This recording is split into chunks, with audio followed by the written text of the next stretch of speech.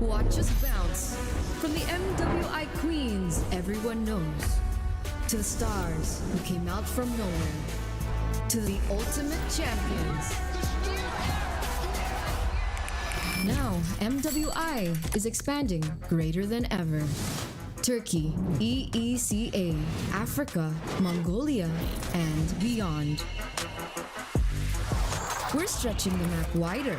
MWI, where dreams get louder. This isn't just a tournament. It's your passport to the world stage. A spotlight for women in the EWC. No rules, no ceilings, no limits. Just this. We're vibrant. We're ready. We're limitless. Dandruff keeps coming back? Your shampoo may not be 100%. Let's check. Use Head & Shoulders. Removes up to 100% dandruff and defeats itch. Protects scalp for up to 48 hours, so dandruff and itch don't come back. Head & Shoulders.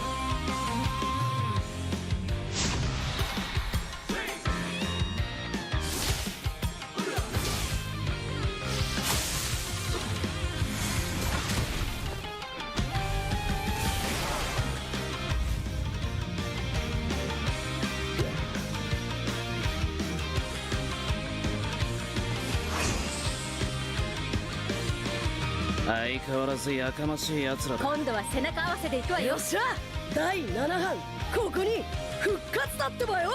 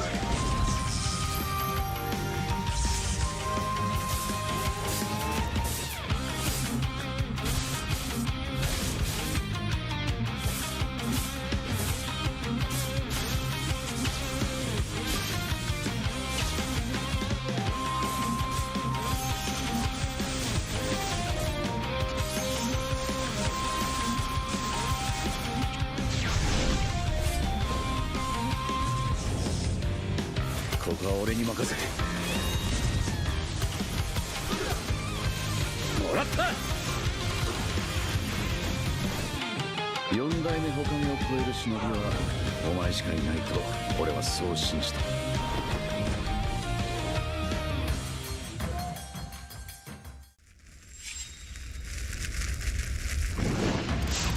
みんな、渦巻きナルトが帰ってきたぞ。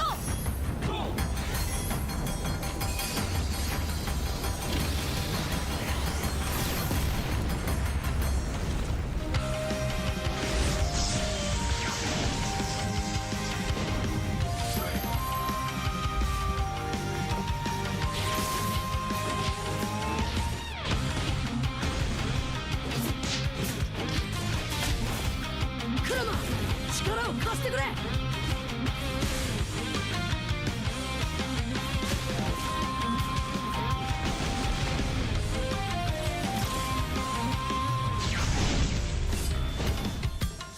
っしゃ、第7班ここに復活だってばよ。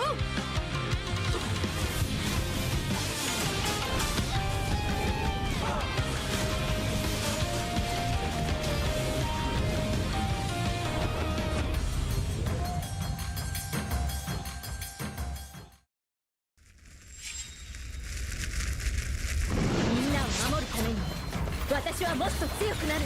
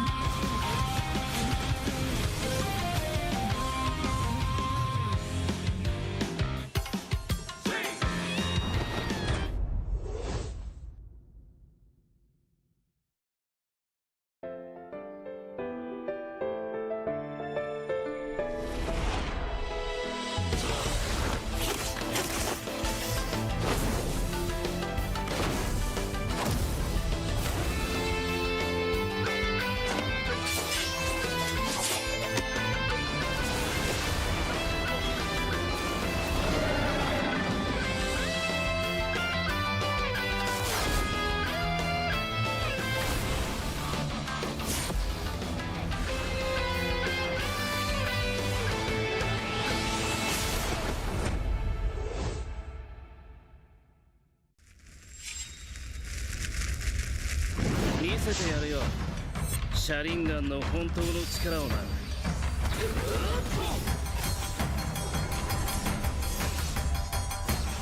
力が湧いてくる。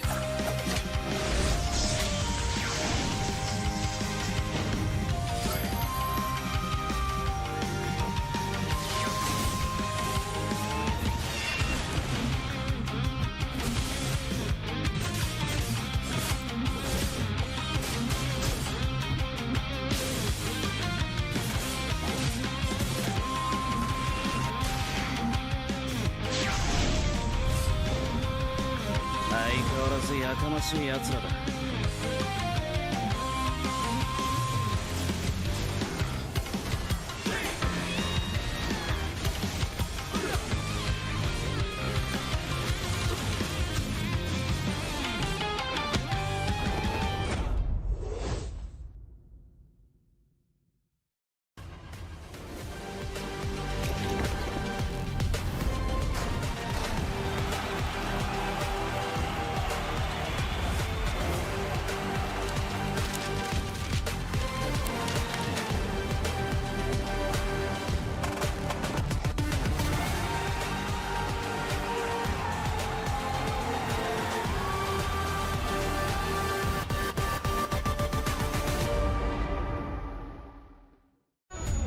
They said there's a limit in the women's league.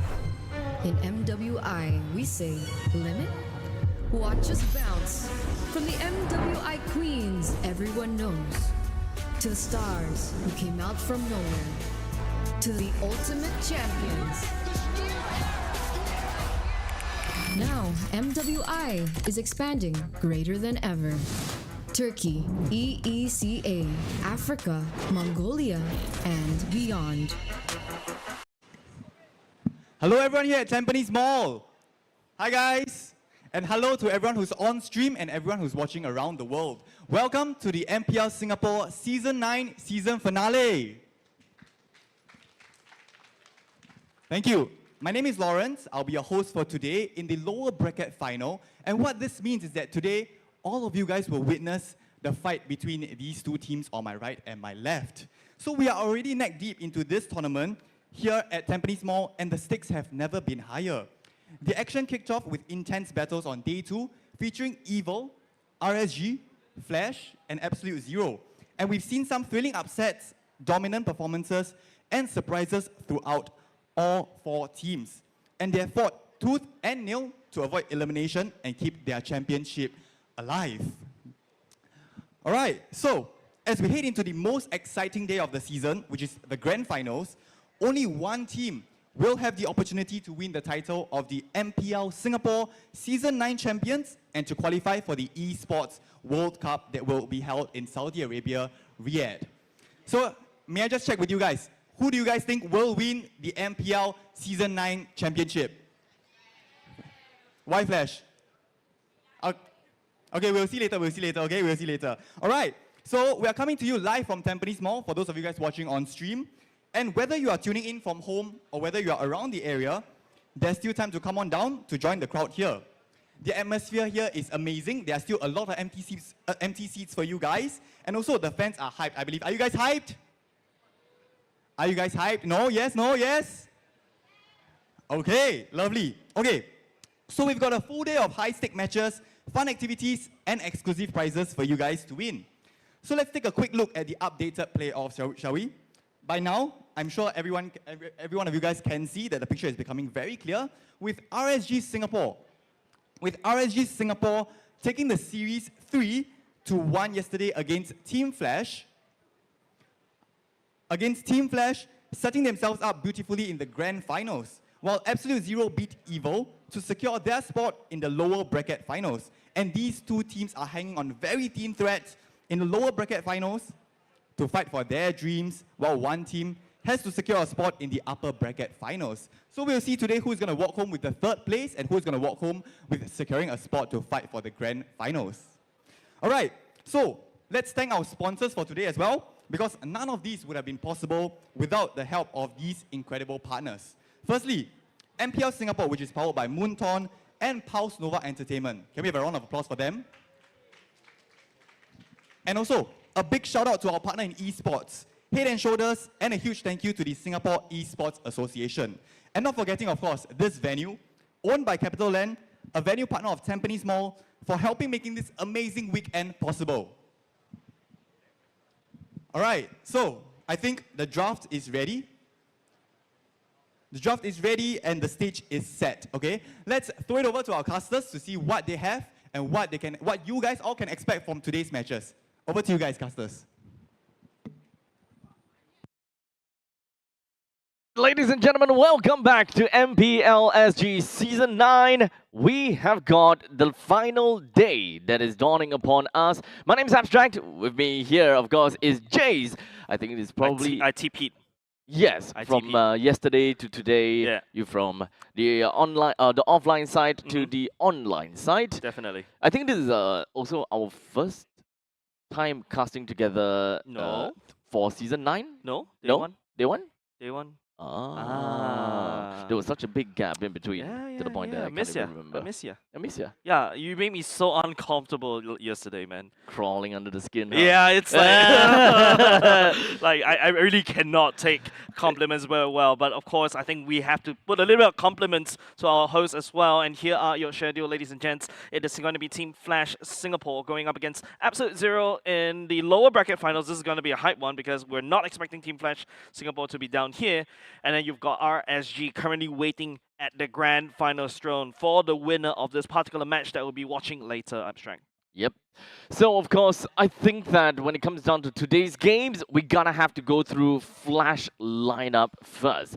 We do have Hades, JPL, Katizi, Vanix, and Ken that joined in the action. With Ken coming back in again after a very short dismissal from yesterday's final game. Yep. We would have thought that Diablo would be able to, you know, kind of come up with a little bit of a change, a breath of fresh air. But it doesn't seem like RSG is, you know, phased at all. Yeah, but then again, you start to ask the question, right? If Team Flash is still fixing their roster right now, it is a worrying sign for Flash fans. I agree. Right now, yeah. it's either you're going to put Ken, you're either going to put Diablo. Don't forget, Adamir is also being added back into the player roster Yep. during the transfer window. So the EXP lane is a big problem, and you know you're an EXP laner yourself. EXP laners dictate the flow of the whole game, especially Yes. in the early game where the turtle spawns in the EXP side. So at this point in time, I'm still kind of thinking if whether they are actually going to field it in Adamir or not, or what is going to be, or what is the thinking behind bringing Adamir in as the EXP laner. I don't know why, I don't know what, but maybe, just maybe, he would be that wild card that we will want to see. Yeah, maybe that's a wild card, right? Because I don't think anybody has actually prepared for Adamir. Not too sure what he's been cooking up in the scrims as well. With that said, ladies and gents, let's hop over to the other side of it. Look at the challenger. I think a lot of people are very surprised about this one because Absolute Zero is here to stay, and now they have at least secured top 3. This is a challenger team, if you noticed. Since the week 1, they've been showing a really strong front against even the seeded teams, right? Literally, yesterday we started calling them like, what, Kingslayers already at this time. Really reminds me of the old Team Evil back then when we used to call Team Evil the Titan Slayers. So, Rapidude, Bougie, and Vendetta. Hands down, the 3 members that have been really showing up this season. I gotta have to, I mean, each of them have got their own very specific heroes that really represents them, right? Definitely. With the Kalia on the Vendetta, Loi on the Bougie, and Franco onto Rapidude. Yeah. The Franco it was only fleeting though. It only appeared in playoffs actually. So I think it actually meant a lot because back then, when it comes down to the last chance qualifiers, oh no, not last chance, sorry. When it comes down to the challenger stage, Rapidude has been showing a lot of dominance when it comes down to enchanted supports, such as the Mathilda, for instance. So there is a lot of Mathildas currently being banned out for him. Now that he have showed his cards as a really good Franco player, really great hooks and really good timing when it comes down to the rotations and all that kind of jazz.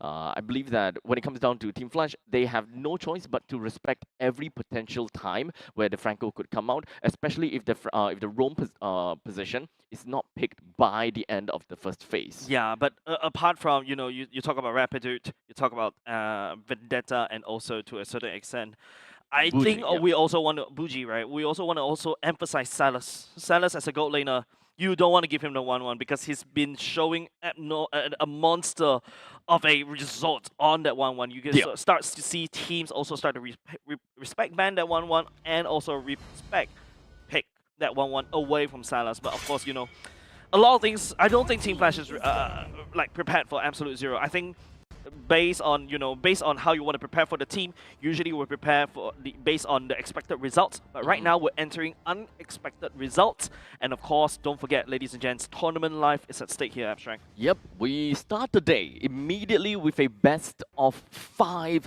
series. It's gonna be a long day, Abstract. It's gonna be a long day. We've got the Giants on the opposite side with Flash SG and the potential Giant Slayers from the side of Absolute Zero, because we saw that in the Challenger stage, Absolute Zero did take one game, which in turn became one series against Flash SG. Yep. Didn't turn out too well in the upper brackets though. Yeah, but apart from that, I also want to talk more about the draft Abstract. Just take a look.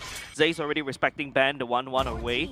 Vaxes as well. These are very abnormal bans coming up from Team Flash. Feels like they've been doing a lot of homework against Absolute Zero. Yep.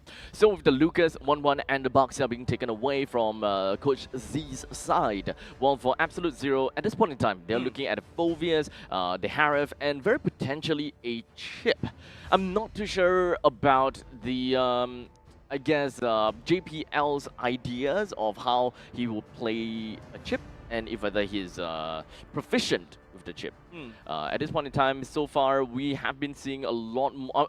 This current meta doesn't really allow JPL to play his signature heroes, such as the Cho, the Grog, on the Jazz, perhaps even Jawhead. We haven't really even seen the Jawhead for most of the season. Yep, exciting about this first pick. I think the reason why he's not being able to secure these heroes that he's well known is because right now Kalias is so potent. If you notice, it's like very high percentage that you get a Kalia first pick in the blue side, right? Because the value that she offers is actually quite immense.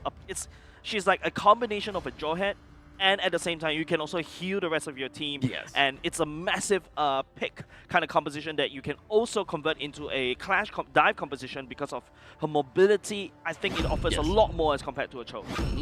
Now, aside from that, we have constantly been looking and seeing the fact that Hayabusa is coming in from coming in from either R1, R2 or B2, B3.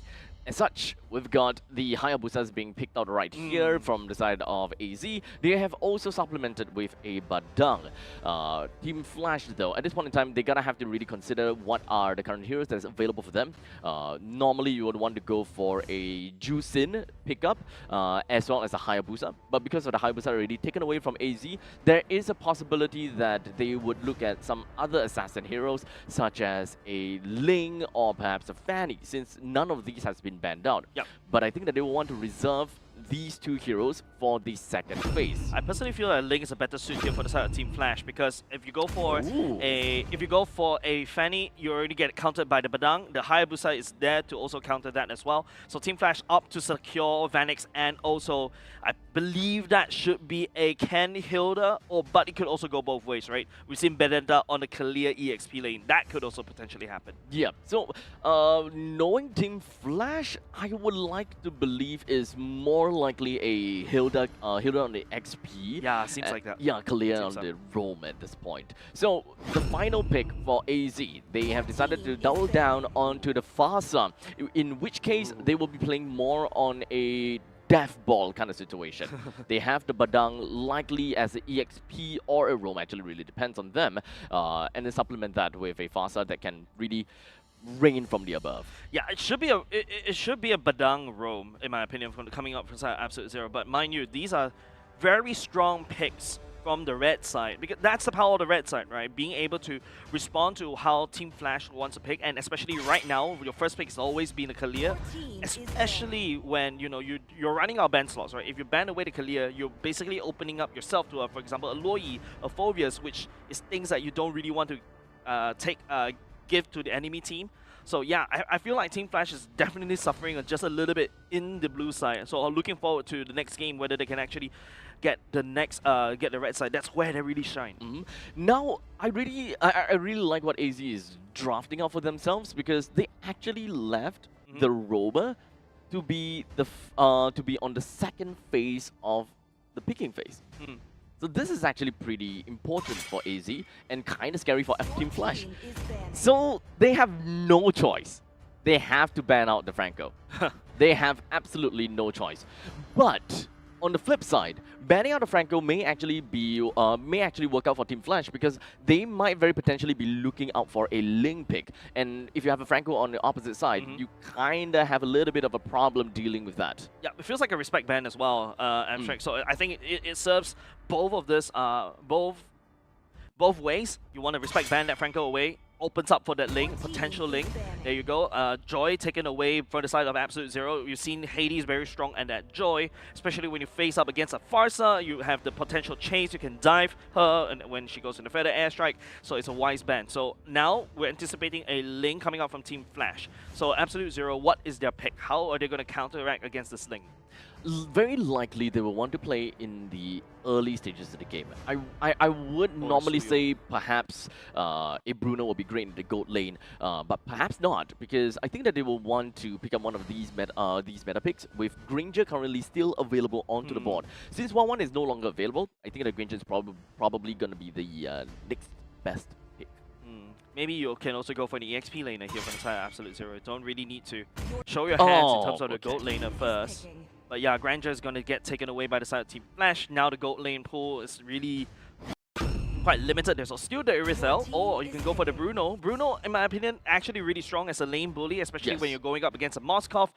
You have a stronger early game. You have a earlier potential power spike, because once you secure the Heart's Claws, you're really online right now. Whereas for the Moskov, you need more. You need like the Corrosive Scythe, you need the Golden Staff, and the Demon Hunter Sword. That's when you really truly come online, the trinity of the attack speed items. So with the current pickups of AZ, I do like the fact that the Bruno is the blind pick. So they already have a pretty decent lane coming in between the gold laners, but it also allows them to play a little bit more into the early stages in preparation for a potential Ling pick. This way they will be able to deal with the Ling in the early stages and not allow the Ling to go too out of control. Yep, there's also a studio that I was just reminded about. Selena coming out from the side of Kurt. Okay, this is Team Flash. Whenever they go for a Selena pick, I really have doubts about it, because I'm never a big fan of Selenas, especially in the mid. You're sacrificing a little bit too much magic damage in order for a more pick composition like this. And Team Flash, sometimes they kind of forget their playstyle halfway through. They will just start doing freestyle, and they usually get hurt after that. But AZ will conclude this draft with a high loss. This is a very strong composition coming off from Absolute Zero. Team Flash, on the other hand, if they really want to make this draft work, they have to be creative with their angles. Very beefy setup in the early stages, given how Hylos is really tanky. And let's not forget about the Ring of Retribution, or rather the Ring of Punishment, that deals very good DOT damage in the early stages. You put that together with a Badang, put that with a Bruno, you put that with a Farsa. They generally bruise the enemies well enough for the Hayabusa to spring into action and take all of these kills. Not only just that, the Glorious Pathway also slows people down when they're trying to get out of the Feather Airstrike. So this is a very solid draft coming out from Absolute Zero, and like what I mentioned, Team Flash really has to be really creative in how they want to pick their engage. They really cannot just dive like a Minotaur into a fight, right? You really have to be smart about this. They're going once again with the fast 3 take for the jungler, which means that they will put a lot more members over to the orange buff. This way the Suyo clears it fast, while the roamer starts up the purple buff and do some very initial damage. It will be a very good choice to do that if they have a roamer that actually deals very early and good damage at level 1, which is Kalia. Kalia does do that very well. As a matter of fact, you can see that Hades has already infiltrated the enemy's jungle. A bit of a fight happening in the mid lane. Kurt TZ lands a stun onto Nan. And you're right? Flash SG definitely has a stronger early game. They can potentially seek to abuse it, right? Selena has a power spike at level 2. Right now, the Kalia also hits his power spike. Suyu is already activated online, has his ultimate already ready to fight, especially when Nan still level 3, needs a level 4 for the Shadow Q to come online. Yep, that's the difference.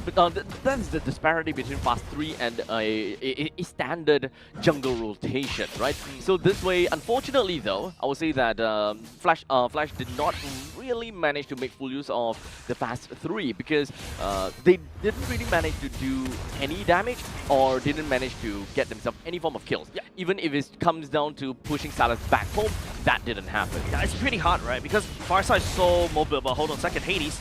Slash and dash onto Vendetta. Flicker has been burned from the side of Absolute Zero. That's a good takeaway, especially when the turtle is coming up right now. So, even though we are expecting the Bruno to be a little bit more of a bully in the lane, it does definitely seem as though that the Bruno is having a lot of problems against the Moskov. Hades will be able to secure that turtle. Ken zoning out Nan. Feather airstrike from the side of Buji. Committed. Ken on top of the first blood. Given over side of Curtizi. The terrible duo from the side of Flash strikes again. A little bit more on the bursty early game damage from the side of Team Flash. Well, in the meantime, Absolute Zero is more of damage over time kind of damage. So the longer that the team fight lands, and of course, if Absolute Zero is able to split up the damage that Team Flash deals upon Absolute Zero, the better it is for Absolute Zero. In this case, this is a lot more micro for Absolute Zero when it comes down to team fights. They need to ensure that they are able to distribute damage to Rapidude, distribute damage over to Vendetta, but I don't think that it will work out too well for now because the burst is a little bit too much. Phoenix getting ganked once again, trying to make a play out of there, would not be able to do so. Nan slices him down at the goal lane. So, with that all said, it is relatively similar in terms of gold. Oh wait, never mind, it's not at all. 2,000 gold in the favor of Flash, and they even got quite a bit of damage up to the top. SOD will be able to land. Kalia, that's going to be a Tsunami Slam onto Rapidude. JPL will be able to secure that kill. A bit of a retribution coming out from the side of Flash, but like what you mentioned, that gold is 2k apart. That gold energy being absorbed by Absolute Zero is definitely something that they're trying to do. Just get a little bit by a little bit. In terms of the energy turret, it does definitely seem as though Absolute Zero is the one that got a little bit more. Yep, something very interesting, Abstract. Curtizi, instead of going for Impure Rage or Lethal Ignition, going for the Focusing Mark, really a bit of a different playstyle for a mid laner. Oh, not what I would expect. But I suppose that it makes sense if he don't want to double down into the fact that his kit is all about skill shots. So maybe in confidence is lacking in there, or maybe it's more about consistency. I feel like it's a consistency, right? Once you land down the stun, then you can basically enable Hades, and hold on a second, Salas down low, the balls will not be able to land onto Vanix, he dashes away, Rapidude, that's a law and order, stunning Vanix, takes him down on the top lane, it's a trade, and the goal lane at the same time, Tsunami Slam committed onto Vendetta, he managed to dash away, here comes a Fist Crack as well, trying to zone it up, Ken trying to make a play around there, but zoning the rest of the members from the side of Absolute Zero away from the purple buff. The main thing is Absolute Zero needed to zone the rest of Team Flash away from the purple buff. They needed the purple buff. But fortunately, Nun is back into the fray. But unfortunately, he's forced to use his retribution. Better airstrike, Nun down low, just a little bit unfortunate for the side of Flash SG. It's still, Nun securing the purple buff. That's actually huge for the Hayabusa. And now the turtle. Okay, Hades still managed to secure it. Hades still chasing out Vendetta on the bottom side, whereas Rapidude just defending and protecting, peeling for Salas Abstract. Yeah, so I do like the direction that Team Flash is going for. They want to ensure that Nun is out of the picture, even though he's 3 levels behind. There you go, Salas will be free kicking right here. Glorious Pathway trying to allow the members from the side Absolute Zero to run away. But then again, Salas will go down. Feather airstrike committed by the side of Buji, zoning. But Flash has one thing in mind. They want to try to take down the turret up top, but there's not enough minions. A little bit more until they will be able to break through the T1 turret up top. Middle lane and bottom lane is relatively untouched. As Team Flash, it does definitely seem as though they are working their ways around the map to really make sure that Vanix is having a good time and having a good lane. Yep, finally the top side turret will get taken down by the side Team Flash. Nun is starting to limit push. You see Hades actually reading his mind right there, and he's gonna have to try to 1v2 right here. Try to kill from the side of Nun on top of Hades. Not much. Not much, because he has a damage reduction from his ultimate. There's really not much that that Absolute Zero could do over to Hades, especially in that kind of setup, right? They need a lot more members to throw bodies. Tsunami Slam onto Vendetta right here. Vendetta, where's the ultimate already used? Unfortunately, the SOD will go wide, but never mind. JPL is saying, I'm the carry right now. As now, we move on to 6 minutes into this game. We are starting the early game and no longer onto the laning phase anymore. We are already looking at roughly about 3,000 gold lead, and it does seem like we've got that 1,000 and in fact 1.8 thousand gold of that lead going over to the Moskov already. It kind of seems as though he's got his Trinity more or less, and he's pretty much insane at this point in time. Yep, he's ready to fight. Salas, unfortunately, doesn't really have the priority already. Lost it a couple of minutes ago, and now he's already suffering. Bougie, on the other hand, the feather airstrike doesn't seem to be able to land because, like what I mentioned, Flash SG, the angles are really creative. Maybe a cute one. Get it? Get it? Cute angle. Sorry. A cute angle is below I'm 45 preparing, degrees. prepping for... Yeah. What? 4 levels? No, pick up lines. Oh. Get it? Okay, sorry, a bit too far ahead. But you catch my point. These I angles are really, really creative coming up on the side of Flash. A little bit. Sorry. No, I got you off guard right there. Yeah. No, I'm trying to think of witty angles. Get it? Trying to look for witty angles. Yeah, but it's okay. Tsunami Slam to Vendetta. Unfortunately, you don't need a lot of angles right there, but Vendetta will be able to slip on away. None not going to continue on in terms of the damage. Bougie zoning can once again. The mid lane T1 of Absolute Zero is still up though. There is definitely more aggression from Team Flash the moment that they bring down the T1, but at this point in time, it's still standing up tall. You can tell that Team Flash, they really want this as much as possible. But Absolute Zero, they're doing their own due diligence in order to keep this hard ahead and afloat. Man, I'm just looking at how easy is just making sure Absolute Zero is not playing MLBB, is playing dodgeball. Have to dodge all these arrows one after another. Bougie literally sitting duck right here. And as long as Absolute Zero keeps this mid lane turret alive, they still have a chance in this game because, take a look, once Bougie starts picking up all this damage items, he's gonna hurt like a truck, like a nuclear bomb. But Salas, on the other hand, that's a Berserker 3. He's gonna pack a lot more damage right now, Abstract.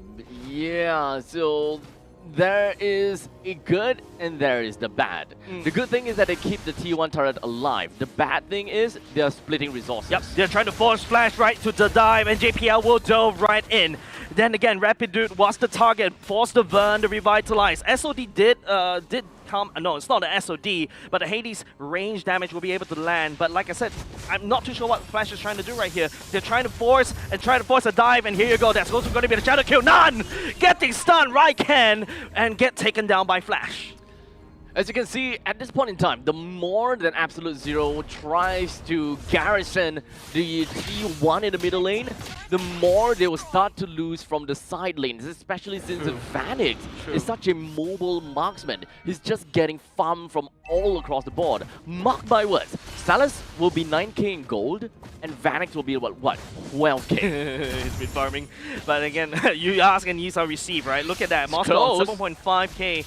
2k difference between the gold laners, and don't forget, technically speaking, your attack speed items are a little bit cheap, and Vanix will be able to abuse that, taking down Bougie. Vendetta will be going down next.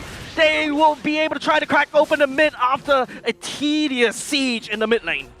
Very close though, but now Nan is trying to look for an opportunity, but the main thing is he wants to clear the lanes. Yeah, and right now we're back to square one, right? Like Flash, they're trying to crack open mid, but they can't. It feels like Absolute Zero is trying to bait Team Flash into a dive that they don't want to. I kind of like it, right? But they can't overextend themselves in the at this spot. In the meantime, that was a pretty good. And a sick SOD from the side of Vanix, right? Positioning-wise, pretty nutty. Lands himself on the 2 onto Vendetta as well as Bougie. The amount of damage they deal is just already so good. Yeah, right now, don't forget, Flash SG, technically speaking, this can also turn into a poke composition. But hold on, that's a very nice knockout 5-man right side of JPL, but he goes down. Vendetta, Fist Crack will be able to land. None goes onto the Shadow Kill form, will be able to try to run on away. Unfortunately, and Vanix goes on in with the spears, just punching down Vendetta. Hades picking up that kill, and they crack open mid, and they also bring a Lord to the party. It feels overzealous for the side of JPL to dive into 5. But hey, this is the result that we get because the Lord is marching down to the bottom lane and leaving none all alone to deal with this. I think that's game, ladies and gents. Flash SG picking up game number 1. Like what I mentioned, at the very least, these acute angles, these creative angles, and don't forget they have an early game composition. They finally put it to good use. And I'm sorry, I doubted the Selena, but I will still doubt the Selena because if that game goes on a little bit longer, Abstract, I'm not liking those odds. I would like to say, at least for Selena, the change does definitely make it less reliant onto the Abyssal Arrow. Abyssal Arrow's stun definitely is a very big bonus if you do land it, but at least when it comes down to the damage department, it's not too bad anymore. Because back then, you kind of bank everything into that one arrow. Correct. The moment the arrow lands, then perfect, I can do my combos. But fortunately now, even if you do miss your arrows, at least you still have the trap to work with. The trap all by itself, you just slap it right onto the opponents. It deals a significant damage already. Yep, and don't forget, if you notice the way that Selena builds later on, you'll be able to see the item builds. The Selena build is more on a cooldown Selena, means that I'm going to be able to land the traps, throw the arrows as much as I can, and hopefully do damage. And hopefully with a focusing mark, which is a very creative angle coming out from Curtisi, and is able to land down these stuns and also allowing the rest of the team to do even more damage to the rest of the team. Yeah, so all in all, I gotta have to say that Team Flash, they knew what they wanted to do coming into this game, and I think that's the resource management is something that really makes a difference. Absolute Zero, they made great choices, and I think that the decision to garrison in the middle lane is great, but I think it extended a little bit too long. But eventually, the T1 turret in the middle lane still went down. They knew that they can't hold on to it anymore. The more they hold on to it, the lesser farm Salas gets, because they are forced in that position whereby, look, everyone, we need to be here. We need to prepare for this upcoming fight. And they are all five of them sharing that one lane, while Hades goes down bottom, Vanix goes up top. Whenever they come to a fight, SOD joins in. Yeah, it feels like, they're building a wall in the mid lane, but they forgot the sides are unprotected, right? Yes. So they're literally bunkering down, and they forgot to protect the side waves. And of course, like what I mentioned, the sharing resources ultimately hurt them a lot because after a while, you start to see that gold start to escalate. That's the reason why, it's like the Johnson problem, right? Yes. You want to be in a Johnson, you can basically drive around map, create invisible pressure, and after that slam in the last moment with perhaps your Odette. Yes, I'm talking about epic drafts right now. Yes.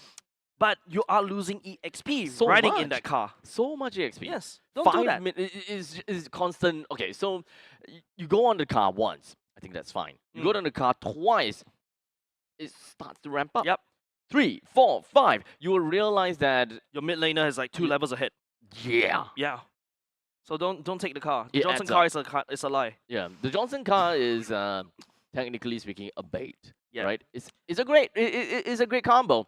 But in the late stages, it just doesn't work out, and which is why that's not a composition that can Speaking work. about combo, like what I mentioned, what we highlight as well from the side Curtisi on the focusing mark with the help of the glowing one and also the book, literally just helps him just regen and also slowly whittle down the rest of the team. If you notice, Bougie, unfortunately, even though he has almost similar in terms of items like the Genius one and also the glowing stuff, is unable to land the damage onto the side of Flash because Flash is always poking Absolute Zero all the way down to Absolute Zero before engaging. I find it actually relatively interesting that Bougie have decided to go for the Genius Wand instead of perhaps the Lightning Truncheon.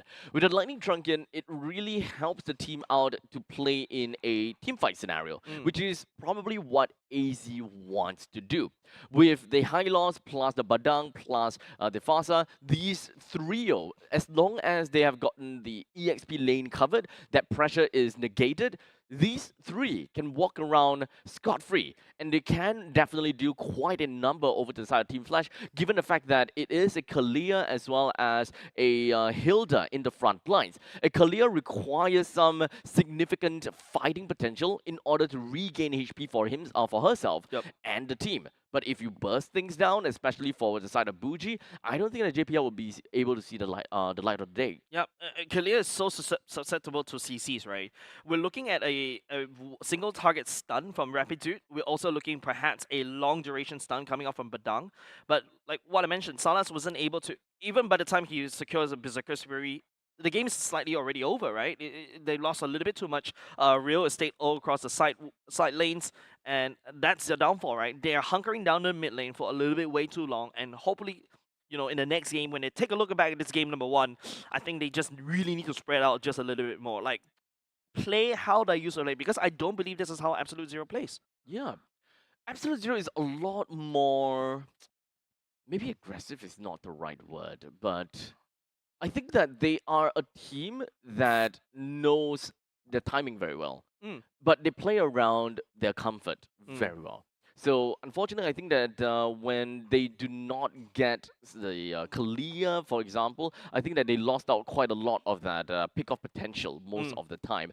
However, we have definitely seen Vendetta playing the Badang a couple of times, but Kalia still shines bright like a diamond. Yep, definitely. MVP goes to Lord Vanix himself on that Moskov.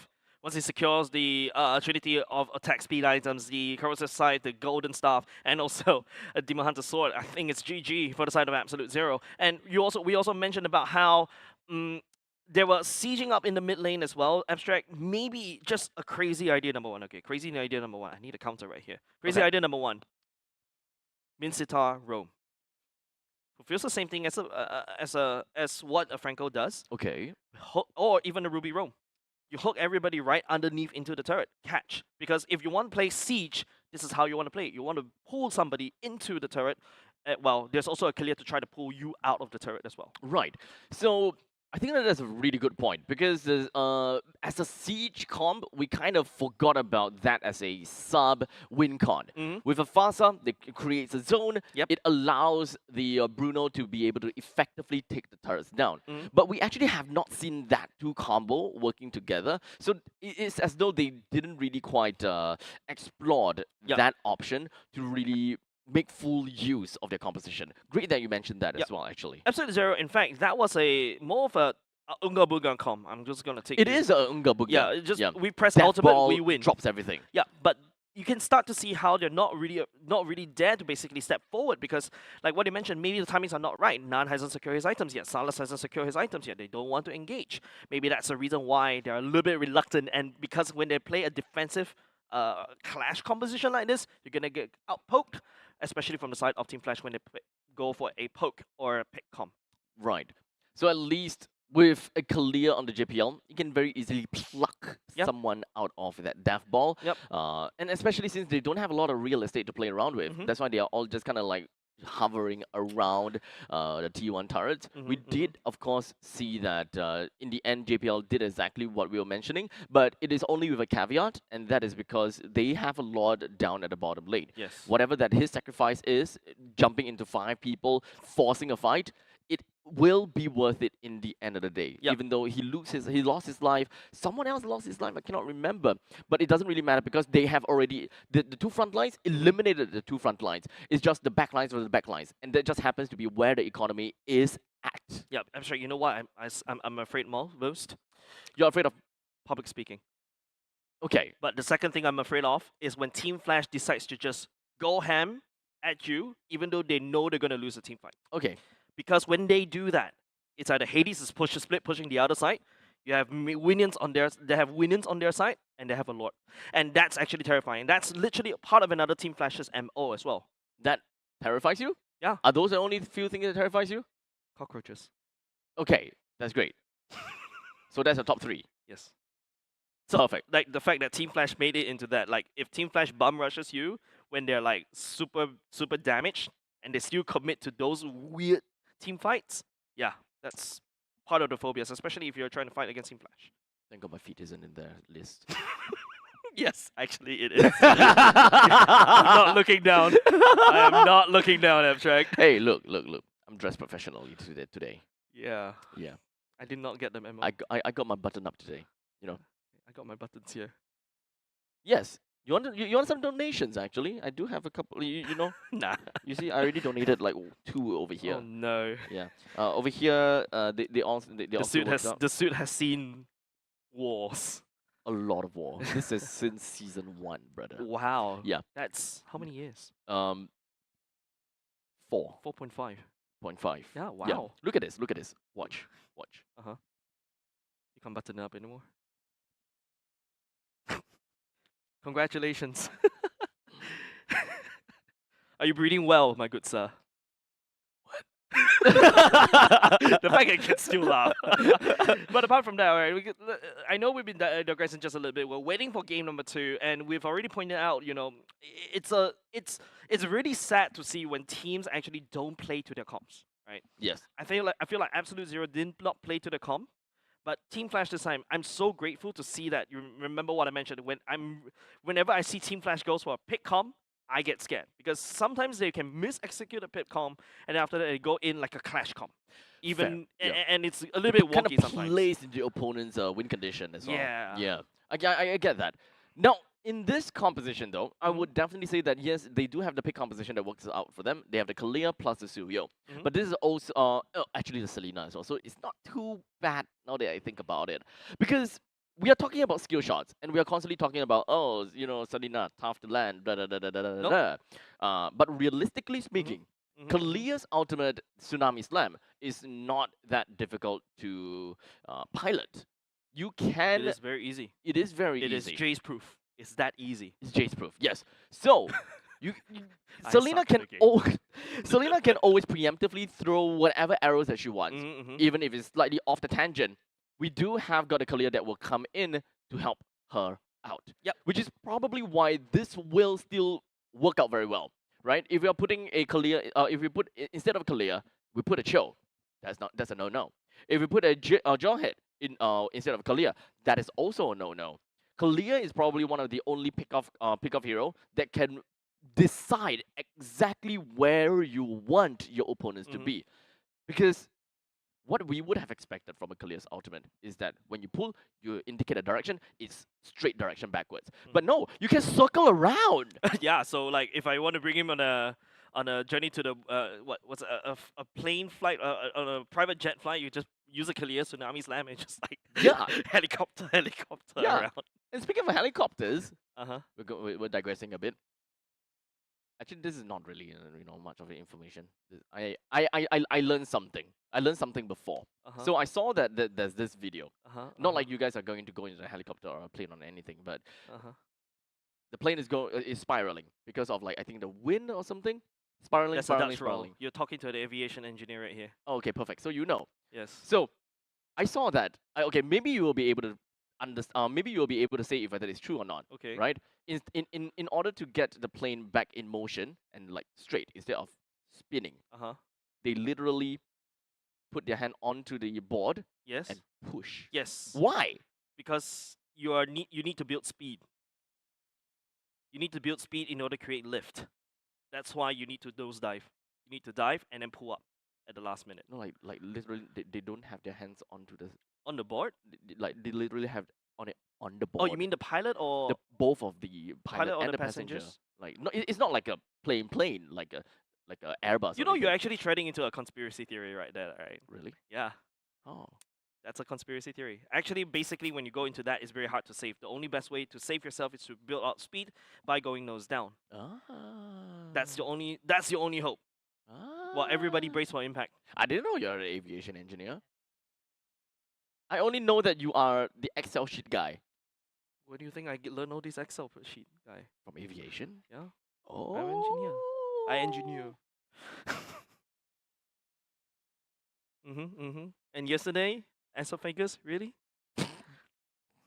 You know what's an esophagus, ladies and gents? It's the part that connects your mouth all the way to your stomach. Also, it's the gullet. I'm not sure about gullet. Really? I'm not sure about gullet. It's basically the tube thing that allows you to eat. So it's a gullet.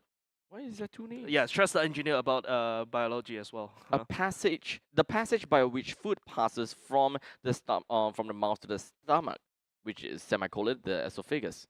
Why do they have two names for the food pipe, That's why I don't understand biology. but they only have one name for the windpipe? That's why I don't understand biology. That's why I decided to become an engineer instead. Scientific name for the windpipe. There must be one.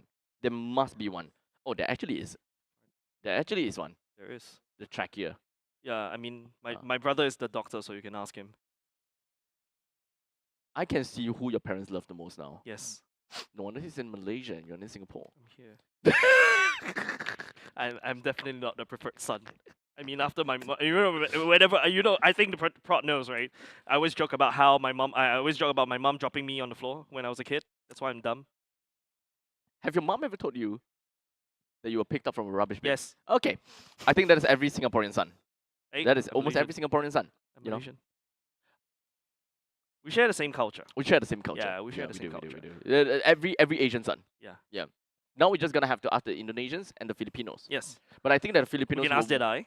Yes, but I think that they will be even more harsh because I know that the Filipino culture is actually a little bit more harsh when it comes down to the familyhood, right? Did I get it right? Or is Chinese more?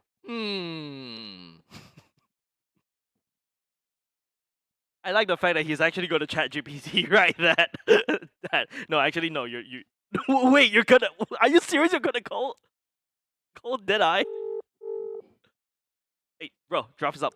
Oh damn. Okay, never Okay, mind. We'll call you later. We'll call you Deadeye. later, Deadeye. Anyways, ladies and gents, thank you for your Oh, he's thank actually you on. for the wait. Oh my god, he really picked up. Yo, Deadeye. Hey, quick question. By the way, you're on stream. What's up, bro? What's hanging? Anyways, you're on stream. believe we're Is it doing normal this, in ladies and gents. Filipino culture as well that your mom tells you that you are picked up from a rubbish bin? Of course, man. Especially the second child usually gets that. Specifically the second child, the middle child. I'm the eldest. You're the oldest? Yeah. Damn. Okay, thank you so much for your guest appearance, Deadeye. Catch you next time. I can't believe we're doing this, chat. I can't believe we're doing this, chat. I really can't believe we just called Deadeye right here. Hey, we gotta know from official sources. We gotta Okay. find out from official sources. Okay, let's talk about draft, ladies Let's and talk gents. about draft now. Absolute zero. Going to the blue side, and that's what I mentioned. Team Flash usually really shines very well on the red side. They selected that for themselves. Zays will be banning out the 1-1, not over to Sellers. I still can't get over it. In fact, we're still we called Deadeye. And then Absolute Zero bans away the Harith and the Phobius. Okay, so at this point in time, everything is still fine and dandy. The chip is currently still available together with the Loi as well as the Juicin. Something that I thought that, okay, that is mostly a Coach Amox thing, right? Juicin and Loi is always out of the picture. While in the meantime, Coach Z's have constantly been looking at the Baxia as well as the 1-1 ban, with the final ban is something a little bit more adventurous per se. So at this point, what are we looking out for? Do we want to take away the Kalia from AZ? Because Vendetta is a sick beast with the Kalia. And when you are second pick, second ban, I think that you might want to respect that. I think, to be honest, Abstract, and then I'll ask you a question. Do you want to deal with a variable, or you want to deal with something that you know and draft around it? So right here, if Zays bans away the Kalia, yeah, he knows that he wants to deal with the Kalia, so AZ can go for that. Unfortunately, Baxia is banned away because Baxia is a good counter over the Kalia because of his heals. The Lucas will be banned instead from the side of Flash. Absolute Zero needs to pick up a Kalia right here. If not, Flash will take it away from them. Yeah. I think it's without a question, AZ will prioritize with the Kalia, right? Almost definitely. And now Team Flash, they have the next opportunity. They do have the Fasa that's currently available. They can also choose to go for heroes such as the Granger or Juicin or Loi. But generally speaking, it seems as though most teams would really prefer and like the Farsa. So Farsa is probably going to be my lock-in for me, understanding how Katizi normally would like to play. So with that, that's done. And then possibly a gold laner. It's kind of surprising, right? Loi actually has a pick ban of 61%. 61, Yeah, okay. 37 pick bans. Mostly bans, unfortunately. And it's surprising the fact that, you know, Team Flash did not go for the Loi, because I feel like the Loi is a really good hero right here.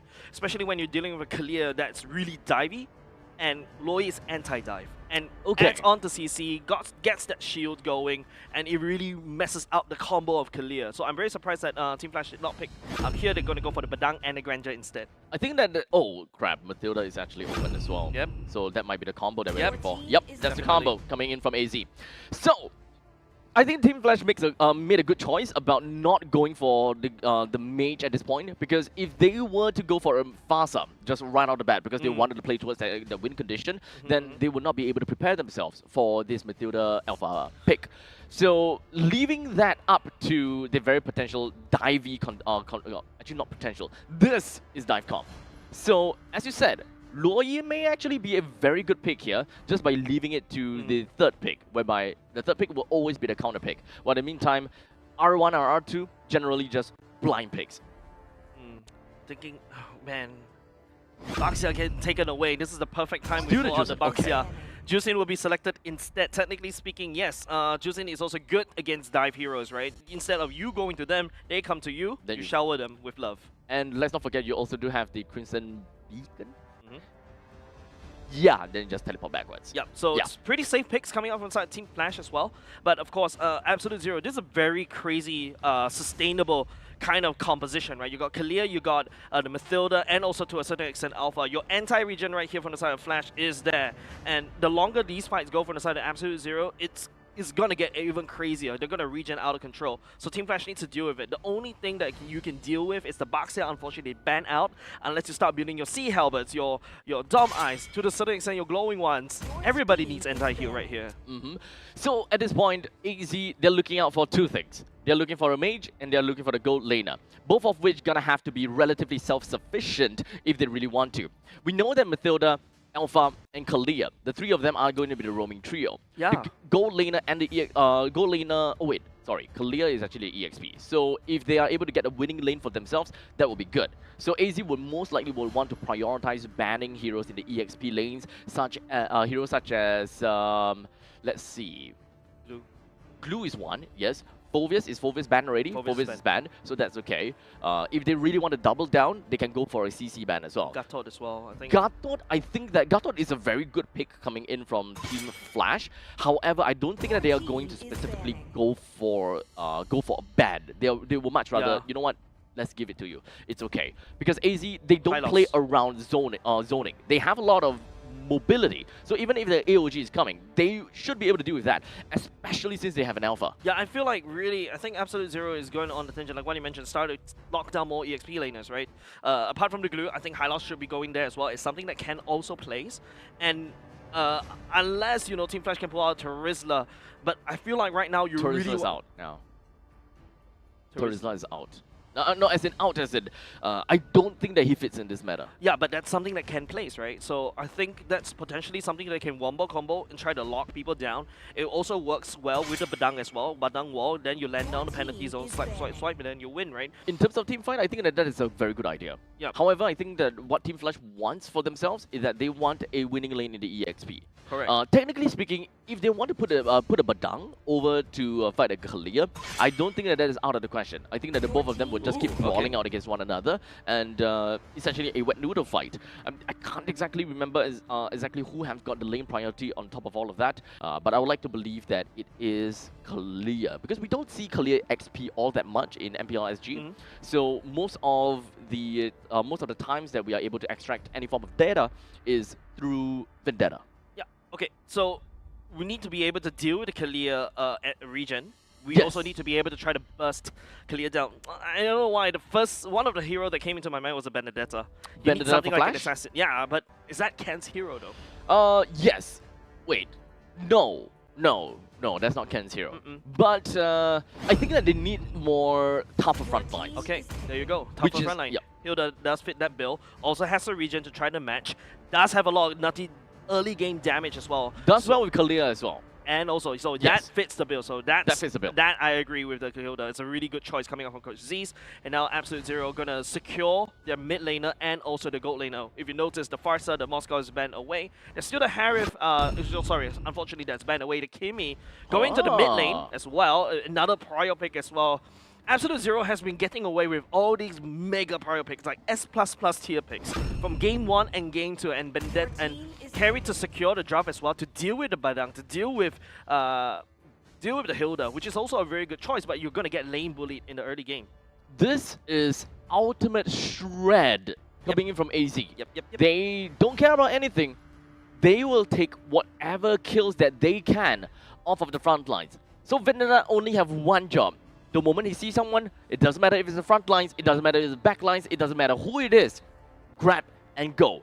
We've got the Alpha that can deal crazy amount of damage when it comes down to true damage. And let's not forget about how Carry can come into that fray as well. Definitely, I'm agreeing what Zay's going for. The Joy fits the bill right here. You need to be able to catch up with the speed, the disengage speed coming out from the side of Absolute Zero. You've got the Kimi that could just jump over walls. You also got Carrie when she activates ultimate, just runs like hell. Mathilda as well can also pull anybody back into safety. And Absolute Zero, if this Mathilda is Rapid plays this right, he's able to juggle the aggression coming out from Team Flash. Team Flash needs to really communicate and commit to burst one person at a time before going to the next. So even though this is a very scary front-to-back composition from AZ, one of their weakness is definitely going to be, namely, the front line. They don't have someone that can really hold on to the Lord all that well. But in the meantime, Team Flash will most likely have a lot of said Lord/objective priority. Flash will always be the one that's just going to be lingering around the river line, while in the meantime, AZ is just waiting for the perfect chance to leap in and go for the throat. Yeah, but once again, Abstract, we've seen Absolute Zero drop a very S+ tier picks, right? But would they be able to use that composition once again? In game number 1, they were just basically hunkering down in the mid lane in a clash comp. This is a literal clash and dive comp. In order for this draft to really work, they really need to commit. They cannot be afraid to basically dive into the pool. You cannot just check whether the swimming pool is actually cold or not. You just have to dive in. As you can see, now we have a pretty much of a smash fest coming in from Vendetta, just constantly just whacking right up onto Ken. And this forced JPL, or rather, it made JPL want to make his way down to the bottom lane to provide a little bit of that reinforcement. Yeah, Ken also brought in friends, right, in the form of JPL. We also have to talk about the gold lane situation as well. Vanek should be able to get main priority, and you start to see Hades also lingering up top. Bottom lane is definitely, like what you mentioned, it's going to be a pool noodle fight. Ken's is going to run to the bushes and then heal up. Venetta's going to heal up, so I don't think we're going to be able to see a lot of action down bot. Not at all. The main thing that we want from Vendetta is he just keep fighting away. While in the meantime, Ken just wants to weave in and out of these rushes and use whatever S2 that he can in order to deal decent amount of damage over to Vendetta. So, like I said, wet noodle fight in the EXP lane doesn't seem like it will go to anyone. Flicker will be committed by the side of Silas as well. We also want to take a look at how, Absolute Zero is basically rotating around. These three roaming trio is actually really strong. It's actually even more stronger as compared to a Joy, a Jusin, and also the other one. Joy, Jusin, and a Badang. Oh, but Badang is roam, right? Badang roam. Yeah, unless they start to put Ken as part of the roaming trio in the early game, but that's a little bit awkward. Technically, they can. In normal situations. Roaming quintuple. Is it roaming quadruple? Quadruple, yeah. Yeah, Quinn is 5. Oh, yeah. Sorry, I skipped. Yeah. So, sorry? I can't remember. My math is bad. Quintuple. Quintuple is 5. That's why I'm not an engineer anymore. My math is bad. Yeah. I'm regretting all my life choices right now. It all connects now. Yeah. But regardless, technically in most situations, the healer can be part of the roaming trio, becomes the roaming quad. But, however, going up against a Kalia. So Kalia constantly just smashes the lane and regenerating whatever that healer wants to deal onto her. So in most of this sense, the healer would not have that much of a lane priority if the Kalia just keep on smashing and punching the heck out of her. Yeah, so the only way to stop a Kalia, especially at this kind of stage, is to basically find a hard lockdown. Like what I mentioned, the Hilda does have that in her kit, but needs to wait until level 4. Yes. But technically speaking, his second skill also is a knockback. It's a knockback Tiny as well. little bit knockback. Tiny a little bit, but not... It's not something that will do anything to a Kalia. Correct. Yeah. Unless we're talking about any form of channeling spells, then okay, that's good. But not in this matchup. Yep. Not at all. So, like what I mentioned, there's not what we mentioned. I think we established that there's not a lot of fights going to be happening down the EXP lane. That's not going to be something that's very interesting. I feel like the roaming trio from the side of Absolute Zero, that's what I want to watch, because Absolute Zero needs to be really active on the map, and Team Flash needs to be ready to stand by for anything that Absolute Zero is throwing at them. So right now, 1 minute and 40 seconds into the game, we've got Flash that is going to go straight onto Absolute Zero. Tsunami Slam committed by the side of to Vendetta onto JPL. First blood secured by Nan, opening up for the turtle. Immediately, one person's down, and that is the front lines of Team Flash. Exactly what I wanted them to do. Just pick up that one person. Front line, back line, as long as they have someone down, they got advantage. Oh, Nan secures the turtle as well. Unfortunately, Hades, even with the ultimate, will not be able to secure the turtle for themselves. And now Absolute Zero, they're just going to go on in ham into the jungle for the side of their Flash SG. Curtis in a spot of trouble, just in the lick of the time. Vendetta flickers forward, trying to do some damage. Hades coming into the rescue, and Vendetta will not be able to connect. Rapidude dives for Curtisi, and now may have to pay the price right here, but right into Vendetta's undo. JPL, the rest of the members from the side of Flash will be able to deal with the remnants of Absolute Zero. In most cases, I would say that it is a fair trade. No, not fair. In most cases, I would say it is a good trade. But this is a very extended fight, so it becomes a 2-for-2. We're looking at a roamer and a mage for a EXP laner and a roamer.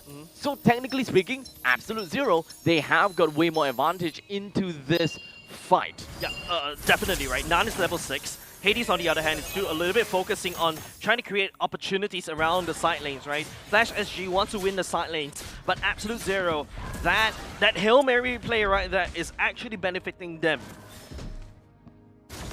So, at this point in time, we do have... Oh, wait, hold on a second. Ken! I think that's a dead Ken Ken's right gone. here. No way for you to survive. Ken cannot survive that one. Ken cannot. Most time, Ken can.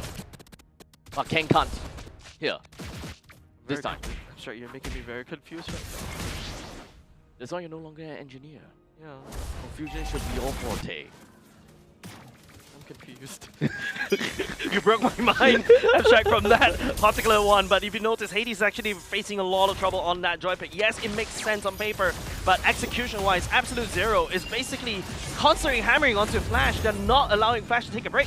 Yeah, so all across the map, we are literally looking at quite a lot of things going on. Main thing is that Absolute Zero's EXP lane is very self-sufficient, and if Vendetta wants to join into the fray together with the rest of Flash, with the rest of his team, then he can, because he's one of the main playmakers coming in from Absolute Zero in order to make full use of the Tsunami Slam. If without the Tsunami Slam, then they gotta have to work with a very committal ultimate, the Spear of the Alpha, in order to engage, and they wouldn't have a choice but to use the Matilda Alpha combo by getting the Guiding Wind to pull him back in the event that anything goes awry. Yeah, it's a lot more flexibility from the side of Absolute Zero, right? And, Yes. And that mobility is actually making it very hard for Flash to breathe. Flash, you need some time in order to grow. We'll, of course, need to unlock Vanix as quickly as possible, because if you notice, Joy is not having a good time in lane, a good time in his own jungle. The Juicin really can't do much, especially when, you know, you've got a Kimi that's wave clearing faster than the Juicin. So your hopes from the side of Team Flash is in Vanix's grandeur. He's the only person that can make a difference in this particular game. Indeed. So you can definitely also tell that Team Flash, they are putting a little bit more of their resources up to the top side, Yes. right? The northern area of the map, in order to supplement and ensure that the Granger is gonna be safe and sound. But to make things kind of worse is the fact that the turtle is actually popping up the northern side. Yeah. That means that it's going to be Absolute Zero's game. Tsunami Slam right onto JPL. JPL has to burn the flicker. Hades tried to dash for it, running for the hills. Separating Silas all the way out back, zoning him out, but the turtle right there, I forgot that JPL secures it. He pulls up his sleeves and he says, let me do the jungle as well. And he has to run right here. Bucci outputting a lot of damage. Hades, it's a jungle trade right there for both these two teams. So it's kind of surprising how it became a jungle trade and Flash taking that turtle. In most situations, we should not see that happening. So with that replay, it will be able to help us understand a little bit more as to what happened. I saw exactly how Hades went down, but how did Nan went down? That is the main question. Do they have the Guiding Wind to work for themselves? No, because right now Nan focuses onto the turtle. He doubled down onto his positioning for the turtle. Unfortunately, it did not work out for them. So this trade and this sacrifice play, per se, worked against Absolute Zero. You see how, JPL using that fist crack, that ultimate barely clips that turtle, right? And at the same time, you stun none. It makes it feel like JPL, I feel like Badang is a good jungle right now. This is actually kind of a 1 in 100 kind of situation. Because done so many 1 in 100 situations. Because here's the thing, right? Not only you did manage to slam Nan on the wall, so you negate that possibility of him auto-attacking. However, you also need to remember that right after using a Retribution, there's a single stack of burn that will happen immediately, and then following after a next burn in the next second or so, right? So JPL needs to be exact when it comes down to timing. This, just so you know, JPL didn't take the loss on purpose. This is all coincidental. No, I refuse to be that. He's the legend. He's not lucky, right? He's the legend. Come on. He's the JPL. He's the Legend 27. No, Legend 47. Wait, I cannot remember what He's that here is. since 2017. He's played in the first MSC of MLBB, and now, of You know course, what? Yeah, yeah, he did. Yeah, he did. He was right there. And Yeah. Hades, if you He's an notice, old man now. he's a strong old man. He's a strong old man. Usually by this point in time, anyone that played that, anyone that pioneer still playing, they're usually a little bit slower now. Nope, I don't think he's slow. He still have his bite, and right now, even though, you know, Flash burns a little bit too much, tried to zone the rest of the members for the side, Absolute Zero all the way out back. Nan will be focusing on the turtle, will be able to secure it. JPL goes in a fist crack, finding onto Buji. Nan goes and the spear onto Ken. Ken will be no more, melted down by Buji at the same time. Hades unable to find an entry point. Vanix tried to join the fight, unfortunately, and Vendetta will force Team Flash into a fight. They don't want the handshake. Buji stepping forward just a little bit, will not be able to catch anybody, and the turtle, unfortunately, given over side of Absolute Zero. It's a 4v3 after all at this point in time. Team Flash do not want to touch them. The bottom lane is chopped up a little bit, but we do have got Nun that is just right around the vicinity. In the meantime, top lane. Getting targeted round. Silas finally securing that kill up top. Vendetta will be able to attack onto Vanix. Vanix purified right on the back. Trying to zone out. Curtisi joining the fray as well. Buji zoning out. Curtisi can try to make an entrance, but Silas will be able to secure the turret up top. Okay. Very close fight, very close take onto Fuji. Would have meant a lot, but that is a kill on the JPL. That is also a Purify that is used onto the side of Vanix. But I think that timing of the Purify will still come back by the time the next Lord appears. So I don't think that it will be too bad of a deal for Vanix. So if anything, just needs to play safe for the next minute. If you're Team Flash, I think you cannot afford to be safe. Vanix has stacked up the... hold on a second. That's going to be the ultimate from the side. Kimi lands onto Curtisi. Curtisi goes into the ultimate. Trying to stay alive just a little bit more. And like I said, that's massive commitments from the side of Absolute Zero onto Flash. 8 minutes and 40 seconds onto the clock with 2,000 gold lead in favor for Absolute Zero. We know that the early games is, and as well as the win condition is very clear for Absolute Zero. Team Flash, they definitely know of that fact as well. As such, both Ken and JPL, they are not willing to just get anywhere close within the vicinity of Vendetta. A single Tsunami Slam is going to be the end of them. Yep. Whoop. Speaking of that, that's Tsunami Slam onto Ken. Ken immediately melted down. JPL trying to make a fist crack of the game right here, but Curtisi getting gunned down by Buji. Vanny tried to join the fight, but he's only just one member. Buji flickers away to safety for now. Yep. So, Absolute Zero playing to their guns. And Team Flash, unfortunately, they require that zoning potential. They need that space. They need Ken as well as JPL to kind of push people away and allow Curtisi to be very aggressive as how a Juicin generally plays. So this combo coming in from Absolute Zero and the Windcon is that harder counter. Okay, unfortunately, JPL will not be able to make the play here. Not securing Hades and also the Lord itself. JPL melted down by Buji. Buji on this Kimi is just melting Flash like ice cream in a hot summer. I'm looking for win conditions for the side of Team Flash and what they could do from this point onwards. Unfortunately, right now, all I can expect is that because we are out of the laning phase, there's really not much that this healer can do. Vanix, Purify burns once again. Ken has to run for the hills right here. Vanix, he's only a Granger. He really cannot do a lot of things. Silence focusing down the turret. Buji will be able to crack open, and finally Nan gets punished by the side of Flash SG. Vanix picking up a double kill, but mid lane for the side of Flash already cleaned up. If Absolute Zero were to play their hearts out and make zero mistakes, Team Flash will not be able to find any way of winning this game. Yep. I don't really see how Nan went in to the opponent's turret. I think that he assumed that there is a guiding wind to yoink himself out of there. Oh, okay, Curtisi. Yep. It was all in Curtisi. But that double kill is definitely going to help a little bit for the side of Flash, right? But hold on a second, the fight's going to continue. Rapid Dude not allowing Curtisi to basically have a good time. And the rest of the side of Absolute Zero is just fist crack after fist crack against Flash SG. That's really...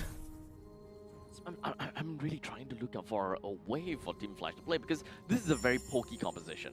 They want to poke with Vanix, they want to poke with Curtisi, and of course, Ken himself is also quite a bit of a poke and prod hero, because he's not afraid of going into a fight, unleash her S2, or rather ulti to S2, and then just casually walk away. Yep, I'm looking also at the items abstract. See Halbert from the side of Vanix. Dumb Eyes for the side of Ken. There's no Dumb Eyes for the side of the JPL, unfortunately. Like what I mentioned, this is very region-y kind of roster. You need a lot of anti-heal for this one. Do they have enough wave clear? Generally, I would say no. Team Flash's wave clear is also not the most amazing. They can wave clear, sure, but by the time where Absolute Zero were to get themselves the Lord, that is where Team Flash starts to suffer against these mega creeps, because most of them are very single target based.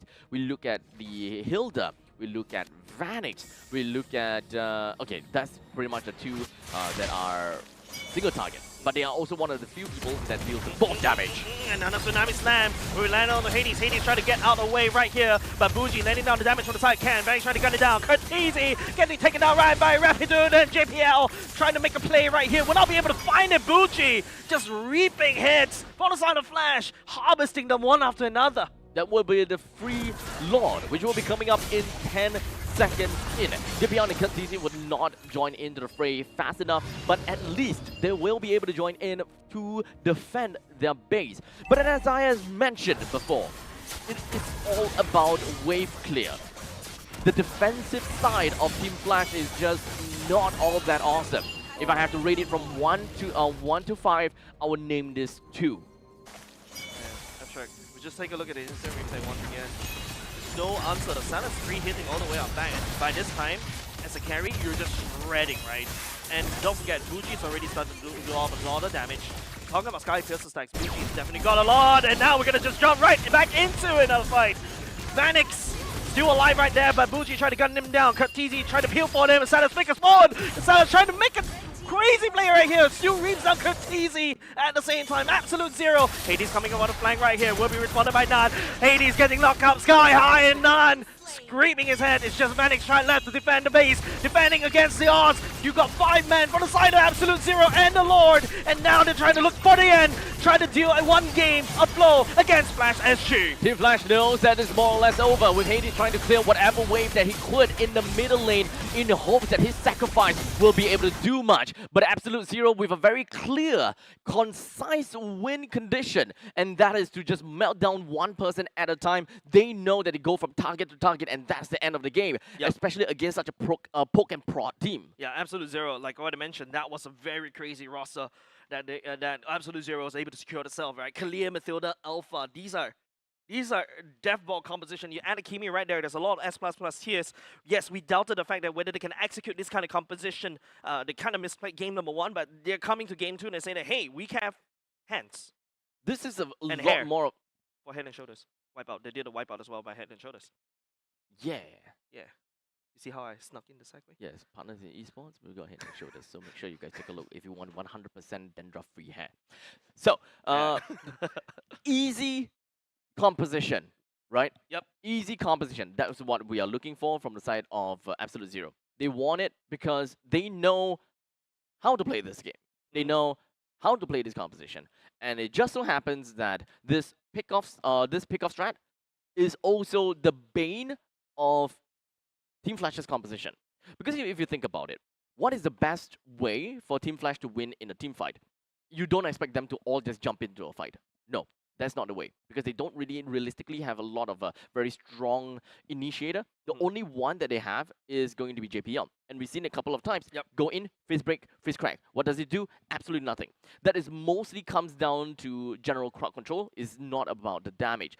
But if you have all of that happening right after some crazy, or rather some pokes coming in from either a Hilda or a Granger, that combo, or rather that JPL play, would be deadly. Anyone that is at half HP and got met with a Badang right in his face with all these fists throwing at him, anyone would be scared. Yeah, but then again, you're stepping into late game territory, right? Remember we talked about how early game Team Flash should have a bit of an advantage because of the joy and Slightly. also the grandeur as well. But then again, when you go to the later parts of the game, yes, you can throw the first crack. If you don't land it on Salas is just gonna shred. You see how confident he was at that last team fight, right? Flickering forward just to try to deal the damage onto Kurtizi, and there's nothing from the side of Team Flash was able to do. And if you notice how Team Flash is already pivoting into a slightly different strategy, they're not even going to handshake these team fights.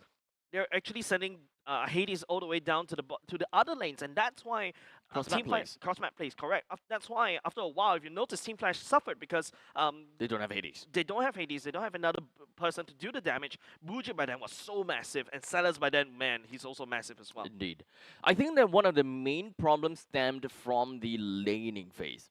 Having a Hilda is actually the answer in order to be neck and neck with the Kalia.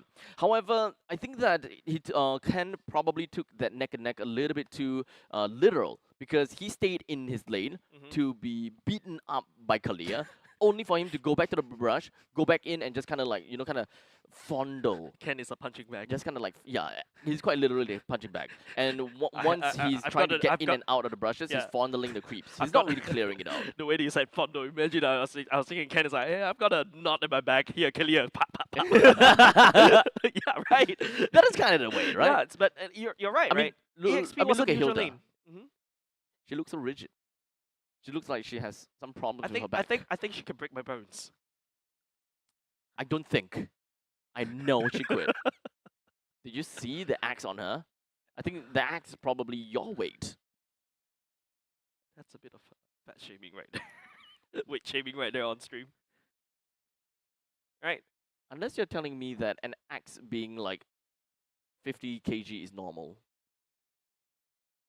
Thank you. Wow, the joke literally went off really up the tension. But of course, I think we're waiting for the stats to be shown by both these two teams, right? It was a wonderful fight, but I feel like the stats in terms of the items, all those, right? It doesn't really state much, right? I feel like it's just down to the draft, right? I feel like Absolute Zero literally outdrafted Flash. SG right there, right? You give the Mathilda, you give the Alpha all the way to none, and then after that you got Kalia. Like there's like four S3 S plus picks, and then you get left with scraps, right? You get the Badang, yes, you get the Grandeur, but At what cost? at what cost? Exactly.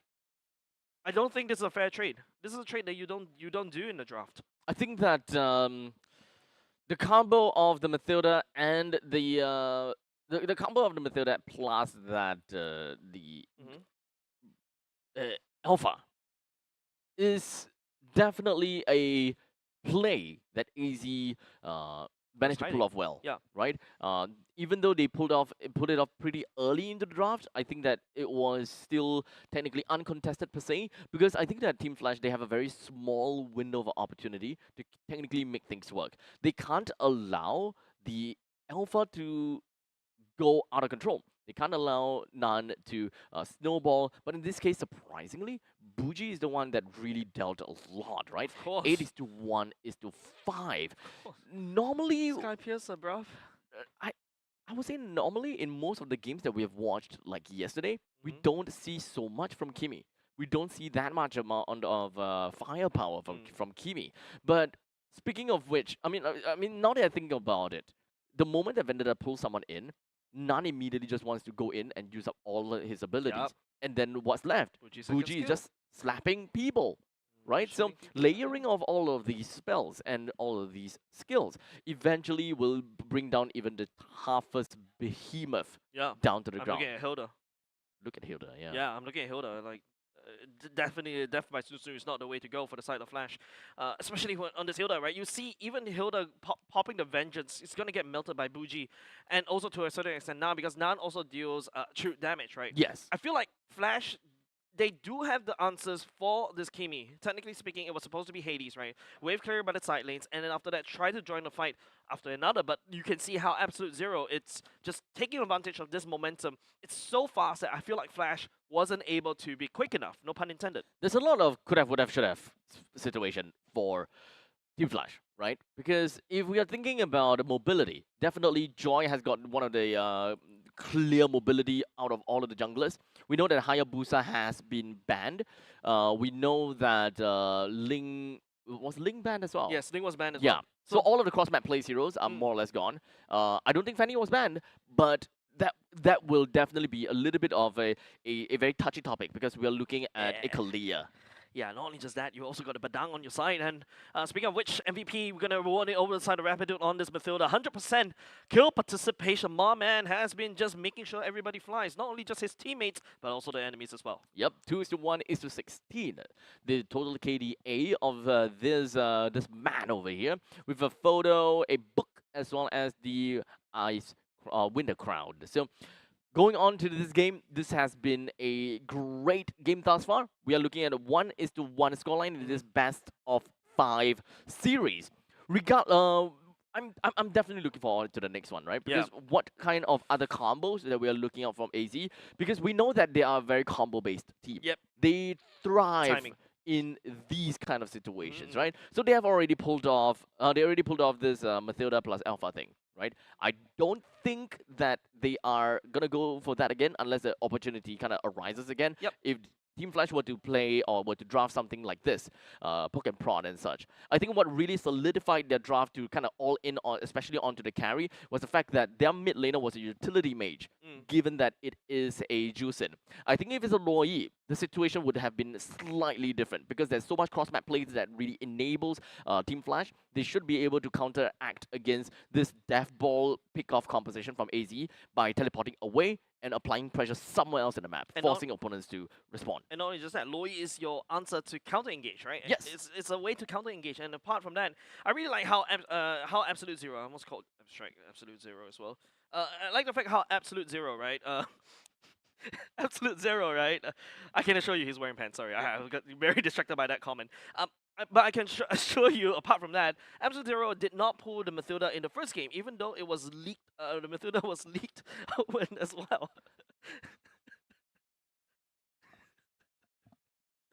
Anyways, we're gonna go and take a short break, and we'll come back to more games between Absolute Zero and Team Flash. I need to laugh it off during break. I'm sorry, Abstract. I'm sorry. Let's cut the break.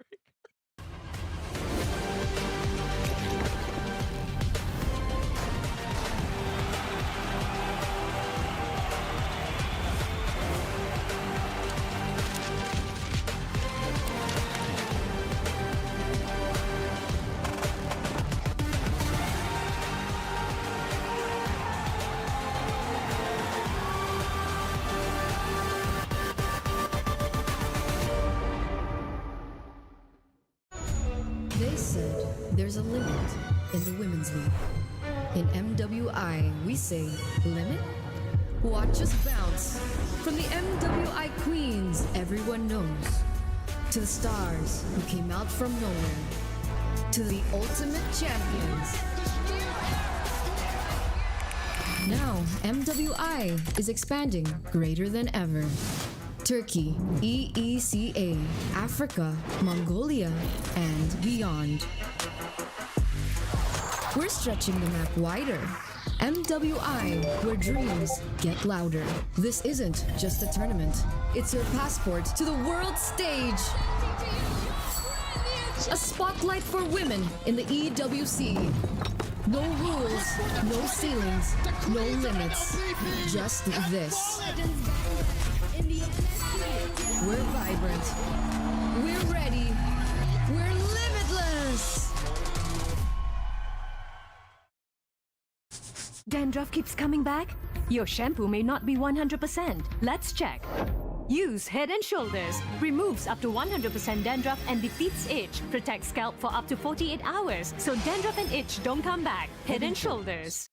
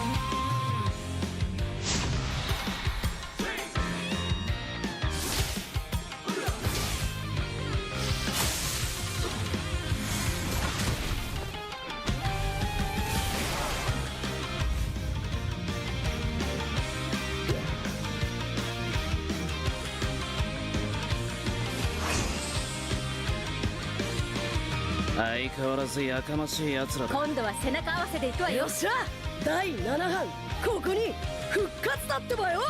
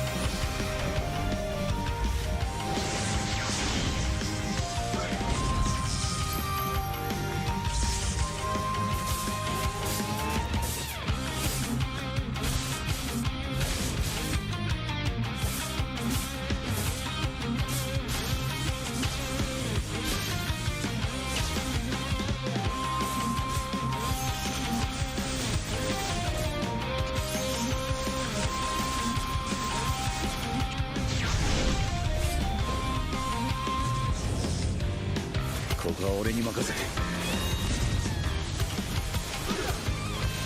もらった。四代目他を超える忍びはお前しかいないと俺はそう信じた。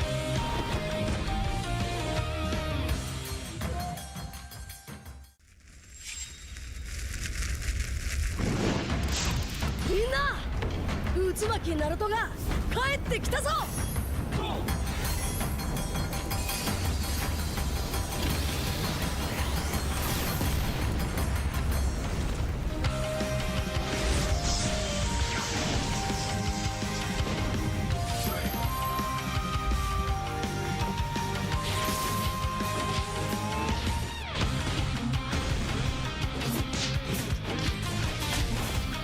クラマ力を貸してくれ。よ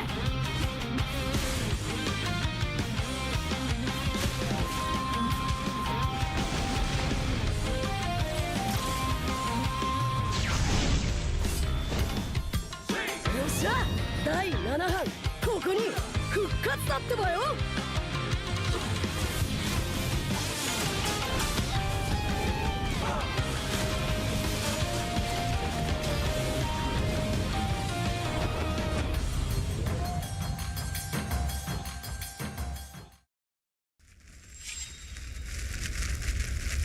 みんなを守るために私はもっと強くなる。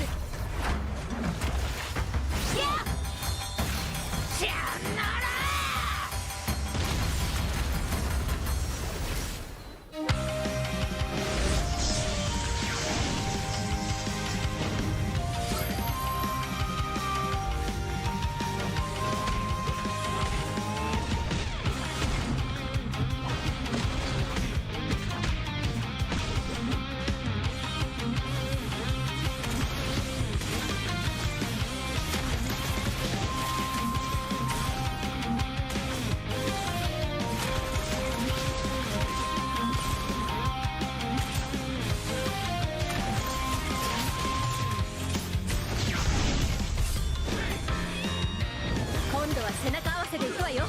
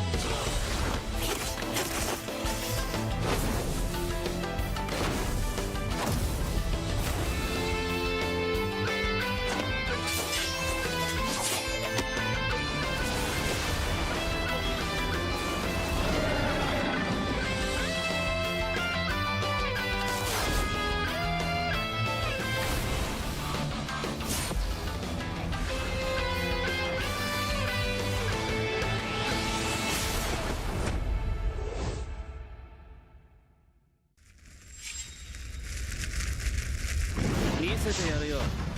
シャリンガンの本当の力をな。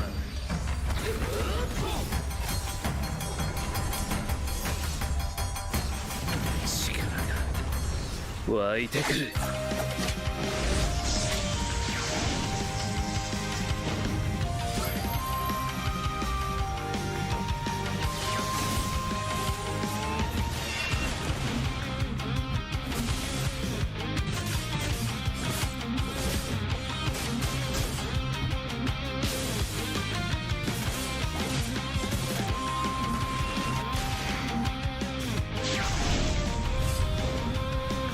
相変わらずやかましい奴らだ。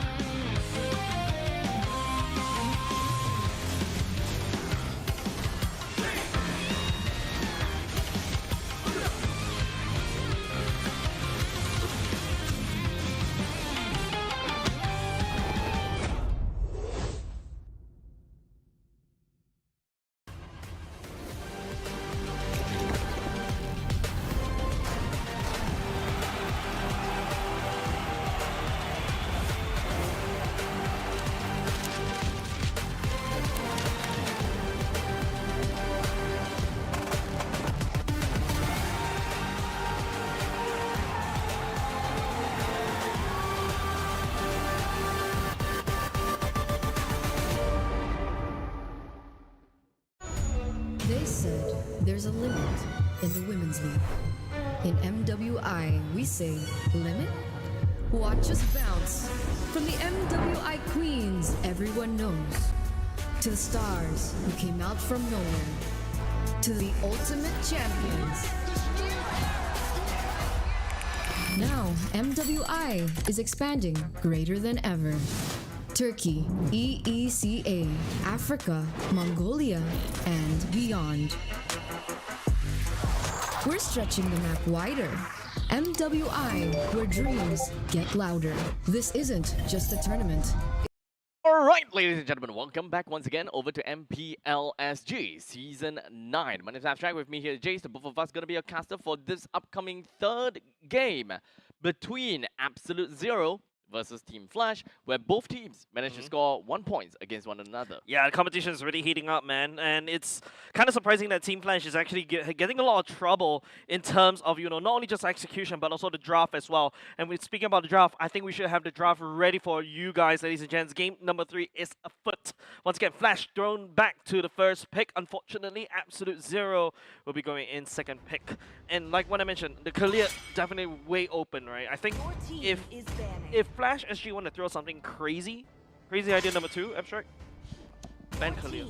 Ban Kalia. Ban Kalia. I don't think that is reset a crazy idea. I think you should. I think right now you just have to ban the Kalia. Just reset the whole meta right now before it gets too late. Fun fact, it seems at least between these two games, Kalia has 100% win rate. Yeah. But in overall terms, though, what is Kalia? Okay, I would assume that Kalia is maybe 100% or 95% ban pick. All right. So Kalia is 96.72%. I'm close. Ban pick. Right. You have 54% picks, 42% bans. In terms of win rate, it's at a still healthy 54%. Okay. But the like what I mentioned, it's very surprising to me is it's always first pick blue side. It's like 63%. 63. Yeah, 21 times out of like what? Out of like a lot of games. A lot of games. 61 games. Okay. Yeah, it's just crazy. Okay, so Numbers understandably, Kalia will always be a very high contention for a pick, but it seems as though AZ themselves is not too fond of going for the Kalia. Okay, never mind. There you go. There we go. Reset that meta, because right now both teams really look at Kalia like it's gold. Now Technically the Mathilda, it's gold. Yes, now the Technically Mathilda right now is it's also open.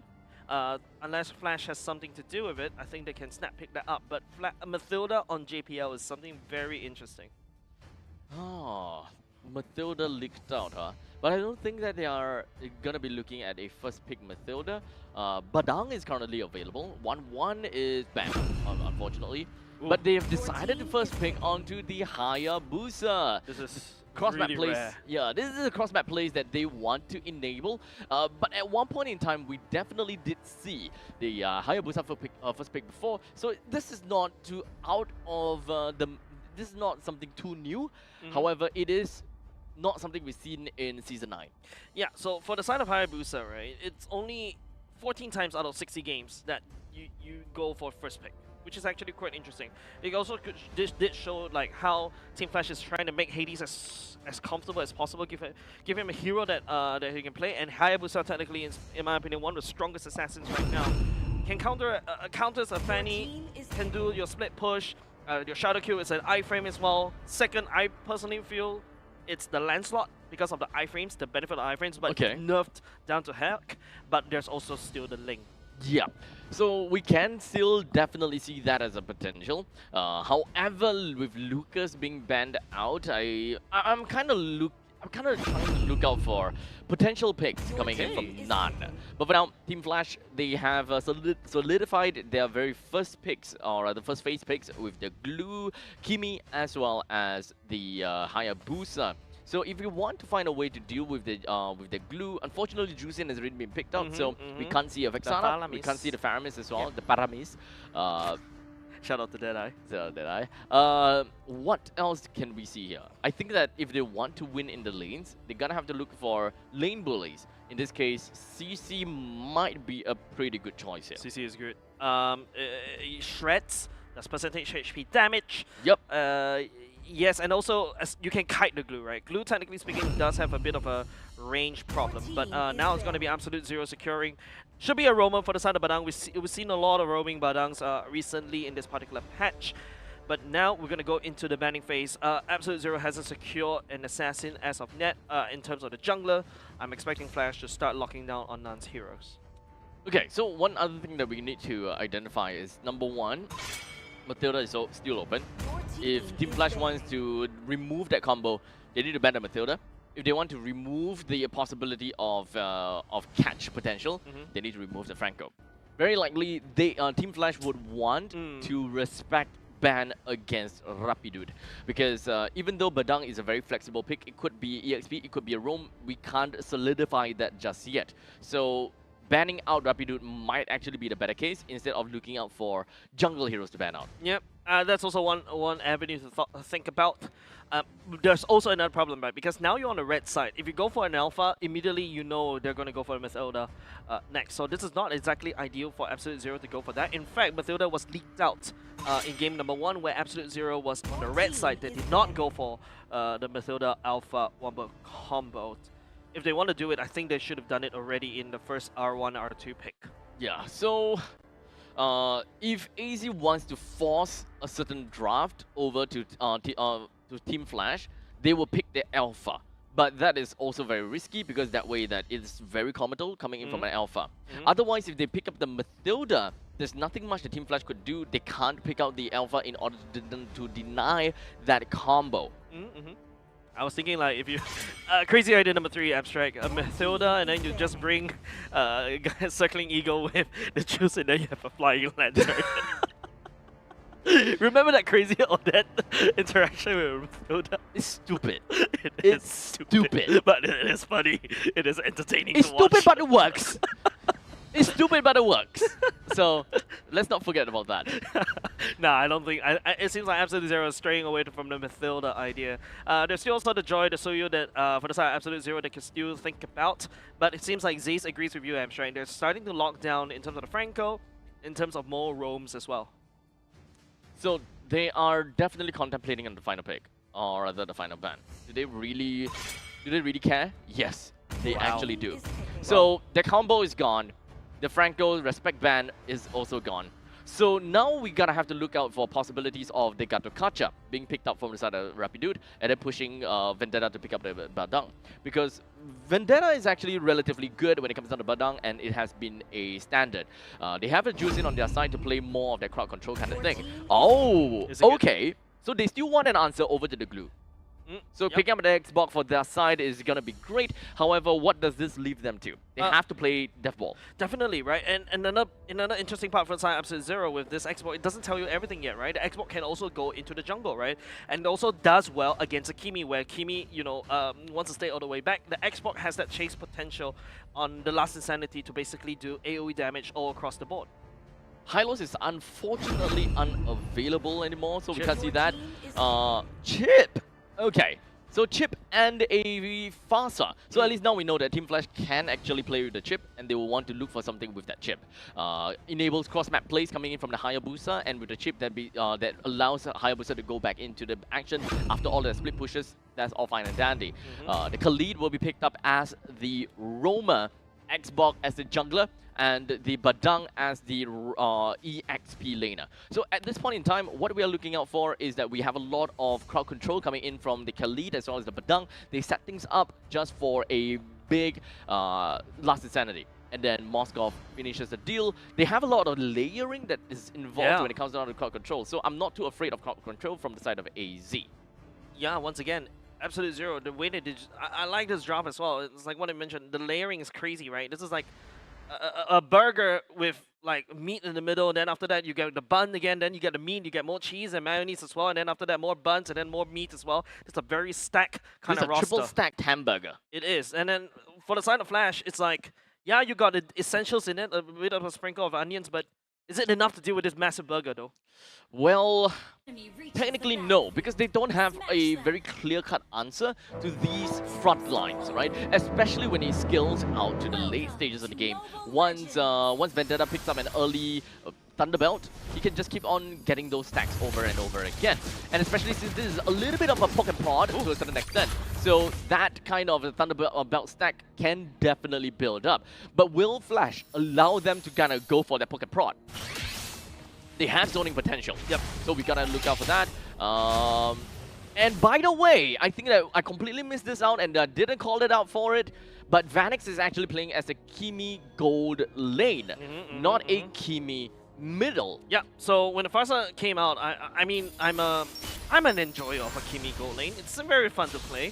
But now you overloaded yourself with a ton of magic damage, right? Yes, you do have Hades on the Hayabusa to add in a sprinkle of physical damage, but I think it's very easy to deal with this combo. But oh, Rapidude! That's a massive damage coming out of JP. I forgot Chip has a lot of damage in the early game.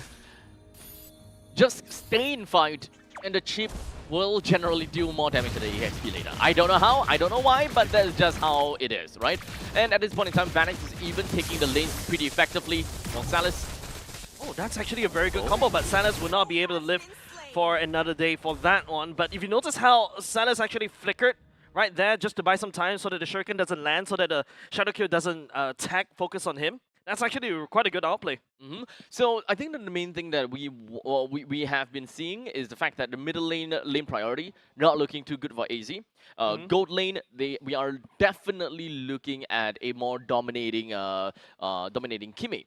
And down over to the XP, we're looking at Glue versus a Badang. Both of these are relatively neck and neck. It's a neutral lane. I will still say that Glue generally has a better time because of the amount of healing potential that he has. So it's not exactly a wet noodle fight. It is definitely, both of them will definitely whittle down all the time. But it's also skill shots coming from Glue. He heals whenever he picks up those Glue links, so it's not too big of a deal for Glue. So all of that combined, we've got a very suppressing wave or very suppressing lanes all across the board for Team Flash. Yeah, so hopefully they're able to use that one. In fact, I think Team Flash already used it. They started ganking up top, abusing the pushing power side of Kimi. Vanix was just hard pushing it. And then now on the Hayabusa, you have the iframes to basically dive right there, right? And Salas taking the L right there, I think it's a Moskov, right? You come back stronger in the later parts of the game. You can also become a split push Moskov towards the later parts of the game if you're not having a good time. But however, I think that Team Flash this time, they have very good answers to AZ's lineup, right?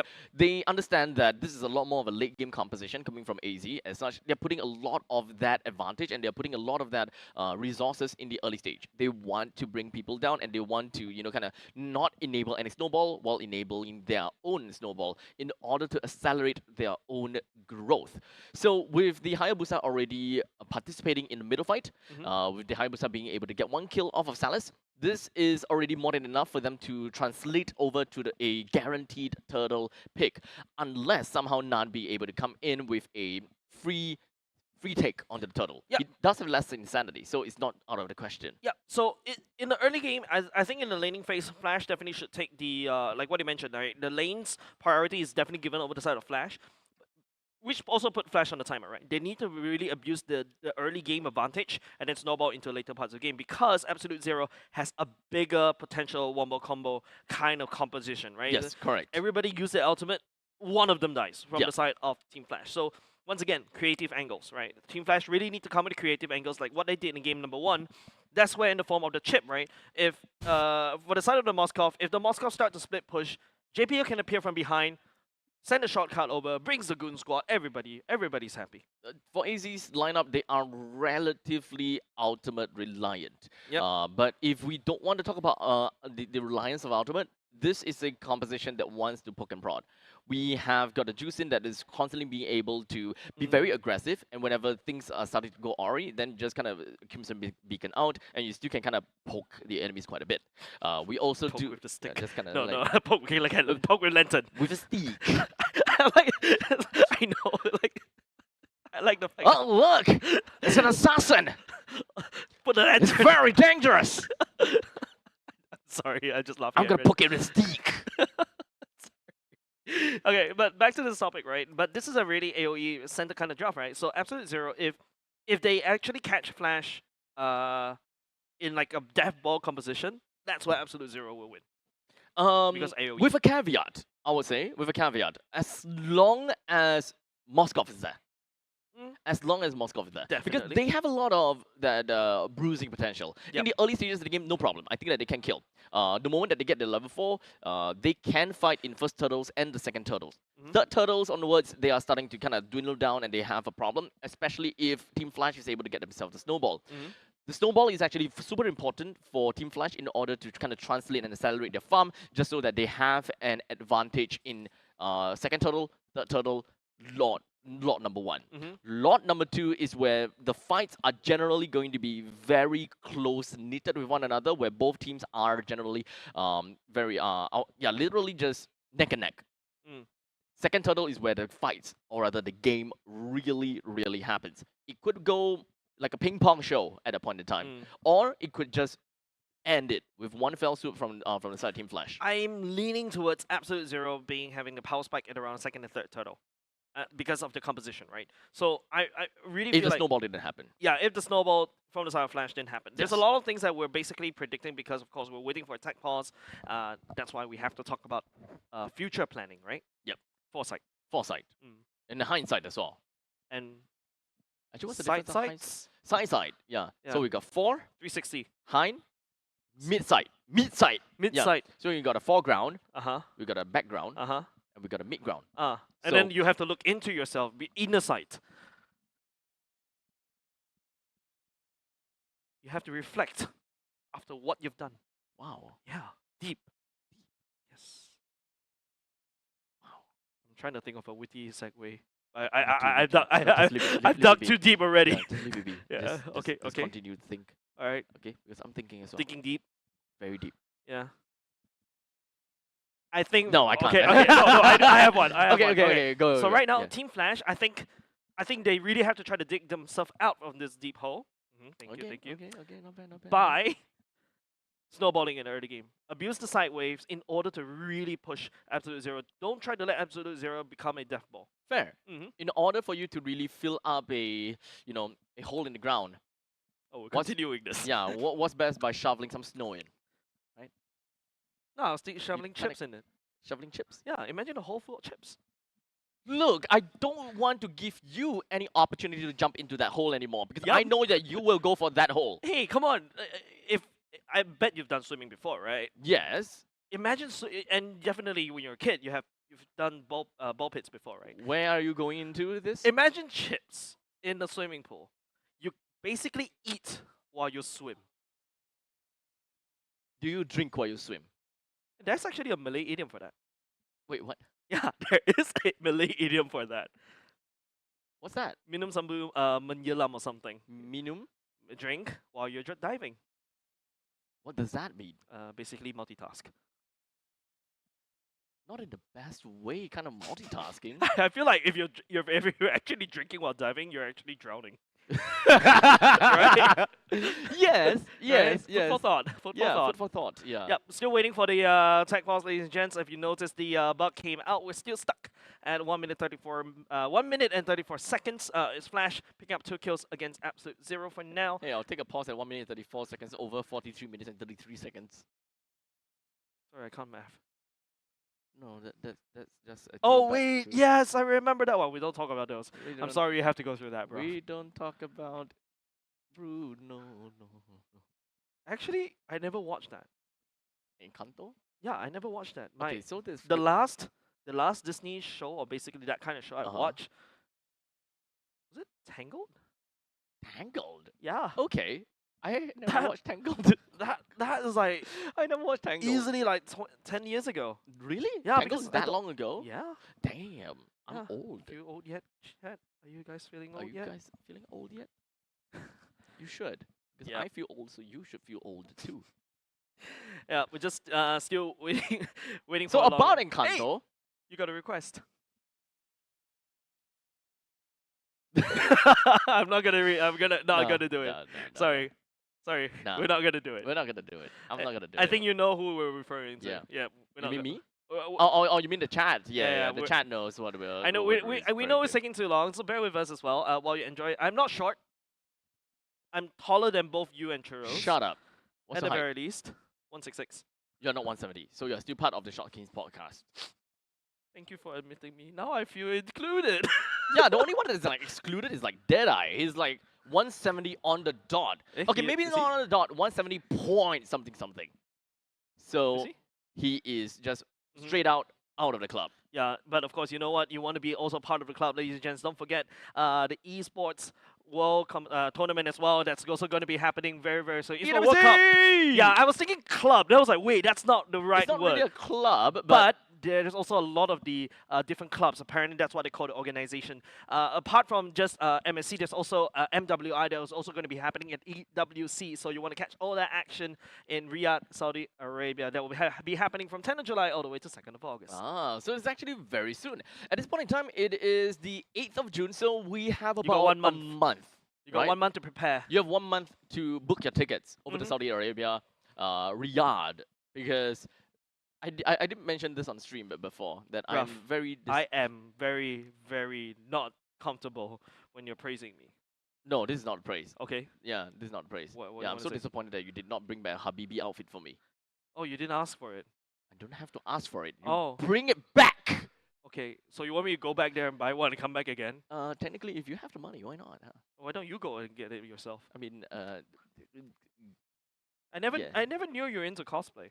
not really, but it's a cool outfit.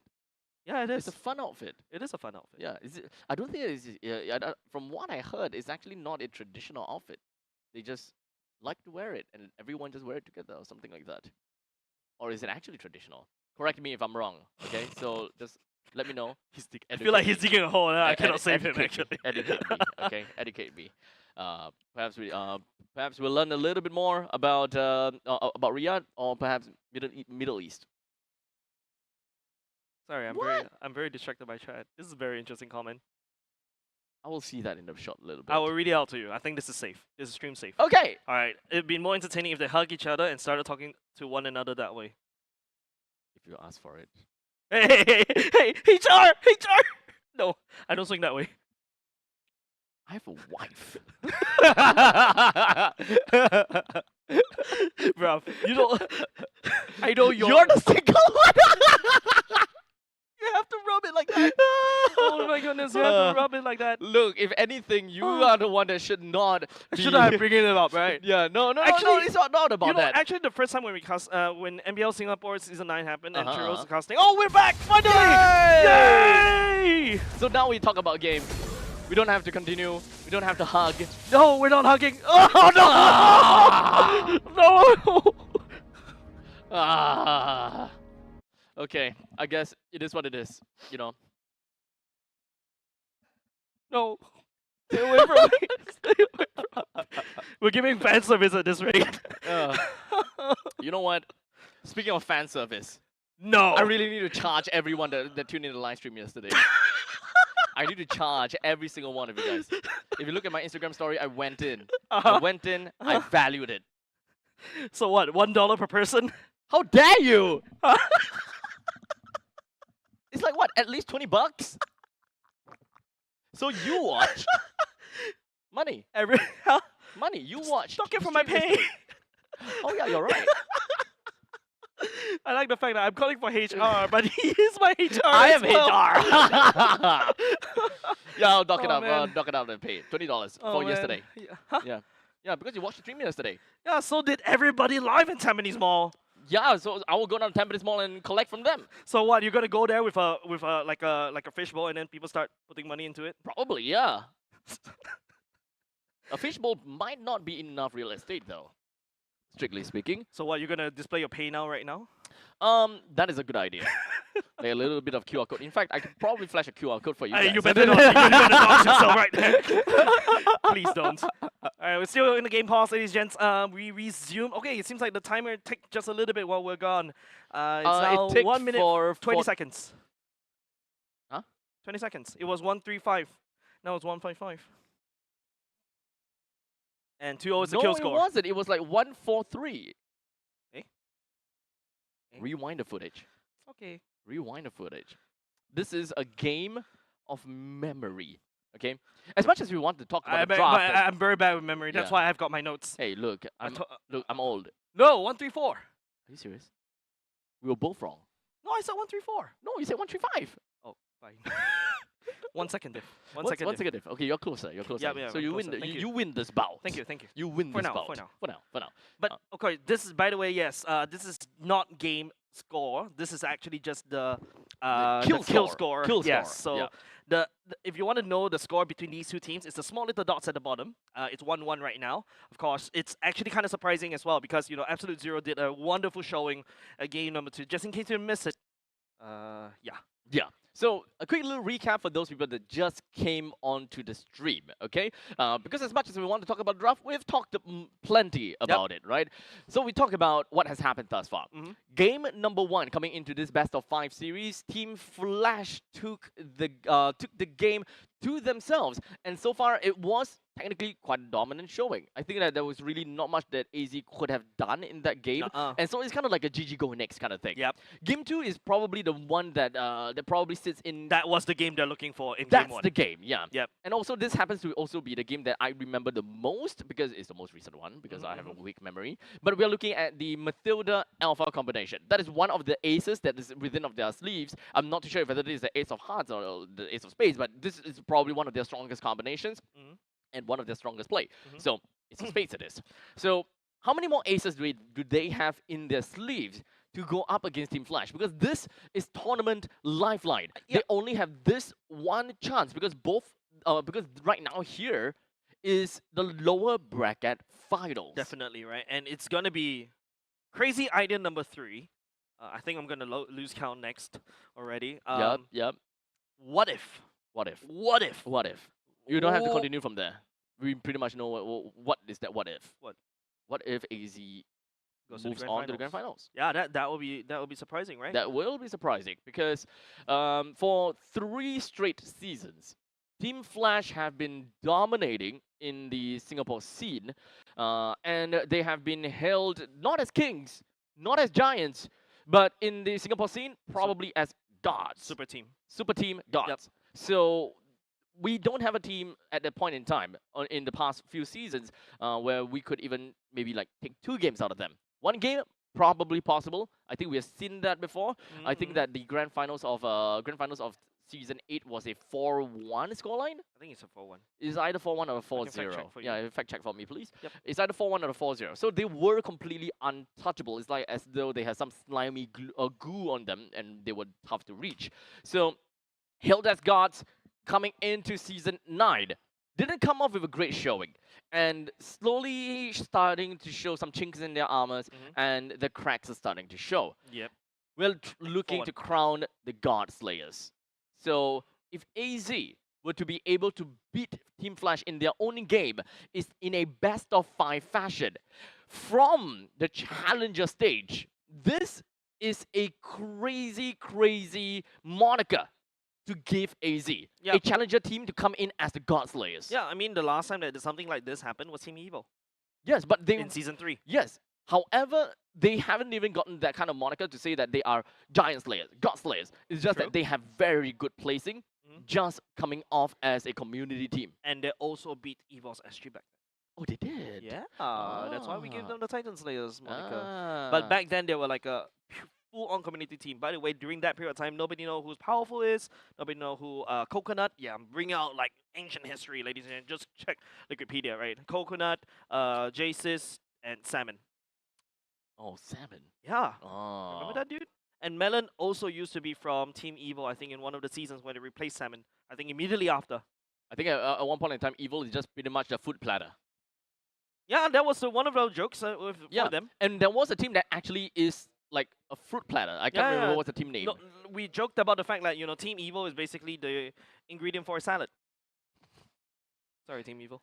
Do you actually remember like what was the other team they played before? They kind of like had a very meme-ish name. Passion fruit?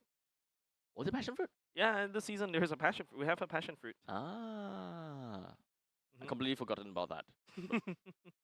But of course, ladies and gentlemen, we're still in the pause right here. Currently, of course, I think we've exhausted in terms of, what could potentially happen, what happened, what's happening now, and just in case for a quick recap, the teams has picked for the side of Flash is Hayabusa, Glue, Kimi, Farsa, and Chip. Now we talk about how this is kind of a team composition that enables a lot of different angles, right? Yep. For the side of plays. Absolute Zero, there is Moscow choosing Bada X-Boy and Khalid. This is an AOE wombo combo kind of a composition. So I'm excited to see how Absolute Zero is able to basically execute this one, right? Like what we mentioned, if they catch Flash off guard, I want to crack a joke about King's Vanguard right there. If they catch Flash off guard right there, if they stack up together in a 1 AOE, then for the side of Absolute Zero will win the team fights. I mean, we can theorize a lot. We can Look at different angles a lot. Hindsight, I think we even foresight, insight, backside, everywhere. We can see it. Yeah. I honestly would love to watch the game, but unfortunately, we're going to have to take a short little break. And only once we are back, we'll be able to dive right into the game for you guys to thoroughly enjoy. Which team is going to come up on top for this game number 3? Would it be Team Flash, which have a lot of angles of attack, across map plays, and all that kind of jazz? Or would it be AZ, full out, death ball? We'll see how it goes. Yep. We're going to offer a short break. We'll see you in the short bit.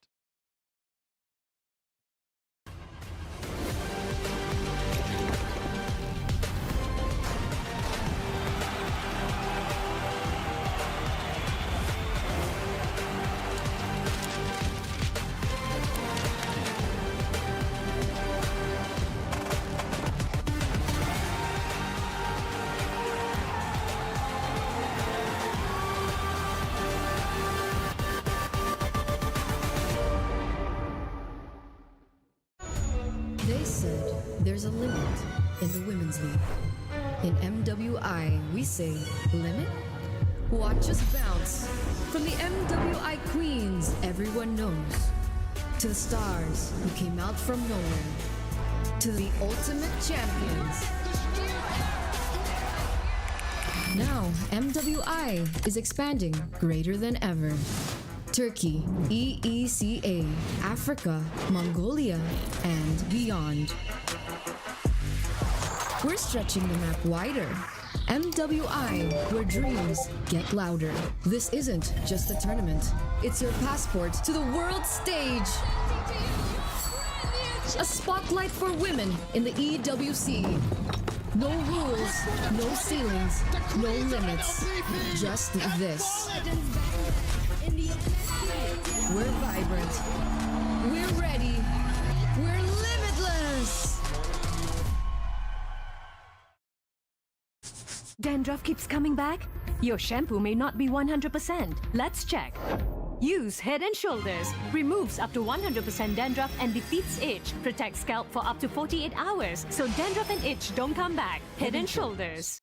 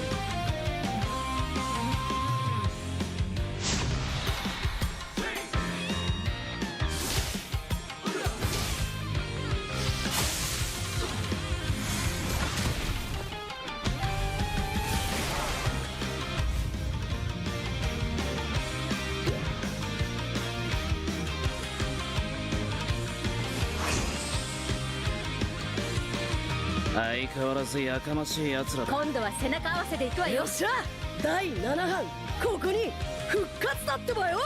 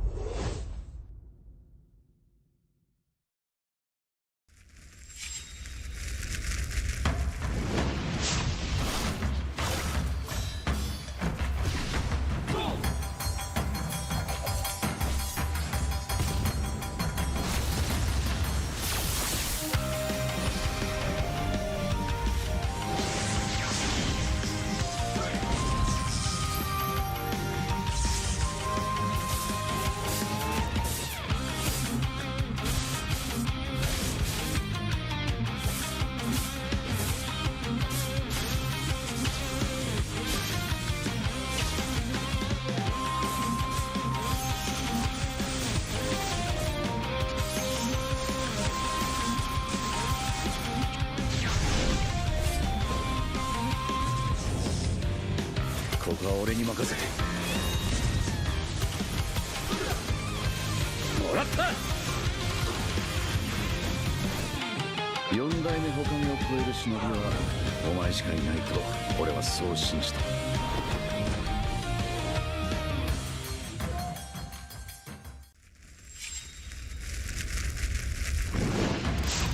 みんな渦巻きナルトが帰ってきたぞ。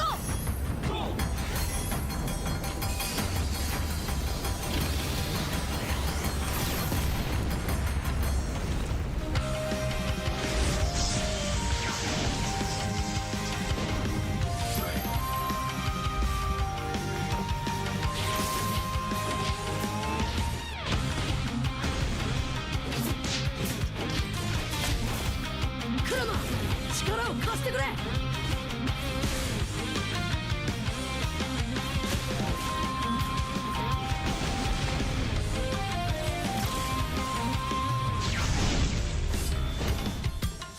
っしゃ第7班ここに復活だってばよ。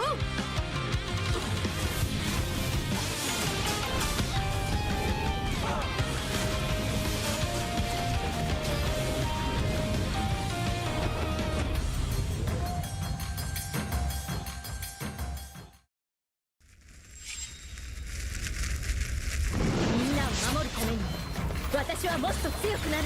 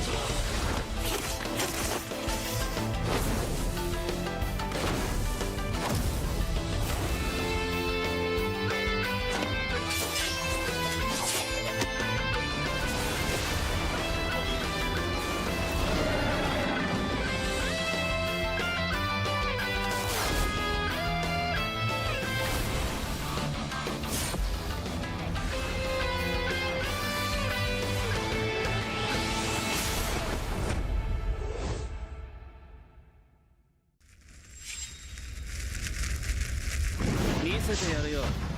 シャリンガンの本当の力をな。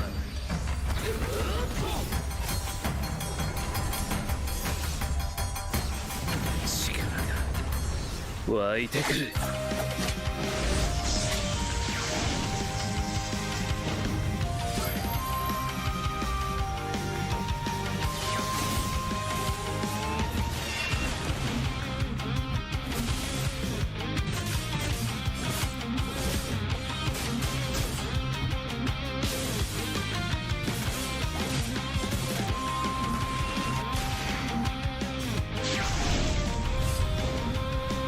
相変わらずやかましい奴らだ。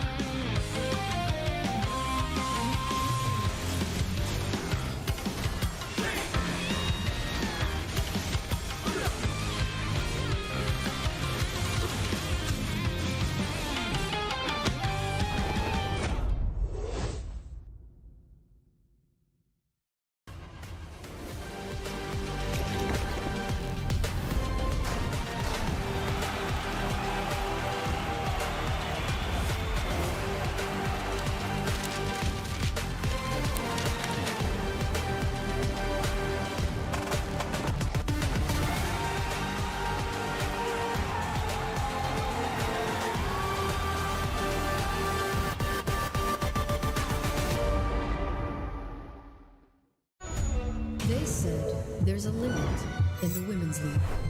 In MWI, we say limit? Watch us bounce from the MWI queens everyone knows, to the stars who came out from nowhere, to the ultimate champions. Now, MWI is expanding greater than ever. Turkey, EECA, Africa, Mongolia, and beyond. We're stretching the map wider. MWI, where dreams get louder. This isn't just a tournament. It's your passport to the world stage. A spotlight for women in the EWC. No rules, no ceilings, no limits. Just this. We're vibrant. We're ready. We're limitless. Dandruff keeps coming back? Your shampoo may not be 100%. Let's check. Use Head and Shoulders. Removes up to 100% dandruff and defeats itch. Protects scalp for up to 48 hours. So dandruff and itch don't come back. Head and Shoulders.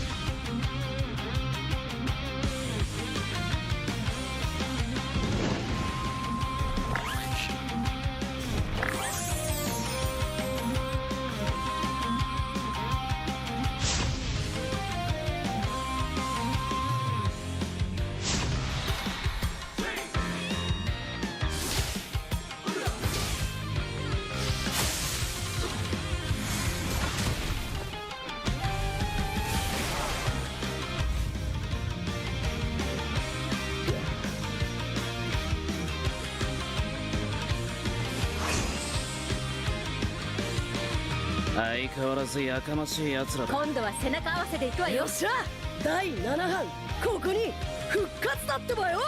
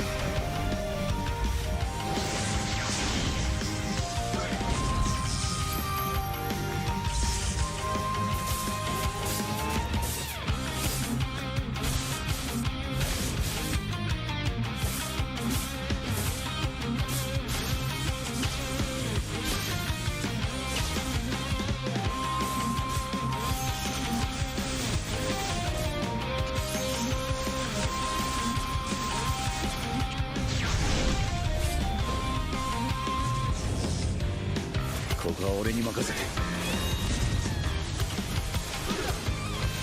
もらった。四代目他を超える忍びはお前しかいないと俺はそう信じた。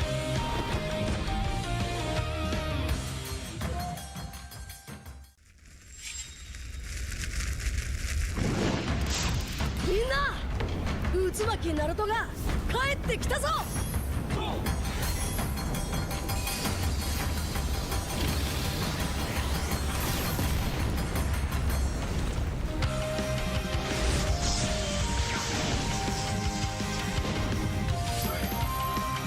Alright! Ladies and gentlemen, welcome back to MPL RSG Season 9. Sorry, you can you? My name is Astrack. With me I here want is some- Jace. Together we are Jace-Stract. Together we are Jace-Stract. The two casters of today. We're finally back with you guys once again with the game. Yeah. We're gonna set up some personal boundaries and Yes, space, and I think please. he's going to get I a am not restraining order comfortable. on me very soon. The weird part is if I need to get a lawyer, I need to get it through you. Fun I'm fact. contractually obliged to get it through you. Fun fact. Uh-huh. As you know about this before. As an agent. Oh, wow. We're not going to go there because we're going to go straight into the game, ladies and gents. We're going to resume actually in a 2 minutes time. Some time has passed, but let's just very quickly catch up what's going on right here. Okay, so let's run through the lineups first. We do have got the Kimi, the Chimp, the Fasa, Hayabusa, and Glue over to the side of Team Flash, while in the meantime, for Absolute Zero, we have got the Moskov, the Khalid, Jusin, Xbox, and the Batang. Yeah, right now it's first turtle already secured by the side of Absolute Zero. We talk about, the second turtle is where Absolute Zero should power spike just a little bit. Early game should be in the hands of Flash SG, but looking at the map state right now, seems like Flash should still have a bit of a gold lead in, but Absolute Zero definitely got the turtle, so that's actually a little bit of a worrying sign in my opinion. Yeah, so right off the bat, we already lost, unfortunately, a few minutes of gameplay through the stream, but it's not too bad. So at least we can tell you guys that the turtle went over to the side of Absolute Zero, while in the meantime, we do have got the kill score so far, 3-2. Vanix got 2 assists, but when it comes down to kills, it's Katisi and Hades that managed to get 1. JPL did lose his life alongside of Hades. Yeah. Absolute Zero, on the other hand, Salas, as well as Rapidude, lost their life before, while Rapidude, respectively, also got some kills. So, most importantly, I think that is the fact that Salas went down once. I think that's the most important thing. Yeah, I think the gold lane definitely, right? You got the Vanix, you got a strong lane up top again, as well as we go into another tech pause. Yeah, making sure that he doesn't hug me. But now there, it's okay. There. Sorry, it's not like we have a pause button on the table, right? But okay, shout out to the guy that's talking about food, right? One of the comments that came in. Yeah, I just. Can we see that again? Yeah, I'm actually putting it out because we're also watching. By the way, we're also watching because we're also narcissistic people. Well, I think that applies to me. No, we just like. Yeah, to shout out to that see guy. Stewed chicken and oyster, ginger and scallion. Sauteed Kagoshima Wagyu with Yeah. Hunan pepper and spicy. We got this chatter on That's literally going actually, in. yeah. I think he's reading menu literally from the restaurant. I don't know. Typing it down. Yeah, I don't know what's going through his mind right now, but that's definitely a highlight. That is the That is best the comment of the day. Yeah. So if you guys want to be highlighted, type in some recipes. To be honest, I do need some recipes. First No step. salt, no sugar recipes for my little baby. First step. Saute. Apply oil to pan.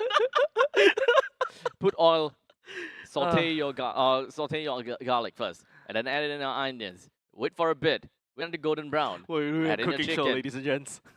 Hey, we pretty much do everything in this channel. Almost Almost everything. Shock Kings podcast. Yeah. Yeah. You said that you will what? I- Taller than us? Yeah, I am. I would agree. But you're not any that amazingly tall, so you're It's fine. okay, You're so- part of the Shots Kings podcast. Okay, thank you. I Yeah. feel, like I said, I feel included. Thank you so much. Yeah, we are a very inclusive bunch. Yep, and of course, right now we are still currently game pause. Unfortunately, 4 minutes and 16 seconds is the current game time. 3-2 in terms of the kills. First turtle that's not highlighted in this graphic is went over the side of Absolute Zero for now. And of course, like what I mentioned, a little bit of a worrying sign if you're cheering for Team Flash. Well, technically, it's not too bad per se because they did manage to get 3 kills. They got a kill on Salas, so that is going to impact the farm by a tad little bit. It's not like a big change though, so at least it's not too bad. But definitely there will be certain amount of change when it comes down to farm. Kimi definitely will have a slightly better time, considering the fact that Kimi is currently 0 is to 0 is to 2. So with the 2 assists, it should definitely help a bit when it comes down to farm. Although I really want to find out and know how that Kimi will translate over the late game, because we haven't really seen. In fact, this is probably our second time seeing a Kimi go lane. Don't worry, I've seen it firsthand. It's strong. It is. Yeah, I played it. It's Jace proof. If you played it, then maybe it's probably better than you expected. Then yeah, it's good. It's good. It's actually not bad. It's legit. It's legit. But why though? Why do people not go for Kimi go lane Okay, if that's the case? It's always a problem about having a magic dealer in the side of the gold lane, right? Because gold laners are usually your DPS. Yeah, it's number kind of one. like a Harif in some sense. Technically speaking, a Harif it's like a Harif thing, right? But the reason why Kimi is also not very preferred over side gold lane because she doesn't really have a very strong pushing power as compared to Moskov's as well. Because technically speaking, Kimi is like a magic damage Moskov. The damage is able to penetrate from the side, and like what I mentioned, if you give if you give a skill for her to jump over the walls, as a gold laner, as a marksman, allows you to reposition. It's kind of nutty, right? It is nutty. So there's a lot of outplay potential and initiation. But of course, the only downside is that as a Kimi, your health pool is very low, and apart from that, we're back into game. Okay, so immediately we're going in and jump straight in. We do have got Rapidude and managed to get a kill with a Flicker plus Raging Sandstorm going in, but taking quite a bit of shots coming in from Hades himself. So a bit of the Ogi Shadow kill, but nothing that's gonna phase him. Yep, gonna be a bit of a punch. SOD, ooh, it does land. Connects onto Ken as of now. Not gonna take the SOD for this period of time, but like what I mentioned, this is very important for the side of Absolute Zero, right? This second turtle is where they truly shine. Vanix managed to delete out Bougie for now. Ken goes into the split for at the same time. Rapido will be attacked on the Hades. Hades dashed away just a little bit more, try to reposition for the turtle takedown. He has to try to heal up. We do have the turtle that's coming down to the all-time low, but in the meantime, lots of sanity. In pop as well, the Retribution will connect, and Hades fallen down by the Vendetta. Don't forget, this Vendetta is not a roaming Badang. This is actually the fist crack that does damage as well. Slice and dice for the silent rapid dude will be a pick up. Curtizi is a massacre on the side of Flash as well. But this time round with JPL, the shortcut commits, brings Vanix into the fray, and will be able to shut down Rapid Dude. So at least for Aroma, Rapidude is actually taking quite a bit of kills, right? 3 kills, 3 deaths, and 2 assists. But at least for now,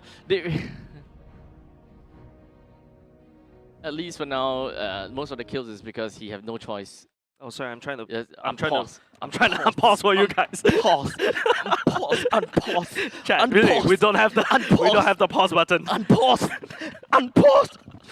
Unpause! I like the fact that you're hitting the ground like, hoping something will happen. And that's the definition of insanity. But of course, this is a very, very worrying sign for the side of Flash SG, right? Absolute Zero with the Khalid literally has like full-on map control, especially at the bottom part. Yes, Vanix is still going strong in terms of this with this Kimi, but like I mentioned, Kimi in the goal lane is a very fun hero to play. Yeah, it is very fun. Mm-hmm. I mean, I'm not really a gold laner, so I personally wouldn't have known. But when it comes down to Kali, XP lane, that's the fun part. Oh yeah, it's fun. But you can actually snowball the lane pretty pretty well. I actually played the Kali EXP lane. Wow, what's tried. gotten into you? Trying every single hero. Oh. Yeah. Because dedication. life is short, right? Like just Pedal like hard. our height. Oh. Yes. I went there. Yes, I went there. Don't worry. Yeah, life is short, pedal hard. Harder. Yeah. Yep. Yeah. I'm also part of the Short Kicks podcast gang. Yes. I feel like that should be our podcast. Yeah. In fact, we haven't really did like a proper segue Yeah. to the podcast today. Oh no, I'm not gonna do it. I think that's you and that's a you and a churros thing. No, not really. As long as you're under 170, you're part of the club. No, I know, but I don't think I'll be able to do it exactly how you and The churros did it. jingle? Yeah, I can't do it. Welcome to the Short Kings podcast. You know, I sing off tune. You're talking to the guy that drums for season 7, completely That's offbeat. out of tempo. This is off tune. It's two very different, distinct matters of music theory. What? So you're a music expert now? I'm a drummer. Oh. Ah. Oh crap! Did I just really drum for a team? You didn't? Do you not know I was silently judging you the whole time during that period, that season? I think that was season what? Season 5 or 6? 6. I can't remember, but You were drumming for RSG. yeah, You were offbeat, yeah. but it's okay. It adds into the vibe. Vibe check passed. It was fun though. It was fun. I don't know how you guys do it. Just- I even have a metronome in my head, but only to realize that my metronome is probably like the weight is probably like off to one side. No, it adjusts up and down all the time. Oh, yeah, It's yeah, like BPM changes. People give you a BPM with a number, you have a range. 150 to 200. Okay, maybe not 200. Okay, 100 to 150. Yeah, 100 to 150. 100 is kind of slow. So okay, 125 to 5. Standard pop song is 150. around 120 BPM if I'm not mistaken. Yeah. Okay. So mine is slightly higher. 125 to 500. Oh, to 150. It's okay. At least I understand the range of BPMs. It's okay. You understand. Yeah, because I play Audition C. Yeah, how do you play that game and you're still offbeat? And that's where you met. Oh my goodness. And I came from Super Dancer Online. SDO. Yeah. We're bringing back the old the games. legendary SDO. Yeah. Oh. Mhm. Okay, that's fun. I've never played it before. It's okay. Yeah, it's What okay. about Tap Revenge? I only played the one on like PSP. Wait, There's a that's not, PSP wait, version of that's it? not that's not Tap Wait, I don't remember. I know there's one on mobile phone. Yeah, it's the Yeah. it's the OG. It's the 3 lines one. I think it's on Was iPod. it actually 3 lines? Yeah, it's only 3 lines. It's That's so only 3 boring. lines. It's so Yeah, easy. yeah, but you're using your thumbs to play. Easy, no problem. Mhm, The center one is always the right finger, And unless that- you're a left-hander. Yeah, that's why I'm surprised that you still manage to drum off. Shut. Hey. Off-beat and off-tune is 2 different things. Yeah. Okay. We're just still waiting for the pause button. We try to press that button. It doesn't work. If you notice. We tried everything.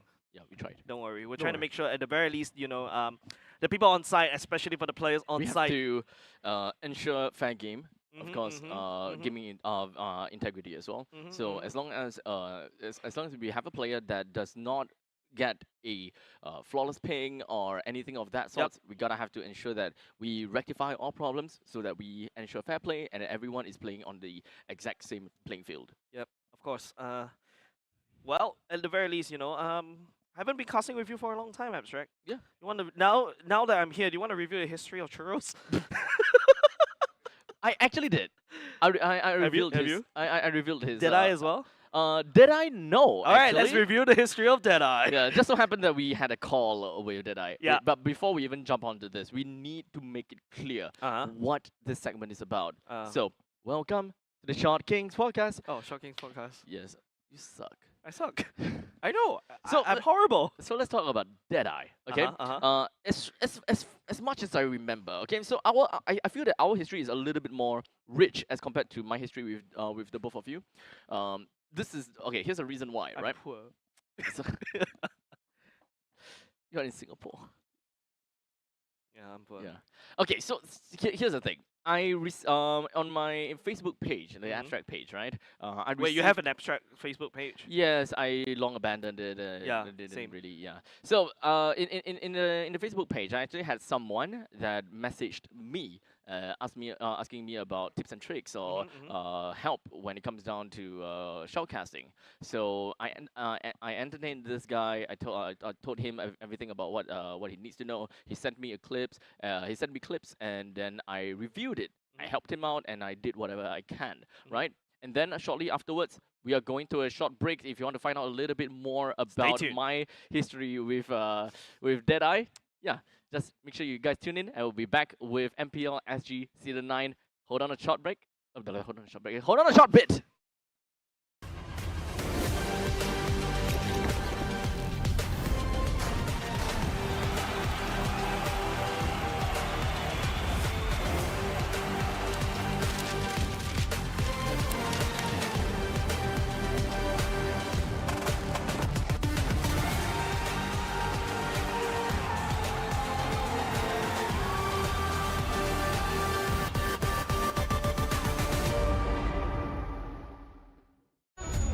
They said there's a limit in the women's league. In MWI, we say limit? Watch us bounce. From the MWI queens everyone knows, to the stars who came out from nowhere, to the ultimate champions. Now, MWI is expanding greater than ever. Turkey, EECA, Africa, Mongolia, and beyond. We're stretching the map wider. MWI, where dreams get louder. This isn't just a tournament. It's your passport to the world stage. A spotlight for women in the EWC. No rules, no ceilings, no limits. Just this. We're vibrant. We're ready. We're limitless. Dandruff keeps coming back? Your shampoo may not be 100%. Let's check. Use Head and Shoulders. Removes up to 100% dandruff and defeats itch. Protects scalp for up to 48 hours. So dandruff and itch don't come back. Head and Shoulders.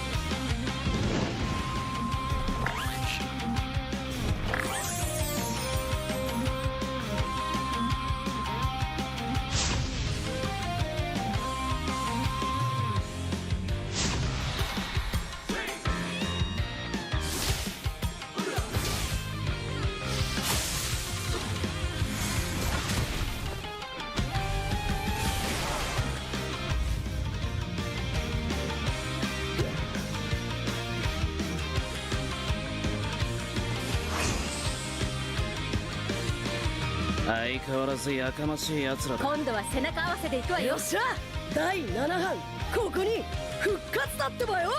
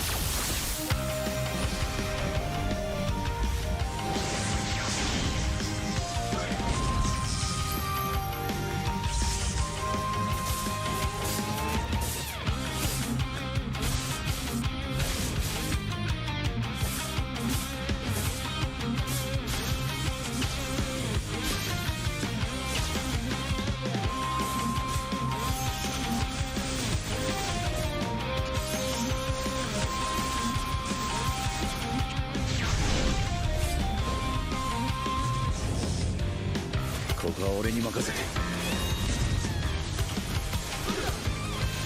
もらった。4代目他目を超える忍びはお前しかいないと俺はそう信じた。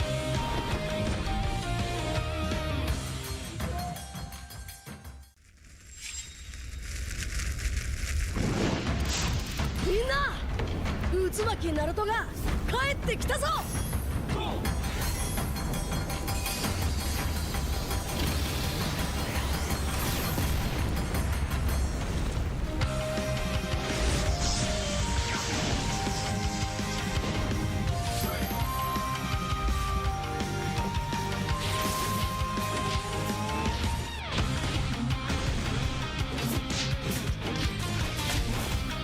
クラマ力を貸してくれ。よ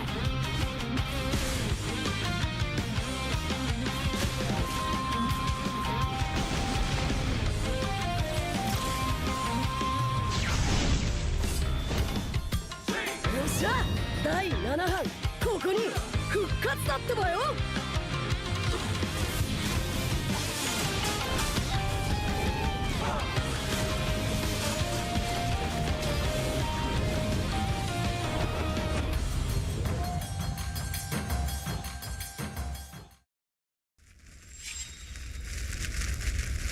みんなを守るために私はもっと強くなる。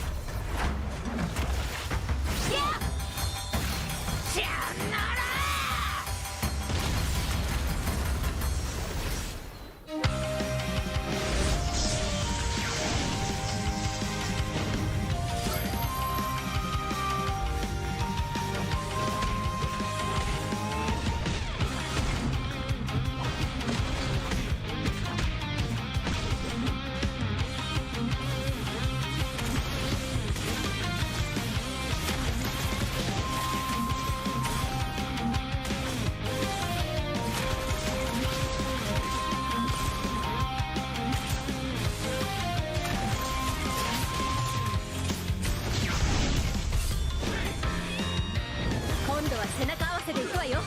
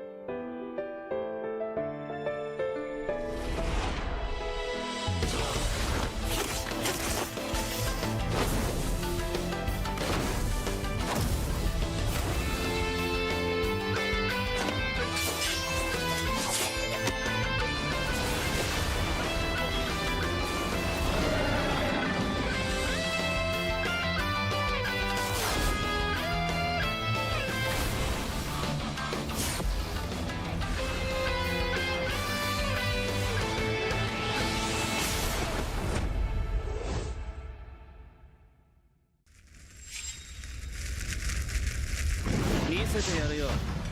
車輪ガンの本当の力をな。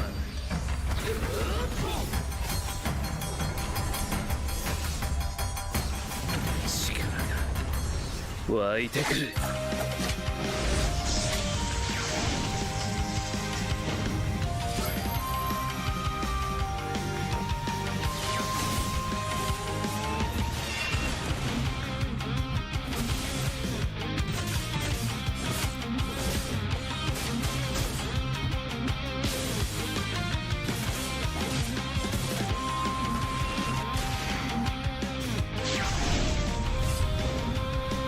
相変わらずやかましい奴らだ。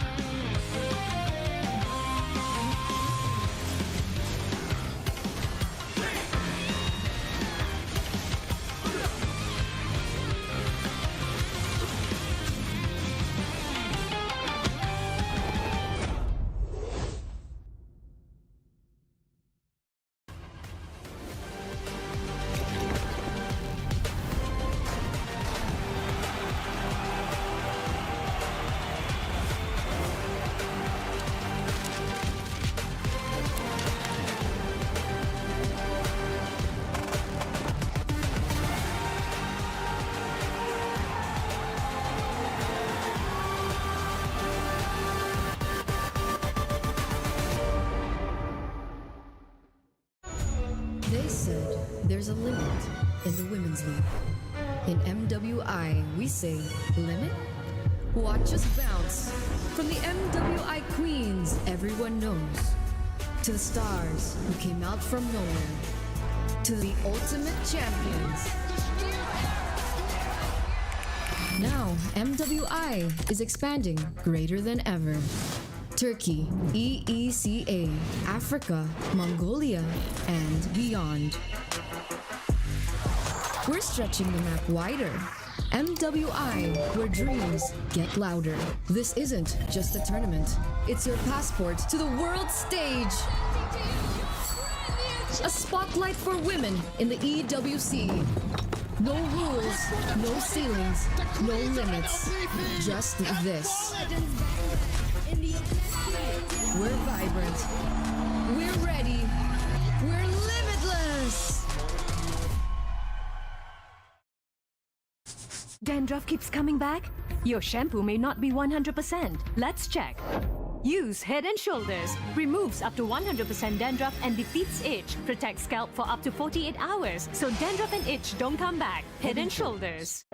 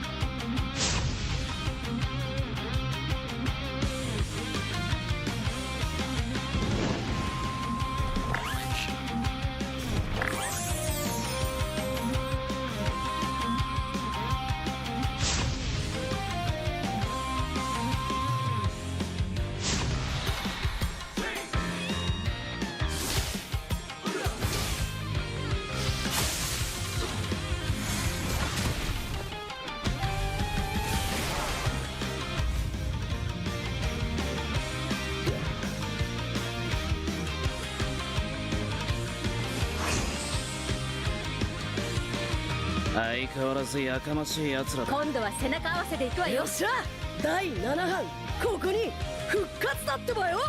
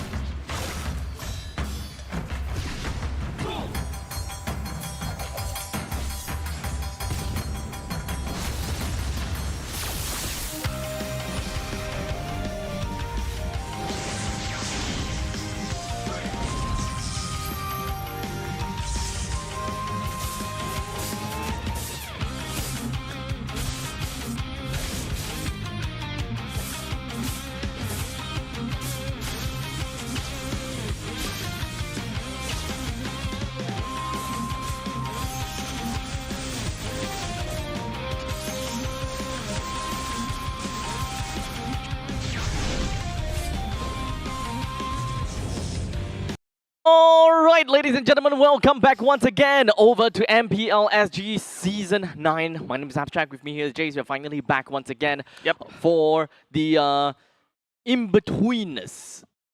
Yes. Yeah, I'm helping, Trent. Yeah, don't Guys, worry. We'll get there. Trent, I'm helping. We'll get there. Helping. Yes, we'll get there! Going there! Oh my god, finally we're back!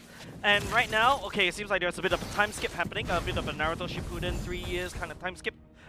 Flash going up against Absolute Zero once again. Second turtle secured by Absolute Zero, but in the meantime, Kurtizi face a lot of trouble. Vendetta. I'm interested in the items, man, for this Badang. I keep hearing you say Vendetta. Vendetta? No. Vendetta.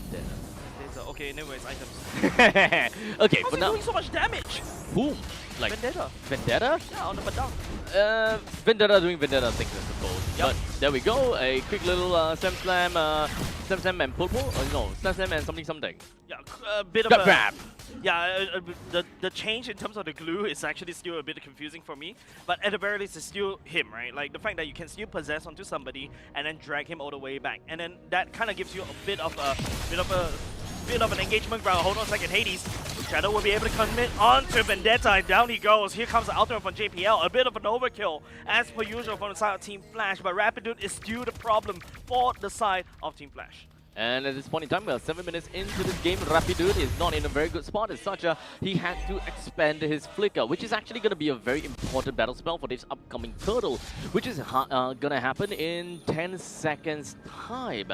As such, let's take a look at the junglers. Hades currently at level 9, while Nan is at level 10. So we do have a little bit of EXP differences between the two junglers. And to make matters kind of worse is the fact that we do have an Xbox that has the level lead. That means the last insanity will come in really clutch in helping Nan be able to catch that final hit. The engagement, Kurtizi opens up with the feather airstrike. Hades sneaks away the turtle, but Vendetta once again goes down for the count. The Vanix Kimi is starting to rank up. So it does seem as though we do have Hanan that unfortunately missed out onto the key retribution hit. Hades managed to take it at the final second. As such, it is going to be a turtle that is yielded over to the side of Flash. While speaking of Flash, they have also managed to take down the T1 turret up to the top. Wow, Vanix just shooting him down. That's another stack for the Sky Piercer for the side of Vanix. The airstrike from the side of Kurtizi lands on the Nun. Should be able to walk it out just fine for now, but top side also cracked open by Flash. It's definitely not going to be a great game to start off with quite a bit of these differences, right? We're looking at about 1,000 gold difference. Yeah, but at the same time, oh, another engagement as well. Hades coming from the flank as well. Vendetta gets caught. Will be able to secure the kill for the side of Flash SG. One XP later for the side of Absolute Zero down. All 5 members coming from the side of Team Flash, they are very feisty for a kill. They probably just want to end this game ASAP, because I can totally understand why. But for now, we do have Rapidude finding himself once again in the top spot, even expanding out that feathered airstrike. Absolute Zero, they're in the top spot, buddy. I'm really glad to see, because obviously I'm supporting for Flash, right? But then again, you can start to see that Absolute Zero, the momentum is broken. Flash right now is just using what Absolute Zero did to them in game number 2 against them in game number 3. They're upping the tempo, they're using every single battle spell or even ultimate just to secure one kill, even if it's inefficient. Right now, Flash SG is just showing fear among Absolute Zero's rank. ranks. Yeah, so looking at the itemizations, it can help us a little bit more. We do have the corrosion scythe as well as the golden staff that's been picked up for the side of Moscow. Well, unfortunately, we have a total of 2,000 gold more from the Kimi as compared to the Moscow, as we do have the concentrated energy, the Sky Piercer, as well as the Holy Crystal. In fact, probably building up onto the Blood Wings very soon. Yeah, he can also go for the glowing one as well. I think glowing one is really good against the likes of Rapitude, the likes of Nan as well, because you really need to try to shred. And here we go. It's gonna be Nan starting out the Lord for now. Slice and Dice does have the Firaga armor still up, plus the Sanity is still available if they want the zone. However, because Flash SG, this is a very mobile team. They can be anywhere and every time and everywhere. Is a Divine Glaive actually viable for Kimi? Yeah, there you go. Oh, there we go. Yep. So, okay. Instead of burning, they're just going to go in. Hold on a second, Salas. Oh, takes no. the shadow kill, but would not be able to secure the kill by the side of Hades. But that's good enough. SOD, I think that lands right now. But then again, the intention is very split. Hades, oh, wait. Oh, the shotgun! Using his shotgun, allowing Hades to get away. But then again, right into his impending doom, because Nan is right there to burn him down. 2 members, 3 members from the side of Flash SG goes down in that Lord fight. I thought that would be such a nutty escape, dude. I thought that he would be able to get away, but unfortunately wasn't able to. As now Absolute Zero now have got priority over the Lord, and will be able to take that Lord down with no questions asked. Yep. The Lord will then be marching down either in top or the bottom lane. As such, the middle lane T1 turret is going to be under threat and be taken down. I think that there's still time for the Lord to march down the middle lane, so that's still definitely going to be helping it out even more as compared to the sides. Yeah, I can't get over that that play coming up from Hades earlier just now, right? Like the fact that he could just shadow away. I was like, wait, your shadow can TP you so far? But unfortunately, you know, Nan is there burning it up, but then again, the Lord will be marching up top. That's also going to be a problem side of Flash SG.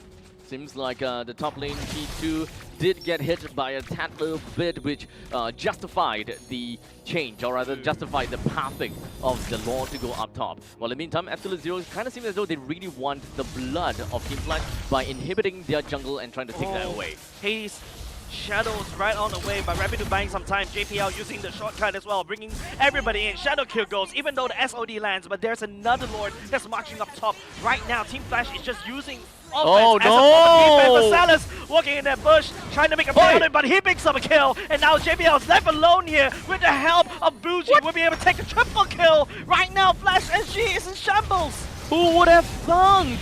We thought that that would probably be the end of Salas, but in the end, he managed to pick up 3 kills for himself. And now, we have got 3 men down from the side of Team Flash. This gives such a big opportunity for Absolute Zero to crash down over to all of the T2s, and even potentially try to bring down some more HP out of the T3. But the airstrike just allows Vendetta, just goes in, just slaps him. Silas gets tagged on by the glue right now. Jack's right back, but right into Kurtisi though. Vanix picks up a kill. He's able to defend this for now. He's even gotten a godlike spree, and unfortunately, that is going to be also a Lord good one. Vanix. The Sky Piercer stacks is really helping now, but here comes the ultimate coming up for Rapid as well, but he gets melted down by Vanix the slow as well. Firaga armor, no last insanity for him to get on away, and now we're fighting on Absolute Zero side of the map. Such a back and forth. It could have gone to Absolute Zero, and then it could have gone to Team Flash. With their goal economy, it really does not dictate exactly who will win. Shadow Kill to try to push everybody away for now. Now Flash SG needs to try to end this, but then again, the Firaga armor gets popped. And by the airstrike from the side of Kurtisi, nobody from the side of Absolute Zero. We gotta stop it, but Silas is already up here, trying to wave clear, but Bannock's picking up a double kill. Hades going in! 4 kills! Silas gets taken down, but there is no minutes from the side of Flash SG. They're constantly just going back in over and over again, despite them just reviving. They still found themselves being dead, and Rapidu is going to do the exact same thing. Hades going for Bucci, tried to zone away to Jushin, but Rapidu can also do damage. He can do the hurt, but Bannock's flickers forward, takes down the core. One more game in the hands of Flash SG. Oh man, that game ended fast. They were hungry. They were hungry. It's time for lunch. Technically, yeah. Oh, we're late for lunch. What time is it now? It's 3.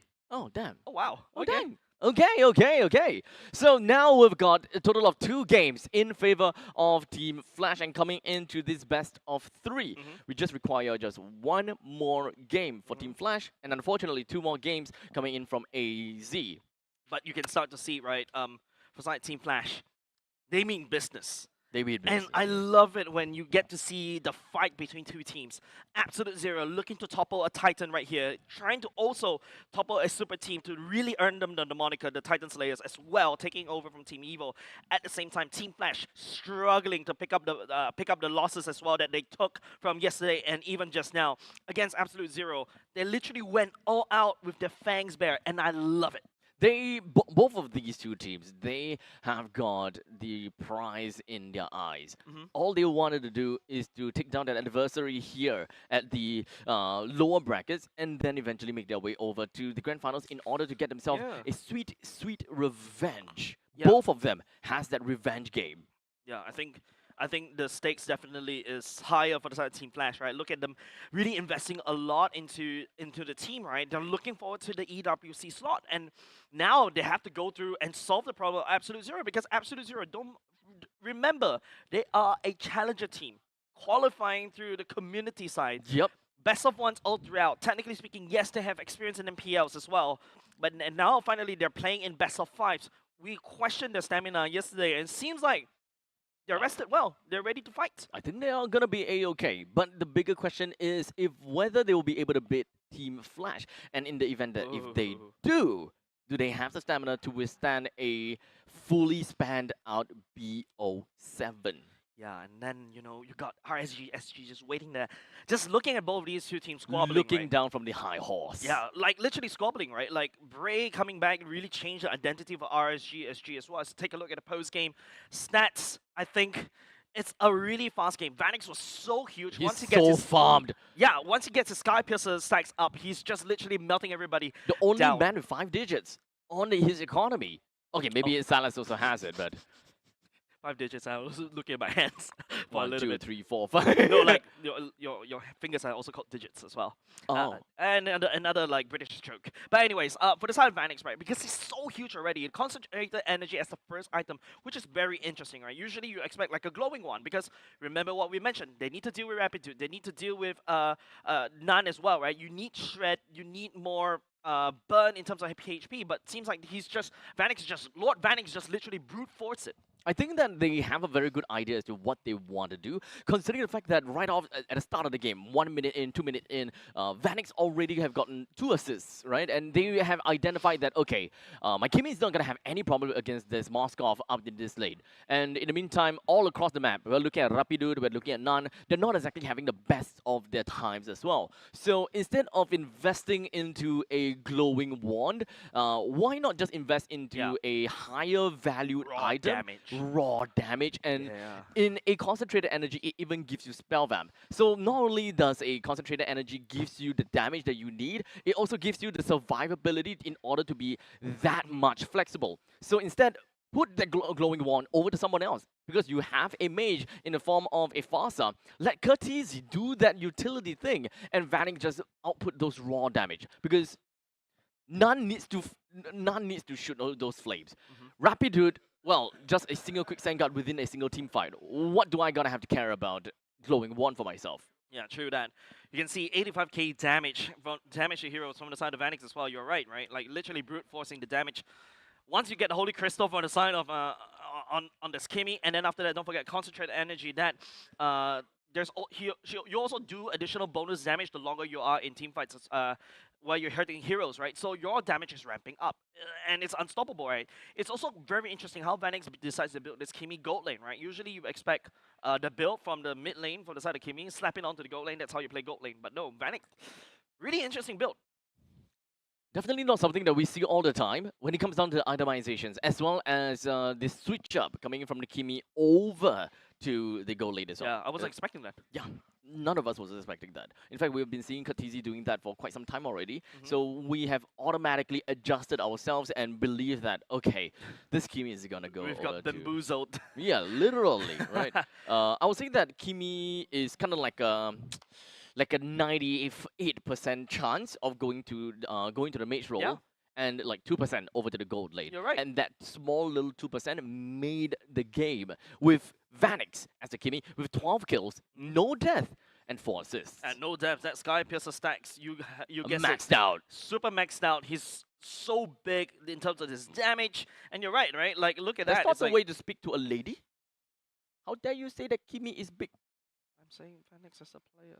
Wait. Oh, debated! No! That 4D chess caught me. But yeah, you're right. But okay, I actually want to point out that Kimi actually has an 86% chance going to the mid lane. Only 10%. Actually 86%. 86% chance. 86% chance lane. of going to the mid lane. And then you have only 10%. Oh, 3 games. Yes. There were not a actually lot. 3 games. Not a lot. Oh, I only remembered like 2. I only remembered 2 games. So, well, that's that, right? Yep, that's that. So, we've got 3 games that is already done and dusted in this best of 5 series. And as much as we want to go over to the next game. No, this one we really pause. Because we're going on a short break, ladies and gents. So, make sure you guys don't go anywhere too far.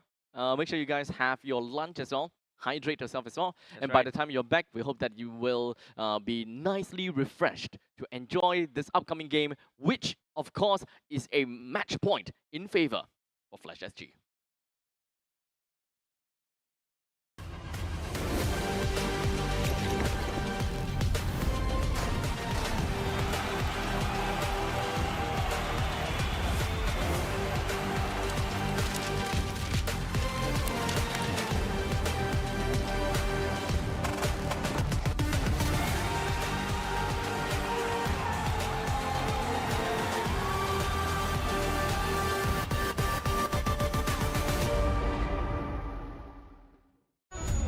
They said there's a limit in the women's league.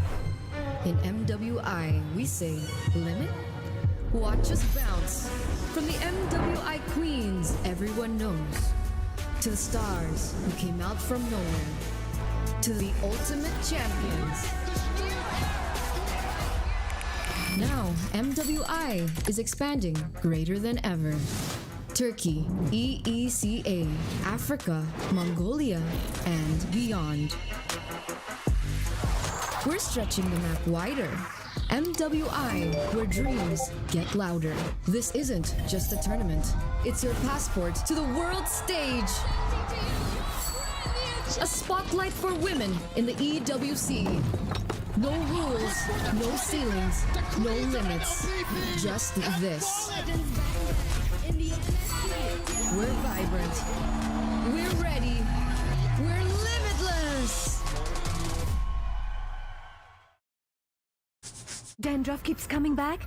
Your shampoo may not be 100%. Let's check.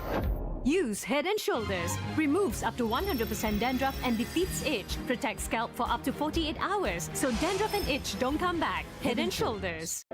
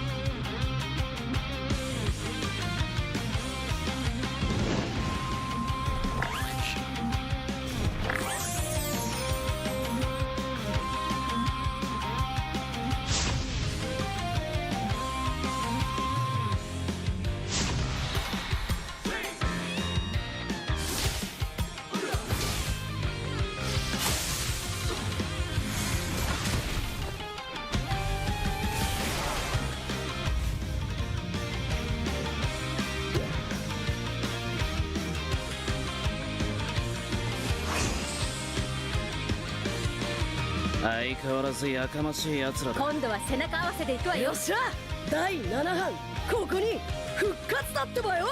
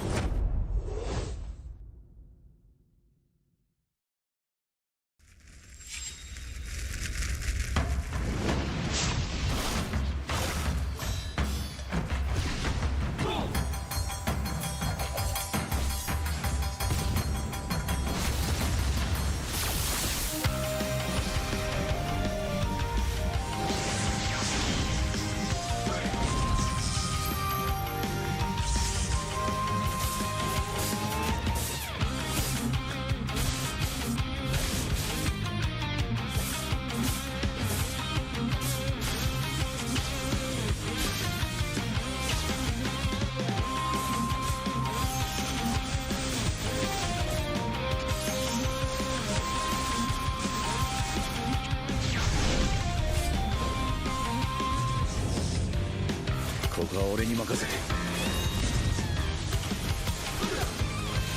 もらった。四代目ほかげを超える忍びはお前しかいないと俺はそう信じた。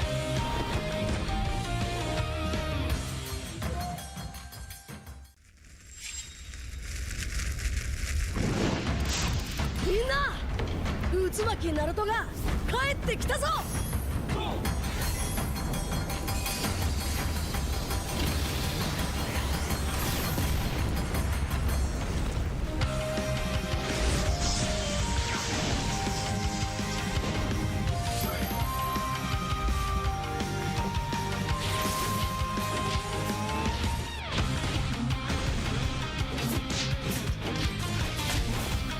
クラマ力を貸してくれ。よ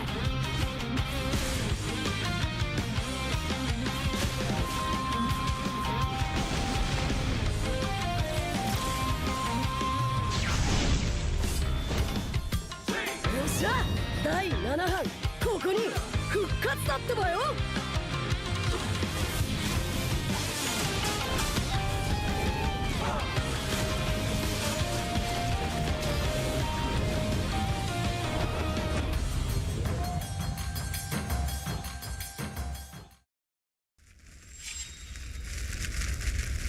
みんなを守るために私はもっと強くなる。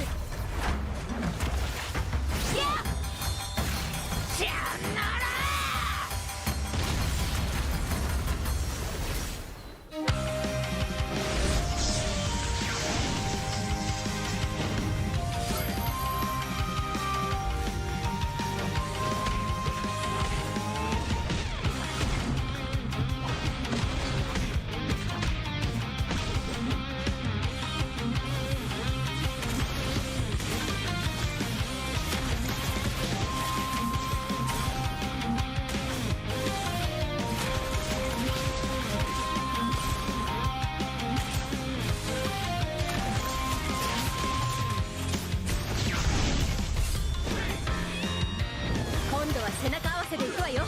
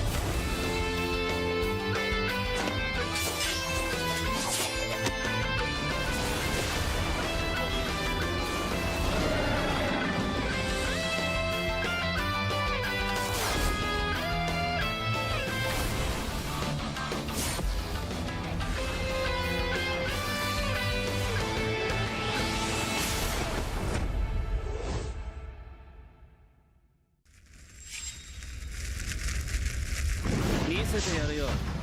シャリンガンの本当の力をな。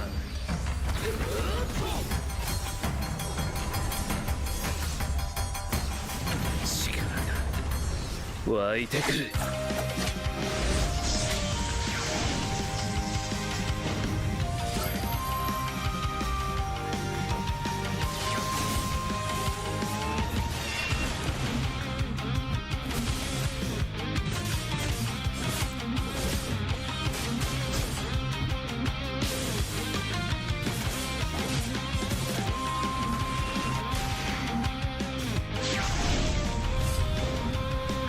相変わらずやかましい奴らだ。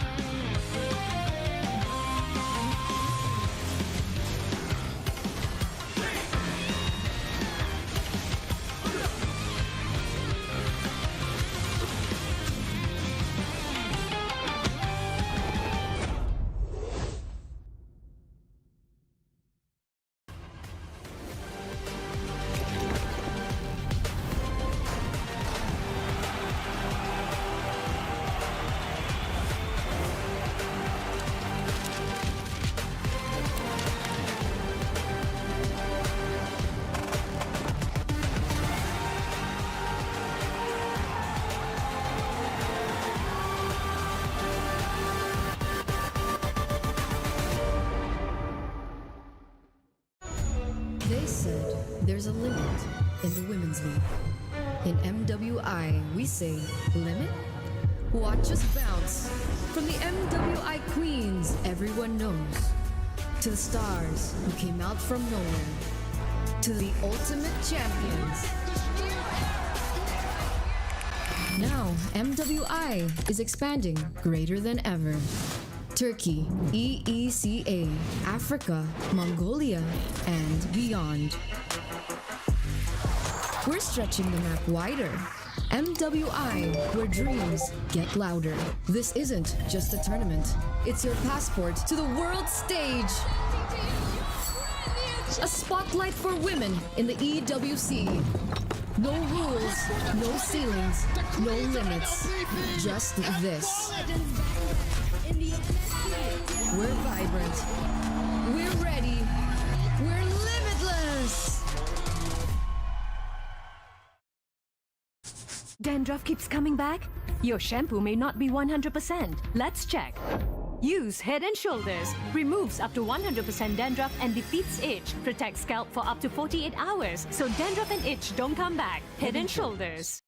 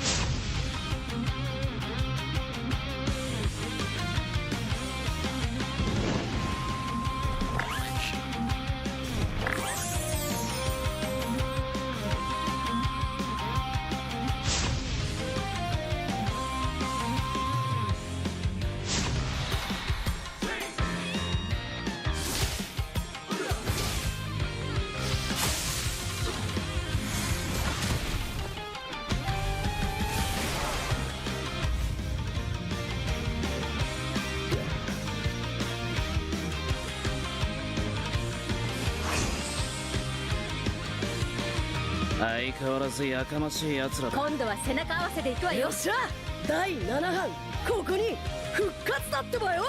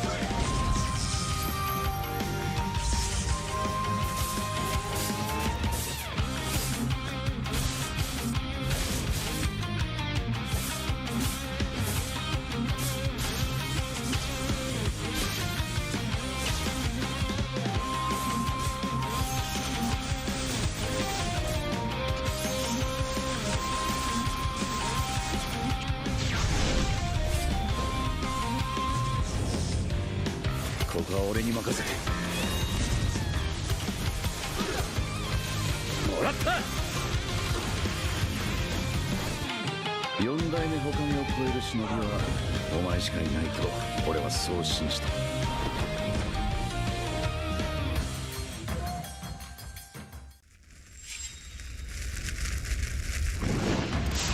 みんな渦巻きナルトが帰ってきたぞ。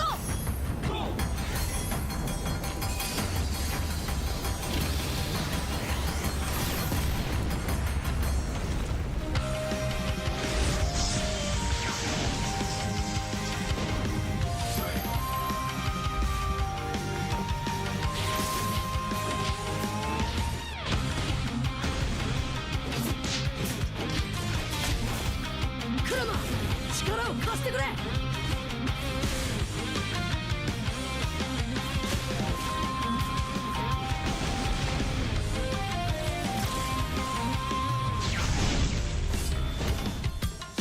っしゃ第7班ここに復活だってばよ。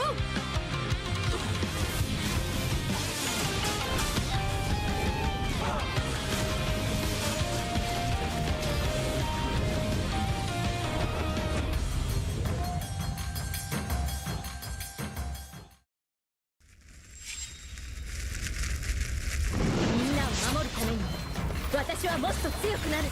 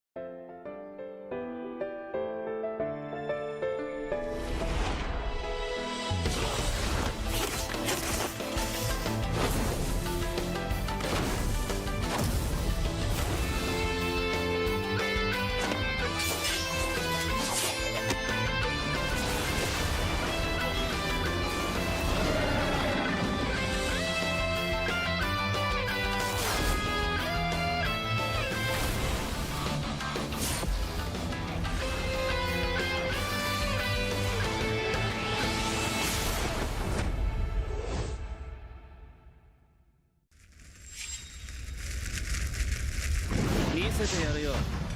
シャリンガンの本当の力をな。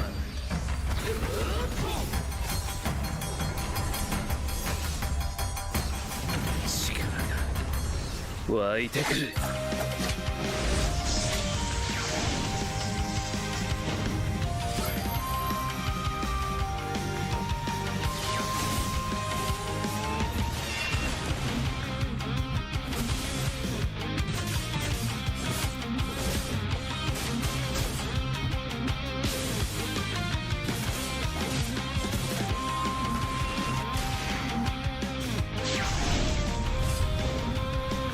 相変わらずやかましい奴らだ。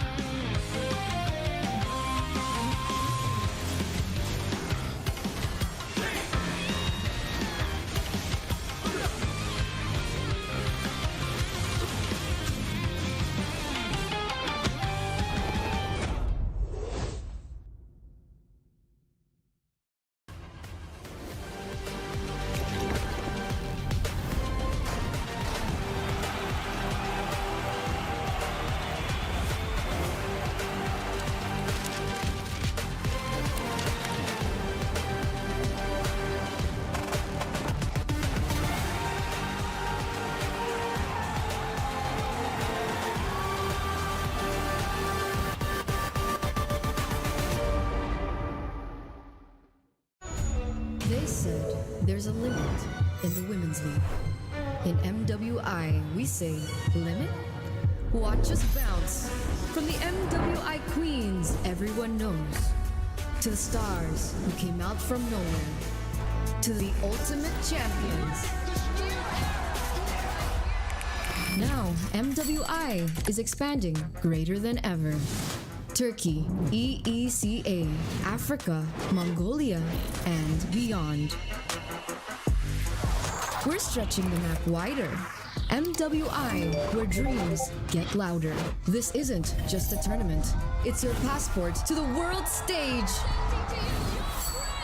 A spotlight for women in the EWC. No rules, no ceilings, no limits. Just this. We're vibrant. We're ready. We're limitless. Dandruff keeps coming back? Your shampoo may not be 100%. Let's check. Use Head and Shoulders. Removes up to 100% dandruff and defeats itch. Protects scalp for up to 48 hours. So dandruff and itch don't come back. Head and Shoulders.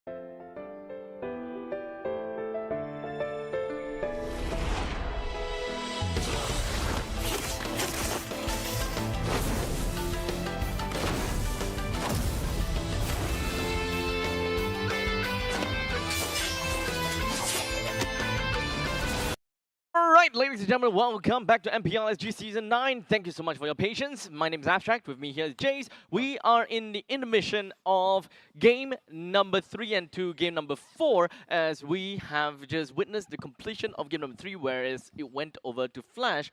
That means Team Flash currently have got match point. Yep, definitely, right. We're looking. This is kind of like a very interesting match so far, because remember, Absolute Zero actually have hands. They can punch.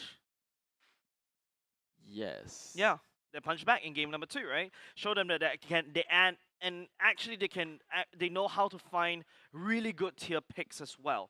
So that's something that we already take a note, even without a coach, which is actually quite interesting. So someone among them has the coaching brain. Okay. So not only the fact that they have coaching brain, they have hands. Yes. So were you assuming that the entire team was just a double amputee? You know I can go somewhere with this joke, right? Okay, let's move on over once again. I wanted to go there. Then I was like, wait, not suitable for this context. Oh man. We're off to a great start. Yes, we are. With it's a very interesting match. Yes, 2-1. 2-1. Yes. Mm-hmm. So hopefully that we have got that break for the players, as well as the ping test being done. Hopefully when we move on over to game number 4, we will not have to, constantly just slam onto that button, hoping for a pause. This is a table. Don't worry. Everyone knows. Everyone knows that there's a table in front. Okay. Yeah. Okay. I was about to ask you why. Thanks for not asking. Yes.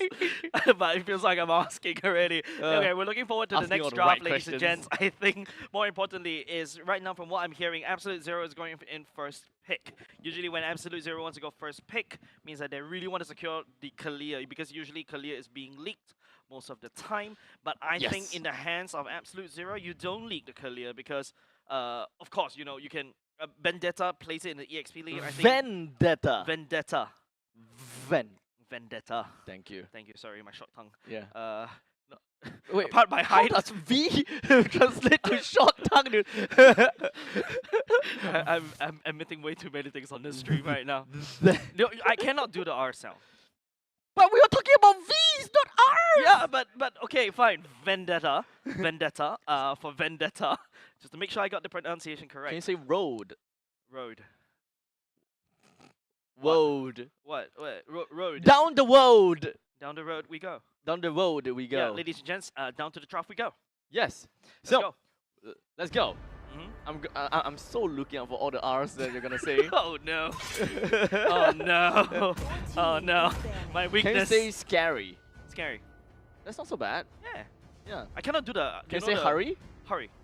Hurry. It feels like an English class, ladies and gents. Hurry up, guys. Hurry up. I feel like retiring already.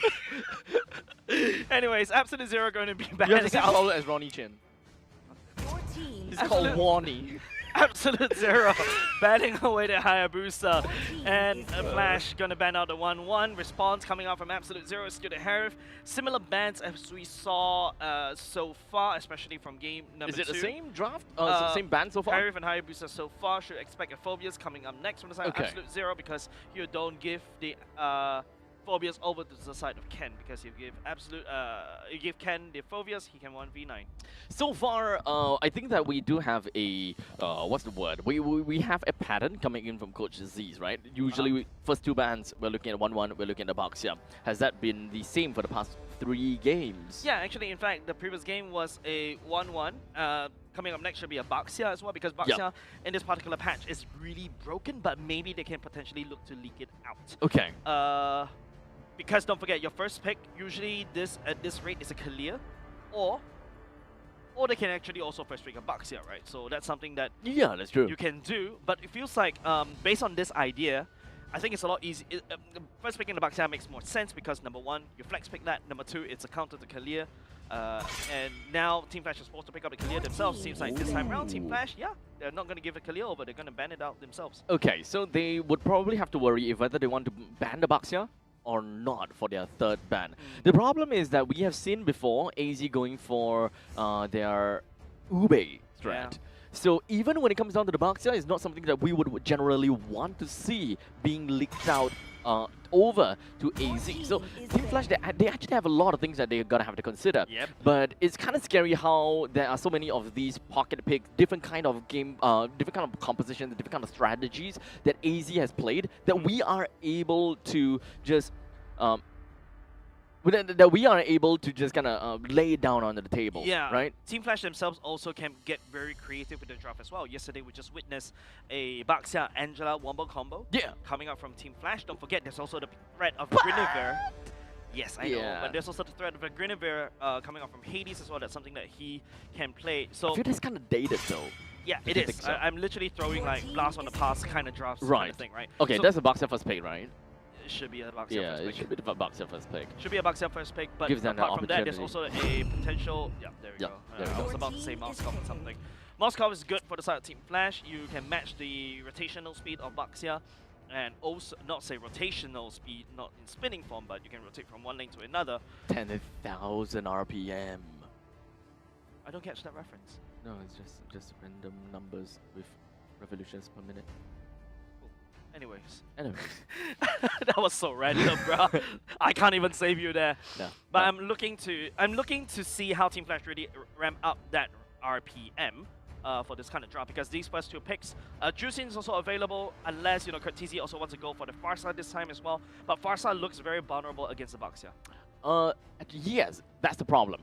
I actually think that they do not want to. Never mind. Your team is I was kind of hoping that they don't focus so much onto the mage first. Moskov is definitely an arguably best pick here. It's either the Granger or go to Moskov, but personally I think that we do have Vanix that is a lot more comfortable with the Moskov, so just leave it as it is. Yeah. He's a monster shredder over at the late stages of the game as well, so we can put it as that.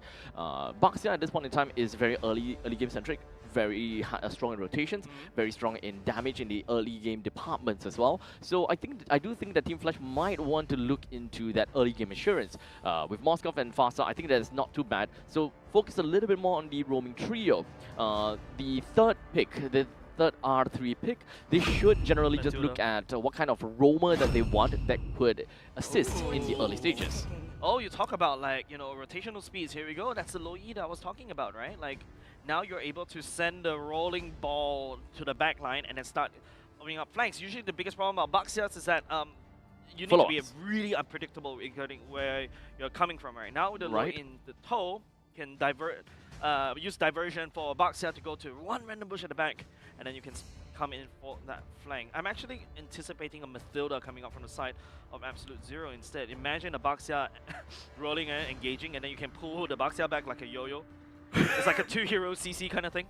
Yeah, I suppose so. That would be kind of dumb, actually.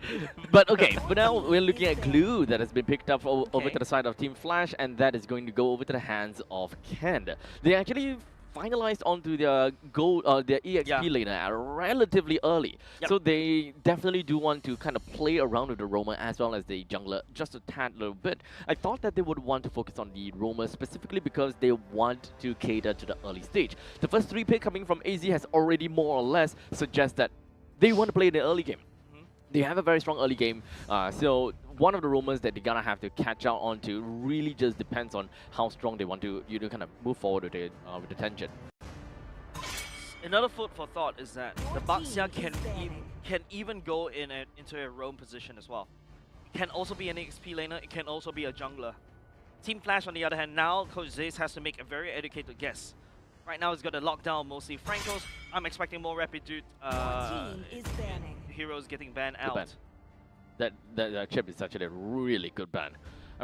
That is one of the heroes that I thought that would have been a very good pick coming from Team Flash. Same thing, early game has a lot of damage on that department.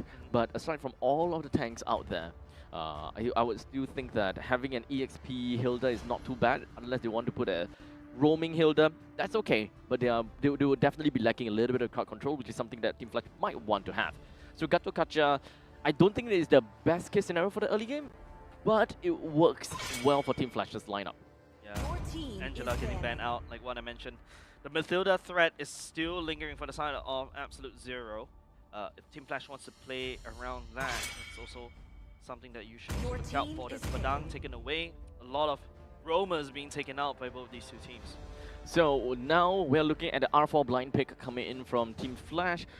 It probably boils down to the roam or the jungler. I think that they want to leave the jungler for the last. So no, maybe not. Yeah, I think you can do that because, you know, Hades is that wow factor from the side of Team Flash, right? True, yes. He may go crazy, he might pick a Hellcurt again. Do you remember those times? Yeah. Man. Okay, so right now, there you go. Chill. Okay, so they are sticking to their guns and they're sticking to what they're used to, having the JPL kind of tag a game of cat and mouse, right? Yeah, a game of tag. So just going rush out onto AZ, picking up the CC just so that they will be able to have a very good answer over to the glue. Now the roam position. Is it gonna be an Estes? Is it gonna be a flop? Ooh, let's go, Kaja. Oh my goodness, I haven't seen this hero in a long time, ladies and gents. Absolute Zero. Man, that brings us back to the roots. Hold on a second. If Cho's getting shown by side of Team Flash, Kaja comes out as a roamer, then you have a Baxia in a jungler position. I know that this is kind of out of the question because I think I know what you're trying to say, but no, the flicker ultimate is very important for the side of Kaja. Okay, got it. I read your mind. I got you, bro. Okay. You never know. It's an interesting topic that can, Crazy idea number 4. Crazy idea number 4. Yeah, it can be on the table. It's something that they can consider. The good thing is that they will have got the Baxia roaming around the map almost all the time and applying pressure all across the map, as opposed to being stuck in the jungle in situations that they really needed the Baxia. Because Kaja is not exactly the most tanky bird. It's a utility bird. Yeah. Right? Like, the main goal is to basically try to hook somebody from the side and then after that burst it down. They've got the burst from the side with low E and the Granger as well. They also got the Baxia to basically continuously slow. Technically speaking, the CC is considered a burst. If you land down the curtain call on one person, it just shreds, right? Yep. Even if they land it on top of the glue or even on the Cho, you expect that person to die. So right now, it's how Team Flash gonna abuse the fact that one of them is definitely going to be sacrificed to be dragged. What is the follow-up from the side of Team Flash? So I think that this is a very similar lineup as to compared to game number 2. This is just hands down, flat out pick off. They just want to go for pick off. They want to identify that one player, rush for the one player, kill this guy. We have an advantage. Move on to the next, and then on to the next, and then on to the next. Yep, Rapid Dude definitely confirmed. Flicker on the Kaja, that will be a roaming one. None on the Baxia jungle. So it's back to the battle of fighter tank junglers again. This is not too bad of a roam, considering the fact that Kaja does definitely help with the wave clear, which is something that Loy is not necessarily too amazing at. However, we're looking at the Plaza plus the Chill. These two are crazy. Ooh. Big damage coming out on the side of Curtisi and Ken. Vendetta forced to use the vengeance, may able to stay alive just a little while, but Curtisi picks up first blood. And with that all said, Team Flash gives himself the first very easy kill. Not the best, but it's okay because we're talking about EXP laner. They will be able to get themselves a really good farm. Or rather, we'll get back into the mix pretty simply and pretty fast. Yeah, JPL on the other hand, just spamming that recall for funsies as well, which is very interesting, right? Usually you see JPL trying to tag onto the enemy rover to be able to suss out where the location is. But now you're facing up against the Kaja. Kaja should be able to poke the Cho relatively easily because don't forget, Cho is kind of short range as compared to a Kaja. Now, as we do have Hades as slowly making his way down to the bottom lane, Vendetta is only at level 2. So he doesn't really have a very good priority in this lane, as you can pretty much see.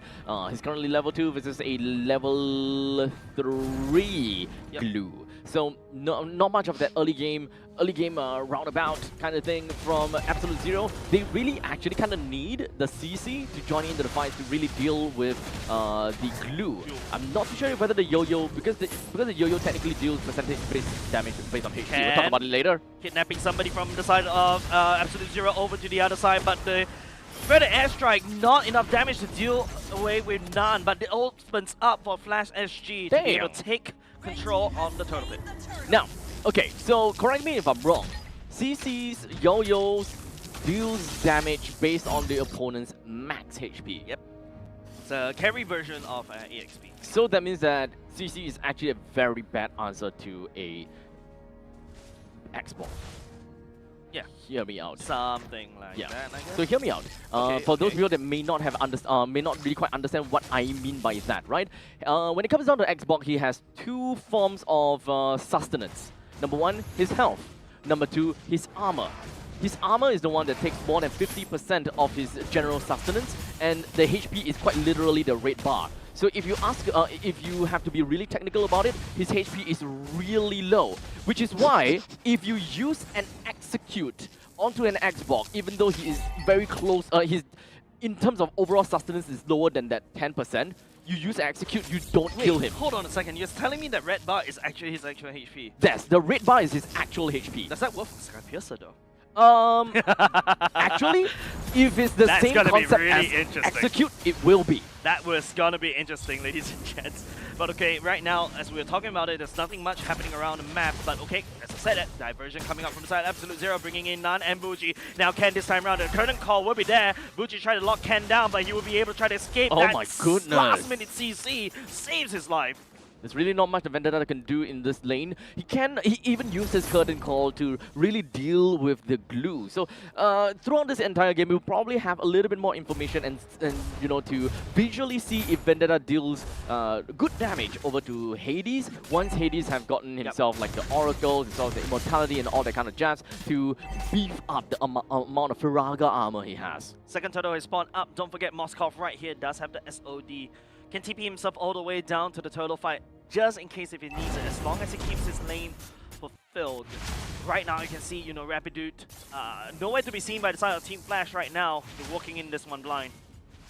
We do have 2v2 down on the turtle lane. However, Flash do have 2% that's very close to the turtle right there in the middle. While Absolute Zero, they don't really quite have too much resources that is actually going to be posted down to the bottom lane. In fact, we don't quite see Rapidude anywhere. In fact, I think that for the start of JPL all the way up to the top lane, it is more or less saw where the Kaja is. Yeah, if you notice how Hades using the Flames throw to basically zone the members of Absolute Zero, baiting and pushing the members to the side of Absolute Zero away. We'll be able to secure that one, but now don't forget, Curtain Call will be committed. Absolute Zero, they walk away with nothing. So, it's a very slow game. We're only 5 minutes into the game and it's currently 0-1. Both teams are sort of playing a little bit more towards objective. However, Absolute Zero, they understand that their win condition does not necessarily lie in the early stages. So there's really not much reasons for them to go overly crazy. Even though we are talking about Bougie that is playing as a lawyer, he's not really using his diversion all that much because at this point in time, he's got to be real careful about clearing his middle lane first, as his middle lane is generally going to be a slower clear as compared to a Farsa plus a Cho. And don't forget, Farsa can also wing by wings to rotate even faster as compared to Loi. Yes, technically speaking, Loi can use the diversion to get there anytime, but that's one massive ultimate being committed. So currently with a total still left about 60 seconds until that eventually pops up. Team Flash themselves also doesn't seem to be looking for these kind of opportunities, despite their early game being not too shabby. Let's not forget about the fact that we're looking at Baxia. Baxia does have very early game nutty damage with all these shields, so if they initiate, they can do something. Looking for a pick-off, Cho will be the one. JPL getting busted down with the help of Silas as well. SOD will be able to land. Vanix joining the fight right here, taking on the Sellers at the same time. Flamethrowers from the side of Hades. Nan trying to slow it down. Vanix will get taken down by Nan, and Ken possessing Vendetta as they run away. Hades, the last insanity, explodes onto Ken. Katizi somehow managed to get himself away from all of that danger, even though that Baxia was literally right in the face of the Farsa doing the feathered airstrike. Quick little flicker, get her out of dodge. Even I myself from the spectator view can't even see where the Farsa was, to be very honest. But at least they did manage to catch a kill down on the Vanix as the very important curtain call latches him. That's the one very good pick-off coming up on the side of Absolute Splash SG on the member of Absolute Zero. Bougie getting taken down right there. To survive 7 minutes of this game, Flash is the one that is going up for all this initiation play, as closing out the gaps as a Cho definitely is so much more easier as compared to a Kaja. Of course, the good thing about a Kaja is that it is a suppression skill. As such, bringing in a Purify is not gonna do anything for the team. As such, Team Flash, most of them have decided to opt for a Flicker, just so that they will be able to put some more gaps between themselves and the Kaja. But the Ezra used to zone the members of Absolute Zero away. Vanix securing the top side turret. Don't forget bottom lane. Flash SG managed to also penetrate down bot. Absolute Zero on the other hand, once again, back to sieging, but don't forget, they're just gonna handshake into this team fight. JPL getting busted out by Silas, picking up a double kill. Ken goes down next, and now Curtizi and Vanix, they got linked together by Vendetta on the CC. Their HP bars getting shredded by that CC, and Vanix will be able to slip on away for now, but Bougie braving the turret, inching towards him. Vanix trying to make a play right here. The stun will not be able to land, and Silas picks up a Maniac. That's big! Coming into a very lifeless early game. They picked up a Maniac coming in at 8 minutes into this game and has managed to tally out the score, tally out the gold, or rather the economy. Oh no. Hades forced to use the last insanity right there. Should be able to get on safely just to use it for a wave clear. But for now, you know, Absolute Zero penetrated right in the middle of the map against Flash SG. I think that they are going to be fine. It is still going to be a ping pong show for these two teams as they are just winning and losing at the same time. But let's take this opportunity to take a look at some of these itemizations, shall we? With two of the items already built up from the side of Moscow, with the Corrosion Scythe as well as the Golden Staff. While for the Granger, we're looking at a Hunter Strike as well as Sky Piercer and even the Malefic Roar. Yep. We're looking at 1.6 thousand gold lead between Salus and Vanix. That's a big deal. Yeah, but Moscow's items are a little bit more cheaper. For Salus, technically speaking, as long as he doesn't die, yeah, he has like 5 kills to himself, so we talk about the Sky Piercer value, it is almost as valuable as an item for now. The execution damage is really something that Flash needs to look out for. So we'll see how that is going to work out, and we talk about the Sky Piercer onto the effects of how little HP Xbox has. Diverger is sending everybody over the side of Hades. Hades goes into the Firaga armor mode, but Cartesi will be able to burst down Rapidos. Vanix will be able to 1v1, shutting down Salus in the backline. Vendetta on the chase, try to chase after Vanix, or even Cartesi right here can try to peel for the team, but Bougie will be there. But at the same time, Vanix try to push away Vendetta. Is that a floating Granger? But in the meantime, right now, Vanix in a spot of trouble. Vendetta will be able to secure the kill onto Vanix. You know, Granger used to tell his parents, you know, when I grow up, I want to be an astronaut. Indeed, he did. That's a very interesting bug. That makes my day. But now Cartesi in a spot of trouble this time around. Vendetta on that CC, spreading the damage though. But turns out he's running out of steam, and Last Insanity will be able to secure that Kiro there. Rapid do it, flickers forward, but he gets kicked instead. But not enough, a lot of damage from the side of Flash SG. But JPL will be trying to tag onto Ibuji. The duality proc coming in. Oh! Silas picking up the execution from a shot from downtown. Yet another yin-yang reaction that happened in the last second between the Cho as well as the Xbox. But unfortunately not quite enough damage nor range for Salus to throw yet another Death Sonata right into their way. So far, back and forth again, right? We're looking at about 600 gold lead in favor for Team Flash, but with the fact that Absolute Zero currently, they do have got the opportunity and the chance to be able to hold on to the Lord and get themselves quite a bit of the priority. Hades is probably going to come in soon. Here you can see play right here. Last Insanity Nuts just secures a lot for themselves. Rapid to down low just a little bit. Ken will be able to tag. Oh, that's only misses! Not in sync coming up from side of Flash SG. Not around the Bougie. The Yin Yang overturn will be able to turn JPL down to his grave. And Hades right here, but Vanix is racking havoc around the objectives, taking down mid lane turret.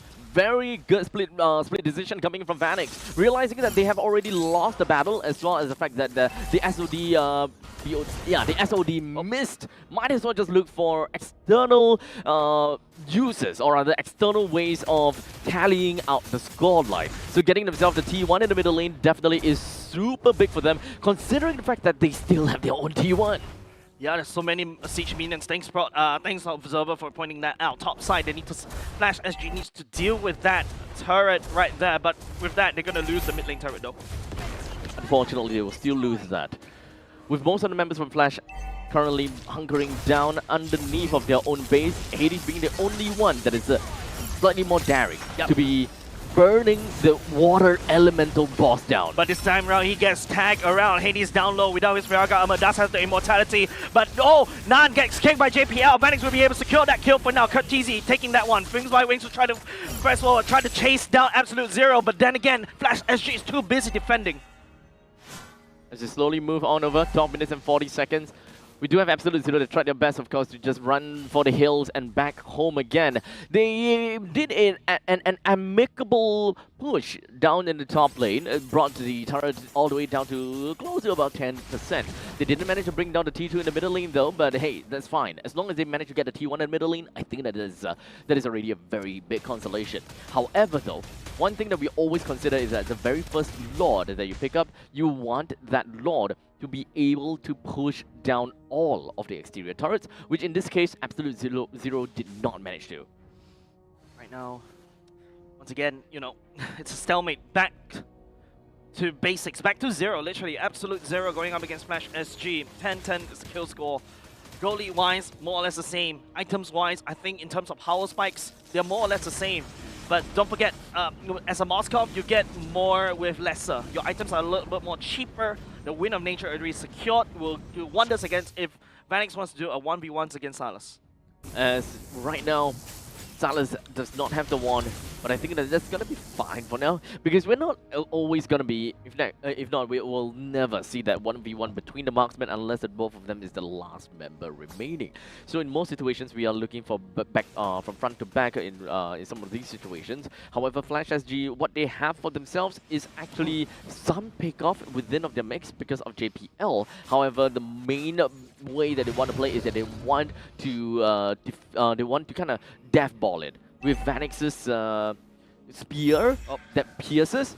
To play, JPL kicks Muji but doesn't follow up right there. But Curtisi defended airstrike deals the damage. SOD will go white for now. Salas will get tagged on by Ken. Rapido tried to peel it for the team, but Hades and also the rest of the members from the side of Team Flash will be able to deal with the CC coming up from Absolute Zero. And now Salas tries to gun down the members, but they have already lost too much. They lost 2 members. 2 members down. That means the Flash SG have got a free walk over to the Lord, and also a very free turret, almost free turret actually, down to the bottom lane, as that was a very heavy push.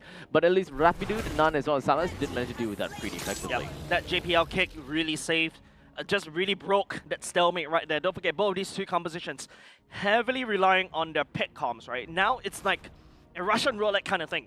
It's either Rapidude or JPL is making the game for both these 2 teams. If JPL gets a pick off, good pick off, mind you. If you pick off Rapidude, that doesn't make sense. But right there, he was able to pick off Bucci. That's what makes the absolute difference right there.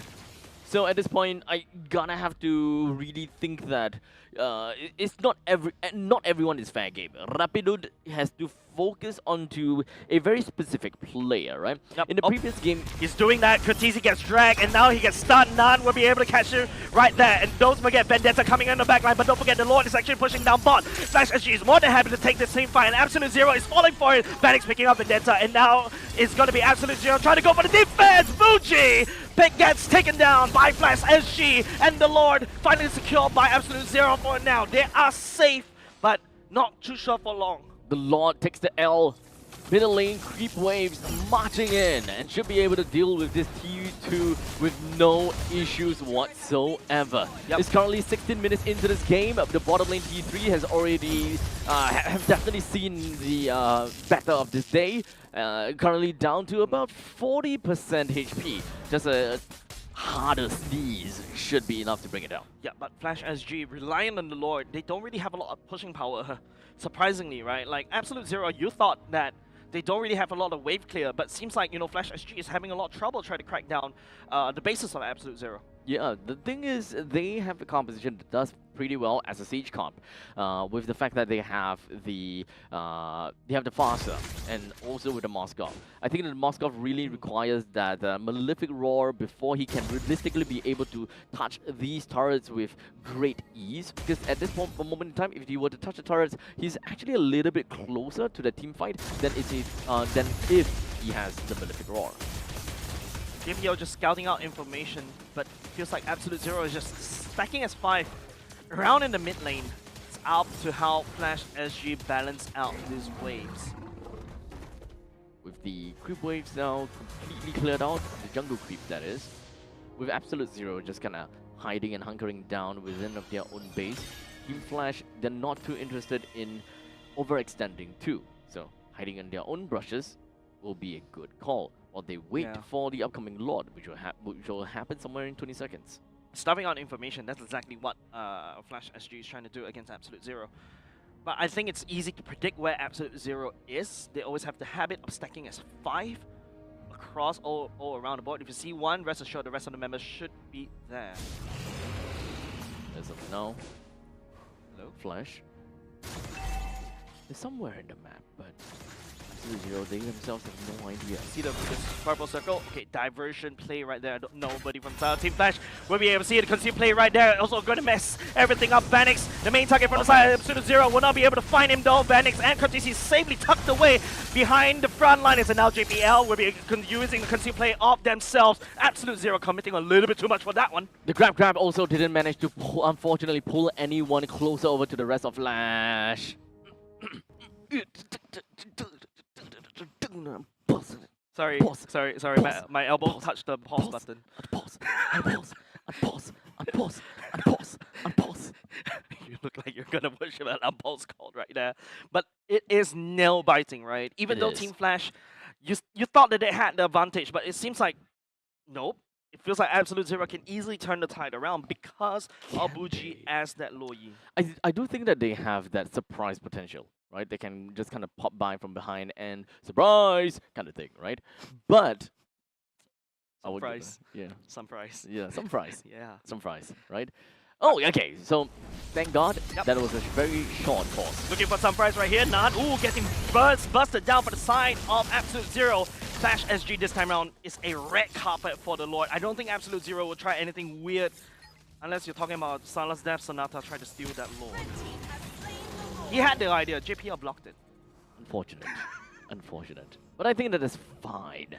However, what's not fine is the fact that now Absolute Zero, they are in literally Absolute Zero. Because they are now all the way back home in their base. Not exactly a barren wasteland just yet. However, the middle lane and the bottom lane T3 is currently not in the best state. With the Lord, and oh, by the way, this is Luminous. Wait, it's not Luminous. Wait, it is Luminous. Wait, is it Luminous? Luminous is 20 minutes. 18 minutes. Luminous Lord is marching down. So that turret in the bottom lane, guaranteed down. Middle lane, not guaranteed. However, the waves are moving in together, especially the top lane. As you see, we already have a very strong, slow push. Okay, maybe not that slow, but we have a strong push that is coming in. Salus managed to clear that out, but they still gotta have to watch out for this upcoming wave, which will do quite a number to their base. It's a very easy way for the side of Absolute Zero to fix it unless JPL has something else. He is the zoner, and he will be able to zone the rest of the members out. Absolute Zero bottom lane already cracked open. Mid lane looking to fall very, very soon. Easy right here. Oh, he gets tagged out. Hades bursts down to CC from the side of Absolute Zero. Easy pick up Silence, and now it's gonna be Team Flash going in ham onto the core, and there's nobody from the side of Absolute Zero to defend this as Flash SG goes up to the grand finals in a beautiful head and shoulders wipeout.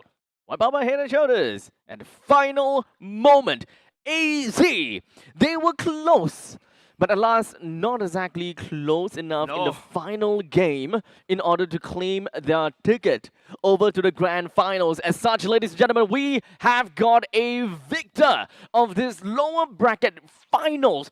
Flash defeated AZ in a 3-1 fashion, going back up to the grand finals to once again meet RSG. Oh, that's definitely going to be an interesting match, Abstract. That's going to be a revenge match. Mind you, yesterday was a best of 5. This time around is going to be best of 7. But I also have to congratulate, in a sense, Absolute Zero. That is a very good MPL Singapore Season 9 run for them as well. Starting all the way from the Challenger stage. Third place. Third place. Third place. Yep, third place. And not only just that, made Team Flash sweat in the lower bracket finals. Boy, oh boy. And don't forget, they started basically with no tournament life. They don't have the luxury of an upper bracket. You are right, because and they got when they faced Flash. Oh no, they faced early. Flash too. Oh yeah, sorry. They faced Flash, and then then they went down. So technically they did have that double limbs. After that, then it just kind of like straight road all the way. For them. Yeah, straight road all the way. Yep. No Cinderella story for them though. Unfortunate though, because I really do admire what Absolute Zero has got out for them. I more or less have a very good idea as to how the team plays, and in fact, I think that they are probably one of the more diverse team when it comes down to strategies. Yeah. There, at no point, right? At no point, I will look at Flash and just be like, this. And this game looks like they are opening up for pickoff. I think they're good at that. And this game they're opening up for deathball. I think they're good at that. This game they're opening up Ube. I think they're good at that. This is something that I can say for Absolute Zero because they pulled it off. And they managed to make it work. Yep. However, I think that what they're missing out is that they do have got the strategy. However, they don't have exactly an archetype out of this strategy in order to kind of change things up a little bit, to kind of shake up the competition. That's what makes Absolute Zero scary. You don't know what they're gonna do next. Same could be said about Team Flash as well. You also don't know sometimes whether they will pull out Selena as well. Very glad to see JPL bringing back the Cho. And also, you never know when the Baxia Angela Wombo combo comes out as well. The Gunnerbeck could come out, the Hellcat could come out. And that's something that we also have to look forward to as we go into the grand finals later on. I think that although if I really have to mention about this game or talk about this game, I think that the Baxia pick is it's kind of a wasted pick, right? But to be fair, the Angela has been taken out pretty early into the second phase, so they don't really have the opportunity to pick that out. Yep. What they want generally is that they want to go for early game. Right, early game plays. They picked up the Loi. Generally, is very good. Loi, I feel the Loi fits in most compositions. However, the Loi realistically comes in more clutch in the late stages because of the repositioning things that you can do. Yep. But what I'm specifically looking out for is a mage that can go toe to toe, or rather can stand side by side with a Baxia, invade enemies in a roaming trio. Because Baxia is such a solid monolith in the front lines. You just need someone to really help out Baxia to do even more damage. Yeah, and it's surprisingly really interesting, right? Like, I really love how this goes, you know, like how the whole turn of events, especially for this part, it's definitely not easy to be able to play on site, because don't forget there's also a lot of pressure, a lot of, you know, not only just the pressure from external, but also pressure to perform well in front of an audience. That's Indeed. something that, you know, kudos over the side of Absolute Zero. Yeah.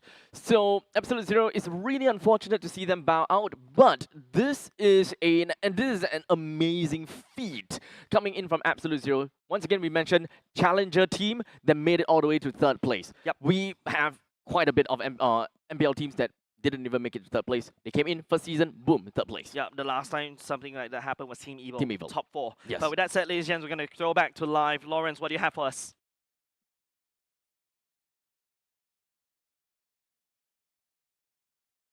All right, people, welcome to the MPL SG Season 9 season finale. As you guys have witnessed earlier on, is Absolute Zero versus Flash SG, and obviously the victorious is Flash SG. So I have the coach here with me to give us a few words on what he thinks about the match earlier on, or if you want to explain anything, please feel free.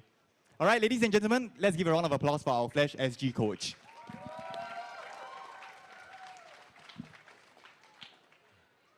First of all, thank you, Flash supporters, for supporting us. I know you guys had to come down pretty early today, and we have a long match to go.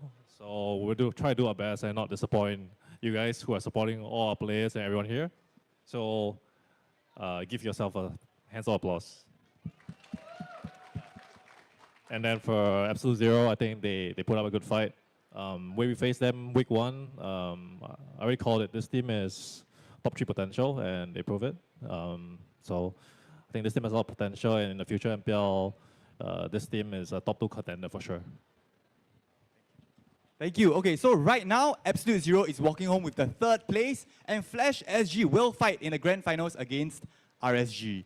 So, can I just ask you, all right, Beyond, right? All right, can I just ask you, how confident are you that your team will make it through the grand finals? Are you confident of it? For 1 to 10, how confident? I would say 10. It's always good to be confident. So 10. Why? Because we put in the effort, we put in the resources, we put in the time, and my players all work hard. So I think we deserve it. Okay. All right, and just one more question is, what do you think of the 4 matches earlier on? What do you think of it? I think games were a bit shaky. We're warming up, you know. So I think it was a good game, definitely a good game. Absolute Zero put a good performance. We might expect RSG to put a good performance as well. Hoping to face them in the finals. Hoping it will go. I mean, I think the crowd won 7 games, but let's see how many games will go. Okay. Thank you, Beyond. Thank you so much. Okay, thank you. All right, so ladies and gentlemen, so very shortly we are going to be heading on to our grand finals, which is once again Flash SG versus RSG. Can I just have a show of hands here? Who here is supporting RSG? RSG, make some noise! One more time. RSG, make some noise! Okay, Flash SG, make some noise! Okay, wow. Okay. I love it. Love the energy. Okay, I believe RSG fans still coming in. But in the meantime, all right, to those who are nearby, you know, around the area, Tampines, if you have friends around coming down as well, do let them know we still have some seats available. To those of you guys streaming back at home, we are here at Tampines Mall, Level 4 Open Plaza for an intense series. There will also be activities and prizes to be won as well. If you guys look to your back, to the behind this area is our Ignite Gaming, Flash SG, and even some diamonds for you guys to win, and a 1v1 booth for you guys to look out for as well. Now, in the meantime, we are also going to be casting the performance earlier on, the performance stats earlier on, and also who the MVP is for the previous game. So, who do you guys think is the MVP from Flash SG? Who again? JPL. Okay, here's some JPL. Okay. Now how about we let the casters decide who is it, and let us all know how the performance stats was and who the MVP will be. Casters, on to you. Very much, Lawrence, but I don't think we have the power and the right. No, we can. We can? We can. Oh, really? We do? We have the power? JPL, ah? JPL, ah? Okay. Huh? Done. Huh? I'm not aware that I have this power. No, you don't. I do. Okay, well, who do you want the MVP? I don't know. Who do you want? I don't Who do you want? Name it. Now, Name one. now that you give me a choice, I actually cannot decide. You know why he can't decide? You know why he can't decide? Because there's no Diablo here. So you tell me now. Who do you want to MVP? Diablo. Hades? Diablo. Vanek? Oh, Diablo MVP. Oh, stop my beating Name heart. one. Come on, name one. Stop name my one. beating heart. Okay. You want to find out the extent of your power? Who's your MVP? I cannot. Name one. I cannot. But Okay, the crowd chooses and JPL will give JPL. anyways, there's also another thing that I would never get used to is listening to Zay's speaking English, because usually when we watch the stream, he speaks in Indo as well. That is true, right? Yeah, It's always right. BI, right? Yeah, but Okay. apart from that, let's take a look at the post stats. Hades played a perfect game, no death to this man. And if you notice, C. Halbert as well, added on damage and also anti-regen, anti-shields mainly because of Bougie. Yeah. Okay, so down to the nitty-gritty and really talk about the potential for MVP here, right? Because for Team Flash's lineup, it really boils down to every single one of these players to make their role stand out. They have a very specific role that they're gonna have to do, right? First things first, we need to identify that Vendetta is probably one of the main damage dealers for the team because he deals percentage-based damage, which will be a really pain in everyone's behind because of the fact that we're looking at Glue, very tanky boy. We're looking at Xbox, supposedly a very tanky boy, which is not something that a CC is supposed to be able to shred down because of the raw amount of HP that Hades have. Is very little. Yeah, but he has a lot of Firaga armor, so that's a different concept. Yeah, that's a different mechanic. Yeah, on top of that, if you notice, right, like for the side of Silas, 15k gold. He's a very expensive boy. He does have a lot of gold. Yeah, he does for have a lot of gold. Losing team. For a gold laner. Losing especially team. Granger, because Granger needs a lot more gold because of these BOD Very and Malefic expensive items. C. Halbert, they have very expensive items, Yep. correct. As opposed to a Moskov, corrosion size, golden stuff, DHS. But still in game. Yeah, still still win win game. game. So, Yep. kind of a cheater bug, if you ask me. But all in all, I really do think that when it comes down to creating a tempo for this game, I would definitely say that when it comes, Hades definitely played a very good part in snatching all of these the objectives and all. But JPL sets the pace I of the agree game. with you. Okay, I agree with you to this extent, because remember halfway through during the cast I was talking about like how these two, they're on a pick composition, right? Yes. Both of them Both of holding them are on the pick. loading gun. Yes. It's who shoots the fastest and who shoots first.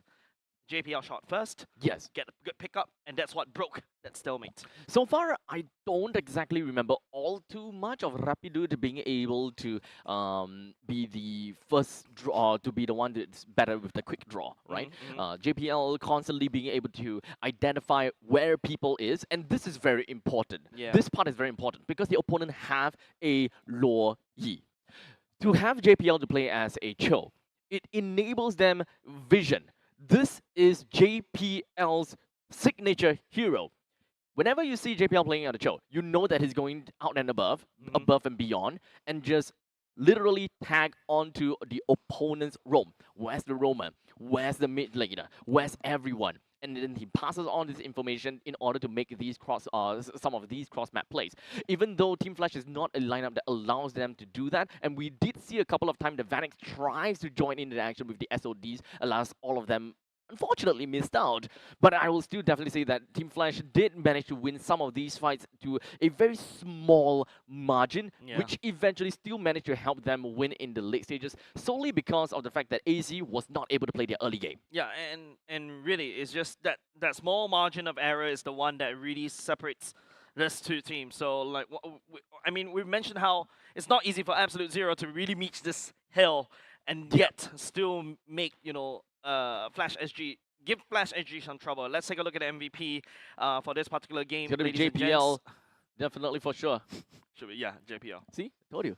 We have the power. We do have the power. We do have the power. What would I do with this power? Not abuse it. Damn. That's one idea. That was one idea. 0-3 is to 9.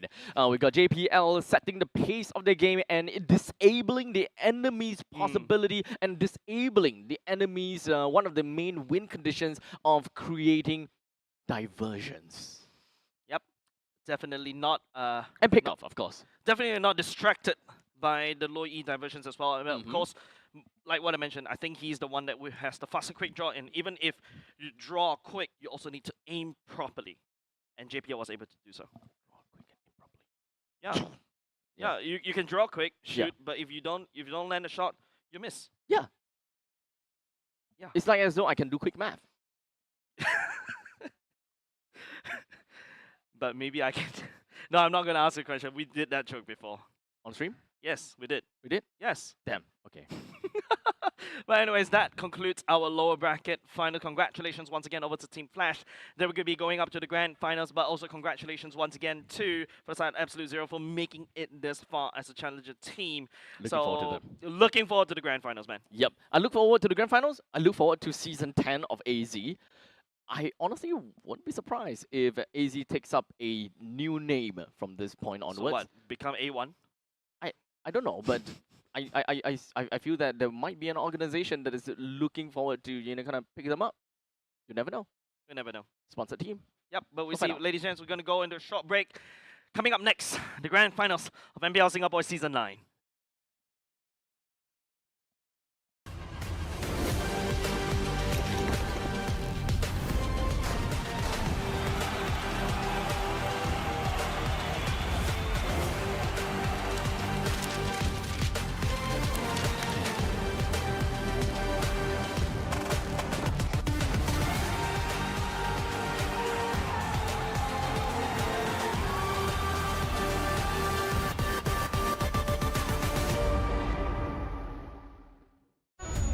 They said there's a limit in the women's league. In MWI, we say limit?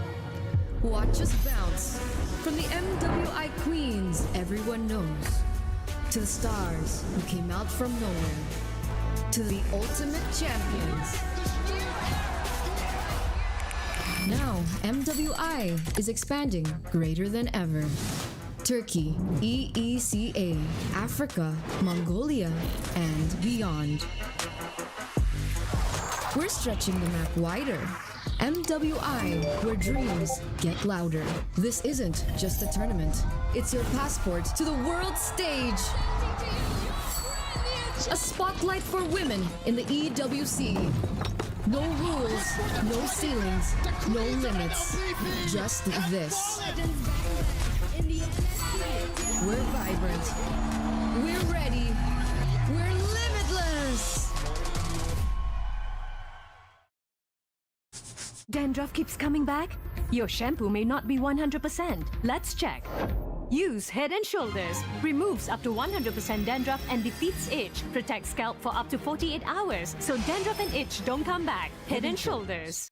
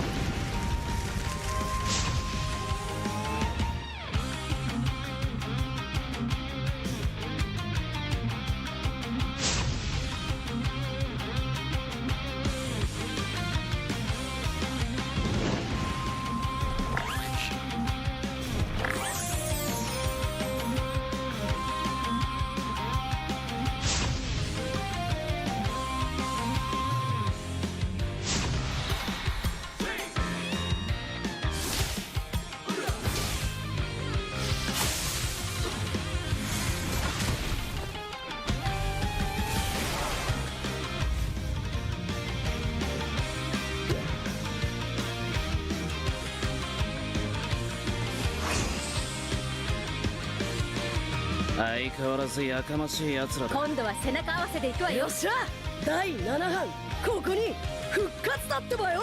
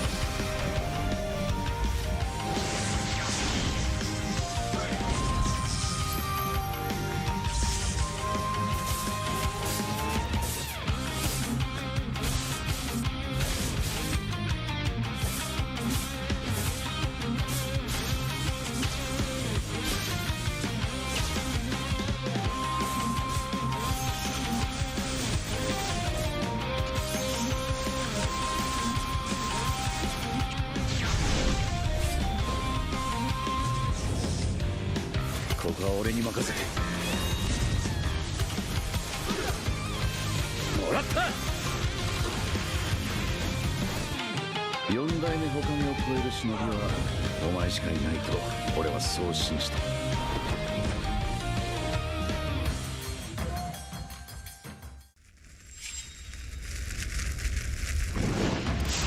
みんな渦巻きナルトが帰ってきたぞ。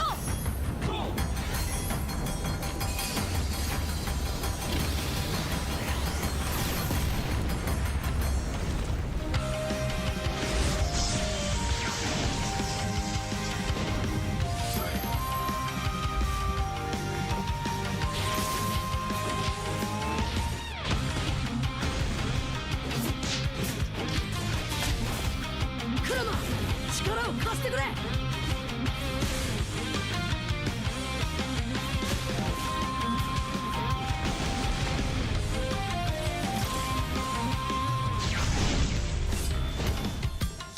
っしゃ第7班ここに復活だってばよ。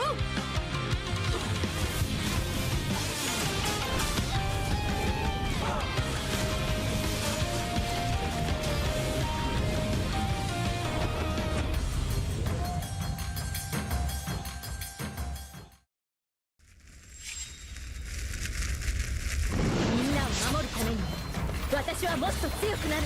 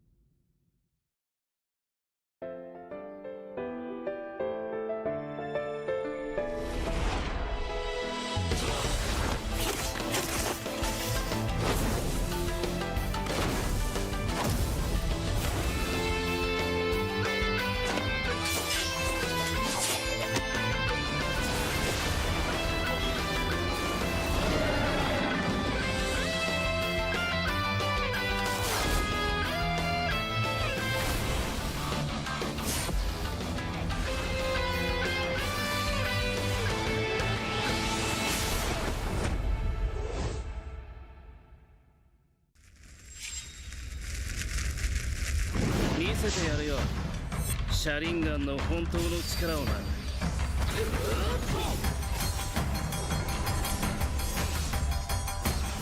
力が湧いてくる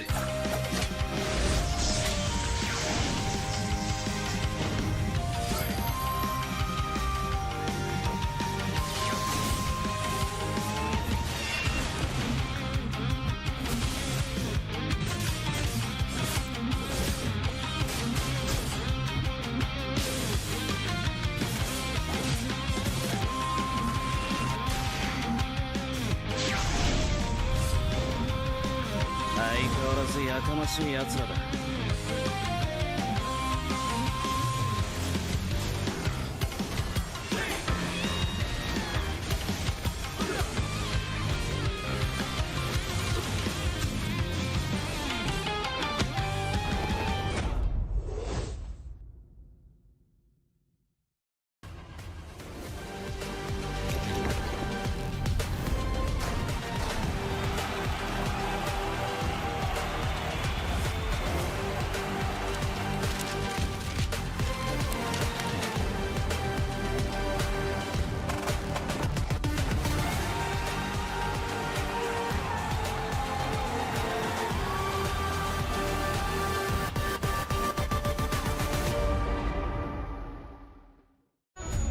They said there's a limit in the women's league.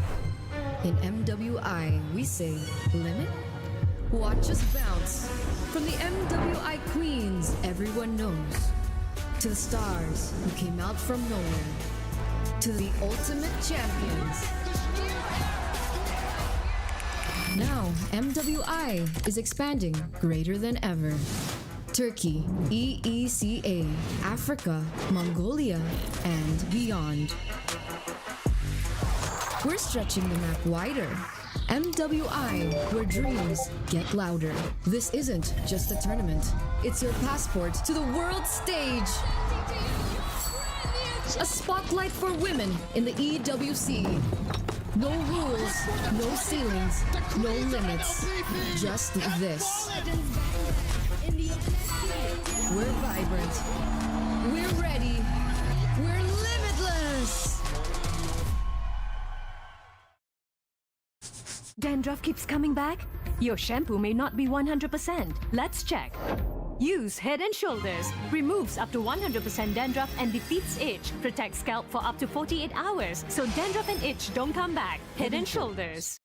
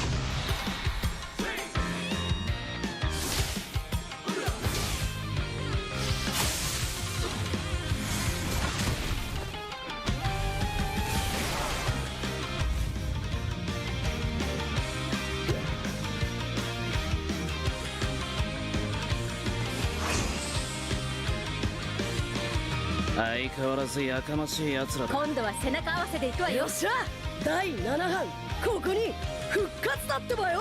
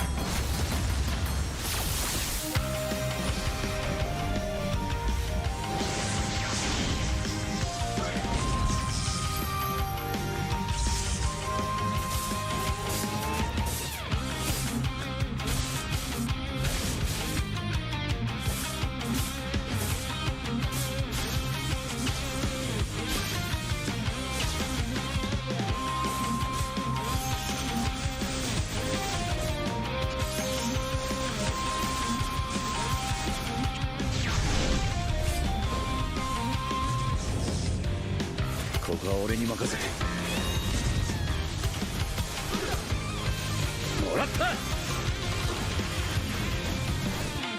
4代目他にを超える忍びはお前しかいないと俺はそう信じた。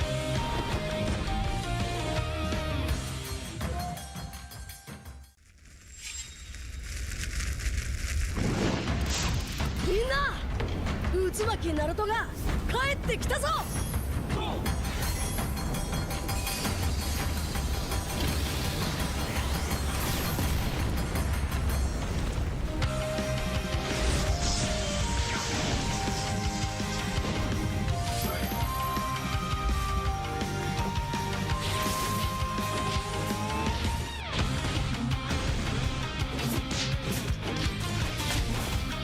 クラマ力を貸してくれ。よ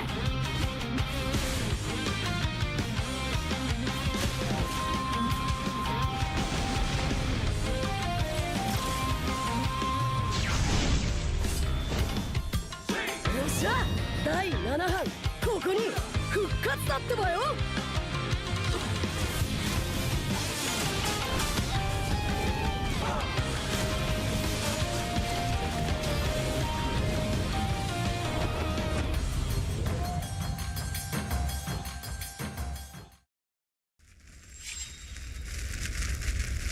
みんなを守るために私はもっと強くなる。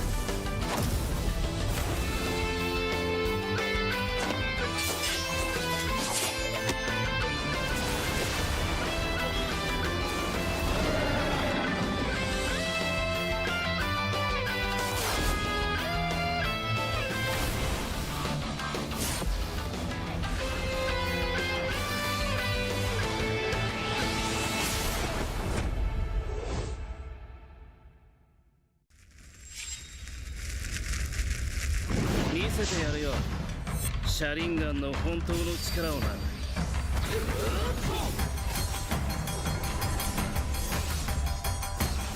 力が湧いてくる。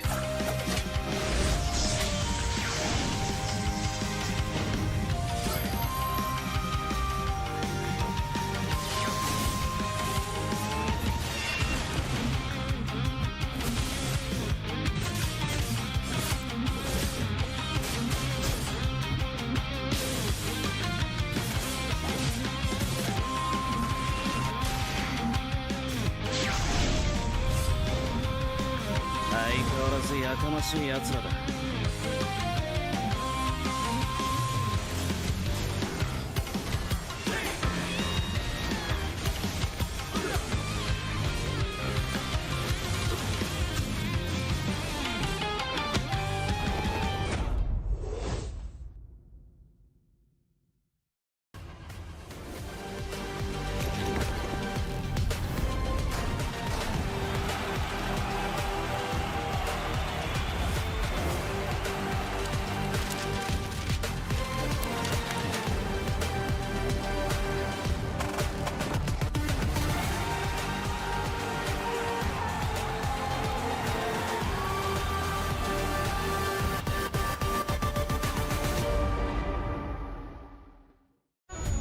They said there's a limit in the women's league.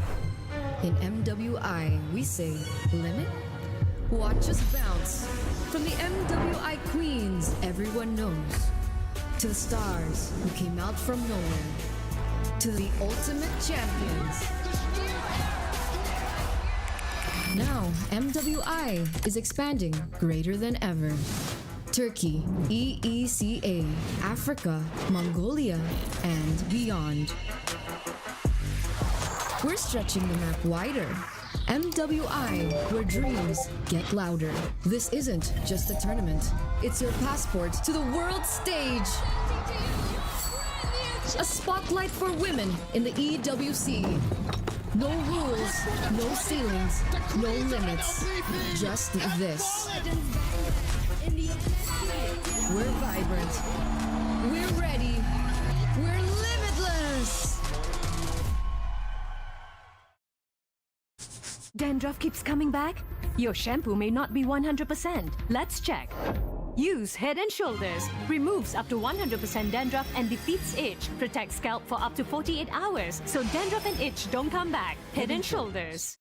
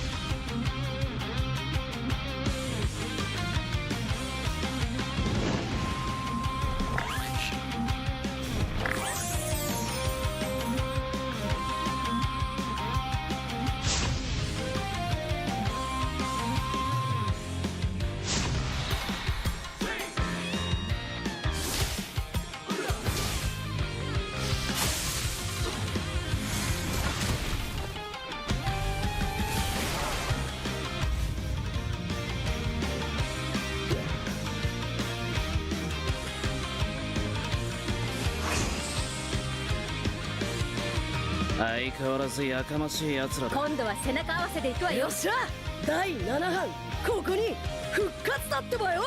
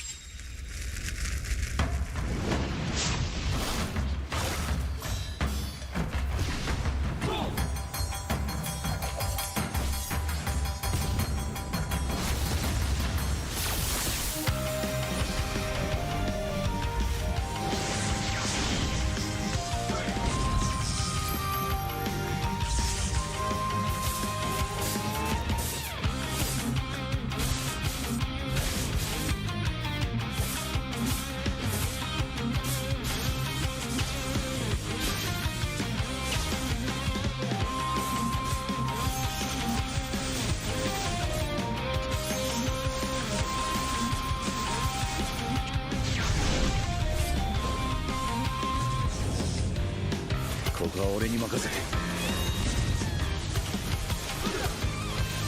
もらった。4代目他にを超える忍びはお前しかいないと俺はそう信じた。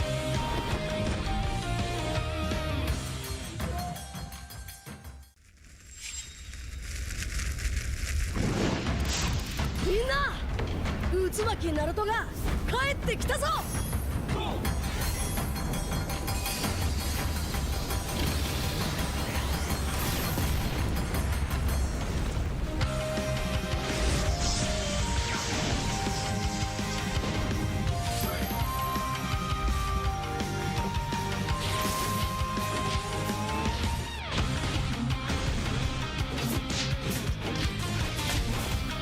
クラマ力を貸してくれ。よ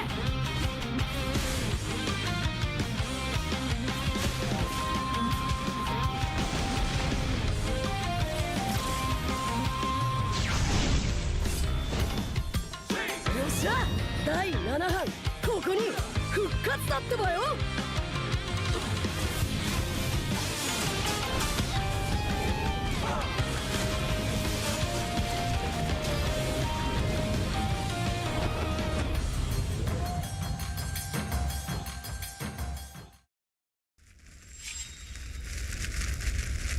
みんなを守るために私はもっと強くなる。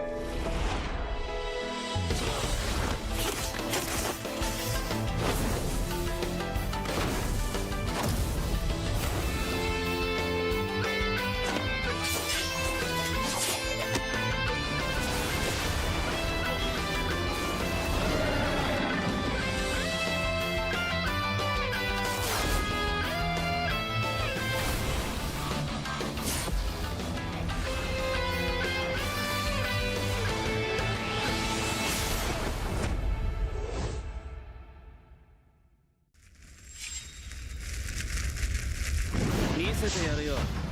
シャリンガンの本当の力をな。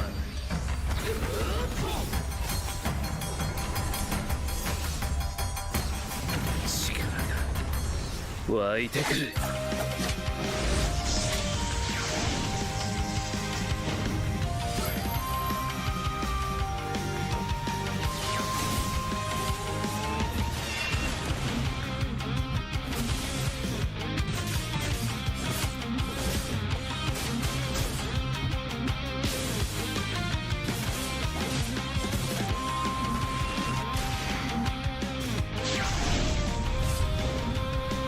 相変わらずやかましい奴らだ。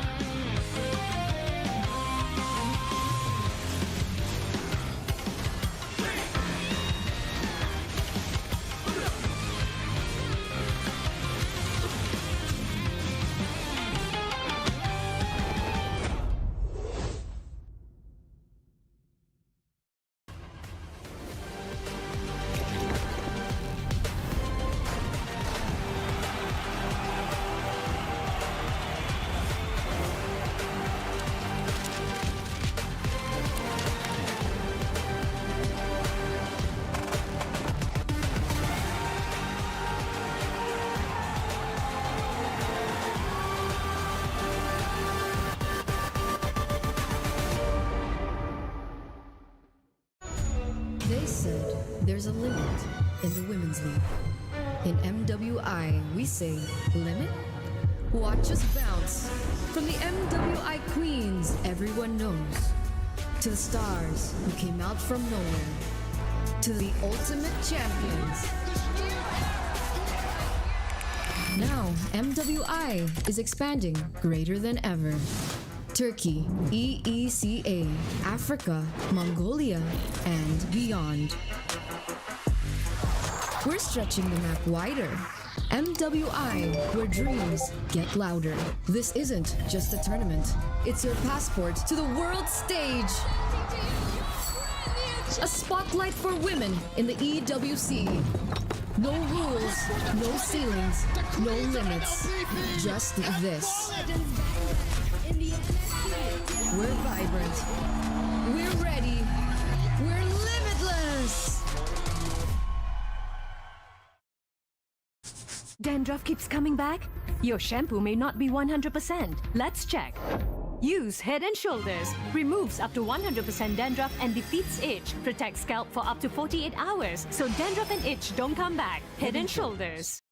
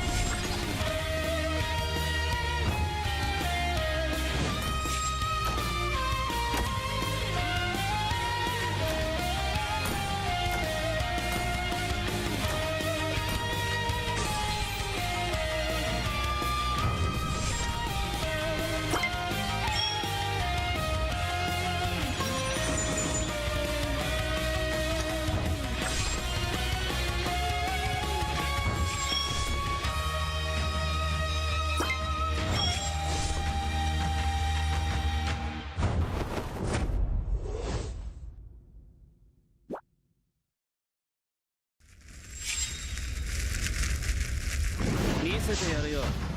車輪ガンの本当の力をな。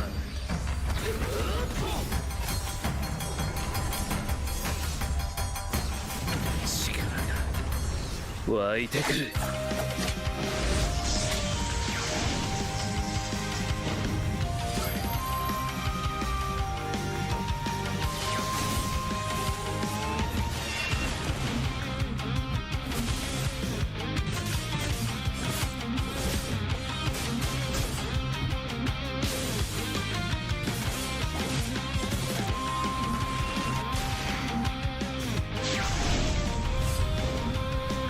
相変わらずやかましい奴らだ。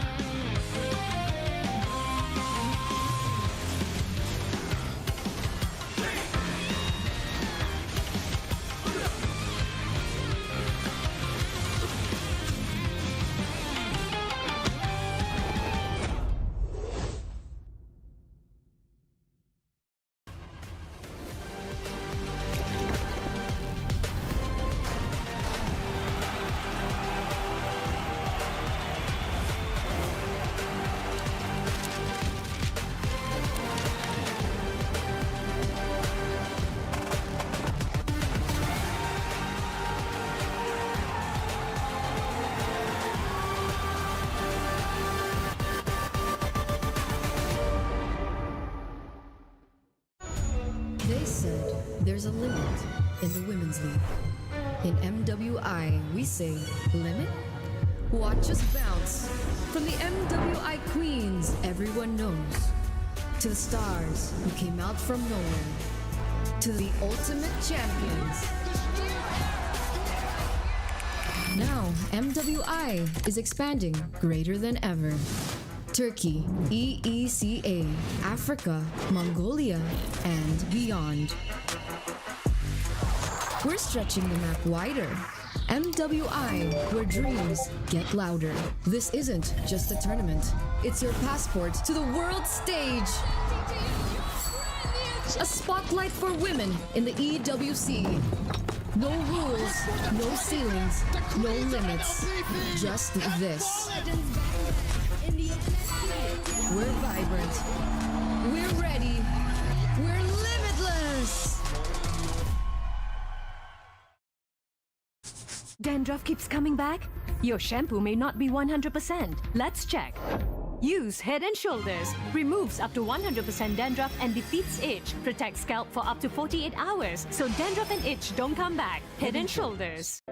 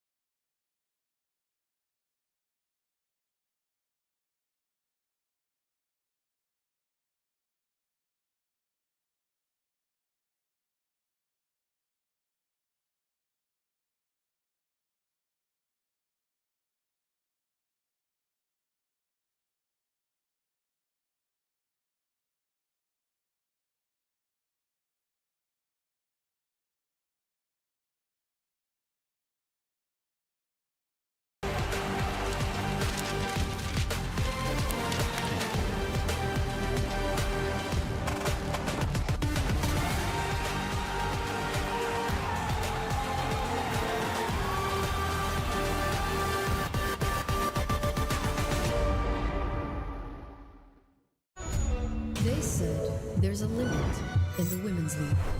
In MWI, we say limit? Watch us bounce. From the MWI queens everyone knows, to the stars who came out from nowhere, to the ultimate champions. Now, MWI is expanding greater than ever. Turkey, EECA, Africa, Mongolia, and beyond. We're stretching the map wider. MWI, where dreams get louder. This isn't just a tournament. It's your passport to the world stage. A spotlight for women in the EWC. No rules, no ceilings, no limits. Just this. We're vibrant. We're ready. We're limitless. Dandruff keeps coming back? Your shampoo may not be 100%. Let's check. Use Head and Shoulders. Removes up to 100% dandruff and defeats itch. Protects scalp for up to 48 hours, so dandruff and itch don't come back. Head and Shoulders.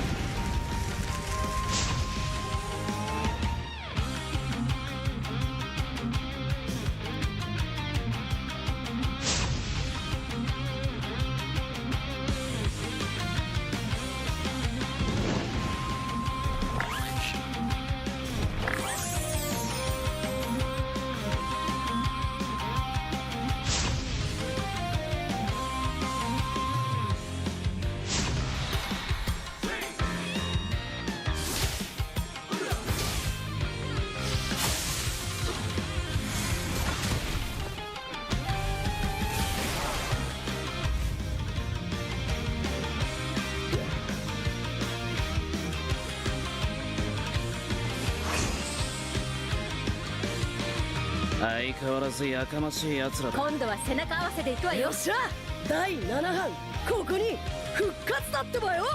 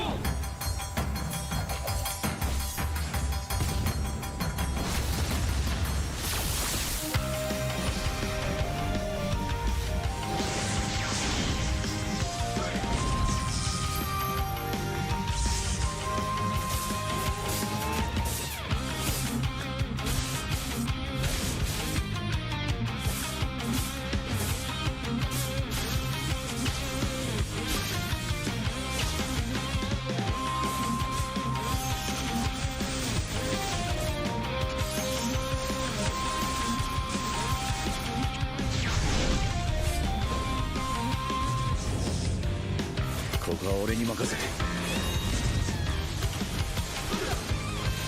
もらった。4代目他目を超える忍びはお前しかいないと俺はそう信じた。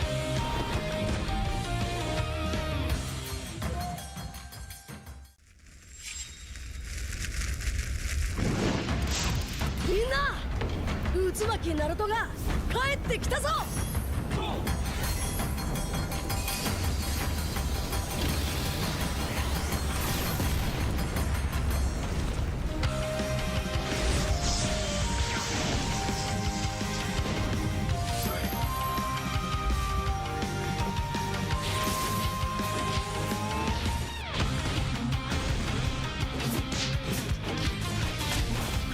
クロノ力を貸してくれ。よ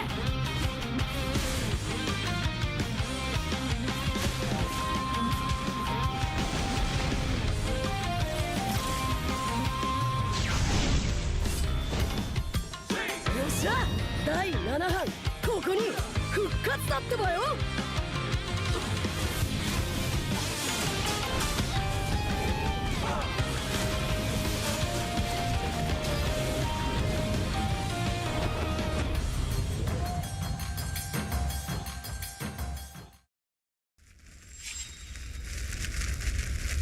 みんなを守るために私はもっと強くなる。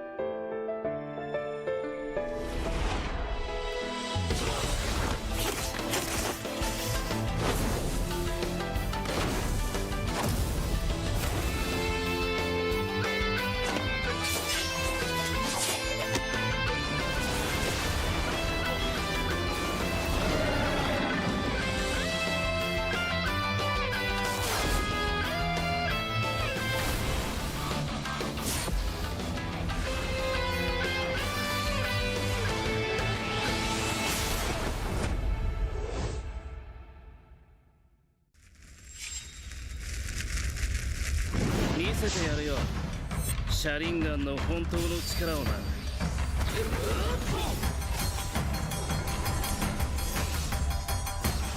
力が湧いてくる。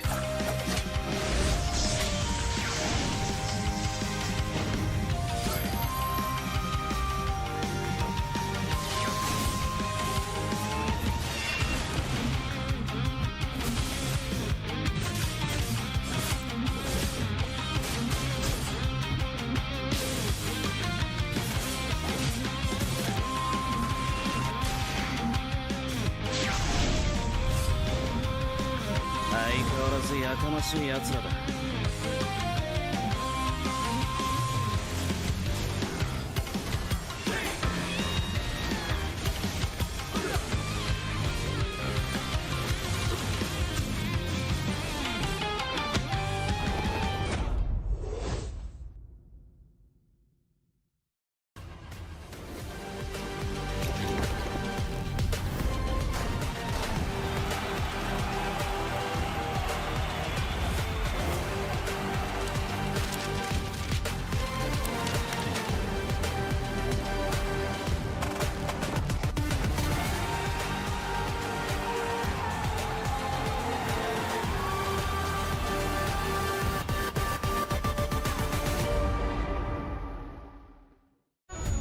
They said there's a limit in the women's league.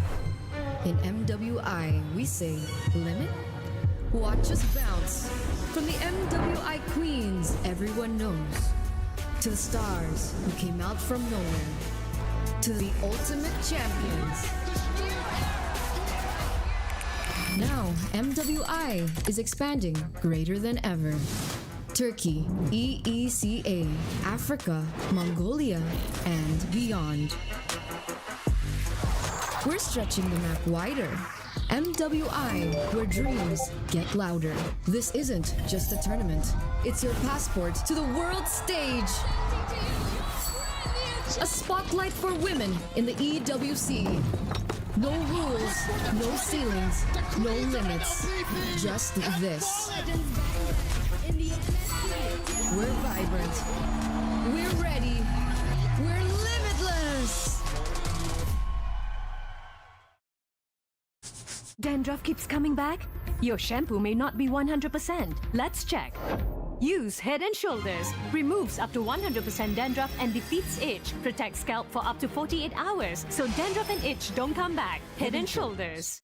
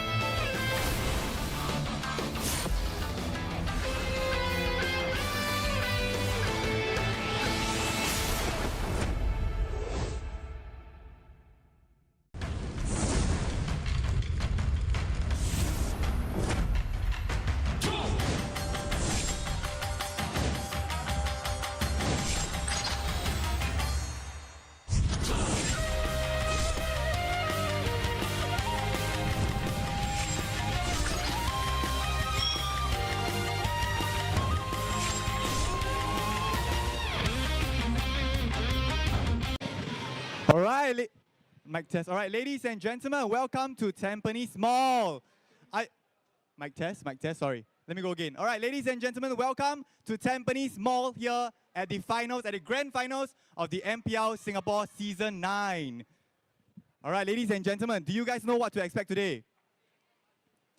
All right, I think some of you guys are a bit unsure. It's okay, no worries. Earlier on, we had a match between Absolute Zero and Flash Singapore.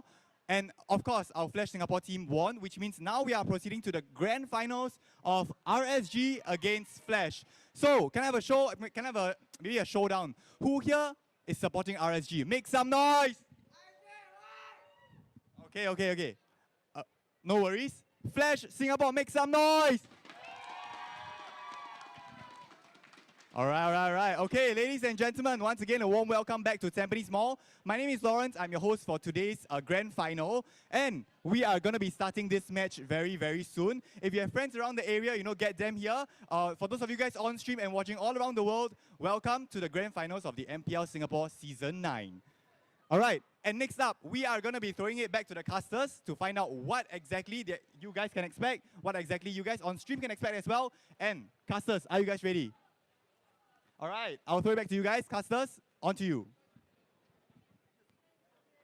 All right, ladies and gentlemen, welcome to the finals. No, grand finals of the MPL SG Season 9, where we will find and see the final bout between the top two teams in Singapore. And it happens to be Team Flash and RSG SG that will be coming together and fight it out to take the coveted spot as the champions of MPL SG Season 9, and of course be the Singapore representative for the upcoming EWC.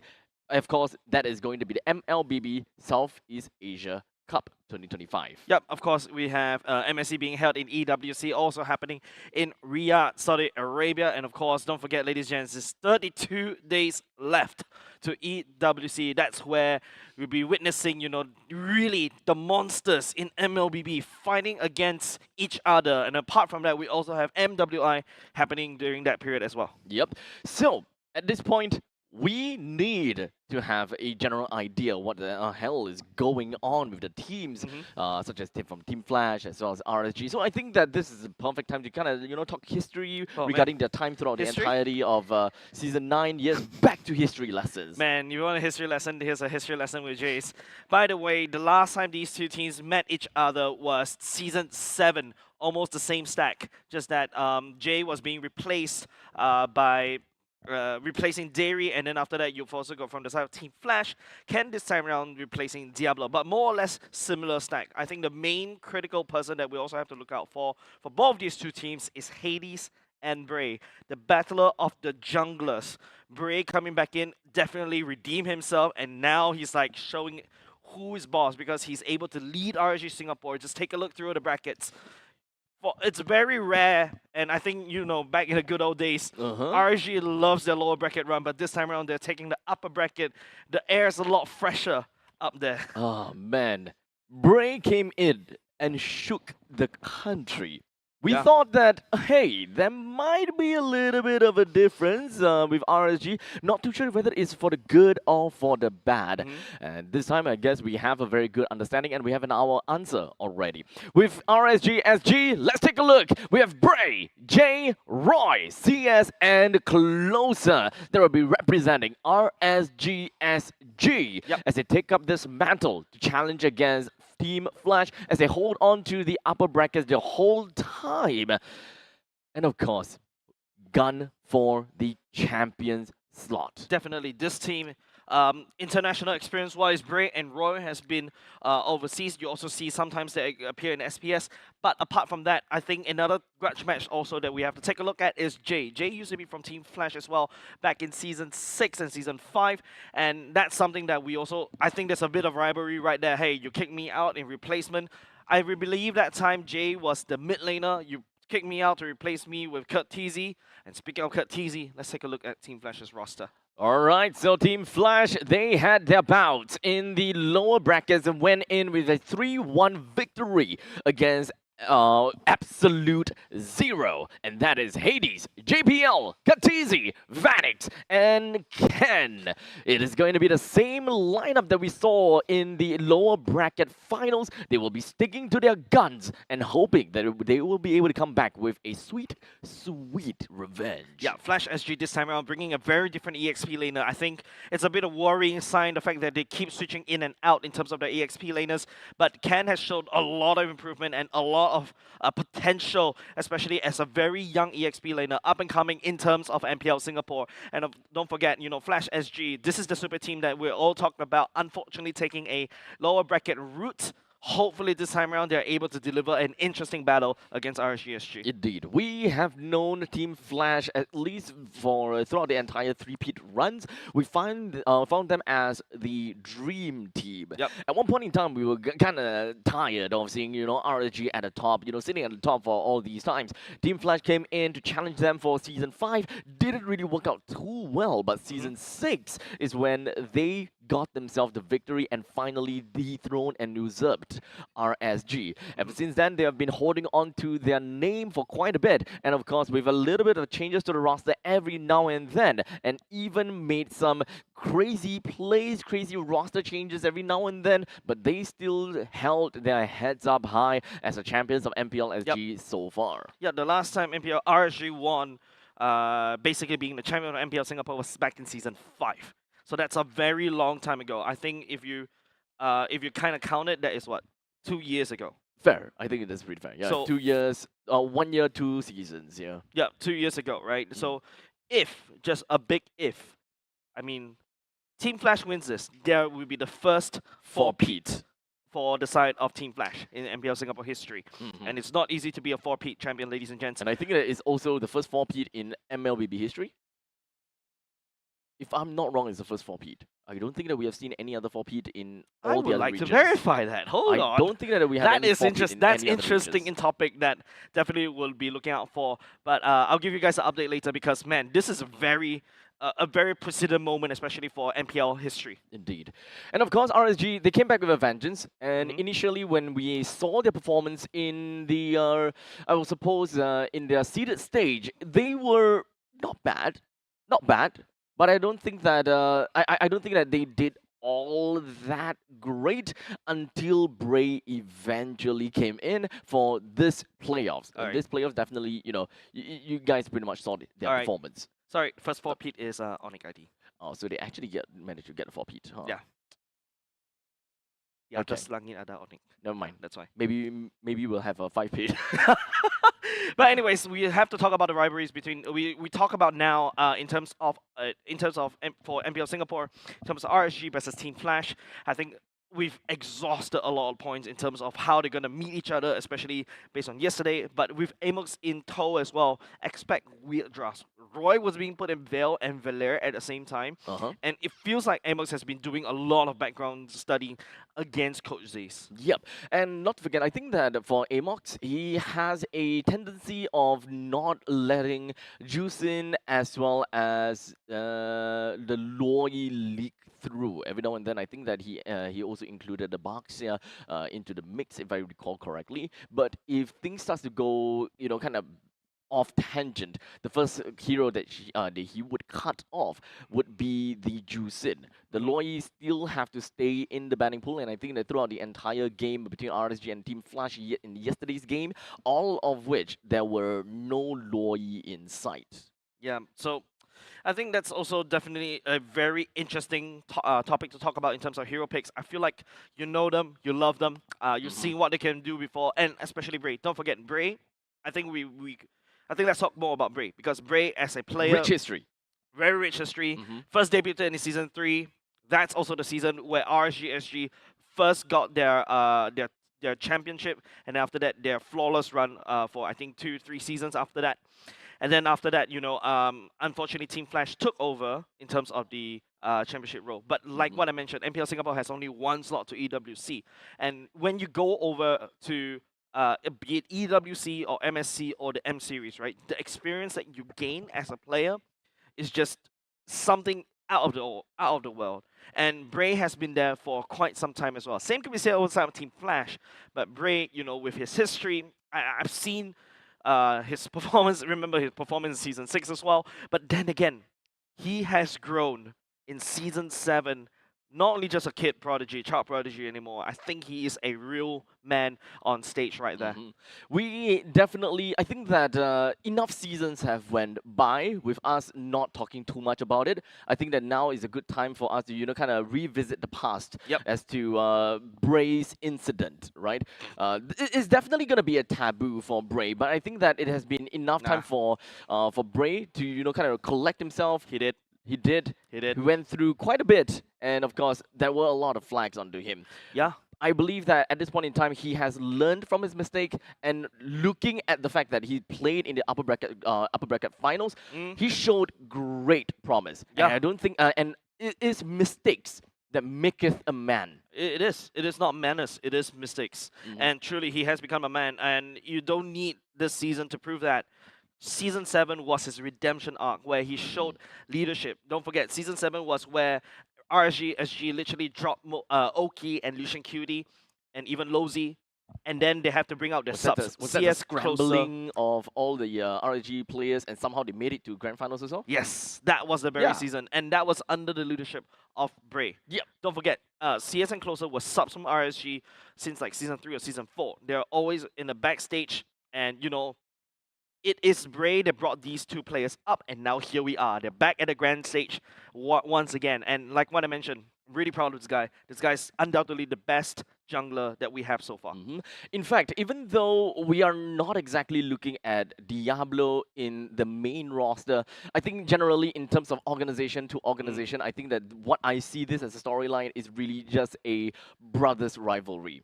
We have Diablo as well as Bray, both of them under the same organization and the same wing for the longest time ever, and they had shared moments. They have shared proud moments, they have shared sad moments, and finally, at one point in time, they have moved on to their separate ways, with Diablo now in Flash and Bray remaining in RSG.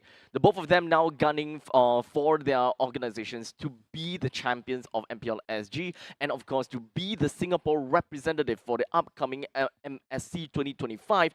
This is going to be a big thing, because this is one thing that I also heard of, and this is one thing that I know of. Bray, he's an assassin player. He loves and thrives with assassin. Yep. Diablo, he is a aggressive damage dealer in the EXP lane.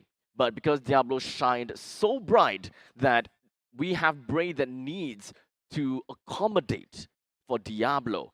As such, that's why when it comes down to a certain part of the meta, we have a lot of tank junglers, and Bray have to play a lot more tank junglers instead of playing, you know, the typical Lancelot in, I think, the couple of seasons back. You know, Tanxalot, all those assassin heroes, those were out of the question for Bray. So now in this season, we have the assassin meta. Perfect for Bray, and we have Closer that plays very well when it comes down to all these utility XPs. This is probably the time for Bray. Yeah, definitely, right? Like, finally Bray can basically shine himself this time around. And ladies and gents, with that said, we do have the draft ready. No Diablo, of course, you know. The fact that the Flash keeps slotting Ken in to replace Bray, replace Diablo. I mean, Ken is a up-and-coming EXP laner, no doubt, right? And he's definitely shining. And he also allows, you know, Team Flash to allow Hades to play a lot more. Because remember what we mentioned, when Diablo and Bray were from the same team back in RSG, the draft gets super predictable, right? You know that Bray is definitely going to go into a fighter, a tank or fighter jungler. Yep. And then, you know, you cannot, you cannot basically go for your assassin junglers, right? But Flash SG needs that flexibility. The fact that Hades right now can go anywhere, Baxia jungle, a Fredgen jungle, or be it a Guinevere tank jungle as well, and that's unlocked by Ken. At this point, we gotta have to let the draft unfold to eventually find out what kind of direction both of these two teams are going for, right? We more or less have got a preview of how the grand finals looked like in the upper bracket finals yesterday. So perhaps this is something that we could have seen, and perhaps through the statistics that you have on your Excel sheet as well, we have a better understanding about what about the differences that we should expect, and what are the changes that Coach Amox and Coach Z's may potentially have and put on over to the drafting stage. We start things off with a 1-1 as well as a Loi ban right off the bat. I don't think that this is any different. Yeah, definitely, right? I think right now the fact that Amox is willing to break the mode, right? I love how Coach Amox does it. I also like Coach Z's how he does it. But I feel like after Coach Z is replaces Coach Zarate, I think Team Flash lost the X factor. The X factor. Yeah. It just lost that the X factor, and now it is Coach Amox that has the X factor to be able to basically bring up anything. Like, if the Veil can appear in MPL Singapore, what's next? A Cyclops? I just had to do it. You just had I'm to. sorry, I just had to do it. Don't worry, that's a youngin thing. You know the Youngin is actually probably restreaming us right now. Yeah, Hi Youngin. I know. Anyways, Maxia Band coming out from the side of Coach Amos as well. Coach Zace as well takes away the Phobius. Okay, so nothing too out of the ordinary. We do have the Moskov that is currently thrown into the banning pool as well. We've got quite a multiple heroes that is currently available. I do like to find that the Hayabusa ban something that is something that I did not expect. Kalia. Okay, we'll talk about Kalia, Yep. we talk about Chip. So far, I don't think that Chip has been first pick worthy, first phase worthy thus far. They would like to, most of these teams seems to like to pick up the Chip as a final straw, a surprise X factor for their team. Most of the X factor that you talked about actually comes more from Absolute Zero. The rest of these two teams, I think that they have a pretty standard meta-wise kind of drafting. Do you not see the Valier and Veil Your team is from RSG? I mean... Anyways, Kalia first pick coming out from the side of RSG. But once again, if you see Vendetta bringing the Kalia over to EXP lane, there could also be a chance that Closer may be bringing it to the EXP lane. That could be, but I highly doubt it. We shall see how that's eventually going to go. With the Harif being picked up along with the Gato Kacha. With the Gato Kacha having a very slight inch over to the roam position at this point in time, but still consider that as a flex pick. With mages currently still open, Juicin as well as the Farsa. It really depends on how RSG would want to play it out. Do they want layering of the crowd control? That is the Juicin that's still going to be paving the way and play around with the second phase of the pick. Otherwise, if they want some burst damage to really make full use of the single target lockdown coming in from Kalia, the Farsa would have been a better pick. Yeah, but I also feel like right now, I think they're going for the side of Team Flash. It feels like they're talking about zone denial, right? You've got Gadokacha allowing the Zaman Force to basically go in ham. Now you have with the AOG, and it also does have that global to react against a potential chip coming out from RSG. So, because of this fact that you mentioned about the Gadokacha, I think that is also something that could be a possible denial pick of the Farsa going over to the side of RSG. It could be a Farsa, it could be a Yves. Either way, both of these two these two mages are sitting ducks right there. So Gadokacha generally just loves to AOG in. The difference is that AOG can disrupt. Hold on. It's a swap. So it is actually Flash that picked the Kalia instead. And RSG goes for the Harif and the Gadokacha. Thanks production for correcting that mistake. Right now it's just, okay, now it still makes a little bit of sense, I guess. Now it makes more sense when Jay definitely Gadokacha then. Yeah, Jay definitely Gadokacha. That's not going to be a flex then. It makes a difference here. Yep. Right? So Team Flash now have this. No wonder the AMOX ban out the Hayabusa. That makes sense. Okay, so now Team Flash, they've decided to pick up the Suyo and then a Granger for themselves. Due to the fact that Moskov is currently already unavailable, the next possible pick is going to be a Granger, allowing the Irithel to be picked up by RSG if they would want to go to that direction of winning the lanes against the Granger. No, you got to have it already, so you don't really, you don't really need another gold laner right now from the side of RSG. We talk about zone denial, right? You can draft a Zask or even a Juicin. That also fits the bill. Okay, actually the Zask is actually an honorable mention, but we haven't really seen too much of that Zask ever since its downfall due to the nerf that's been worked up over to the I guess it's the entire kit, right? Or is it just the? It's just too. The Dominator's It's breaking, I It's guess. just game breaking. It's just so difficult, especially when right now it's mostly an assassin era, assassin meta. Yeah. Having that They can DD just to kinda hide inside the walk out, body, you could just basically do a lot of weird shenanigans. Right now, RSG bans away the glue. It's going to be Team Flash's turn to ban. Looking at the roster right here, I think both sides hasn't even secured the EXP laners yet.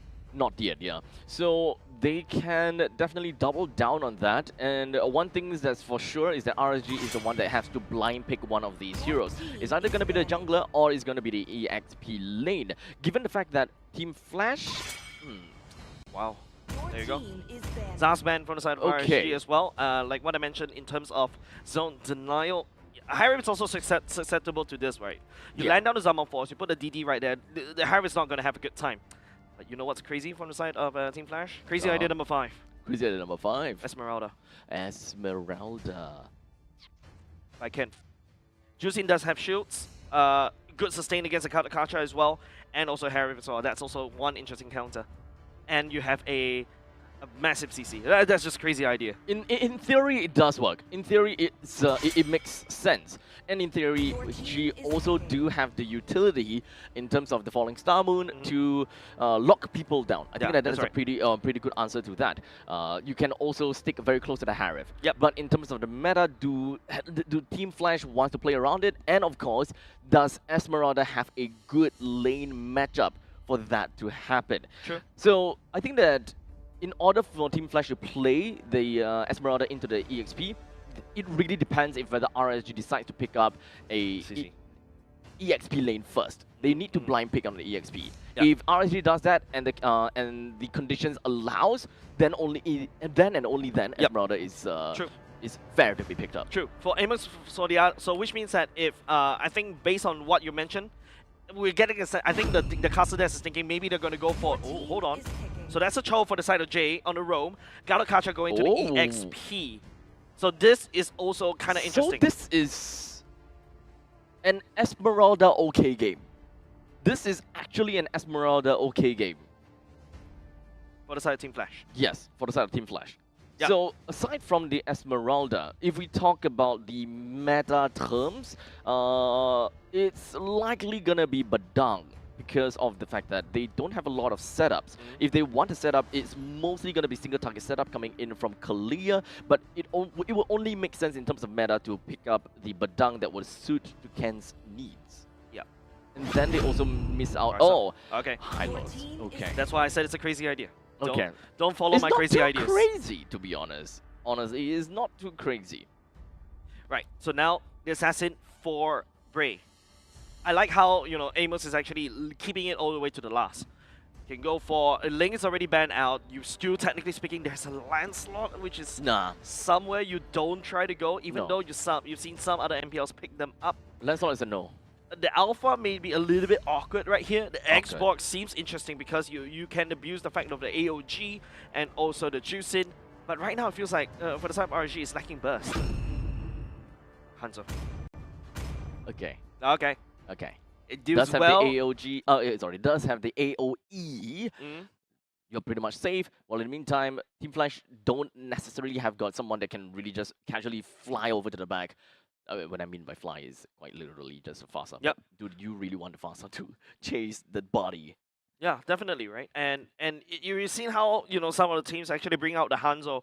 It really wreaks a lot of havoc around the backline, especially when the far side is probably scrambling to try to fly away. You lose all of a sudden. Team Flash loses a lot of damage potential. If you zone out a Granger, and don't forget, if the Granger shots actually land on top of the Hanzo, that's damage lost because that's a Ghost Swarm.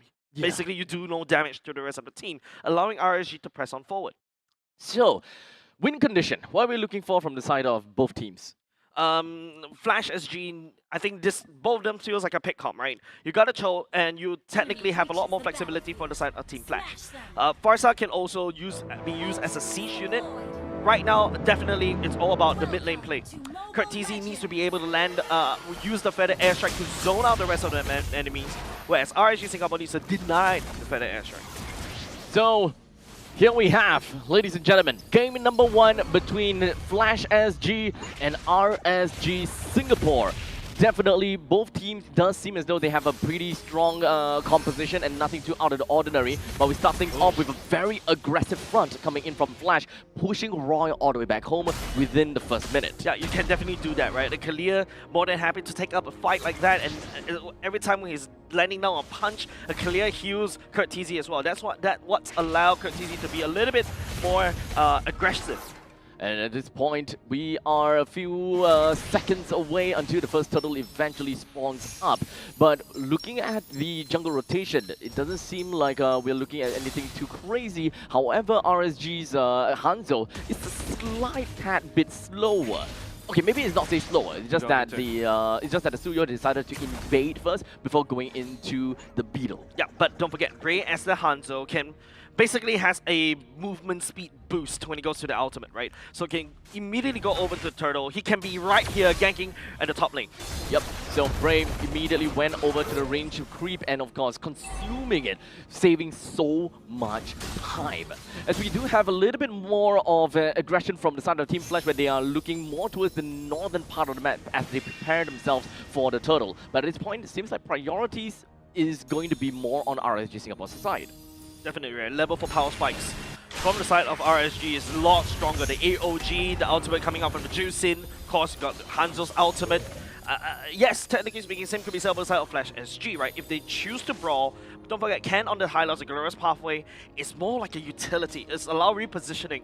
Flash SG is limited in terms of the damage department. None of these teams seems to want to hold on to the turtle for now, but at least Jay, Roy, and Closer, they are putting themselves just right around the turtle's pit, looking for the opportunity to jump. And speaking of jumping, Team Flash, they're gonna make the first moves over to the turtle. 4 members around the turtle for the side of Team Flash, while RSG, they're looking for something. As the Crimson Beacon coming from Roy, just gonna be touching right onto the Kalia, but Kalia immediately goes in for the Tsunami Slam. Jay with the way of the Dragon on JPL, but doesn't seem like they will be able to do too much as RSG have suffered quite a bit of damage already. Jay and Closer fortunately got themselves back, while the Pinnacle Ninja dealt a significant amount of damage, but not quite enough to do anything else from this point onwards. With 2% down from the side of RSG Singapore, Team Flash now have the priority over the turtle and should be able to take this with no problems. Yeah, good call coming out from Ken right there, the Law and Order.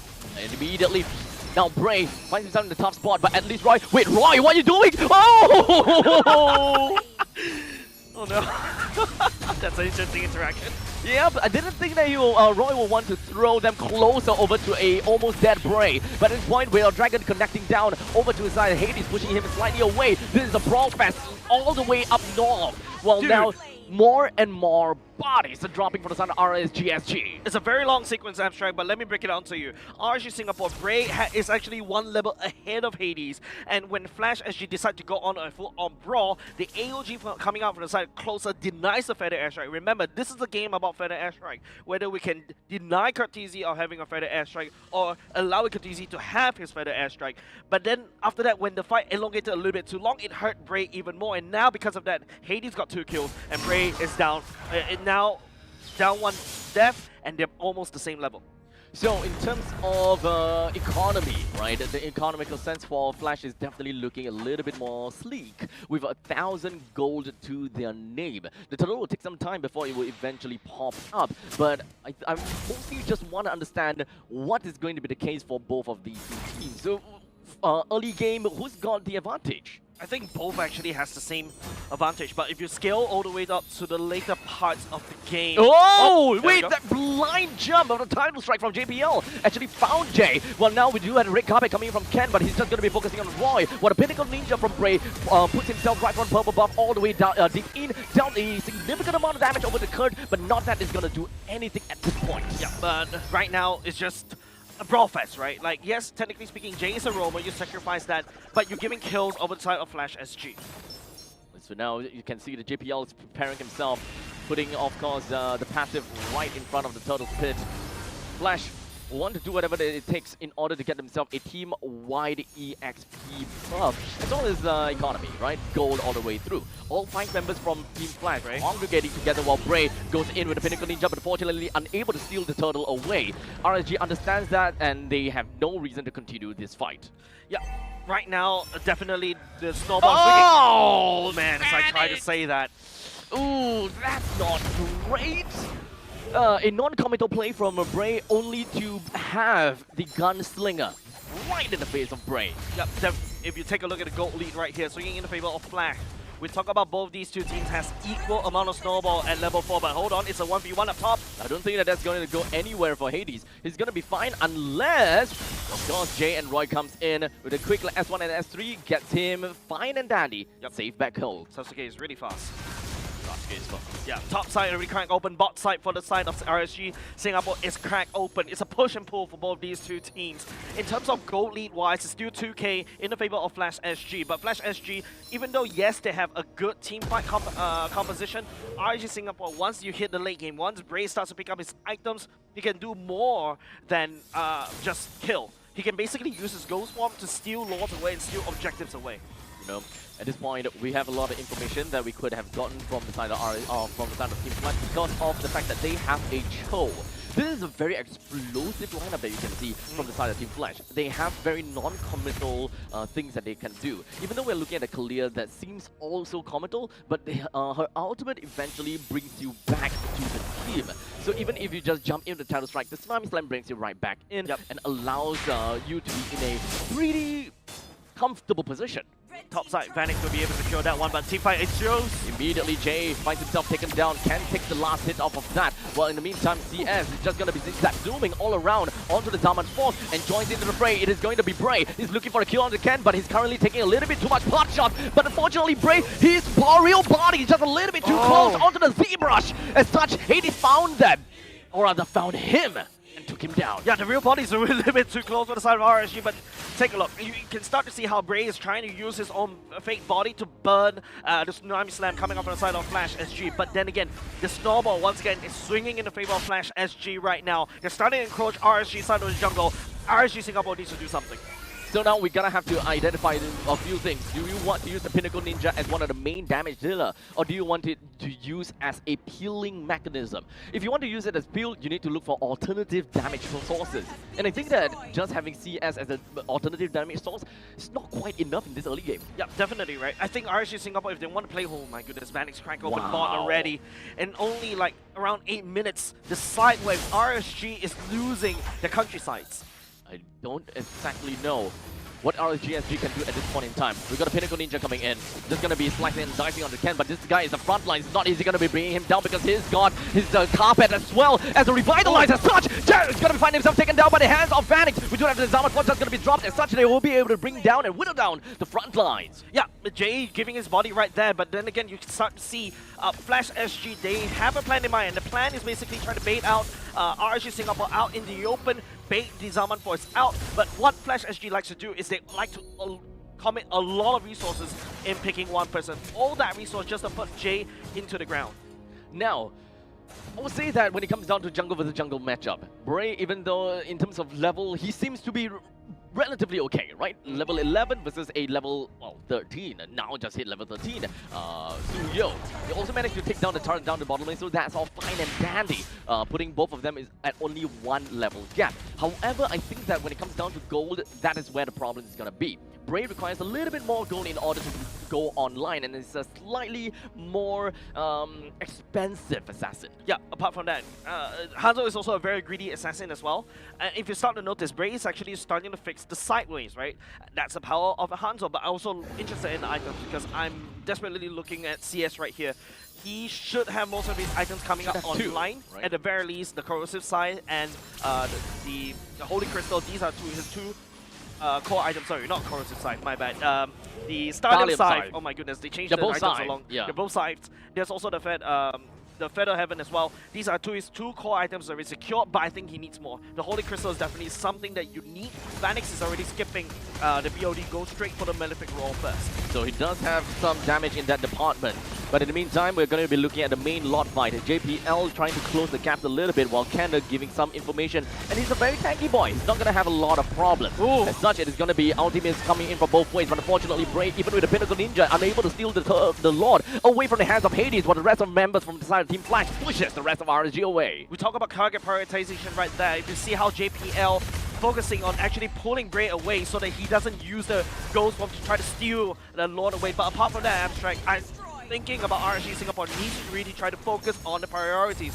I've seen Bray try to whittle down Ken. I've seen Bray try to whittle down, you know, the likes of even JPL, right? But the main target is Kurt TZ right here. As such, I think they're gonna have to look at a different avenue, right? Because we talked about the fact that we want to see kind of like a front to back kind of thing from RSG, but in reality, I think that there's so much more that they could do, right? You drop the Zaman Force as well as finding that We Are the Dragon. You can target anyone that you want. You don't have someone that can shred down the tanky front lines with true damage. As such, it takes time to kill them. You can kill them, but it takes time. But speaking of time, it is going to be the time for the suplex onto Closer. But in the meantime, over to the side, we do have the Way of Dragon just going to be connecting onto Vanix. As such, this is going to be Pinnacle Ninja. He's going to be running his face right over the back to bring him down. Finally, Jay immediately with the Jacundo all the way back home. He's going to be fine for now. But Hades is a little bit overextended. As such, he will be taken down by the hands of CS. Yeah, like what I mentioned, I don't like Bray. It's maybe looking for more right here, but I don't think he has the range for that. Finally, RSG Singapore has identified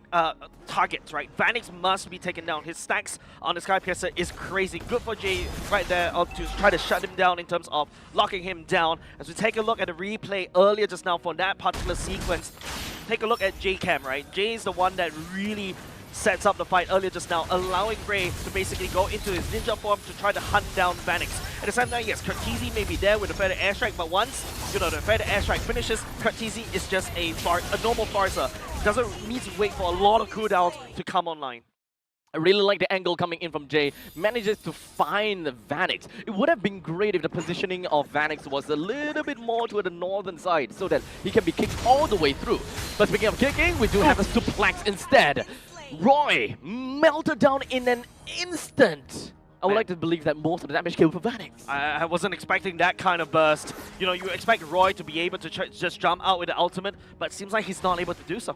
Yep. So, Tsunami Slams after Tsunami Slams. We are looking at quite a bit of those pick-off potentials from Team Flash, and that is a lot more clear from Team Flash. Well, for RSG, it's not exactly that clear. It feels as though their Way of the Dragon is a little bit more of a random crowd control or just a small little target. But in the meantime, the AOG coming in from closer is just going to be putting himself right in the front line. But in the meantime, Bray focuses all over to the back. He will be able to bring Hades down though, so that is going to be a great start for them. The Zaman Force coming in from the side of CS has been dropped and has been used to the fullest extent, finally pushing Team Flash away. With 20 seconds and above timer onto Team Flash, RSG can actually try to go for this Lord. Yeah, it feels like, you know, RSG Singapore is trying to punish it, right? At the same time, they still have Bray, so they will have to try to blitz down this Lord ASAP. It's up to Team Flash to try to hold it down. It is going to be the Tsunami Slam. That's going to be on the side of Bray. We do have the Pinnacle Ninja coming in also from the side of Bray, but he was not going to be chasing up with the rest of the members from Flash. Wants to focus onto the Lord. Bray brings it down.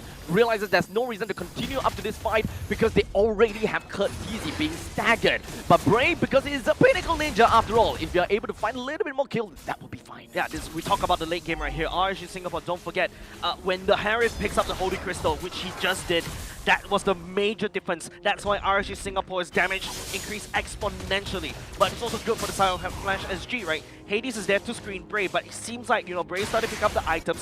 Hades is unable to assassinate his Ghost Form. And now with the BOD, he's going to do a lot more damage. Almost managing to get the pickup over to Hades, but at least the Blitz Surge allows him to get himself right out of dodge before anything chaotic happens. RSG, they now have the upper hand with the Lord onto their side.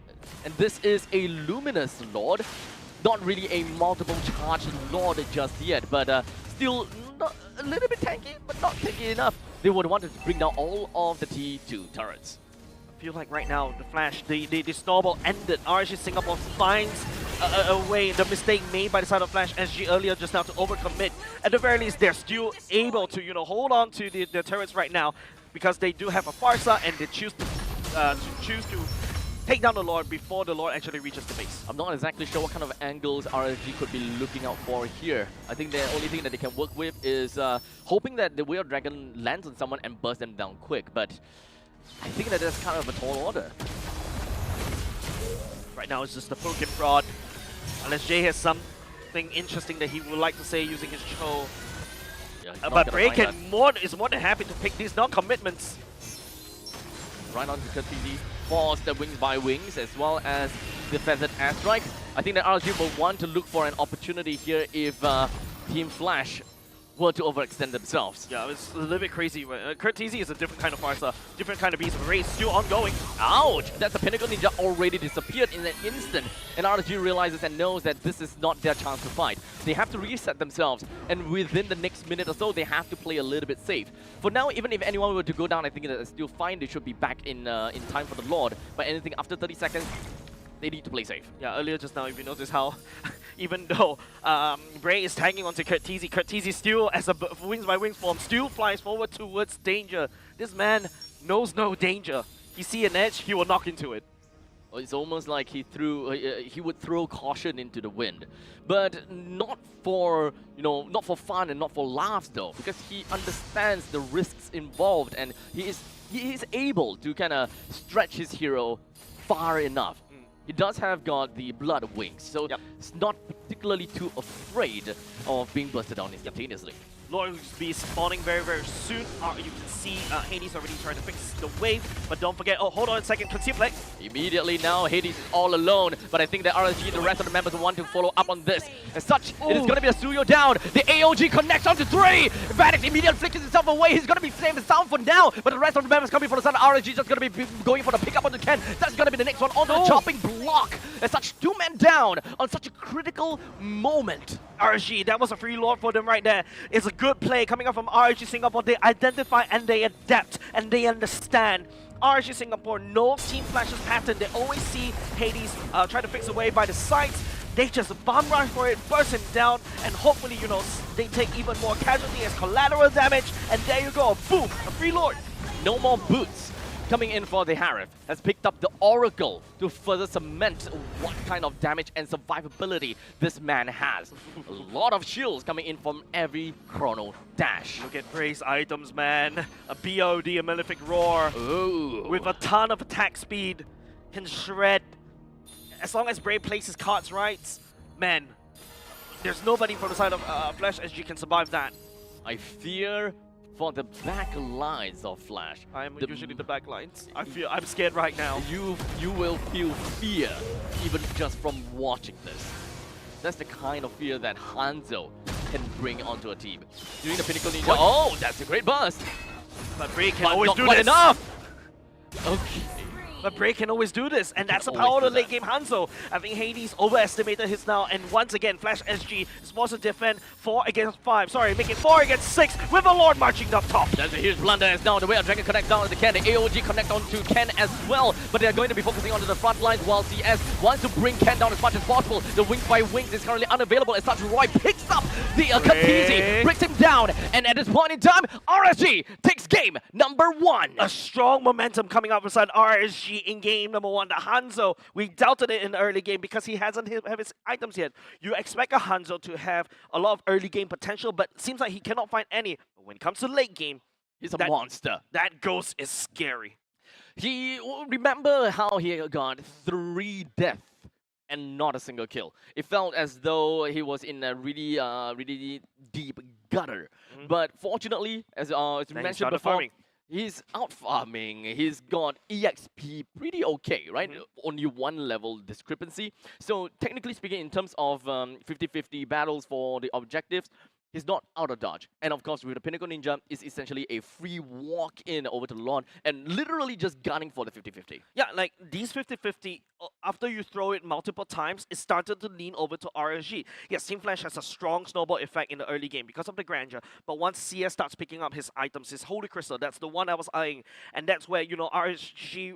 not say RSG, Team Flash overestimated the amount of free routes that they could go, and they tried to end the game right there and then. Had Team Flash end the game then, I think it will be a Team Flash game, but because RSG was able to extend and defend properly, and that's why we got an RSG game number 1. Let's not forget about the power spike coming in from Suyo. Once it comes down to the late stages of the game, you can see just how obvious the fall off is. Yes. It's between 2 assassins. If an assassin can't burst down another assassin in the late stages of the game, that means a lot. Well, in the meantime, all the other assassin needs to do is just walk back slightly, and then re-engage again. And at that point in time, all of the skills from the Suyo is currently under cooldown. Yep.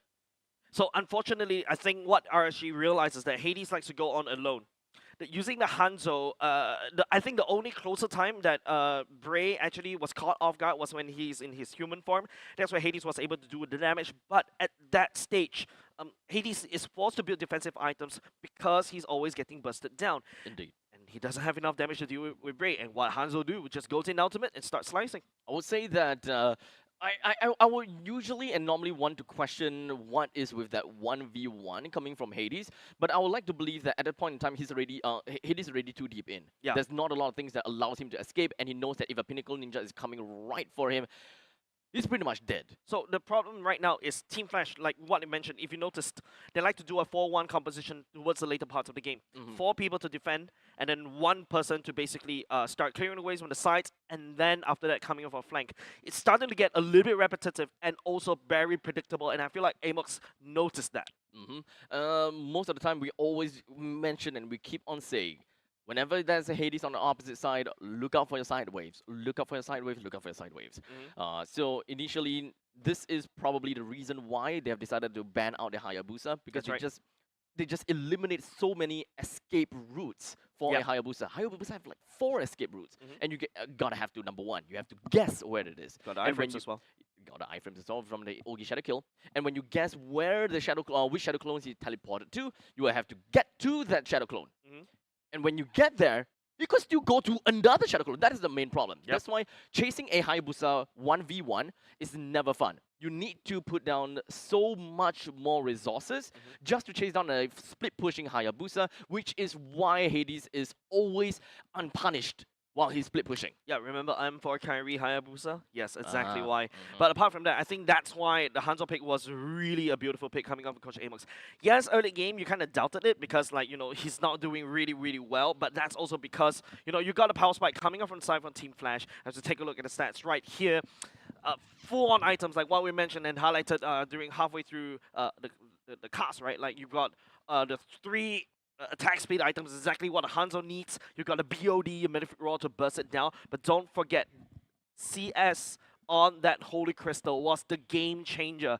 And once you start to do a lot of damage, the AoE damage especially, Curtiz is unable to hold, and to a certain extent, Vanix cannot also engage. Yes, you got Ken as the Pony of Death on the high loss to kind of form that brick wall, but ultimately, they always walk into a 4v5 fight, and RSG managed the whole team fight really well. I think that the one thing that Team Flash was unable to take control of in the late stages was to go eye for an eye for the amount of damage CS is able to break through. The reason why you have a high loss in the late stages of the game is to completely and utterly nullify the effects of a Zaman Force. The moment you know that Zaman Force is has went down, throw the pony. Throw the pony right in the face of this Harif. This way, the Harif's damage will not go over to other people. In the meantime, while this exchange is going on, it's all up to Vanix to deal reasonable and good amount of damage over to Closer. Because if we were to compare between these two roamers, we know for sure that Hylos have got way more HP, and Closer has got way lesser HP. So in terms of in terms of true damage-wise, both of these players don't have the kind of true damage. It's all nullified based on the magical defense and the physical defense, respectively.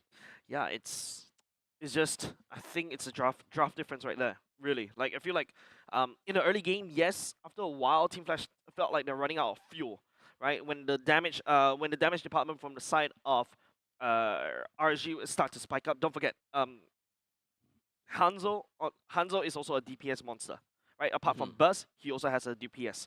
So that's exactly what you do, and it's a lot more flexible. I think I keep hounding on this one because what a beautiful draft, right? Coming out from the side of RSG.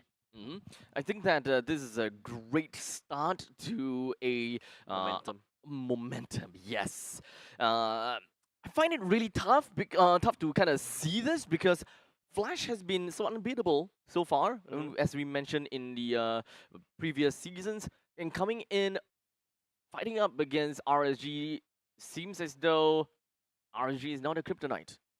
Yeah, I feel like it's just plain old. You know, when you've been such a strong team for a long period of time, you play more games. When you play more games, you open up yourself to more analysts, and that's where, you know, RSG with help of Coach Amox I think they found their weak point. The weak point is the fact that Hades like to split push.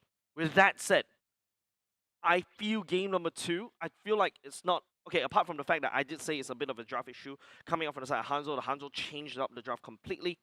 Maybe an execution thing that we also have to look out for, right? For the side of execution, I think expect a tank jungler coming out from Hades in the subsequent games.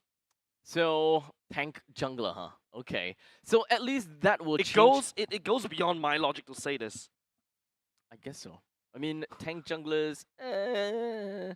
Well, either way, when it comes down to the statistics that we have got on our hand, both teams, we don't really have to talk too much about gold. But when it comes down to objectives, we can clearly tell that when it comes down to Turtle, early game, Team Flash have got that no problems. But the Lord takes from RSG is where it truly mattered from that point onwards. Yep, most of the damage coming up from RSG is in the high rank, right? 73k damage dealt alongside with that Juicing. Even though, yes, Bray does not have a lot of damage, but when it comes to the later parts of the game, as long as you are able to assassinate the assassin, you don't really need that amount of damage. Yeah, this is, I would say that the 43k, like 80% of those damage is only from the late game. While when we are looking at CS's damage, the total of 80k damage, it's only fair to say that maybe about 60% of that damage is from the late game. The 40% is probably early game, so if you kind of measure it, I think that it's pretty fair to say that even for Bray's kind of growth, there's a lot of damage just from the Hanzo.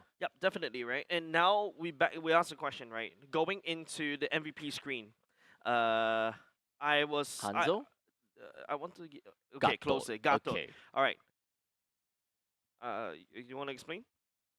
Do you agree with this? AOG. Drop in. Boom, boom, boom. Okay, Gato Kacha, I think is a good call because don't forget, remember the game. The win con for the side of these two teams is to basically deactivate Cortese's Feather Airstrike.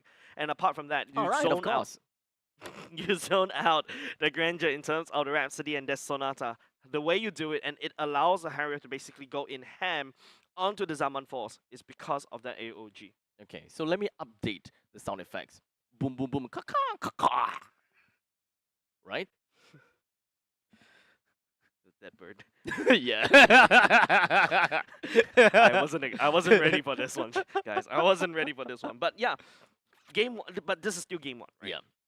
See how Team Flash recover from impossible scenarios before. Hopefully that is also the case for Team Flash, but at the same time, RSG, whoa, now looking strong. Yeah, at least when it comes down to the Fasa pick into the Gato Kacha, I'm not too sure how to feel about it. In theory, we know that definitely the Fasa will have a lot of problems. And in the early stage of the game, even you have mentioned that the name of the game is to land good feathered airstrikes, because that's probably the main damage in the early stages. Even when it comes down to the late stages, that is the zonal tool that you want for your team as Team Flash. But what is the use of a zonal tool from your team if your opponent's zoning tool overrides your zoning? So that means you no longer have the zoning, while the opponents have the zoning instead. Yeah, I think it's just the fact that you got two people that can do the zone, right? From Yes. the side of RSG. Harif and also the Gato Kacha. The Zaman Force and of course the potential damage, and after that the AOG. On the same time, technically speaking, I feel like even though the composition feels like a more clash composition, but I think maybe they could have played a pick composition method instead of using that comp. Because right now, instead of handshake these team fights, especially these massive clashes, just use the Tsunami Slam to pick somebody. But then again, you got a Hanzo that's wrecking up havoc, the combo breaker coming out from the side of RSG. In their defense, though, they did do that in the early stage. They did. Yeah, whenever they saw, in fact, we saw the Tsunami Slam actually landing on the Roy, and he disappeared mid-air. That was like less than a second of survival upon the tsunami, or upon the tails wrapping around Roy. Yep, with that said, ladies and gents, we go to game number 2. RSG going on first pick once again. Loi ban out. The favor, definitely, the momentum is definitely in the favor of RSG SG. Flash SG, on the other hand, what do they have left? Okay, so let's review what are some of the strategies or some of the ways that they play, right? Number 1, Vanix onto Moskov. That kind of death ball composition is a worthy mention. Just throw the Vanix with the Moskov, play the early game, accelerate his growth, and go crazy. Number 2, allow JPL to play his Cho. I think that whenever JPL plays his Cho, it unlocks a dimension for the team whereby there's so much things that they can do.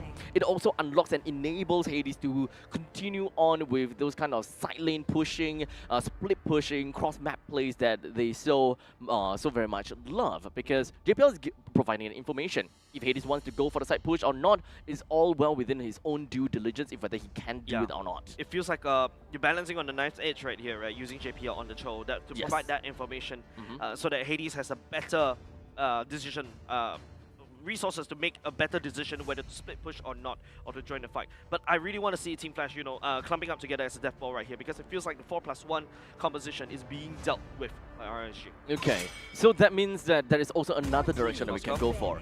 Okay, Moskov banned by themselves. Okay, so right now we still have got the Lucas currently available. So what they can go for, if the drafting allows them to go for, snowball in the early game. That is where the Lucas joins into the fray. We know that Hades does play a pretty mean Lucas with early game Hunter Strike plus the War Axe. The amount of damage right now is pretty nutty. In fact, make full use of the Lucas before he starts to get enough, because I think that he's going to lose like 5% of his damage soon on the next upcoming patch, so make full use of it. Yeah, definitely, right? But I feel like even though the Lucas was actually quite open last game, he wasn't picked up by both these two teams. I feel that even dropped the in Matilda priority as well. Yep. Suffered quite a significant drop, because I feel like teams are starting to realize how to deal with it. But now Kalia getting banned away by the side of Flash SG. First pick wise, the Baxia is open. Ah, okay. So, Badang. Okay, it's going to be Badang first pick. Team Flash now is given that opportunity. There is a lot of direction that they can go. However, I think that the main thing that they want to go is still kind of test the waters. They want to play a little bit more of a countermeasure. So right now with these upcoming 2 picks, it feels more blind to me than it's a counter pick to the first one, because Badang is just an initiator, it's just a setup. So draft your 2 blind picks in order to counteract with that kind of setups, or something that is flexible enough. So what are the flexible picks? Such as Kimmy. Can put him back into the gold lane. So used to great success again, Absolute Zero. Okay. There's also a potential, like what I mentioned, Baxia. Oh no, hold on a second. Oh! You're gonna brute double force down? this. Doubling down.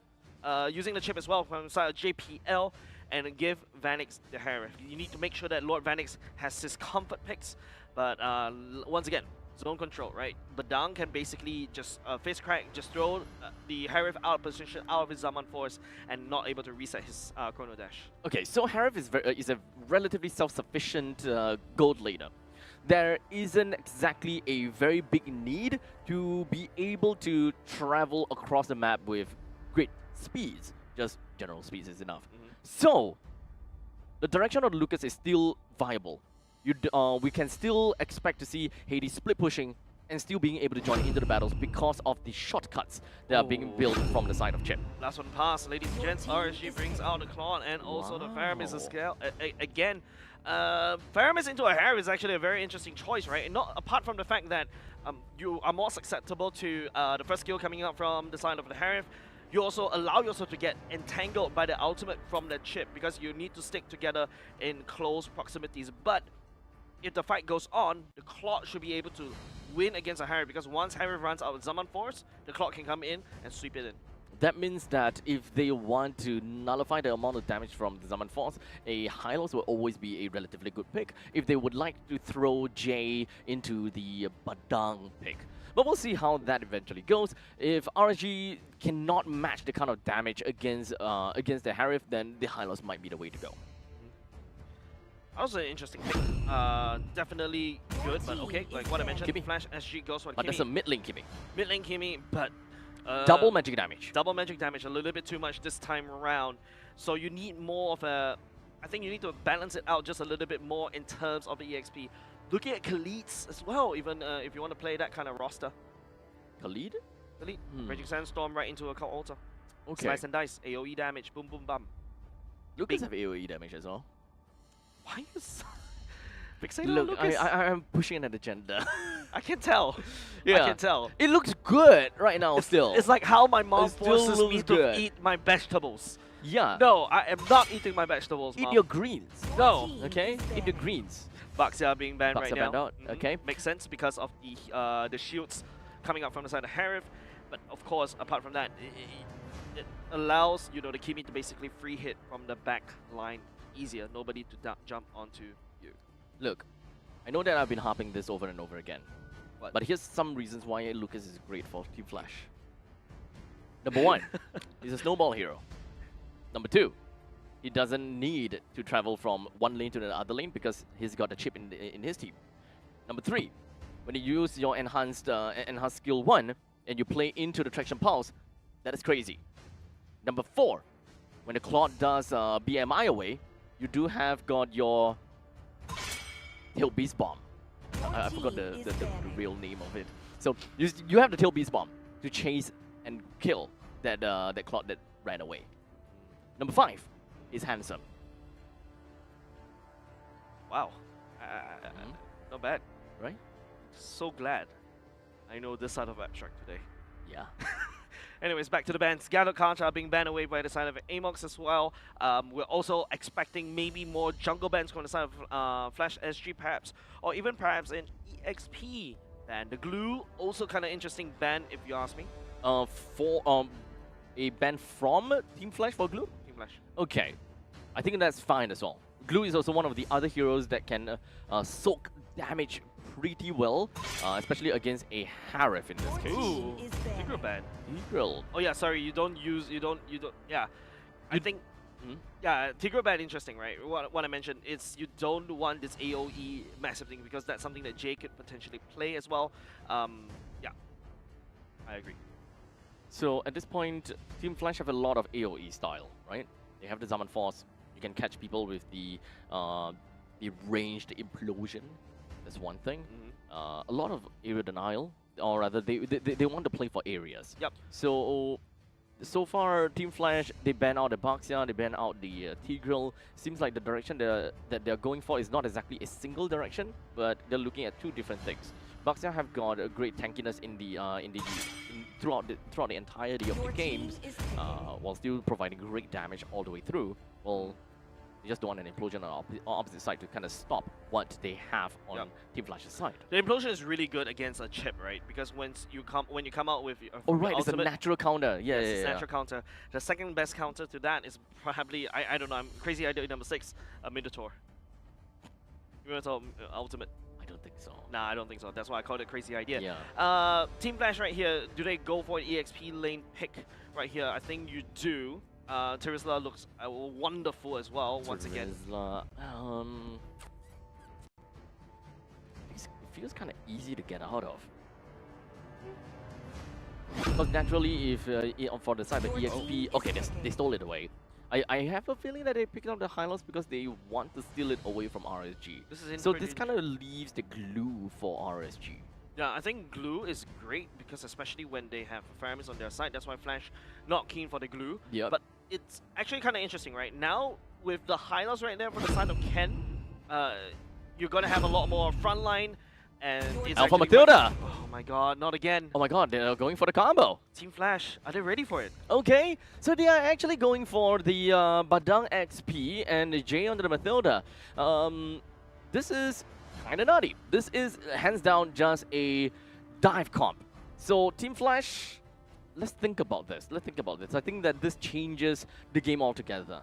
What kind of jungler do they really want in this case? The roaming trio is Matilda, Faramis, as well as the Alpha. Lucas. Still okay. So it's still gonna be a Lucas. It seems like Zay's actually. I hear you. Literally went for the Lucas instead. I think you need survivability against RSG's roster. Lucas technically does have a very thick health bar once he goes to the ultimate. Another contender is definitely Guinevere, but they're running too many magic, so that's why you need somewhere of a balance. Don't forget, Hylos, that Ring of Punishment, also do magic damage as well. Oh yeah. So right. So that means that this early game, the early game, actually is also pretty good, right? Team Flash, I think that the both of them can go pretty much neck and neck in terms of that. Oh, actually, this high loss is EXP. So if you look at Badang versus the high loss, technically the Badang would have a way better time. So lane priority on the Badang will be way better. So most of the fights we're looking at Chip and Kimi, mid lane going up against Faramis and Mathilda. So it's going to be very heavy on the opposite side of the turtle, right? Of course, it also relies on how, also, you have to see how JPL really pilots this Chip, because he can appear on anywhere, probably try to go up there to help neutralize Ken's wave as well. So right off the bat, we are going to be looking at Team Flash actually not doing the fast 3. For the jungler, they're immediately just going to make sure that they have a strong, reliable force in the middle lane and wave clear that ASAP. A little bit of a Shandor Stampede is going to do a little bit to Katisi, but nothing too crazy. Yep. Early game, don't forget, Chip does a lot of damage. Reminds me of a Hilda in terms of the damage in this level 1. So more than happy to deal with it, but don't forget the Mathilda as well also have nothing damage in the early game. Oh, interestingly, look at the location of Ken. He's actually proxying the wave. So I think that they are trying to look out for something here. This way, the Badang is slightly slower and they can look to go for some battle. So Jay as well as Bray, they really gotta have to watch out. They have information that the Hylos went for a proxy, which is why they don't want to continue on to this battle despite knowing that JPL is low in HP. Yeah, we'll talk about the first turtle fight, right? In terms of priority, it's very hard to tell. I think RSG Singapore definitely have a stronger level 4, right? Because you have Bray's ultimate, closest ultimate, and also with the Cult Altar to provide their safety zone to guide the circling Eagle as well. It's something of a very annoying thing to deal with. Closer is not interested at all in taking that man fight. So at this point, down to the bottom lane, we do have the Purify coming from Vanix, but immediately just gets bursted down by Jay, Bray, and CS combo. Yeah, JPL a little bit too late for the party, unfortunately, but that was a nice gank, right, coming out the bottom. And look at how Bray could just fly easy and rotate around the map even faster alongside with the Mathilda. As such, now Ken is suffering a little bit from that true damage that Bray is able to bring onto the board. Kurtizi is still shy bit short to reaching level 4. JPL is way away from level 4, and it's only if they are able to get that turtle, then they will be able to do something. And in the meantime, it is going to be fist break going on, while in the meantime, we also do have the nether round just going to be caught. Now Ken rushes right into the face of RSG using the Ring of Punishment to deal decent amount of damage to all across the board, while Hades, that is what we are looking for. The Pichudama clears out onto Closer and then gets themselves a double kill. Yes. Abstract, I'm a convert now. Lucas is good. Right? Right? I'm a convert right now. You can see the amount of damage Hades was able to do. And of course, apart from that, it's the timing coming out from Flash SG.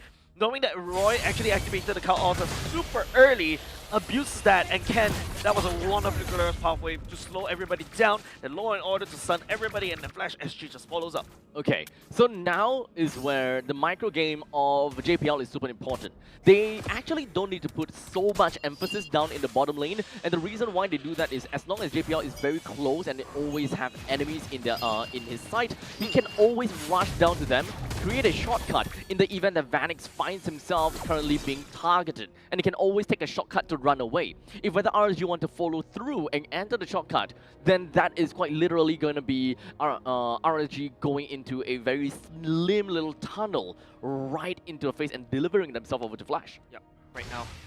We're looking at the second turtle already. In terms of power spikes, yes, Flash SG took a very good one. I expect them to snowball out, and Lucas also a very snowbally kind of hero. Vanix, unfortunately, will not be able to join that fight anytime soon. Technically speaking, hold on. There we go, the shotgun immediately picked up. So Team Flash have got all 5 members. This entire kampong up to the top lane. And look at this, Hades just dealing a massive amount of damage with a killing spree. Loaded up for himself. Okay, add one more list to the phobias, man. I don't want to see Team Flash angry because that was them angry. 5-man Chip, just take a look at this replay. It is a massacre. Bray, no way for him to basically survive it, not even with Closer the Fizz Crack. It basically tickles them, and this is right underneath the turret of RSG Singapore. Yep, it's a 1-for-3 trade. That is something that Chip will be happy to die for. the pickup was crazy, man. I wasn't expecting that. I don't think RSG Singapore is expecting that. Yep. And that's where Team Flash, you know, when they go into this kind of situation, when they're in the zone like this, they get scary.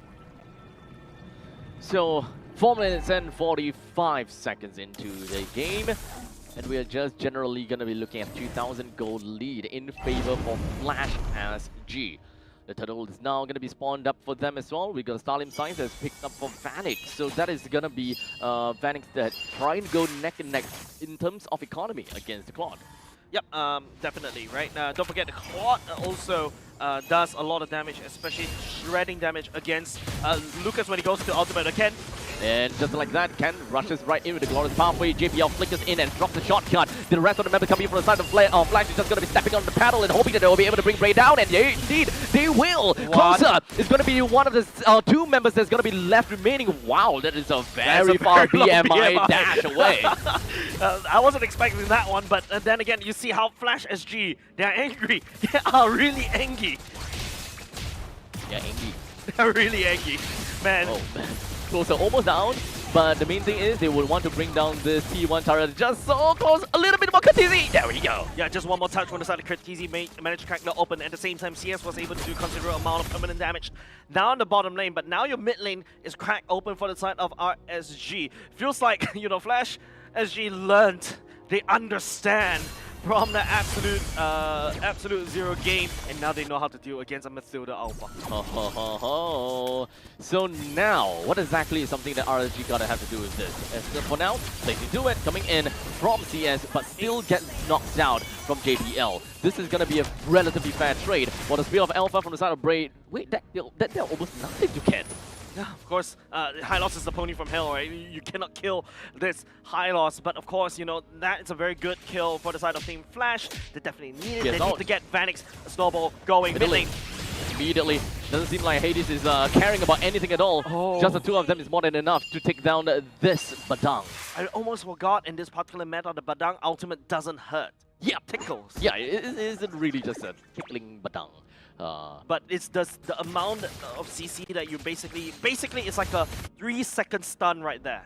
Fair enough. And let's not forget, even after getting out of the stun, you still need to navigate yourself around the wall.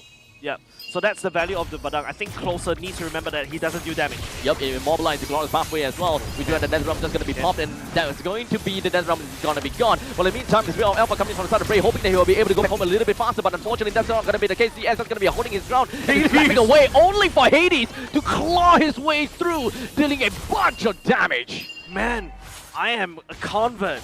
I am part of the Lucas cult now, Abstract, because Hades is just piloting Lucas like crazy. The snowball is an avalanche right here, but we've been here before. Team Flash right now needs to try to end the game as quickly as possible as we take a look at this replay, because man, I don't think RSG Singapore is ready for this kind of aggression. Ken using the glorious pathway is just literally putting down a green carpet to slow. You see everybody flying from everywhere. Roy immediately gets deleted. CS is unable to find a very good angle from that blazing duet. Can you just see the massive amount of damage that this 9-tailed fox is delivering to RSG? The moment that he's got an S1 cooldown off cooldown, that's all great. But in the meantime, that is going to be Traction Pouch that's going to be connecting on Bray, locking him down onto his feet, and he's unable to do anything as they are completely tied up. I love how JPL is using this chip, right? Usually you see amateur chips, right? There's 2 different kinds of chips in the world. We make it 3 now. A chip that wants to fight front to back uses the ultimate right on a frontliner, and then everybody from the side of the enemy will just back off, right? The back line is completely safe from that ultimate. Second kind of chip is the ones that flanks, try to create space in between the frontliner, enemy frontliner, and the backliner. But JPL chip flickers forward just to use the ultimate. That's kind of nutty, huh? And it has been a consistent pattern. Oh no, the Ring of Punishment clocks CS out of the animation of recall.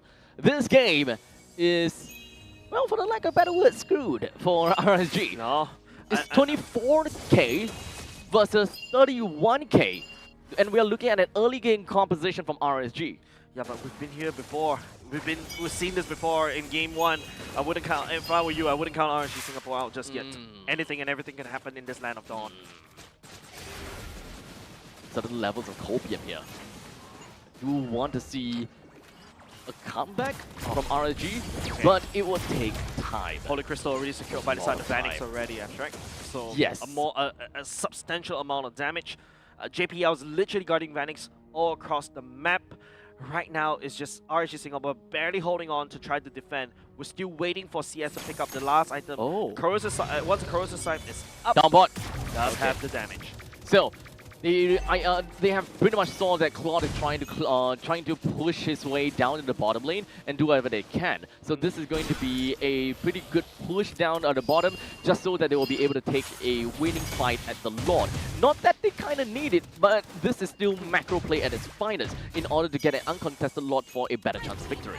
Yeah, it's kind of ironic, Abstract. The fact that, RSG Singapore was able to solve Team Flash in game number 1 regarding how, they identified Team Flash like to do a 4+1, right? And now they're doing the same against, Flash SG. And if you notice as well, Flash SG this time around, they're not doing a 4+1.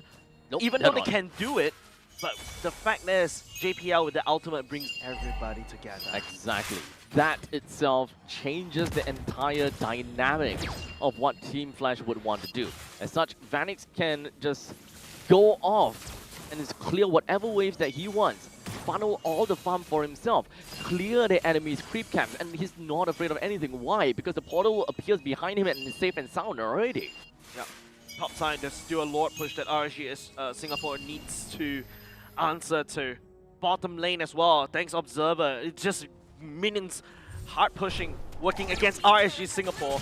Ultimate from the side of Brave just to get out of dodge. Man, I think at this point in time, in 11 minutes, with the 3 item from the side of CS, this is going to be CS's game. The moment that he goes in with the Blazing Duet is going to dictate if whether the game will be a win or it would be a loss. As long as he's not caught, he should be generally fine. I think it's about closer, right? Remember, we've seen this before. The Badang can potentially change the game, right? And CS, Ouch. the Blazing Duet, yeah, you can see the Vanix, the AA actually start to hurt. You don't even need to look at the AA. Just look at the level difference. Vanix level 4, whereas closest, the EXP laner only at level 10. At this point, I think RSG is doing a relatively good job in trying to flush Flash SG away. JPL doesn't have a lot of HP to work with, so even for themselves, now hold a second, the glorious pathway coming from the side of Canada. We're just going to be focusing a little bit more on the West CS is doing. He's trying to put himself at the back line, so ensuring that he's going to be safe and sound all this time. They prioritize their own lifeline over the turret's life, so they have lost the T3, top in the middle. Yeah. Right now, a bit of a defense coming up on the side of RSG. Just holding on to a hair's breadth down the bottom lane. There's nothing from the side of RSG's map. All the junk creeps, most of them are taken away. And apart from that, you also risk running into Team Flash. It's only 12 minutes and 48 seconds in. We're looking at a 10,000 gold lead in favor for Flash. This is a dominating early laning phase, early game, and mid game. And it's only 17-18 minutes into it where we are looking at kind of like an end game / late game kind of scenario where economy is not that important anymore. We're mostly just looking at 5v5 / macro game. You know what? I like it when Team Flash is here. Look them angry, huh? Yeah. I think I've got past trauma. Trauma issues. Yeah, anyway, why am I trauma dumping in the grand finals of MPL Singapore Season 9 right now? Because the main trauma coming up from RSG right here is to not give the Lord over the side of Flash SG. Lawrence pathway just gonna be connecting, but we got the Spear of Alpha as well, pushing Ken in a pretty bad spot. But for now, it's just going to be a complete pandemonium going on as we got Hades that manages to bring Bray down all the way down to the bottom side. We've got Closer in the top spot as well. Roy finds himself over there, both of them with the crown, fool! While Hades is still gonna be safe and sound and A-OK. CS goes in 1v1, only for him to somehow be taken down by a homing missile coming in from Vanix. That Summon Force is going to come in triumph over RSG. Man, I love Team Flash when they're angry. Man, this is definitely a different beast. Scary. It is. 1-1 again. So far, it kind of seems as though we are looking at a little bit of a pattern, isn't it? First 2 games is gonna go both ways. This is pure and absolute cinema. If everything is an absolute cinema, then what is an absolute cinema? MPL RSG Season 9. We got everything. Has been very entertaining. Actually, I enjoyed myself. We literally have everything. I could go there, abstract. I You're can't setting go me. there. You're setting it up so easily. But man, Team Flash. Like I said, remember what I said. I remember I was talking to some of the people on site yesterday. I was like, when Team Flash went down to the lower brackets, I'm like, I love this. Unfortunately, even though I'm supporting Team Flash. Sadistic man. Yeah, because it's boring if you know the outcome, right? I mean, the stakes True. were higher right now, and not only True. just that, the brand identity is at stake. Yeah. And now a new contender comes in, a potential upset that could also happen earlier in the day and even right now. A full Singaporean team, by the way. Let's not forget about that. Yeah. No imports coming in from RSG, and they're vying for the crown here. Yeah, and not only just that, it's like the way that Team Flash plays when their emotions get in the way. It's so entertaining to watch because you don't see this kind of Hades, I think, in the first 2 games of Absolute Zero. And Right. even in game number 1 earlier just now. But when Hades just gets so angry, man. Well, we're gonna see if whether this will be a continuous momentum coming in for our fellow friends at Team Flash, as this is quite a good showing. In fact, this part is the dominant showing, if you ask me, right? And if whether RSG have got an answer to this, that is the main question. Right, the initial draft really dictates that a snowball jungler would be a very good answer to this composition, and I'm glad that Team Flash picked it up and went through with that notion. And apart from that, right, remember we talked about in between game 1 and game 2, Hades needs a slightly tankier assassin. Lucas fits that bill. Technically, yeah, you're not wrong. Yep. He is a tankier, not say assassin by name, but his damage resembles an assassin. And he has the mobility of an assassin. Yes. Solely because of the fact that Hunter Strike actually really enables Lucas. And at this point in time, I think that without the Hunter Strike, Lucas cannot be meta. It really relies a lot on the Hunter Strike. So only when the Hunter Strike has been is picked up, then we'll start to see the snowball eventually happening. And the snowball will work out for Lucas depending on what is that time that he picks it up. Yep. And of course, I think from the side of Hades, he also piloted the Lucas really well, right? Yes. Understanding his ultimate timings, and the whole team played around that. Because I've seen also teams using the Lucas, not having the ultimate before entering, but that also makes you very predictable as a Lucas, and that's why he's starting to fall a little bit of meta. So it's always safe to say that Team Flash, this is yet another way that they can go around it, right? Unfortunately for RSG, they didn't have the opportunity to play into the late stages of the game. I would say that the Claude is their late game insurance policy that didn't really get there, right? They have the Mathilda Alpha combination that we want to see in the early stage. It should be able to, in theory, melt down that high loss effectively. However, it's not only just the high loss that they gotta have to look out for, because I feel that the Alpha into the high loss is just playing into the palms of Team Flash, because that's what we want you to do.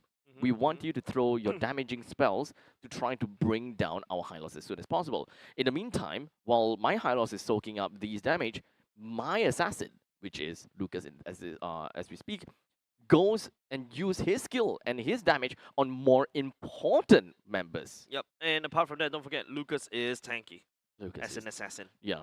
He is slightly tankier than your average assassin. And not to forget, once you go into the Unleash the Beast, you do have, if I remember correctly, you do have a 15 to 20% damage reduction, right? It's damage reduction, not hybrid stats, defense, right? Stats. Oh, it's stats. Damn. Okay. That's so almost like an item right there. Yeah. So technically, it is a it is hybrid defense in some sense, unless you're telling me like hybrid defense and damage reduction.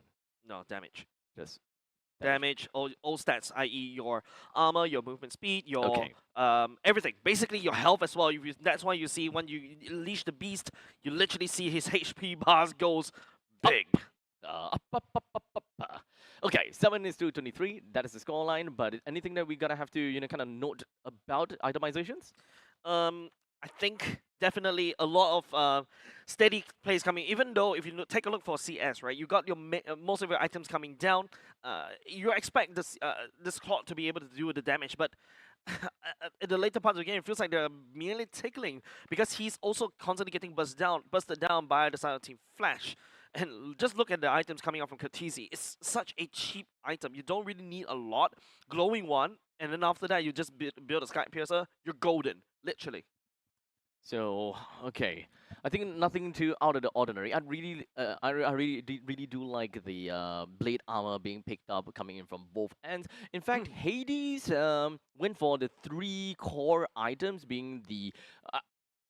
I wonder if Queen's Wing is counted as core. Yes, score. It's counted as core? Yeah, because you will usually bring the Lucas, because Lucas has the same problem as an alpha, right?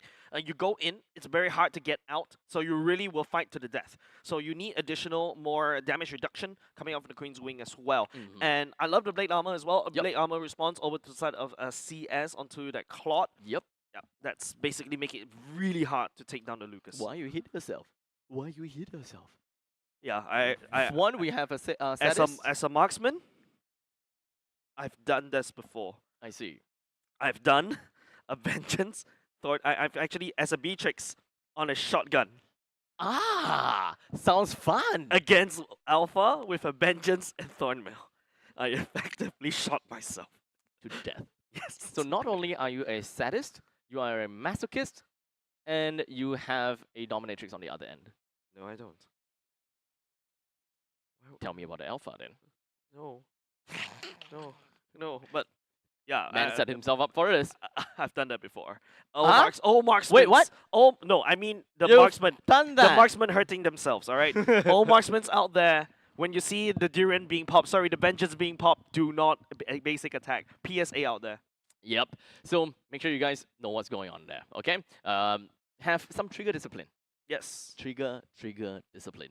Okay, so now let's talk about game number 3. I do want to kind of identify what they gotta do. Okay, of course, MVP, I think it's the Lucas. We don't really have to, kind of. Yeah. It's actually not? Oh. The MVP powers Oh, bestowed crap. upon no. you. No, it's not. But okay, you want to talk about game number 3? Let's talk about game number 3, right? I feel like right now it's just, I think it's just it's just a battle right now. Right now it's just like you use this roster against this roster, and then after that, the next person coming in with a better card. So it's like, it's a lot of back and forth So between you're these just kind of two like teams right now. stepping up on one another. Yes, correct. Right? Up. Yes, so correct. that means in terms of the pattern, right? If it's going back and forth, that means it feels like a back and forth. That means RSG will get 4 wins first. Yeah. Hey, wait, what? No. That's not what I'm trying to say. What I'm trying to say is, if you notice how the previous draft was used to counter against the next draft, that sort of idea. The next draft is actually meant to counter against the previous draft. And at the same time, I think this time around, Amox, I feel like maybe a bit more you could chew. I think the Faramis pick was interesting, but maybe that's the one that really needs to work. Because if you notice, Faramis is not, even though, yes, he does a lot of damage, he's not known to have big, busty amount of damage. Actually, you know what? Yeah, I do agree with you on that. Mid laners. I actually do agree with you on that. I think that they doubled down onto the Faramis a little bit too early, I suppose. Because Faramis, I feel that Faramis is a lot more situational, right? Faramis was a B2 pick, correct? Yes. So that means that is a response after the R1 and R2. What's R1 and R2? Remind me again. R1 was a Harif and Chip. Yep. So okay. So if you take a look at this current meta, I think right now RGSG is just running out of damage. Literally, it's a common case of you don't have enough damage in the early game. That's why they're unable to win these fights. Alpha, yes, the damage comes in through his sustain. He's basically chipping your damage over and over again. Right. But you're really lacking in terms of the damage department. The Faramis does do damage, but not a lot. Not a lot as compared to Akimi. Yeah. Right. And you also gotta have to understand that Faramis's burst realistically comes from lanes as well. In the event that, like, the more people, the better it is, right? Yep. So Unga Bunga, more people, more damage. Yep. Now, a crazy idea number, lost count, I think 7 already. Badang, I think closer on that Badang. If he goes back into your standard Badang build, your damage Badang, I think RGSG could have fared even better. Okay. Yeah, they're lacking. They're after a while, if you notice, they're starting to run out steam in terms of the damage as well. Okay, so wow. Yep. Ken, you are the pony of hell indeed. 107,000 damage taken. You know what? At this point in time, just pull his bar all the way to the opposite side, man. Just pull it to the opposite part of the screen. Just don't give production some more ideas. And more work. Name me more work. But you can tell almost immediately as we stay on the screen a little bit more, a little bit longer, right? Because if you take a look, right, the most of the damage is not enough coming from RSG. Yep. As such, it is gonna be the Gato Kacha from. Wait, hold on a second. No, I think we go back to the previous. Yeah. Okay. we go back to the previous one. This is the previous one. Yeah, okay, that was this the is previous game. one. Okay. So I would like to say that it is not Gato Kacha. I would say that it is the Hylos. It will be the Hylos as the MVP. You just take a look at the amount of damage taken. I think that's really fair enough, So right? you want to give it to the Lucas? Yes, Make up but your mind. But you know, sometimes not all heroes wear capes. So now we don the cape on someone that doesn't have the cape. Yeah, let's take a look at the MVP this time round. Because we already have the cape. Definitely going over to the height. Wow, okay. Wow. Hylos, Pony of Death. Pony right of there. Death. Yeah, Ken, Pony of Death. really stepping up in his role as well. He's also providing the glorious pathway, really bringing his team to glory. Yep. 4:2:15. Wait, 4 kills? Very interesting. 4 kills, 2 deaths, 15 assists, with a total of 79% kill participation and with a lot of damage taken. In fact, 68% of total damage taken within the team. Yeah, and don't forget, with the Revitalize, he's able to sustain even longer. The Glorious Pathway also heals him as well, so you need to really, really do a lot of insight, a lot. You gotta need it even harder in order to deal the damage against Hylos. So, at this point in time, I believe that we do have got the game that is going to be preparing up for, which is game number 3, right? We got a game number 3 that's going to happen very, very soon. As such, we were kind of like touching a little bit, we were kind of like talking a little bit about what to expect from game number 3, right? Yep. Or you were talking about stepping ups and all that kind of jazz. So, I just want to see the draft. I want to see how both Coach Amox as well as how Coach Zaze is going to tackle this game number 3. Yep, definitely. Before that, ladies and gents, we're going to go on a short break. Don't go away. Game number 3 against Flash and also RSG is coming up next.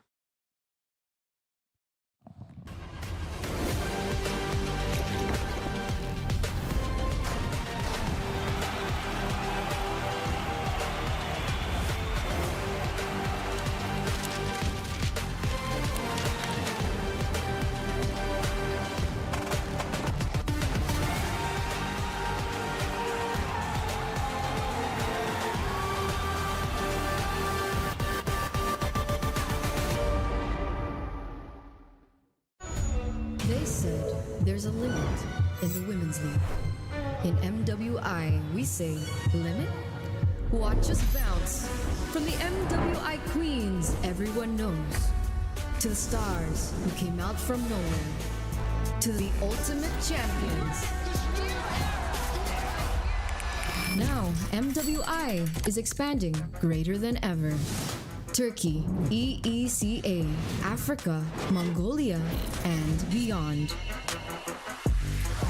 We're stretching the map wider. MWI, where dreams get louder. This isn't just a tournament. It's your passport to the world stage. A spotlight for women in the EWC. No rules, no ceilings, no limits. Just this. We're vibrant. We're ready. We're limitless. Dandruff keeps coming back? Your shampoo may not be 100%. Let's check. Use Head and Shoulders. Removes up to 100% dandruff and defeats itch. Protects scalp for up to 48 hours. So dandruff and itch don't come back. Head and Shoulders.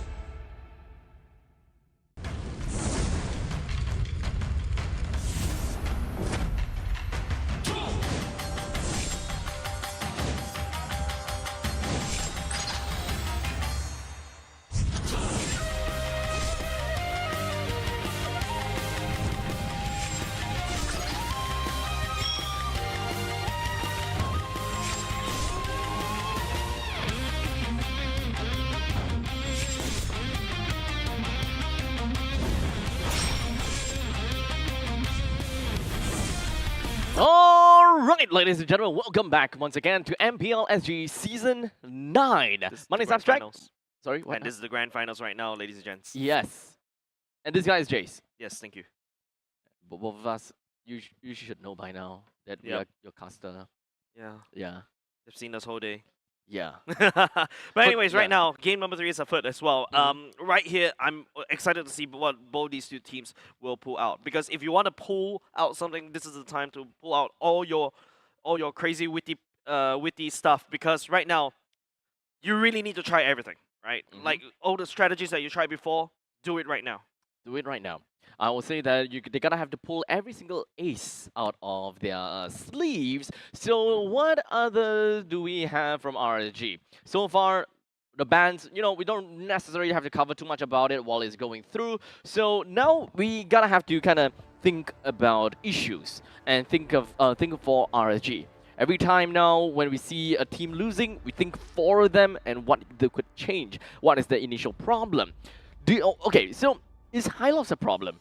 Is Lucas a problem? What is the real problem in Team Flash's lineup that really put a halt to RSG lineup in game number 3? I think it's just... Hey, hold on a Oh, second. sorry, game number 2, sorry. Hold on a second, is that Diablo playing?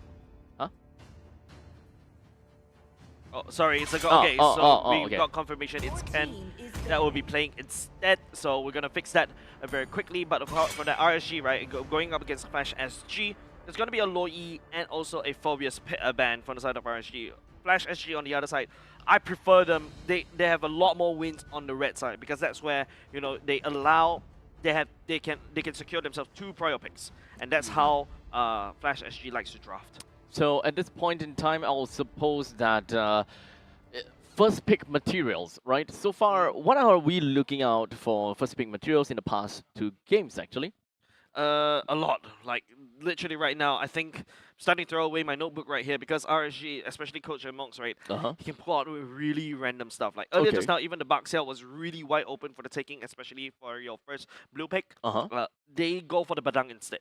Yeah, okay. so I feel like right now, Coach Amux also have to play a bit of the mind game. Zaze as well has to be a lot more creative and flexible in terms of the draft pick. Okay, so kind of like baiting the initial game. It is always a marvel to watch the coaches duke it out against one another, and this is really the battle of the brains, right? How do they want to set up their chess pieces at the start of the game? How much further do they want to have their bishops, preparing for an assault? So how's it gonna be like? So far, we've got a Kalia, Loi, Phobius, as well as the Moskov that's taken out of the picture. Still quite a bit of heroes that we would like to give an honorary mention or just casually mention. We've got the Chip, we got the Yeah, okay, never there's mind. too many. I think in this current meta, there's too many things to ban. There's not a lot of ban slots away. If you want to respect ban each other, I don't think there's enough already because in my opinion, Hayabusa also befitting of the ban list right here because both these two teams use the Hayabusa really, really well. You know what? Speaking of the Hayabusa, I think that this is the point in time where RSG may choose to first pick onto the Hayabusa. Because what they have here is that they have the Loi Juicin and the Phobius ban, and they would hate for Hades to pick up the Hayabusa because we mentioned about the 4 escape ways that Hayabusa has, right? And we also know, as a matter of fact, that Bray probably don't play too much Lucas or don't really play a Lucas, and he's so much of an assassin player. Hayabusa first pick coming outside for RSG. I think this is also a big problem coming out from red side. If they start to ban away the Kalia, you really open up to this kind of picks, especially from the side of RSG. So hopefully Coach Zaze has the counter to that. There's going to be a Harif coming out from the side of Flash SG going in hands of Vanix once again. You need something to be able to match. The higher is usually the Ling, because in terms of split push, the Ling does better as well because you can jump from one place to another, and your Temples and Blades goes into iframes. It kind of pushes Hayabusa out in an awkward position. This is the 3rd Harif in a row for Team Flash, and they have been prioritizing that in R1 pickups so far. Second, actually. Second. Oh, it's a second. Okay. And first now one was from the side of RSG, but it seems like Team Flash. The chip again. Yeah, it's gonna be the chip again. It feels like they're gonna repeat the same draft as earlier just now. I mean, why not, right? So at this point in time, the ball is on the court of RSG. They have experienced it once, and they gotta have to identify what is gonna be the problem and how do we have to change things around. So far, it was because of a very beefy front lines coming in from the what was that again? The high loss, and then a snowballing factor coming in from the jungler that really causes things to go out of control. Yep. So I'm pretty sure that coming into phase 2, if the Lucas is not picked here, or if the Hylos is not picked here to soak up damage, which I don't think that the Hylos will be that important for Flash because they already have got the Gatukacha. Yeah, but I feel like the Hylos is still a very good pick, right? Like what you mentioned, the Hylos Glorious Pathway also works very well alongside with the Harif, allows him to basically zippy zappy even more crazy. And once you have the chip ultimate, it also prevents people from running away from the ultimate. So I think you can go for Hylos, but no, they're going to go for a glue instead. But knowing that RSG may pull out a Faramis, you're going to have to waste a ban slot for it? Yeah, so I actually thought that that's actually pretty early for them to do that. But there are two good sides, or rather there's two reasons, two good sides about this, right? Number one, you kind of open up, okay, actually there's one good side. You open up the remaining slots, which is your jungler as well as your mage player. These two are one of your main playmakers into how you want to play into a death ball scenario with how Chip is drafted in here, right? So as much as possible, if they lock in on over to the glue, they know glue is just gonna be our wall in front. Yep. We are prepared for the obstacles that is gonna be coming up straight for us. At least we don't have to be stuck to a certain playstyle which has been heavily countered by the opponents. Yep. Down ban coming up from Team Flash right here. Does RSG really want to attempt and try the Faramis again? Remember we mentioned how in game number 2, the Faramis doesn't really contribute much in terms of the damage. Maybe they can try but this it this time time they around would. with the glue. Yeah, this time I think that it would make a difference. This time it can definitely put up a change. But let's not forget, because of the chip pick, that Tigreal is still a hero that deserves to be banned. I definitely do not want to see the Tigreal onto the side of Jay, and that could be quite chaotic because everyone is just going to be stuck in that implosion, and even if the implosion misses, you can layer that on top with a Kimi. So, Kimi pick as well as a Tigreal pick, that is actually going to be a little bit scary over to the side of RSG because double implosion in some sense. The Gatukacha can come in with standard AOG too, unless you want to play in with the Faramis, then is a Tigreal as well as Tigreal plus the Faramis. Faramis are the Ghost Bursters, everyone that's within in there, especially if Glue is in there. There's so much possible damage. But right now, look at how Coach Zaze is going with this one. The Eve ban opening up the Tigreal, potential Tigreal pick coming up from RSG. Because Gatukacha can be played by Closer. He's played wonderfully in game number 1. That was why we gave him an MVP. You can also see the Lucas response coming up from the side of RSG. That's why they're not banning the Faramis. That's why. But it's okay. Forgot about that. There is still a mage that goes very well with Tigreal, and that is the Vexana. Vexana still goes very well with Tigreal, and they have always be a combo with one another. As such, it is always the implosion into the Eternal Guard. Is it an Eternal Guard? Eternal Guard. Yeah. Yes, it is. So, sends them flying, sucking them in, AOG slams, and then generally you'll have quite a lot of damage already from that point. And also Vexana works well against the glue. Yes, especially when he goes into the small little bits and pieces. Yes. But this time around, don't forget, glue rework is also something that I really... Are we going for this one, Abstract? Amux, are you serious? Odette and Camilla. Camilla roam. And Odette right there. No Johnson delivery system coming up from RSG. That was a crazy idea just now, but I wasn't expecting this coming up from Crazy from idea 8. Camilla plus Odette. This is one heck of a combo. Okay. For the uninitiated, Carmilla's ultimate pretty much links everyone together, right? Yes. Links everyone together, they share damage, they share crowd control. A wombo combo alongside with the Odette. Wombo combo alongside of the AOG. And one person fly, yep. Everybody fly. Not only just that, now that everybody will be stuck together because Chip will be sending everybody together, and that's where, you know... And Flash, realistically, have only like Chip for crowd control. Yeah. Yo, no one can stop Odette. well, technically Chip can also, when he goes into this, one of his skills, he actually does a bit of a knockback, but hear me out. This is actually... I don't think knockback stops Swan Song. Does. It does? It does. It's But like I know the first thing. stun doesn't. Stun doesn't? I know the stun doesn't. That was a long time ago. I have, like I said, we have no. I really cannot remember because when we actually went to learn for MPL Singapore, nobody thought about the Audette, and now RSG is gonna pull that out right here. But hear me out. There may be a bit of a what's that called?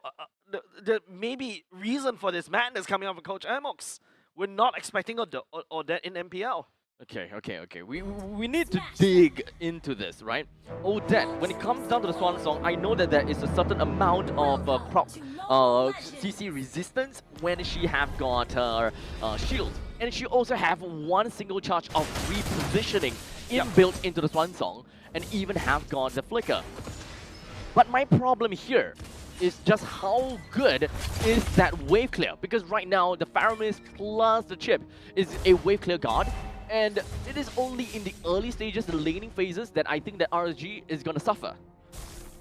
Man, I don't know what to think about it. Like what I mentioned, this is why I love, Coach Amos coming out with this weird random drops out there, just throwing me out of the game.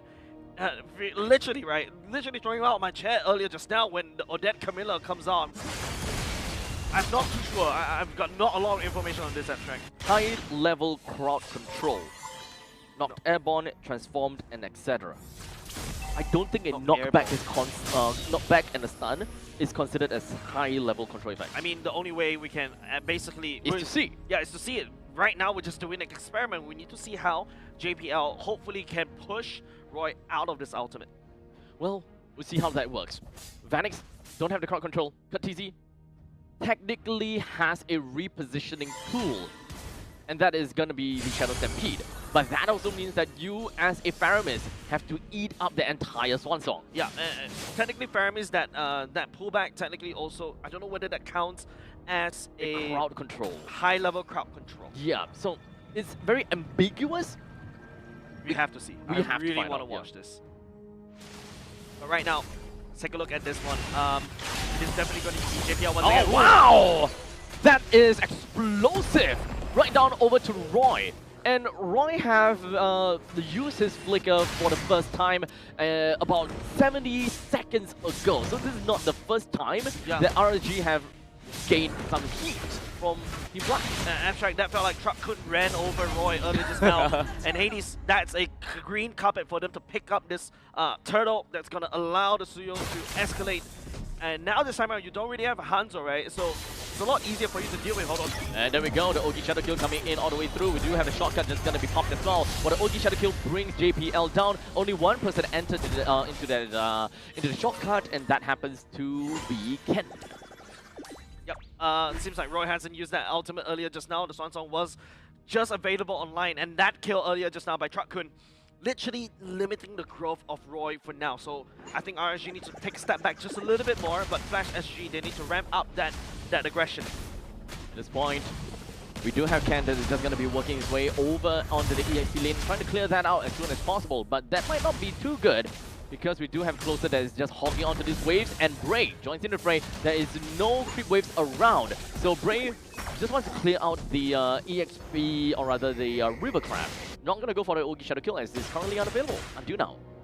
CS shooting Natalia down the bottom lane. I think if you are playing against a Chip, you really need to make sure that you get as much information as possible. They gotta be as safe, they gotta be extremely cautious. I think RSG have got enough PTSD trauma from the previous game, but we gotta have to watch it unfold. As Jay literally just walked right into the brush in the bottom side.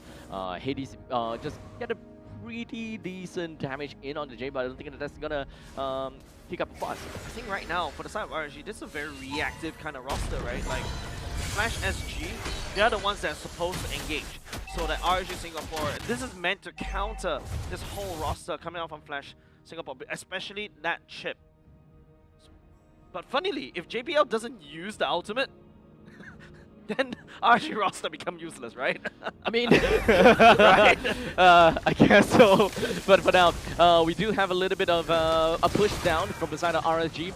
We've got JPL already down to half HP. He's looking for an opportunity to open up that the shortcut at the best timing possible, but he do not want to be too early on that as well. The top lane is pushing down, the mid lane is pushing out wide as well. The shortcut comes in with 3% right in the midst of everything, and we do have got a Swan Song coming in, dealing a decent amount of damage on the JPL, but we do have got the Nether Realm that dealt quite a bit. But it seems as though Roy escaped out of that fight with the flicker as such, interrupting his own Swan Song. Flash manages to pick up 3 kills using their own JPL as a sacrifice. The Ogi Shadow kill goes in, but not quite enough for them to be able to execute all those low HP players. Yeah, the Swan Song was literally went on uninterrupted all this time, right?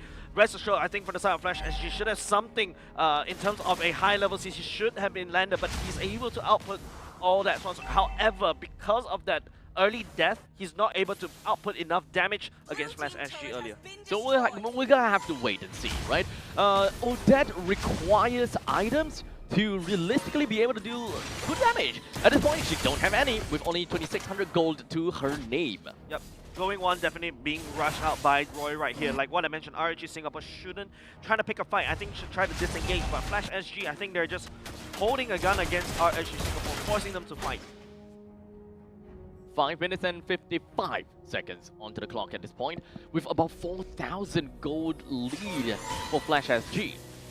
Did we hype up too much on the RSG, or is this just going to be a late game monster on the side of RSG? That is probably going to be the question. Don't forget, Odette late game, the Swan Song, that zone denier is super deadly. And we haven't exactly seen just what kind of combo we can see from the Curse of Blood plus the Swan Song at this point in time just yet. Yeah, don't forget, another problem from the side of RSG Singapore is that closer is the Gato Kacha, the AOG. You need, yes, technically speaking, you can use it to engage, but you're not expecting to land the AOG sometimes, right? Yeah. You use it to zone. Yeah. Same idea for the side of Camilla. That ultimate, that ring, also, it's actually really hard to land, because everybody literally could just walk out of it. Yeah. So you're looking at backswing. You're looking at something. Usually, when you pick a Camilla, you're looking at something to basically do the initial lockdown first, so that you can land that ultimate. So now the question is, how do they want to layer their abilities, right? Do they want to look out for an AOG in order to push people to a certain direction so that the Curse of Blood could land? Or would it be vice versa? Curse of Blood in order to push people into the AOG? But most of the time, I would like to believe that RSG will want to walk into battles. Map.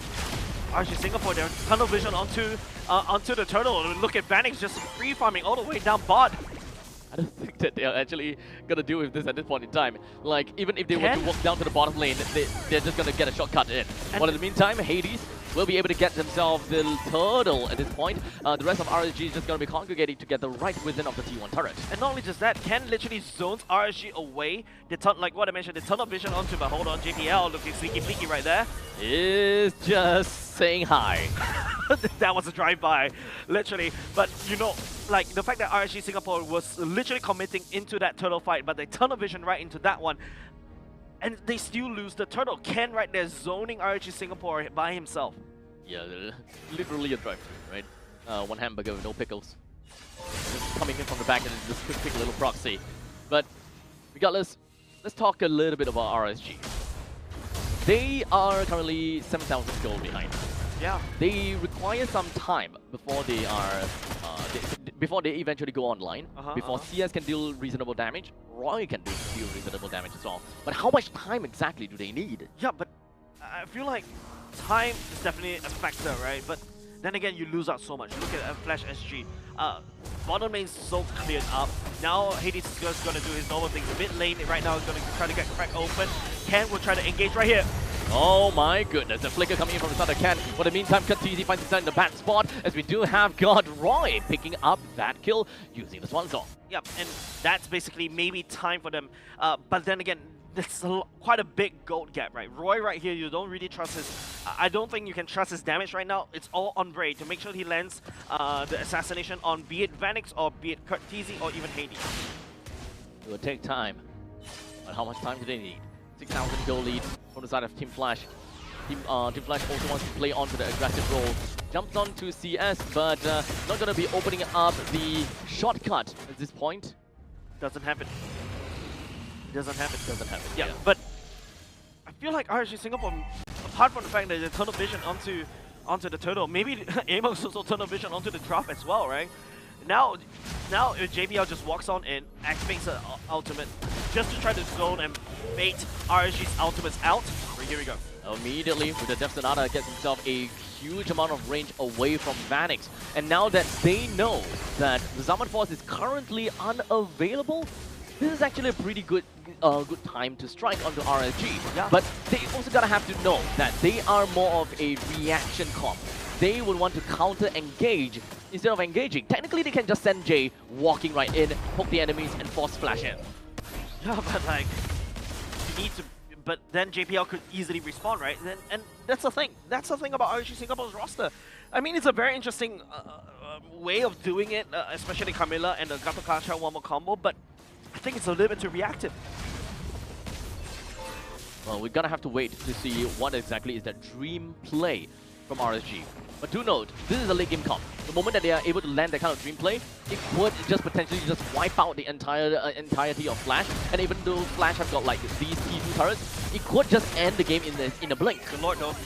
Bray cannot actually hold on to it, and now Team Flash trying to make a play around it. The Lord gets reset, and now Flash actually looking to strike. JPL just going to be rushing himself right into the side of CS. The shortcut is unfortunately used in a very suboptimal location. As such, Hades will be able to get a kill down on the J. We do have Closer just going to be jumping his way all the way to the back lines, and of course, when it comes to the Swan Song, done a reasonable amount of damage. They entered the portal. At least that is for Kurt TC. He wants to walk himself all the way back home, but with the Nether Realm, he's got his second chance at life. They're continuing on with this fight, but there is still Bray right around the vicinity. As such, Kurt flickers himself away. He's going to be safe and sound for now, but now the Lord is about 30% HP. They goes on for a reset because they can't hold on to this with the amount of HP they have. Yeah, earlier just now we were talking about 7k gold lead. Now it's dwindling down to 4k. That was a very good fight for the side of RSG. They really did really well because Flash SG. Because if you notice how the shotgun is being used, it was like a Looney Tunes kind of cartoon. We're chasing each other through each other's portals, and then after that, you know, see how JBL maybe he can do something right here. Oh, and the retribution coming from Star Ray will bring down the Lord and the Swan Song. But unfortunately, that is Ken that managed to find himself the split, and that will completely remove the Swan Song. That is one of the crowd control we completely forgotten about. As such, the AOG from Closer gets himself away, and that is the reset of the fight. Man, Ken was massive right there in order to be able to stop that one. JPL, that was a wise choice. Unfortunately, the Lord still goes over to the side of RSG Singapore. That was a good attempt though. Okay, so now I think that they realize that they really need to reserve the split over to the Odette so that they can cancel out that Swan Song. That is before Ken even goes down. We do have a pretty decent amount of poke potential coming from CS though, but I don't think that will be enough to eventually bring Ken down. It will still allow Ken to go for the split onto Troy, unless they want to kind of play it slow, wait for Ken to use the split, and only then they go for the front song. Yeah, but with that, there's Hades versus Bray. Oh! Even the flicker. JPL really wants Bray. Really wants it. In the event that he actually picks up the kill on the Brave, that will be so worth it of a flicker. Yeah, but take a look. Because of that Lord, the standing goal right there will be able to be collected by the side of RSG. RSG Singapore is still unable to crack up top for now. And if you take a look, the gold lead still leaning over to the side of Flash. Oh, the Nether Realm is forced. As such, no more Nether Realm for the next upcoming fight. Hades. But Hades doing Hades thing. As such, Flash will probably want to extend this fight as long as possible as the Suyo will crack down the top lane turret. And once again, ladies and gents, Hades tried to do it. Gato Kacha may be able to do something against that. A minute right there. Hades has to run away now. Oh no, he got taunted in with the Blade Surge, and he's gonna be A-okay. But then again, if you notice how Team Flash literally lost. Wait, the creep waves at the top lane is still going. So I think that Hades might want to go in for a second try. No. Oh no! He doesn't have the HP. And now doesn't have because it. of that, RSG Oh, no! is off Team Flash. Wait! They don't have the creeps. They don't have the creeps. But they're fine. They have one Ballista to at least bring down this T3 turret. That was a classic greedy Hades play. A base trade happening right here. The ultimate being used to try to slow down Roy, using the ultimate to try to zone abstract. No, now he wants to clear out the creep wave, especially since Ken is not around the area to go for the split and cancel out the Swan Song. But ultimately, Roy will still go down. Both teams, they are greeding. They want to end it. I have no idea why I'm watching anymore, Abstract, because Hades, I mean, that was a good play, right? But then again, when the base trade fell, RSG Singapore also realized that they're running out of steam. But after all of that, take a look. Mid lane and bot lane for the side, Flash SG is open. The gold lead now swings in the favor of RSG Singapore. Now the Lord is coming out, and Vanix is still down in 10 seconds. RSG Singapore needs to rush this. Oh my god, I am actually getting a little bit of a deja vu at this point in time. But we'll see how that's gonna go. And don't forget, Chip can basically bring everybody to the front. Roy still needs to do the manual way of walking all the way to the fight. Eye on the prize, Hades. Eye on the prize. As Flicker committed from the side of JPL. The AOG being expanded out as well. Ken does not have a lot of HP to work with. As such, Roy with the bouncing musical notes bring him down. The Netherrealm is also going to be popped. As such, TC no longer have got that to work with them. The Swan Song are currently unavailable. CS still haven't got a couple of the Rhapsody or Death Sonata to work with. However, Hades, the sly assassin, goes over the backlines and peels off of CS. Man, that was a very bad fight for the side of Flash SG. Hear me out. RSG Singapore, that was a... Even though they missed 2 ultimates, Flash SG makes more sense. If you take a look at this replay right here, the AOG and also it's already okay. This is already used. AOG earlier used already. Camilla ultimate is already committed. That's why Team Flash wants a handshake this fight. But look at Bray. Bray's target prioritization is so good in terms of finding these main damage dealers. Don't forget, Pratizi on the Faramis. Yes, after his cult altar is out, he's basically a sifting duck. There's really not much that you gotta be afraid of, aside from, I guess, Ghostbusters, right? I don't think that RSG is gonna be that close with one another all that much, but as much as I really want to see the effects of the Curse of Blood has got one of the weakest visual effects. I, for the life of me, can never be able to see the Curse of Blood being used for most of these instances. Maybe this time. Now, okay, now I can see it, but everyone's just gonna be huddled up together. They're all hugging and cuddling. As such, Hades as well as Ken, they don't have a lot of HP to work with, but fortunately they did manage to bring down Bray as well as CS. The rest of Flash is just gonna be running right in. Jay still have a lot of HP left, and also with the immortality. Closer just gonna be whamming down onto the ground, trying to clear out the waves as soon as possible. But there's still a wave there's still a wave coming in. Immortality is currently gonna be popped. Closer is still in the game, however, still go down at this point in time. Flash, they got a free entry and a free ticket right over to the core and demolish that crystal. That is actually a very interesting turn of events. RSG Singapore actually almost had it, but don't forget, you can take down Faramis. The Faramis passive allows you to basically respawn very quickly. You use the Chip ultimate, he's suddenly back in the fight even faster than usual. I guess that all you need to do to end this game is end it the natural way. Just group up and end the game instead of just sending Hades trying to... But to be fair though, that one push to bring down that T3, it enabled them to be able to run down like that. Yeah, but to be honest, like if you notice how Team Flash is actually playing this kind of game, I think they adapted on the fly. We talked about how Hades like to play the 4+1. Now because of the chip, they're grouped together as one, and that's where they can really know how to snowball. At this point in time, we did definitely mention that the chip is, of course, a very valuable tool for Flash solely because of Hades' playstyle.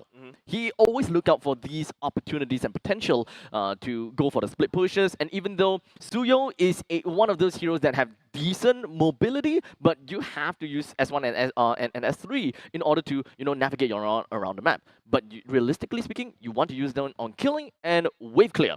So, in order for him to get himself back into team fights, at least they have the shortcut. You're not too afraid of. You're not too afraid as a Suyo from overcommitting into a lane push. Yeah, maybe Chip needs to go into the banning phase right here. I believe because so. JPL is seemingly too comfortable for this, and it enables Team Flash to do what they're really good at.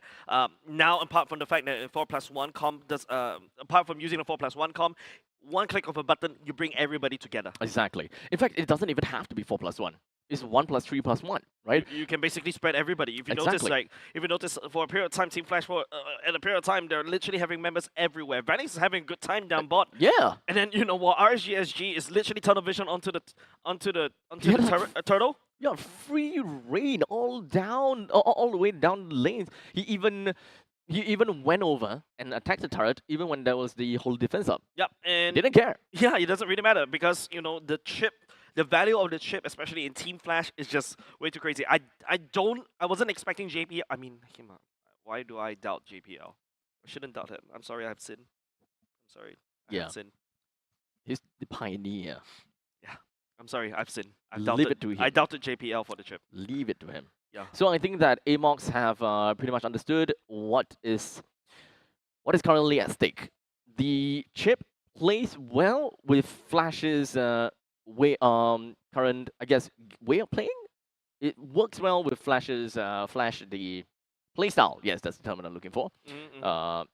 They have disabled the use of a Hayabusa on the side of Hades, but now another threat came in, which still enabled him, and that is the chip. So I think that right now there is two things that they need to ban in order to not give them this kind of comfy gameplay. Chip as well as the Hayabusa. Either they are going first pick, first ban, take the Hayabusa away, or they have to ban these two heroes. Yeah, Abstract, to be honest, as we take a look at this, the stat screen right here, you can start to see Royce picking up a lot of damage already. The Genius one, the blood, the wings as well. You know, these are basically the very defensive items, and not only just the fact that you are able to survive an onslaught even longer, right?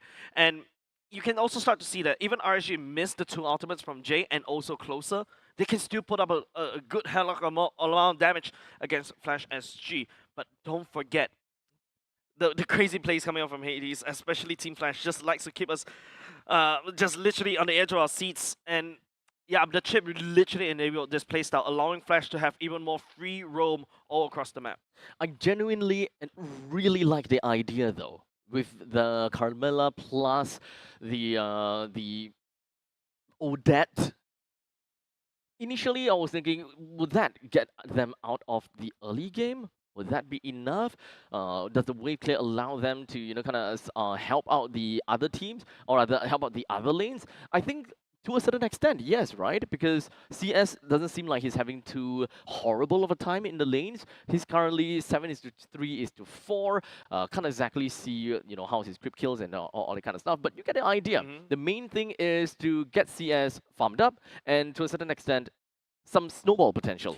Yeah, but he's always getting threatened by Ken, right? And now if you notice... And Hades too. And Hades as well. If you notice RSG, after the Tunnel of Vision, they'll start to group up as 5. I mean, that's where the roster is really strong at. Literally these 5v5. And don't forget, the roster is really good at one thing, which is basically to deny the chip from using the ultimate. But if you notice how JPL is using it, right? Even though, yes, the ultimate misses, it strikes fear, and RSG overreacted. I feel like this game is all about RSG overreacting to a lot of things, and Flash SG just, they tried to do that base rush earlier just now, but I would say they were lucky. They were really lucky for that one. Good point on that. So far in this game, we have seen a lot more shortcuts that is actually used onto the backlines, and no one's taken it. Yep, nobody should be taking it, because don't forget, if you take it, you're walking into Jake, you're walking into Closer, an easy AOG, easy is circle, and then after that, you walk into a Swan Song. Nah, man, I'm not taking it. It's almost like an overcommittal shortcut from inside the JPL. I'm not sure whether that is essentially a bait onto the side of RSG to make them think about a possible angle from two sides. Because whenever JPL goes for that, a fight is actually going on already on the opposite side, or not really opposite side, maybe a few feet away, right? And we all know that the fight is already ongoing. If there is an opportunity to use the shortcut, I guess why not? In order to get himself over the backlines, eventually I think RSG will forget about the existence of these shortcuts. In fact, one of the battles, that is exactly what JPL did. Flickered onto the back, and I think that used the shortcut either onto Roy or CS. They evacuated from that premise, and then at the point in time, KTZ, he was almost about to die. Just went into the over to the portal and trying to look for another way to run away. Unfortunately, he still died though. So at least that shows an application of the shortcut. Yeah, definitely. I also feel like if you take a look at this one, oh, hold on a second. Ken absorbing so much damage, 164 damage as well. Ken also did a very good zoning earlier just now, especially towards the early parts of the game. But I think it's just the decision-making of Team Flash as a whole. Whether to take the shortcut or not, I think that's the question. Yeah, so communication is key, right? As long as they can do that, then they're going to be A-okay. But here we go. we do have got the MVP of the game. Goes over to Hades with 6 kills, 2 deaths, and 3 assists with a total of 60% of KP. Yeah, definitely. The assassin not only just that strikes fear in the hearts of the players, he also strikes fear towards the base as well, because you never know when he could be right beside the base and then just goes for the checkmate right there. Yep. Honestly, a funny interaction. A little bit of a blunder going on, trying to re-enter into the base, but I don't think that made any substantial change in the economy. It doesn't make any put up any change in the battlefield as well. So I think that's a small little blunder, but they tried. Yeah, I mean, kudos to try. One token, 3 tries. You know. Yeah, I mean, kudos to them to try. But apart from that, like what I mentioned, the RSG tunnel vision is starting to show just a little bit more. You also start to see the pathing of CS and closer starting to be a little bit more sussy, especially when the fact that, you know, you miss an AOG, you miss a J, also miss a circle, and that allows, you know, for the side of JPL to really strike. But if luckily for the fact that, you know, CS and also to a certain extent, Roy can do a lot of damage in that small little amount of time. That's why they're able to survive these kind of team fights. In fact, I think if you kind of pull in the footage between game number 2 and game number 3, you can tell a very big difference with how they used the shortcut and how they played with the shortcut. We saw a lot of turret dives in game number 2. There was no such thing in game number 3. There were a lot of clumping together in game number 2. But we don't have that in game number 3. Definitely. Everyone is just kind of like all around a very huge area, especially around the river lines. They want to ensure that they don't give any free curse of blood, tethers. They don't give a free AOG, and most importantly, don't give a free swan song. Yeah, and it's really like what I mentioned. It's a good team decision coming out from Team Flash, right? Like they know that this draft is very reactive, maybe a little bit too very reactive. ultimate reliant too. It is. So I guess as long as you kind of split yourselves up, you kind of make RSG kind of scratch their head and thinking, how do we use our ultimate now? Yeah, and don't forget, to a certain extent, if you want to also use this kind of roster from the side of Gatakacha and also the Camilla to basically engage, it is also very wonky because because you know these two ultimates are really hard to land. The only way to use this is basically zone, or someone needs to be the bait. Usually, you need a Tigger to set up at the very least, or maybe to a certain extent, crazy idea number 8, a Yuchong Petrify. 9. Okay, 8 is the one that you didn't manage to say, which you wanted to say to Odette. Oh yeah, but but you didn't say it. Well, the combo should work. So is that 8, or is this 9? 8.5. 8.5. 8.5. Crazy idea 8.5. A Yuzhong Petrify, or even to a certain extent, a Benedetta Petrify will enable this roster to even greater extent just now. I still kind of prefer that Tigro plus Vexana though. I still want to see that, and I still prefer that if they want to play into the chip. The difference is that it's not exactly so comical as compared to the Curse of Blood plus the Swan Song. The reason being is that if they do have the Vexana, at least the Eternal Guard still will linger around the battlefield, and the initial knockup, you can use that as a pick-off tool. Implosion onto 1%, that's fine, it's also a pick-off tool. There is still a lot of things that they can do, even with these ultimates being off cooldown. The Horrifying Hands is also a good crowd control. While for Odette, you do have a Immobilize, sure, but you still have a single bird.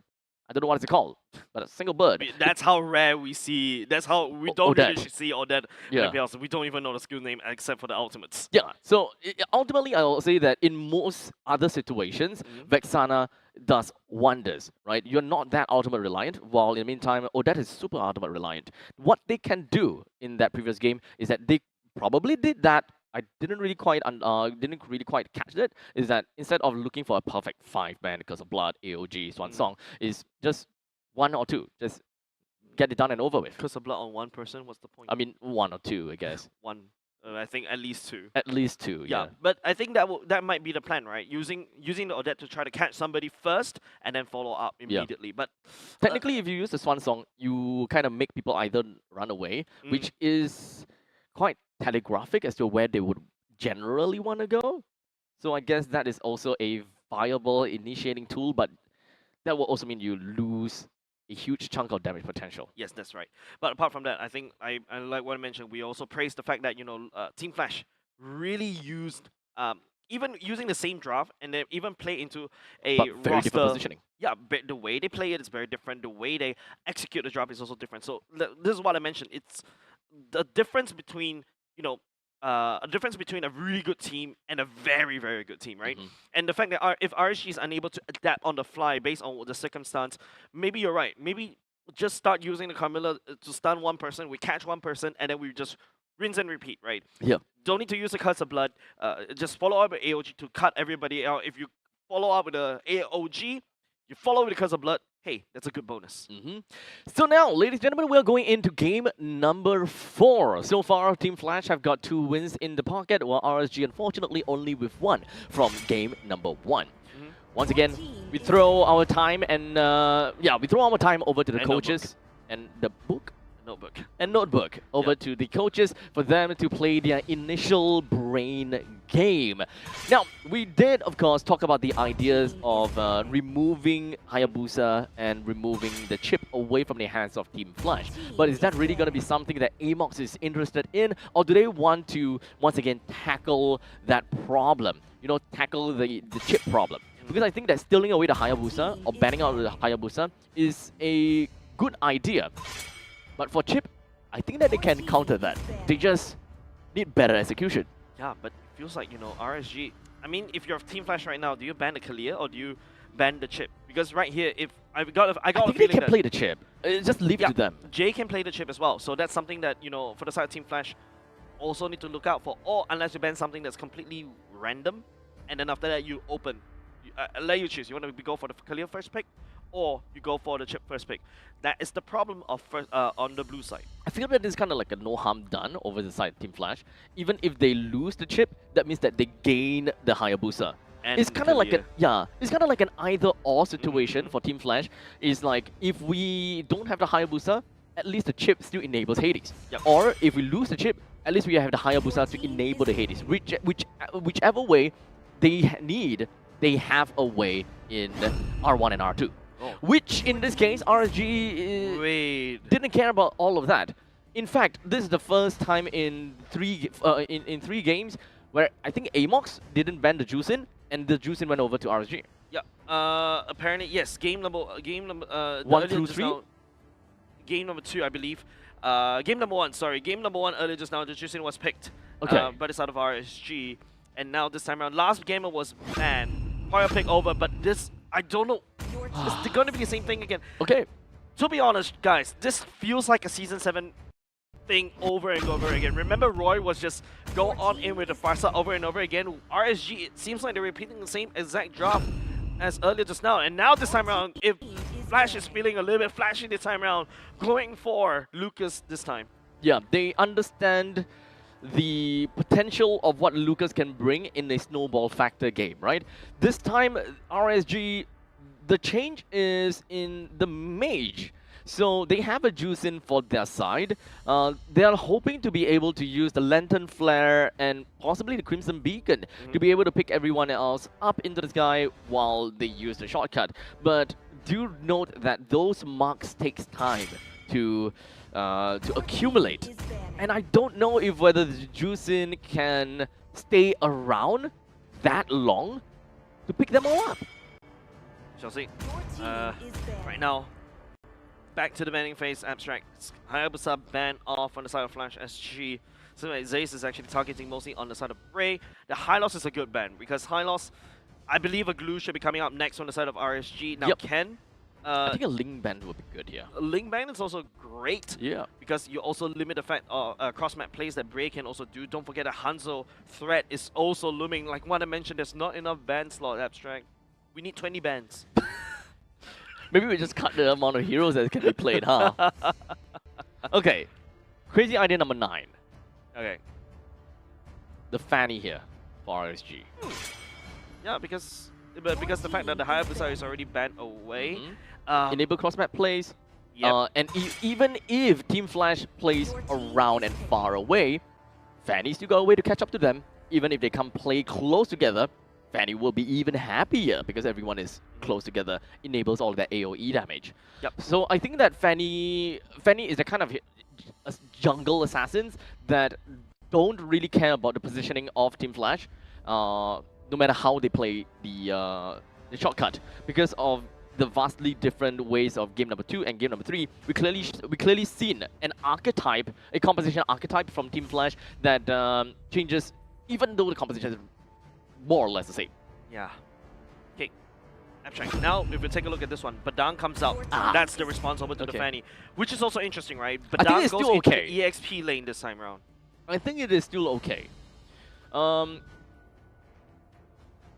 I think that this is dependent on the confidence of Bray.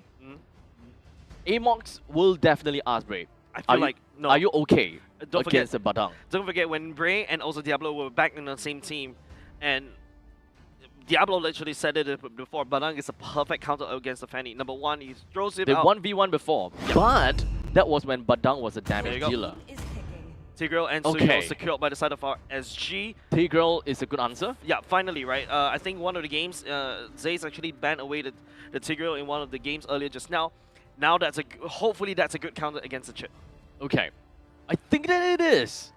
I mean, not that I think. In theory, it is a good answer. Yeeve. So, okay, utility onto the mage, boxes everyone else up, takes the shortcut, flickers backwards. Yeah, I think this is also a very scary drive coming off of Team Flash. This time around, I finally am glad to see this kind of roster coming off Team Flash. The Yeeve also really works wonders, especially now we have to play inside the box. Remember, creating zone for the Zaman Force to allow them to basically zip-zap around. Since the high loss is banned away, the Eve can also do the same. On top of that, you lock people inside so that the Lucas can just go ham inside the box. Yeah. So, how's that gonna go? The good thing is there is also a combo between Lucas and Eve, and this is not something that we see all the time. It may be good, it may be bad, it really depends on how you see it. And of course, it's also a way to manipulate the battlefield. Not only does Lucas have got displacement tool in the S1, CC immunity as well. CC especially immunity when on he goes that, right? into the Unleash the Beast form. Have you thought about the fact that a Lucas plus Eve, the moment you go into and use S1 onto the opponents and knock them into the wall of the RWM, you essentially layer a root onto them.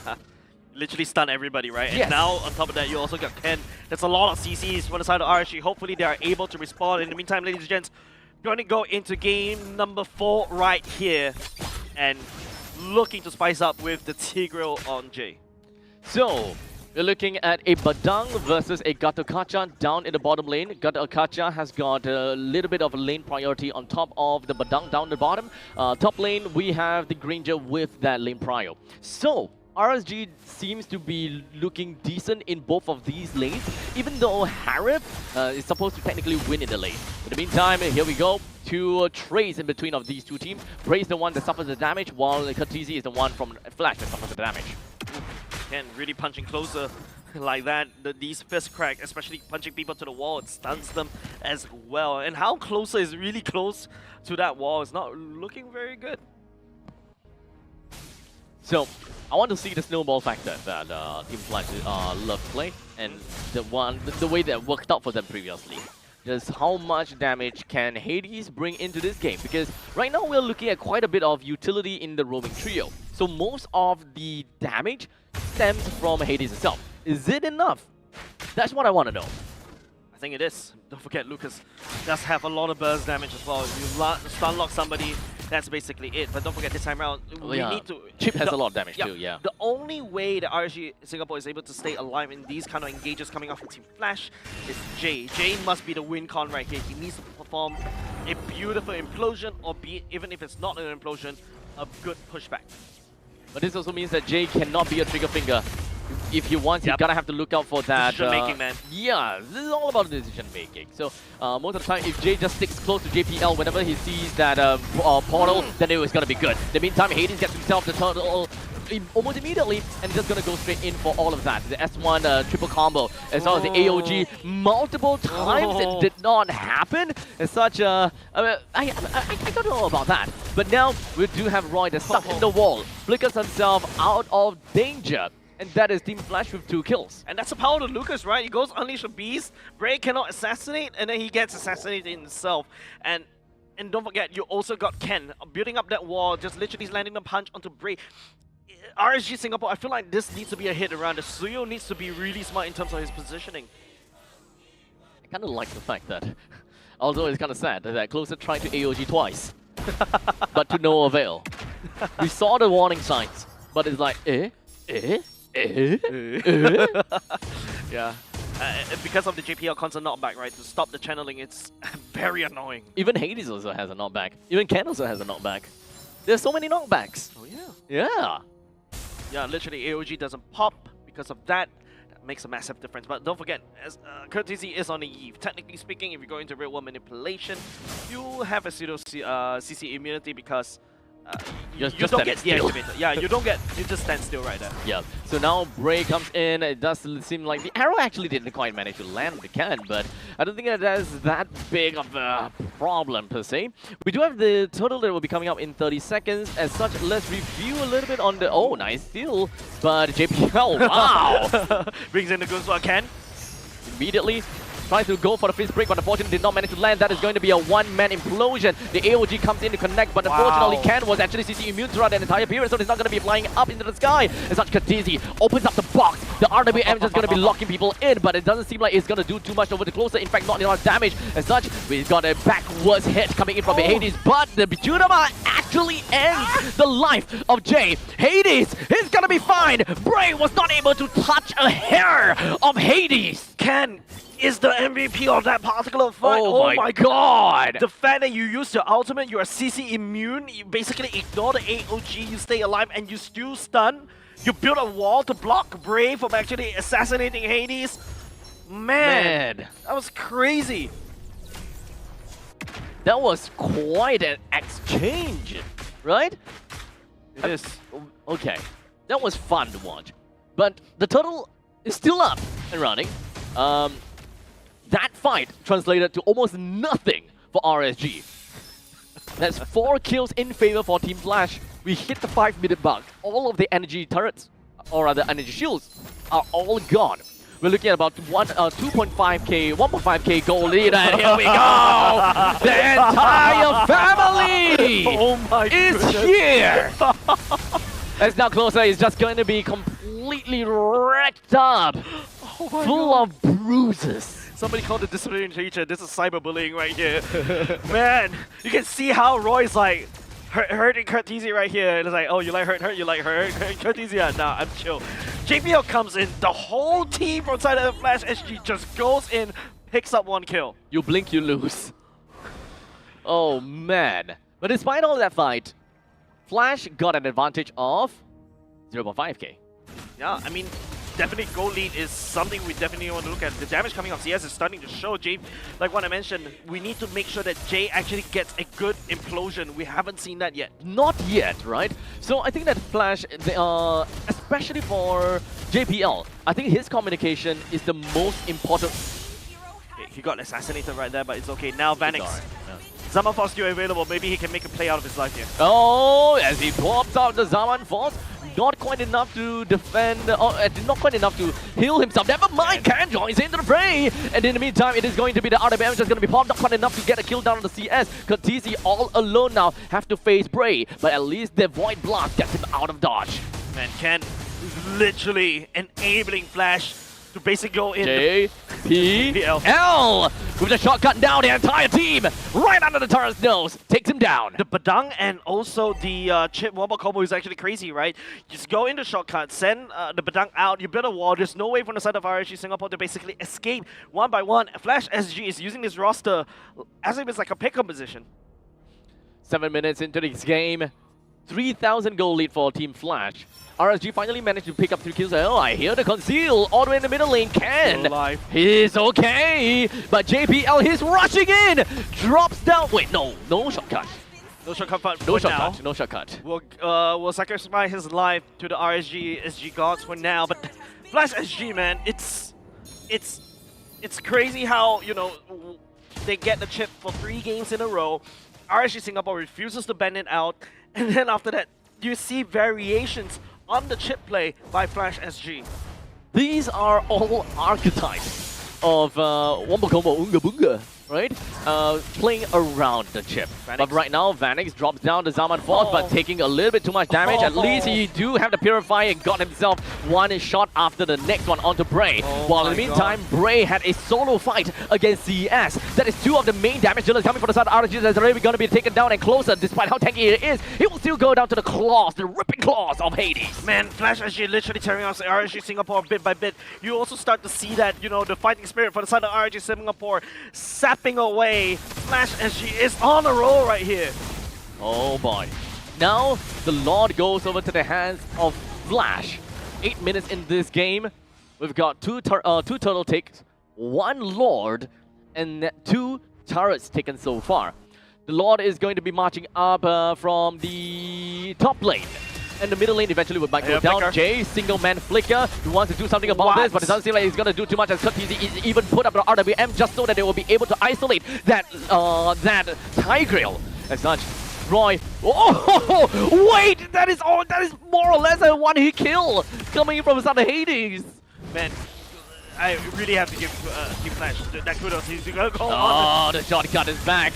The Rasengan brings down Sasuke.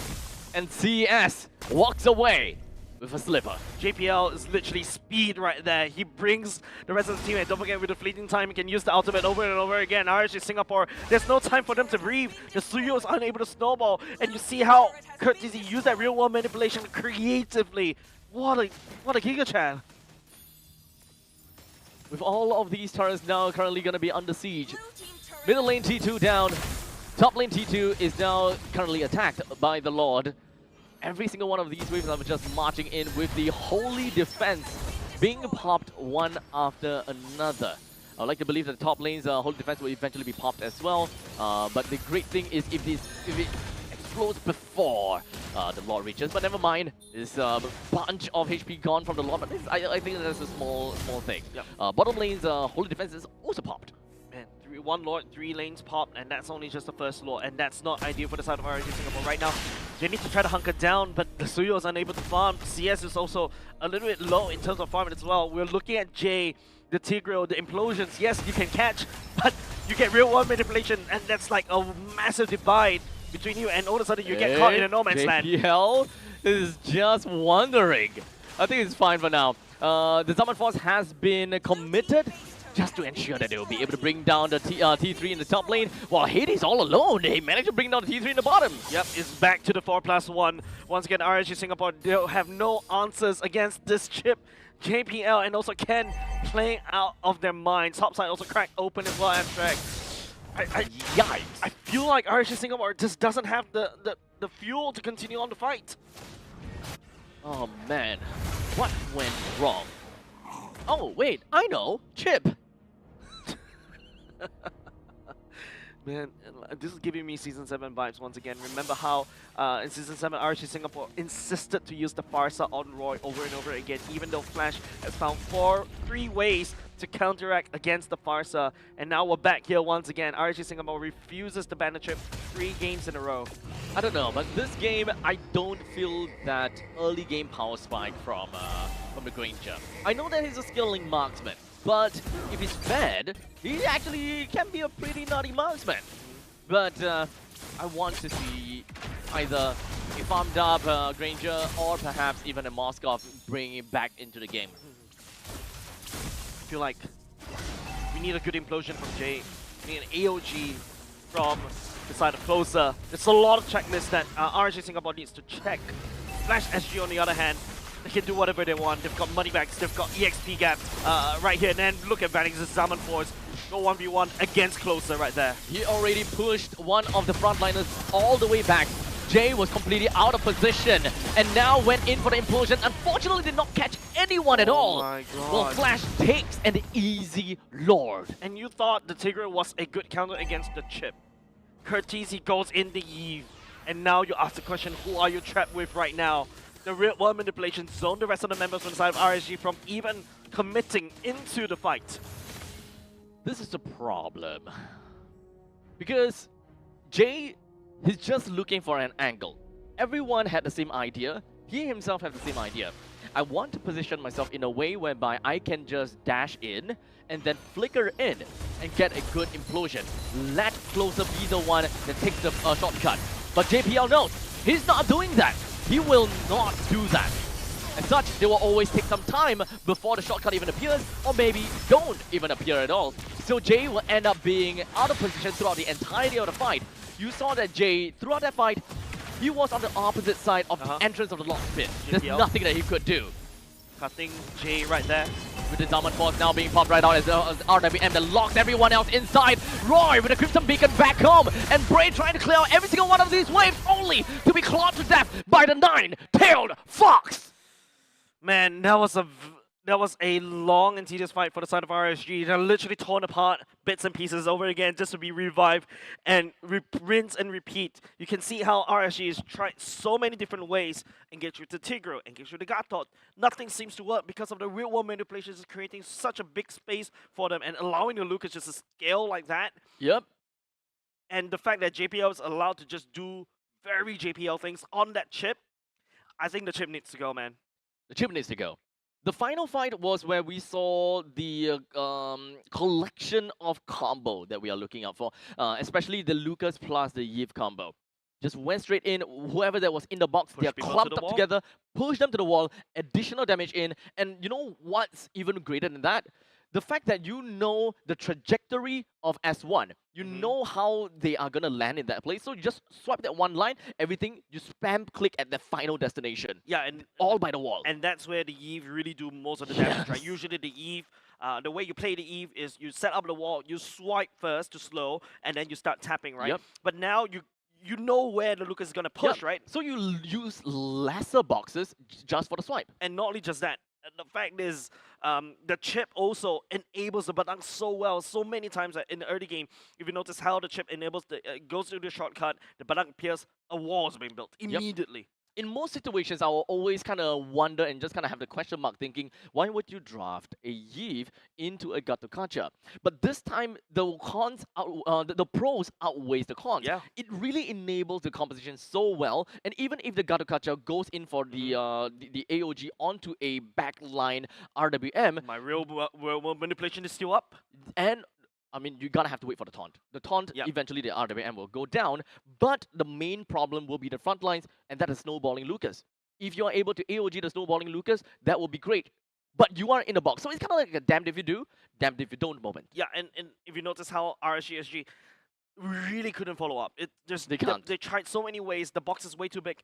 They're looking for opportunities too. Yeah, you thought, Farsa would be good here, right? Like the fact that, hey, usually you go back to Artillery Mage meta, Farsa is back in the meta again.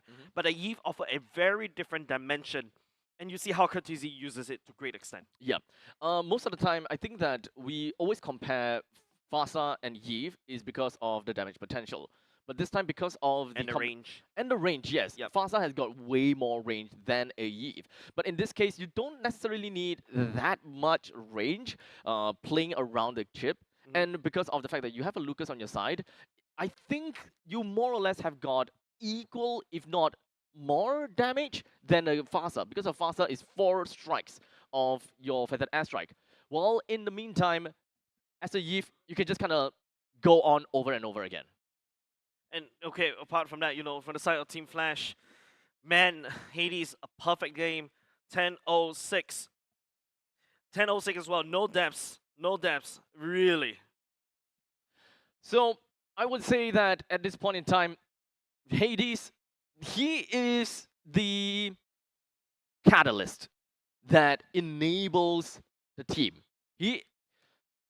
Without the Lucas, there would not be a Yves, honestly, in my honest opinion. This is just a very good lineup, really. I didn't really think about this combo until it's been drafted out here. Yep. The Chip and Ken the Chip and the Badang combo works well. The Lucas and Yves combo works well. The Vanix is just like the cherry on the top of the icing of the cake. At this point in time, top with icing as well. Yeah, at this point in time, it really just every single one of these heroes or rather, every single one of these players have their own very specific game, and they just need to play together. I don't know at this point in time what RSG can do aside from banning out the chip, because I feel that Zace have got 3 games to play around the chip, and they have unlocked unlocked certain amount of archetypes already. Yeah. So I don't think that you'll want to test any further just how many archetypes of group up games with a chip Zays have in his pockets. Remember that was the analogy that I used in season 7, right? Like this lock can be opened by 4 keys right now, right? Yeah. Team Flash is able to use a chip to even against something that counters the chip. Team Flash is able to still circumnavigate around, and even defeat RSG over and over again.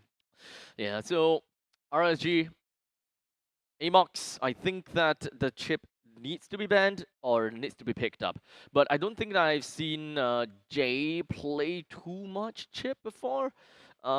Maybe is it Maybe one or once? two. Once or twice. Yeah. But I'm not too sure if whether that is going to be their last ditch effort. I feel like is it? Are they comfortable enough to use to play that as the last game, or do they just kind of want to ban that out and play their best comfort heroes? especially when it's match point abstract. Especially as match point. Yeah, next game is gonna be very, very dire for the side of RSG. Team Flash, though, on a victory lap right there. The glorious pathway laid down for them all the way to Riyadh in MSC.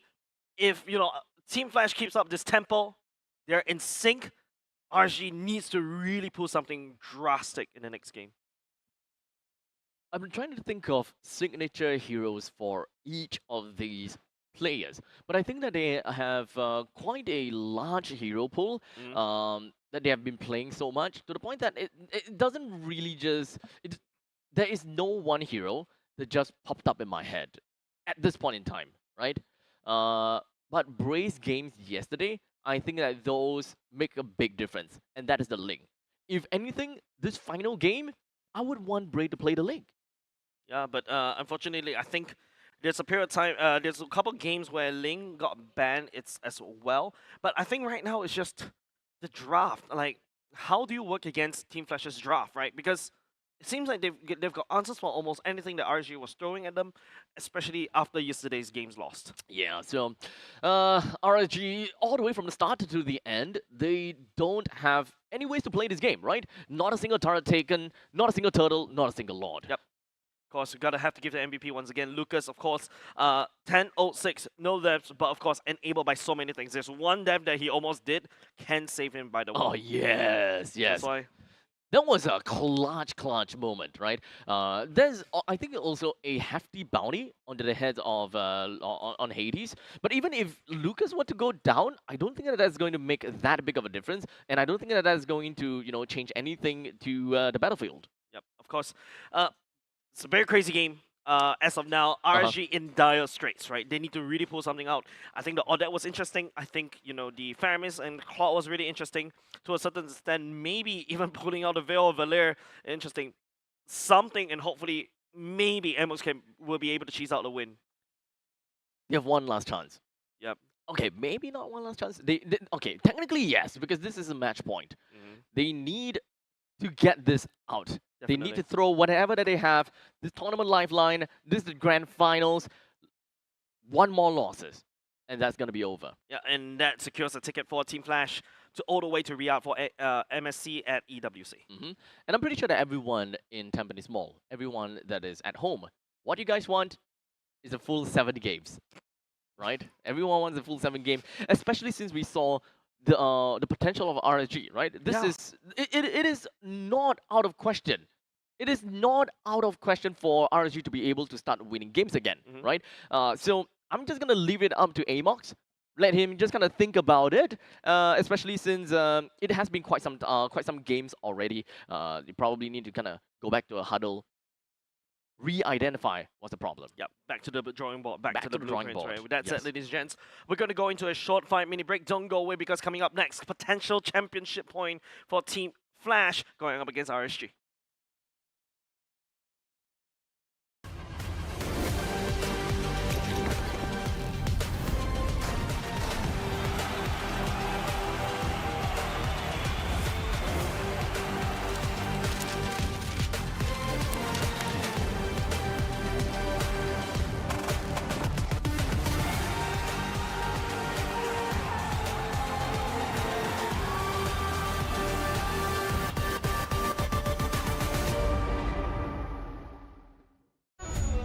They said there's a limit in the women's league. In MWI, we say limit? Watch us bounce.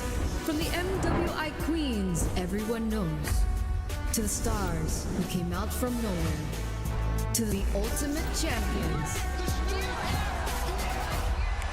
Now, MWI is expanding greater than ever. Turkey, EECA, Africa, Mongolia, and beyond. We're stretching the map wider. MWI, where dreams get louder. This isn't just a tournament. It's your passport to the world stage. A spotlight for women in the EWC. No rules, no ceilings, no limits. Just this. We're vibrant. We're ready. We're limitless. Dandruff keeps coming back? Your shampoo may not be 100%. Let's check.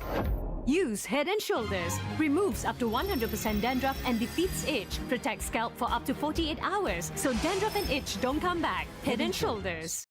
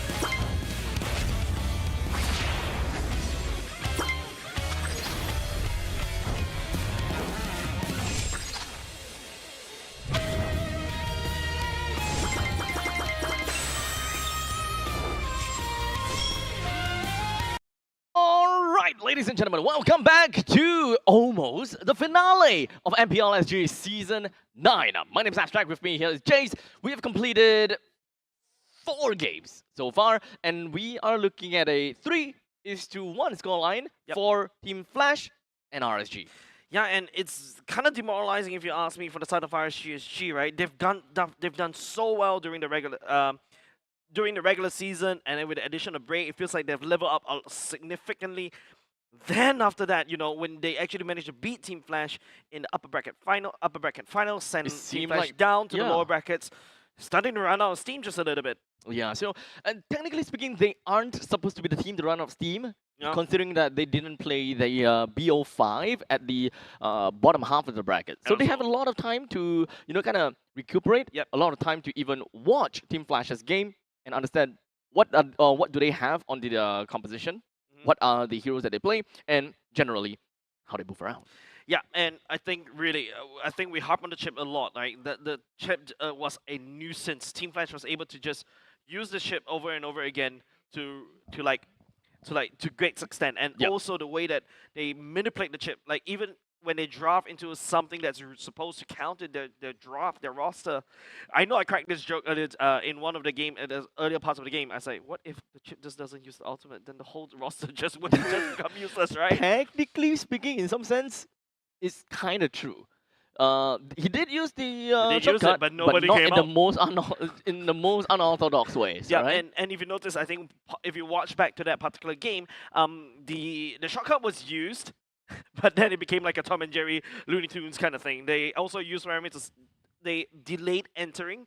They wait until the fight is like, 70% over before they start using it to reposition themselves around the battlefield. Yeah, so vastly different kind of playstyles as to their entrance for their shortcuts, right? 1, 2, and 3. Mostly, okay, so this is how it's broken down so far by JPL, right? Game number 1 is all hell breaks loose. Yep. The moment you see the opportunity, you drop the shortcut, everyone goes. Game number 2. Goes over to the back lines, look for an opportunity to drop the shortcut. It doesn't matter if whether it lands well or or lands badly. It is just another avenue of attack if they ever want to use it, or perhaps it is also a way to bait, because everyone is just very far apart from one another instead of everyone just joining into the fray like what they did in game number 1. Game number 3, though, I think that is kind of like a mixture of both games in general, but the difference is also the fact that the shortcut is not used on demand, but it's delayed. They wait until the right time, and JPL is mostly just kind of driving Jay away, knowing that Jay is going to be the number 1 problem the moment that the shortcut drops. Yeah, like what I mentioned, the real-world manipulation just separates Jay, and all of a sudden Jay is all alone. The rest of the members from the side of RSG actually wasn't able to keep up.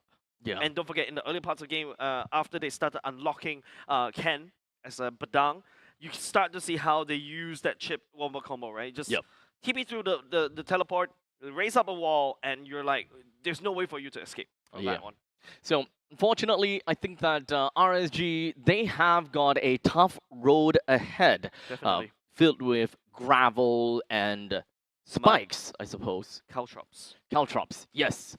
So what do they gotta have to do, right? What is going to be the hero pick or the hero ban in order for them to navigate their way through these rocky road? Yeah, I feel like, first of all, I think we harp this over and over again. The chip must go. Ban. The chip must be banned, but then you also open up to a lot of things, right? If you notice, for the past few games, for the side of RSG... For the first phase ban, right? Actually, yeah. Since game number 2, it has always been the Loi Phobia's Juicin ban for like 1, 2, 3 games in a row, except for the fact that in the previous game, they switched the glue for a Juicin, and now this time around, RSG looking to shake things up just a little bit, going into second pick, and potentially a chip ban as well. Okay, so throughout these games, I would like to say, I would at least say that, they're still gonna go for the Phobius ban, huh? Personally, I feel that, yes, Phobius is definitely naughty throughout the games because of all the Infernal Pursuits, but personally, if I'm Amox, I actually kind of want to test the limits of Ken's Phobius. You really sure you want to test Phobius, Ken's Phobius? Yeah. We established that last season. You don't give Ken that Phobius. It's like giving... So what would you give up? It's like giving Roy the Kadita. Wait. But what would... Okay, so what would you give up? Just for the chip ban? The Juicin? I think... I mean, technically, it's not always a Juicin ban. Yeah, right? I think like Loi Phobius, and then after that you go ahead and ban the chip. Okay. Right? Now if you notice, also King Flash also banning away the Kalia as well. So yeah, Moscow also goes down to the gutter, not allowing CS to have that one. Okay. Finally, there you go. Finally, that is out of the picture. Hayabusa is available for first pick if Team Flash wants to go that way, though. Other than that, what else are we looking out for? Badang can be the first pick too. Badang first pick has been really controversial. I Moskov don't is really banned. like it. There's also potentially a Harif first pick, or if you want to go something interesting about Xia as well. Okay, They never mind. love Harif Yep. for this few games. They want Vanix to be super confident, because imagine if you've been playing the same hero over and over again, you build up that muscle memory in you. I guess so, yeah. Sometimes you gotta go with consistency instead of fun and boredom, I suppose. Right? Amox has been giving you fun, not banning the chip, living life dangerously. See I what they guess got so. them. Yeah.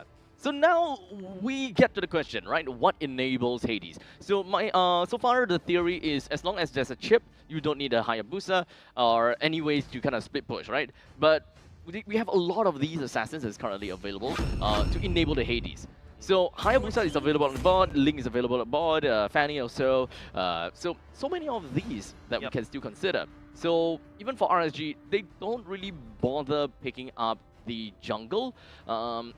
Possibly just want to leave it to the second phase, but I'm not too sure whether Flash would want that. So possibly picking up the... I think you can go for the Hayabusa here. Yeah, Definitely, right? Take it possibly. away from Bray, make sure, because Hayabusa has been one of the prized assassins, provides so much utility in terms of wave clear on the shadow kill, provides a split push potential. If you land your quad shadows onto a carry, that's a dead carry, like dead damage dealer. So I think that we need an initiator to lock in first, right? So it looks like they have decided to go for a glue and the Hayabusa indeed. Yep, and don't forget, Ken was kind of like a target for the past few games as well, if you notice in terms of the banning phase. And now, okay, RSG showing us the Link this time. And don't forget, Finally. the Link is also a good response over to the Hayabusa. Okay, finally, yeah. It feels like they feel like they're resetting. Yeah, in fact, we saw this matchup yesterday, right? And I think that they are going back to it again because this is the same kind of situation whereby Hayabusa, if Hayabusa wants to go for a 1v1 against the Link, if the Link kind of goes off tangent and tries to split push, Hayabusa cannot be the first one to go for the Ogi Shadow kill. You have to tank all the way through until you see the Tempest of Blades being used by the Link, and only after that, then you can Ogi Shadow kill. But don't forget, Ling is also a DPS monster, right? Yes, He can just slice and dice. He does a lot of crit damage. Hayabusa, on the other hand, relies on skills to be able to do the damage. So you pretty much will use up all 4 of your shadows in order to enable two procs of your shurikens. And I think that 2 procs of shurikens and a couple of basic attacks should more or less be enough to threaten the Link to wanna use the Tempest of Blades. So this is really the battle of micro as to who managed to land most amount of skill. Yep, and also the mind games as well. So yeah, I think that's definitely going to be something we're going to be looking out for. It feels like Flash maybe going back into that 4+1 kind of rotation towards the later parts of the game. RSG can also do the same unless they want to threaten the MO right here. They just go in ham in terms of just ganking onto Hades' lane. So all in all, we are looking at the full, almost a full ban now with the Gatokacha, Selena, as well as the Zask that will be taken away. RSG is lacking of a Roma and the EXP laner. So Gatokacha is out of the picture. I would like to believe that they'll want to ban the Badang too. Badang is definitely a good ban. It messes up with the Harry in terms of the Zaman Force as well. And instead of that, they're going to open it up. Okay, fair. I think that's Leave fair. it over to RSG.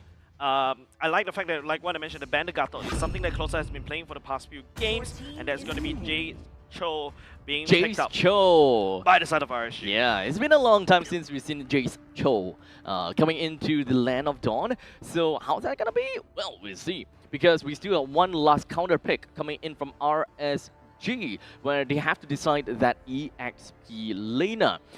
It's going up against a glue though, so there is a possibility that if they want to, they can go for a CC.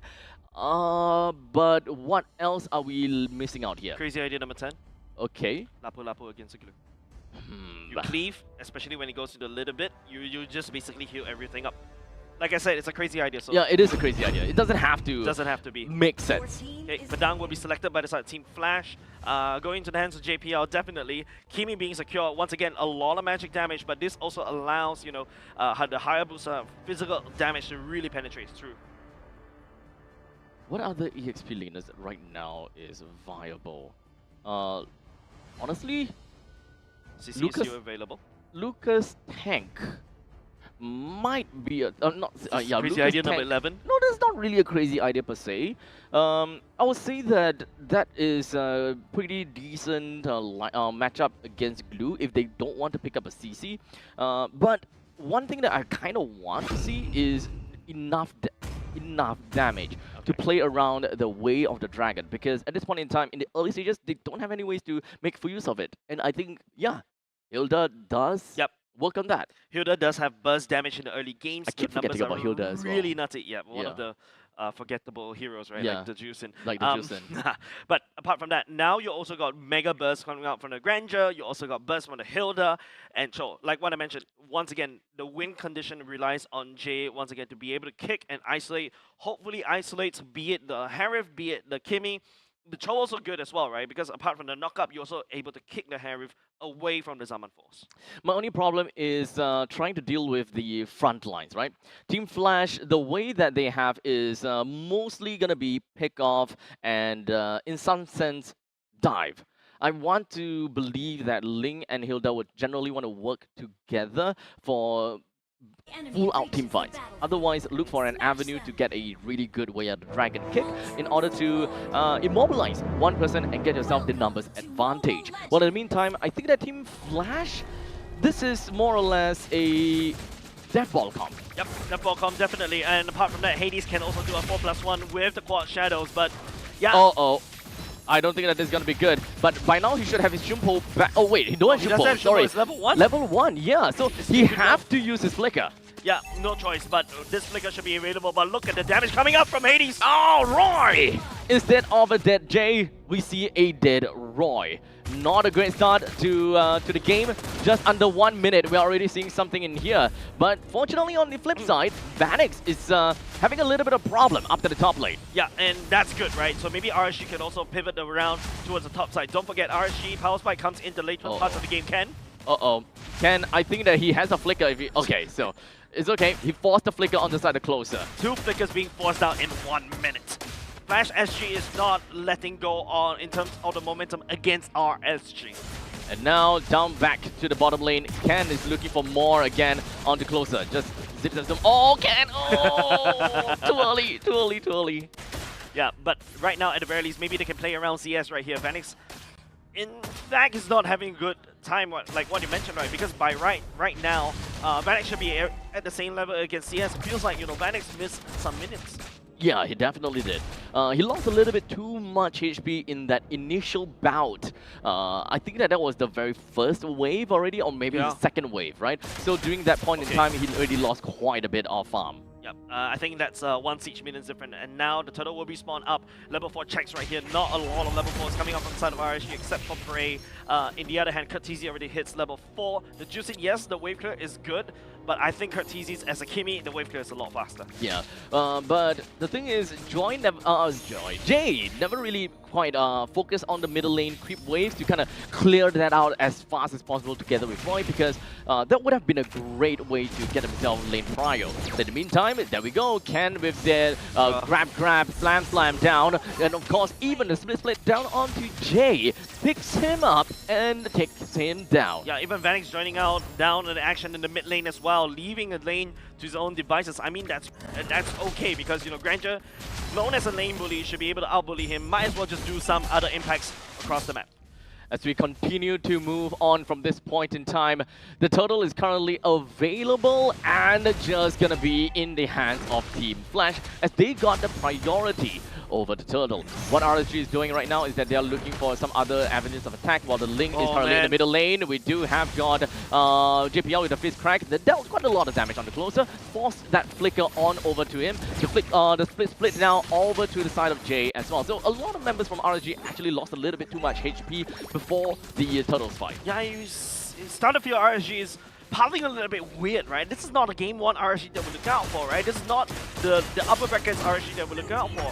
And now, because you give us so much resources in the early game, like what I mentioned, the 2 flicker, add on the 1 purify for good measure as well. Yeah, like RSG right here just lost a lot of momentum. They need to try to recover from this. How exactly did they recover from this? I think that RSG, they need to start playing for their lanes. It's definitely a lot difficult for the Hilda to be able to just wreak havoc onto the EXP and being able to win Ken. But in the meantime, speaking of Ken, gets kicked behind by the way of the Dragon, and he continues to be a very solid front line for his team. But Ken using that glue allows the Kurt TC to basically land the damage over and over. The problem about using, you know, a mid lane Kimi is that you don't really have that that slow factor, right? The glue provides that, and that's why you can see the wombo combo between Kimi and also glue. It works wonders. So continuing on, JPL tries to go for the fist break. Did not manage to land on the J, but it's not going to be too big of a deal. Hades wasn't able to connect that as well. Big power item spike coming off from Brave. Berserker Spirit already secured. I feel like RSG needs to try to look towards the later parts of the game. They need to try to hunker down, not to lose as much, too much resources as possible. Try to make sure that EX3 lane is a wet noodle fight. If RSG want to make something happen, they have to play around the top or maybe play around mid. I think it is still very early, and RSG even I think they only lost 2 members, as such giving a 400 goal lead. That is not a horrible start given their current lineup. As much as I want to see Closer being able to fully utilize the crazy damage in the early game, I don't think that he can. I don't think you want to kick Ken. There's nobody from the side of RSG will be able to deal with Ken, especially down in the bottom lane, top side. CS is going to be fine. Traction Pulse didn't find its target, didn't hit its mark.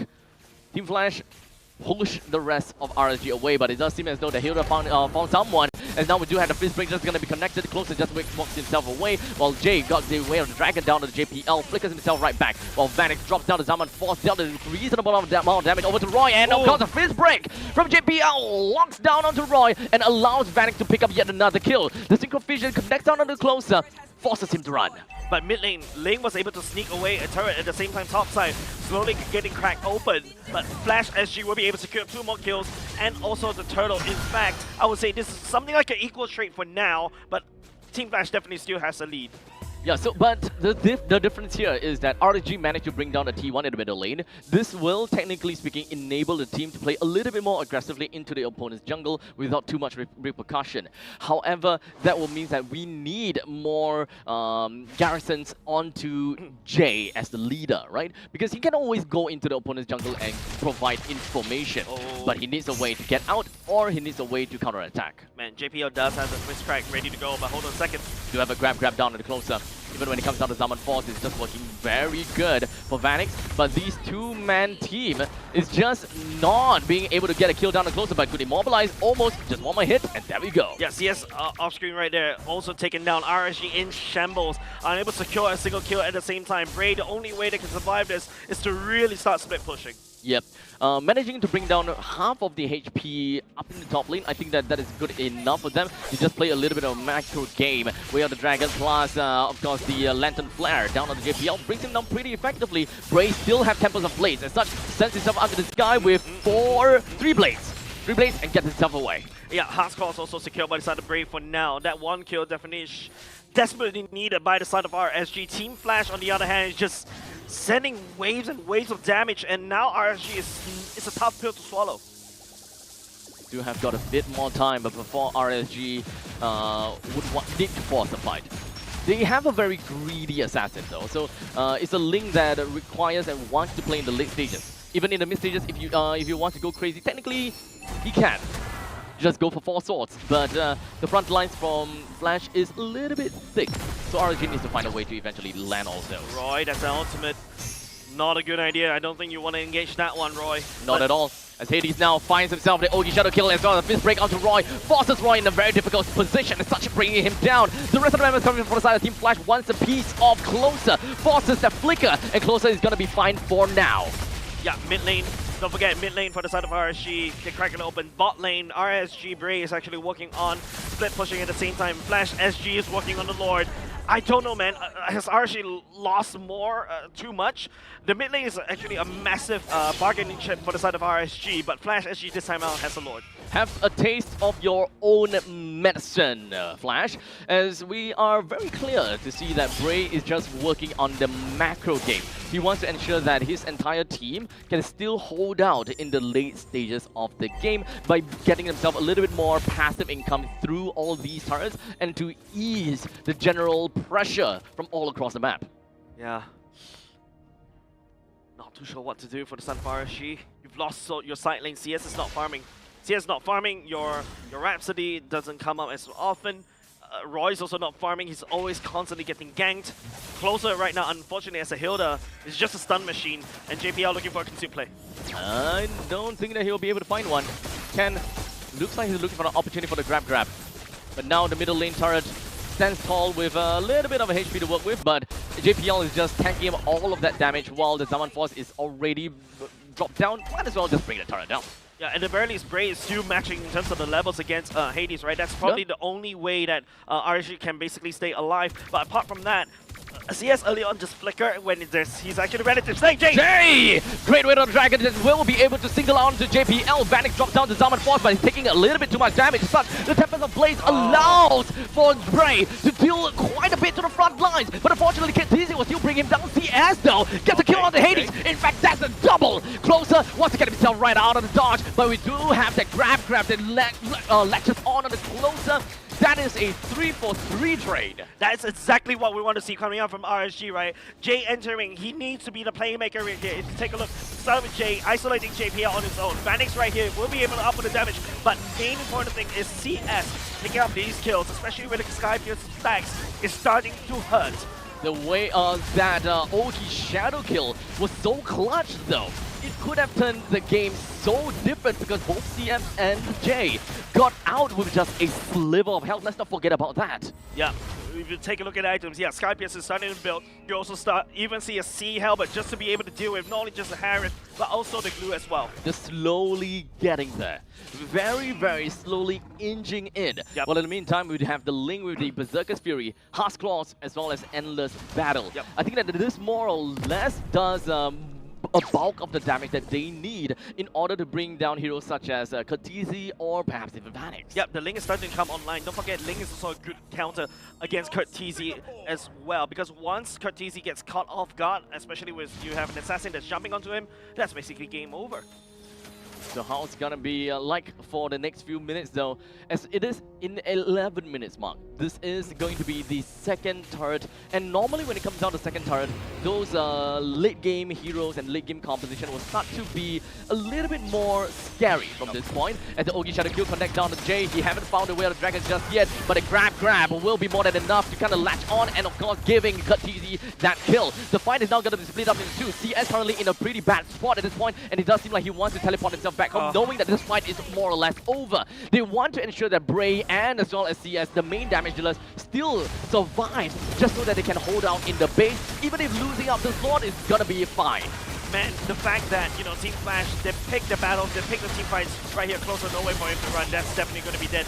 Another Skyfierce stack for the side of Kurtizi. The Lord secured by the side of Flash, as you point out, unless Bray, I don't think he's be able to get there right there in time. But he is gonna be a little bit sneaky beaky like. It does have to finish points to get away if you really want to go for that.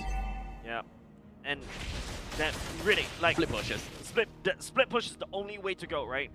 The only thing that RSG has against Team Flash is the fact that you've got the mid lane for the side of Flash SG that's cracked open, but now they have to defend against the Lord. Ken is being a nuisance against Bray right here, Abstract. Yep, so it is just the laners doing their laning things. They don't care about one another, they just want to care about what they are able to do to the lane. Yeah, unfortunately, Bray will leak out a single melee unit that will rush down. Not like it's gonna do too much, I would like to believe. But Team Flash now literally right at the doors of RSG while the Lord is doing the same thing.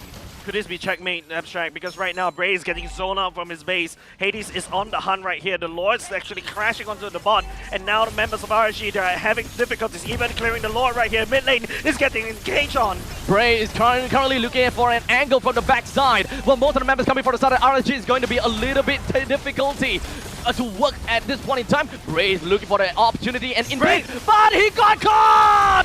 by JPL. As such, this is probably going to be the game over, as now Close is just going to be putting himself right in the face of Team Flash. Almost being able to bring down Katisi, but it's all 5 men from the side of Team Flash. They want to push down RSG. The Secret Vision lands right on top of on the side of Jay. And now with the core, the crystal down to 10.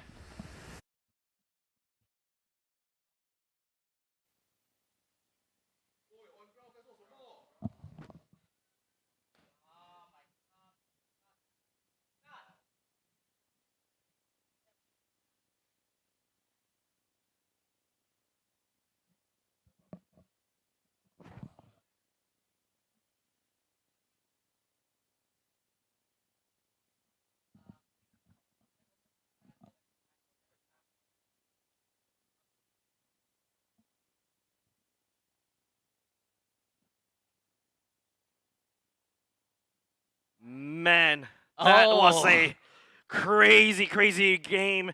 A solid ending for the side of other side of Team Flash, right? They really drove the final nail in the coffin. RSG was beaten down over and over again, and they finally got this.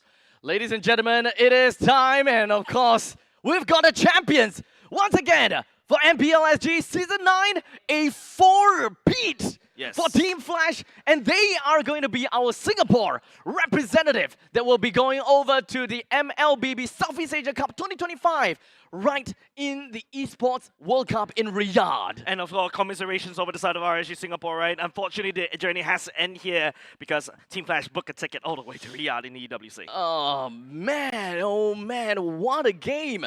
We thought that RSG would have been able to stand a chance and get more than one win. That was the very first game of the series that is supposed to give them a little bit more momentum to propel themselves for 2 games, 3 games, heck, even 4 games. Yeah, and we thought, RSG was able to, literally go the mile, right? Because we were expecting, a full-on 7 games. I think that's what Zays was talking about, right? Yes, but they didn't give us that. Yeah, because I blame you, Zays. But because Team Flash is just way too dominating, right? Like 3 games in a row, you see the chip, right? And after the one game after another, you can start to see not only just the fact that RSG is losing ground, they're also starting to lose a lot of momentum. The previous game earlier just now, man, I feel like they just lost too much already. Indeed, and as much as we want to continue hopping on, this is pretty much the time that we have as the casters for MPL SG Season 9. As we are about to move on over to on ground, as we're gonna have to take a look at the celebrations that is going on as we crown the brand new champions of Season 9. My name is Astract, with me here is Jace. We've of course got Churros as well as Deadeye that came in throughout the entirety of the season. Right. But for now, we're gonna pass our time over to our host, Lawrence, that is on site. See you guys. Mic test. All right, ladies and gentlemen, who's the winner today? All right. I know many of you guys are happy, but honestly, the fight earlier on was quite neck on neck. I think they are like Man U and Liverpool of football. All right, but today, Team Flash will walk home with the championship trophy. And do you guys know where they're heading to? That's right, they're heading to Riyadh for the Esports World Cup.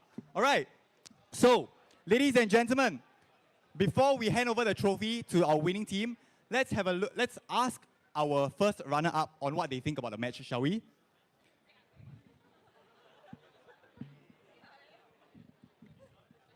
All right, let's invite RSG Singapore to come up and have a few words before we present the trophy, all right?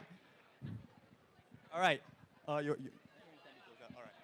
All right, so ladies and gentlemen, with me, we have RSG Singapore coach. Let's give him a round of applause. I think they fought very hard. Okay, tooth and nail, I believe. Blood, sweat, and tears as well, maybe. So, how do I... Sorry, Coach Amox. Okay, so how do you feel about today's match since the very beginning? I'm actually happy because there's so much audience from Singapore, actually. So, very proud of the boys, and also very proud that the turnout is this great, to be honest. Yeah. Okay, I love it. I love the energy from you guys. RSG, I think you guys performed amazing. Okay, but importantly, I want to ask you this question, okay? Something a bit to, maybe to possibly throw you off. Okay, what do you think of today's opponent? Basically, Flash Singapore. What do you think of them? They've always been a great opponent through the years. We've seen through the season, we've seen that they've been great. Getting a chance to fight against them at their very best at the grand finals is an honor to us. Especially we know that we are the last RSG barriers, and we might also be the last season going on. Yeah. So going grand finals against a strong team is been an honor. Yep. Yep.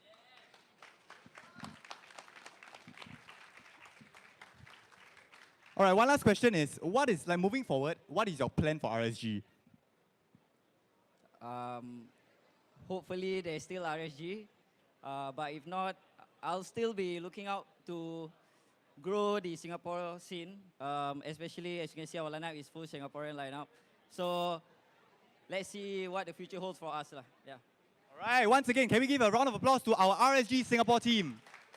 You guys have fought hard, you guys have done well as well. Thank you for your performance, thank you Coach Amox as well. All right, so without further ado, shall we present the trophy to team? Okay, all right. So in front of me, as you guys can see, is the MPL Season 9 trophy, which means whoever holds this trophy will walk home and go to Riyadh as well. Sorry, fly to Riyadh. Sorry. All right. So, Flash team, are you guys ready? They be shy. Flash team, are you guys ready? Yes. Okay, okay. Can we invite Flash organization to come up and lift the trophy?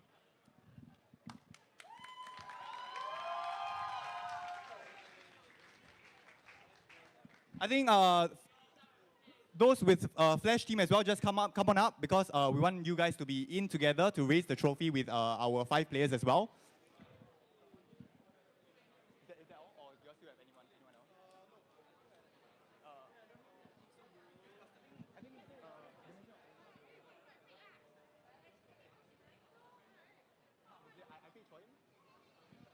I think paging for Mark.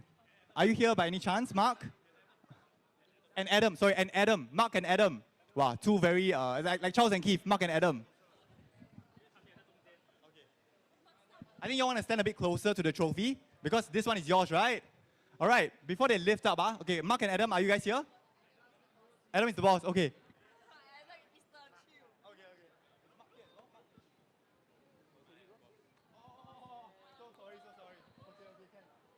All right, ladies and gentlemen, as they lift the trophy, I want you guys to give your warmest, your biggest and loudest round of applause, all right? Ready, guys? On 3, yeah? 1, 2, 3. Team Flash, Team Flash.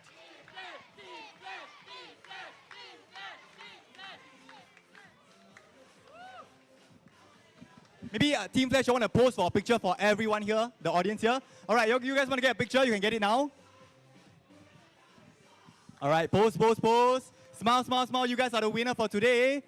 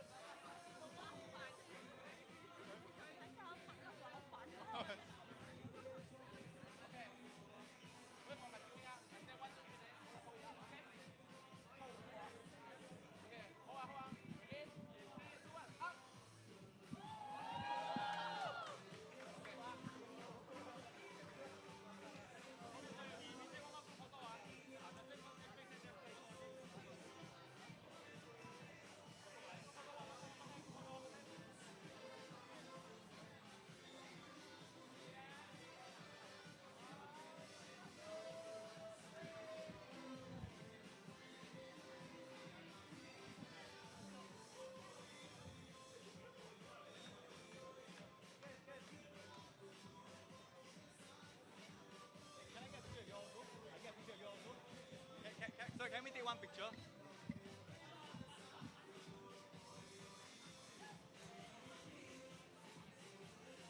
Okay. All right, okay, thank you Team Flash. All right, next up, before we move on to I think one section that you guys might be interested in, which is the MVP, let's ask Team Flash what they feel about today's match, shall we? All right. All right, okay. The coach has sabotaged Ken, right? Ken, that day I wanted to interview you. I think today I get to interview you. Okay. So Ken, how do you feel about today's match? I'm very proud of us as we were very confident and we were consistent. We didn't choke as bad as yesterday. I think your teammates have something to say. He crying. Anyone else want to add on? Coach, what do you think, Coach? How do you think of their performance today? I think we played okay. Honestly, I think there's a lot of room for improvement. This is not what we're aiming for. We're aiming for a good finishing at EWC. So we can celebrate for today, but honestly, guys, proud of all you guys. Guys, step up and wish us all the best for EWC. Okay, but earlier on I asked Team RSG on what they feel about Team Flash. So Team Flash, what do you think about RSG? RSG is always a familiar name. Some context, I used to be part of RSG way at the start. So, you know, for me, they're friends. All right, okay, rivals on battlefield, but friends off the battlefield. All right, okay, so without further ado, shall we, oh wait, before that, I just want to ask one more question, because I think all of us here are curious. How confident and what do you have in mind for EWC for Team Flash? I don't think our team works well with confidence, so I'll just say, let's try to get out of groups at least, for now. All right, once again, round of applause for Team Flash, champion of the MPL Season 9 finale. All right, okay, now next up, do you guys know who today's MVP is? Or who do you guys want to be the MVP? Okay, Coach, one more question is, which player do you think is the MVP then? Which player is the MVP? My sub, Lossy. Very proactive in between games, helping out the team even though he's not playing, and Diablo as well. You know, they came in down to help us, support us, and give us a lot of input. So these guys are MVP. Yeah. All right, amazing. Yes, mental support as well. Yes. Okay. Importantly, let's look at the screen to find out who the MVP for today's match is. Dun, dun, dun. Okay, JPL. Okay. Where is he? Paging for JPL. Paging for JPL. Hey, you are the MVP at JPL. Where is he?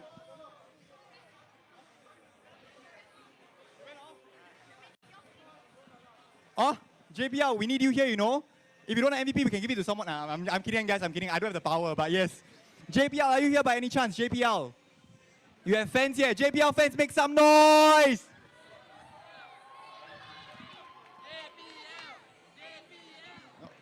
Oh, Coach, you want to speak on behalf of JPL?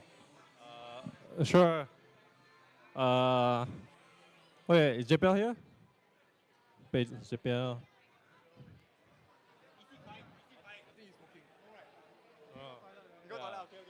I think JPL will probably say, wow, tired there, a lot of games, can go back. Something like that. Something to the fans? JPL will say, thank you guys, come down, thank you so much. Come again more, and come earlier, something like that. Okay, thank you, Coach, on behalf of JPL. I think if JPL got anything to say, I think just record a video and send to your fans. Okay, all right. So next up, what do we have? We have our closing. Basically, Team Flash is the winner for today, and we want to thank you guys, Team Flash, for playing so hard, for working so hard as well. Once again, shall we give them one more round of applause? Thank you, Team Flash. I think you guys can take your leave. You can take your trophy and take your leave. Thank you so much, Team Flash.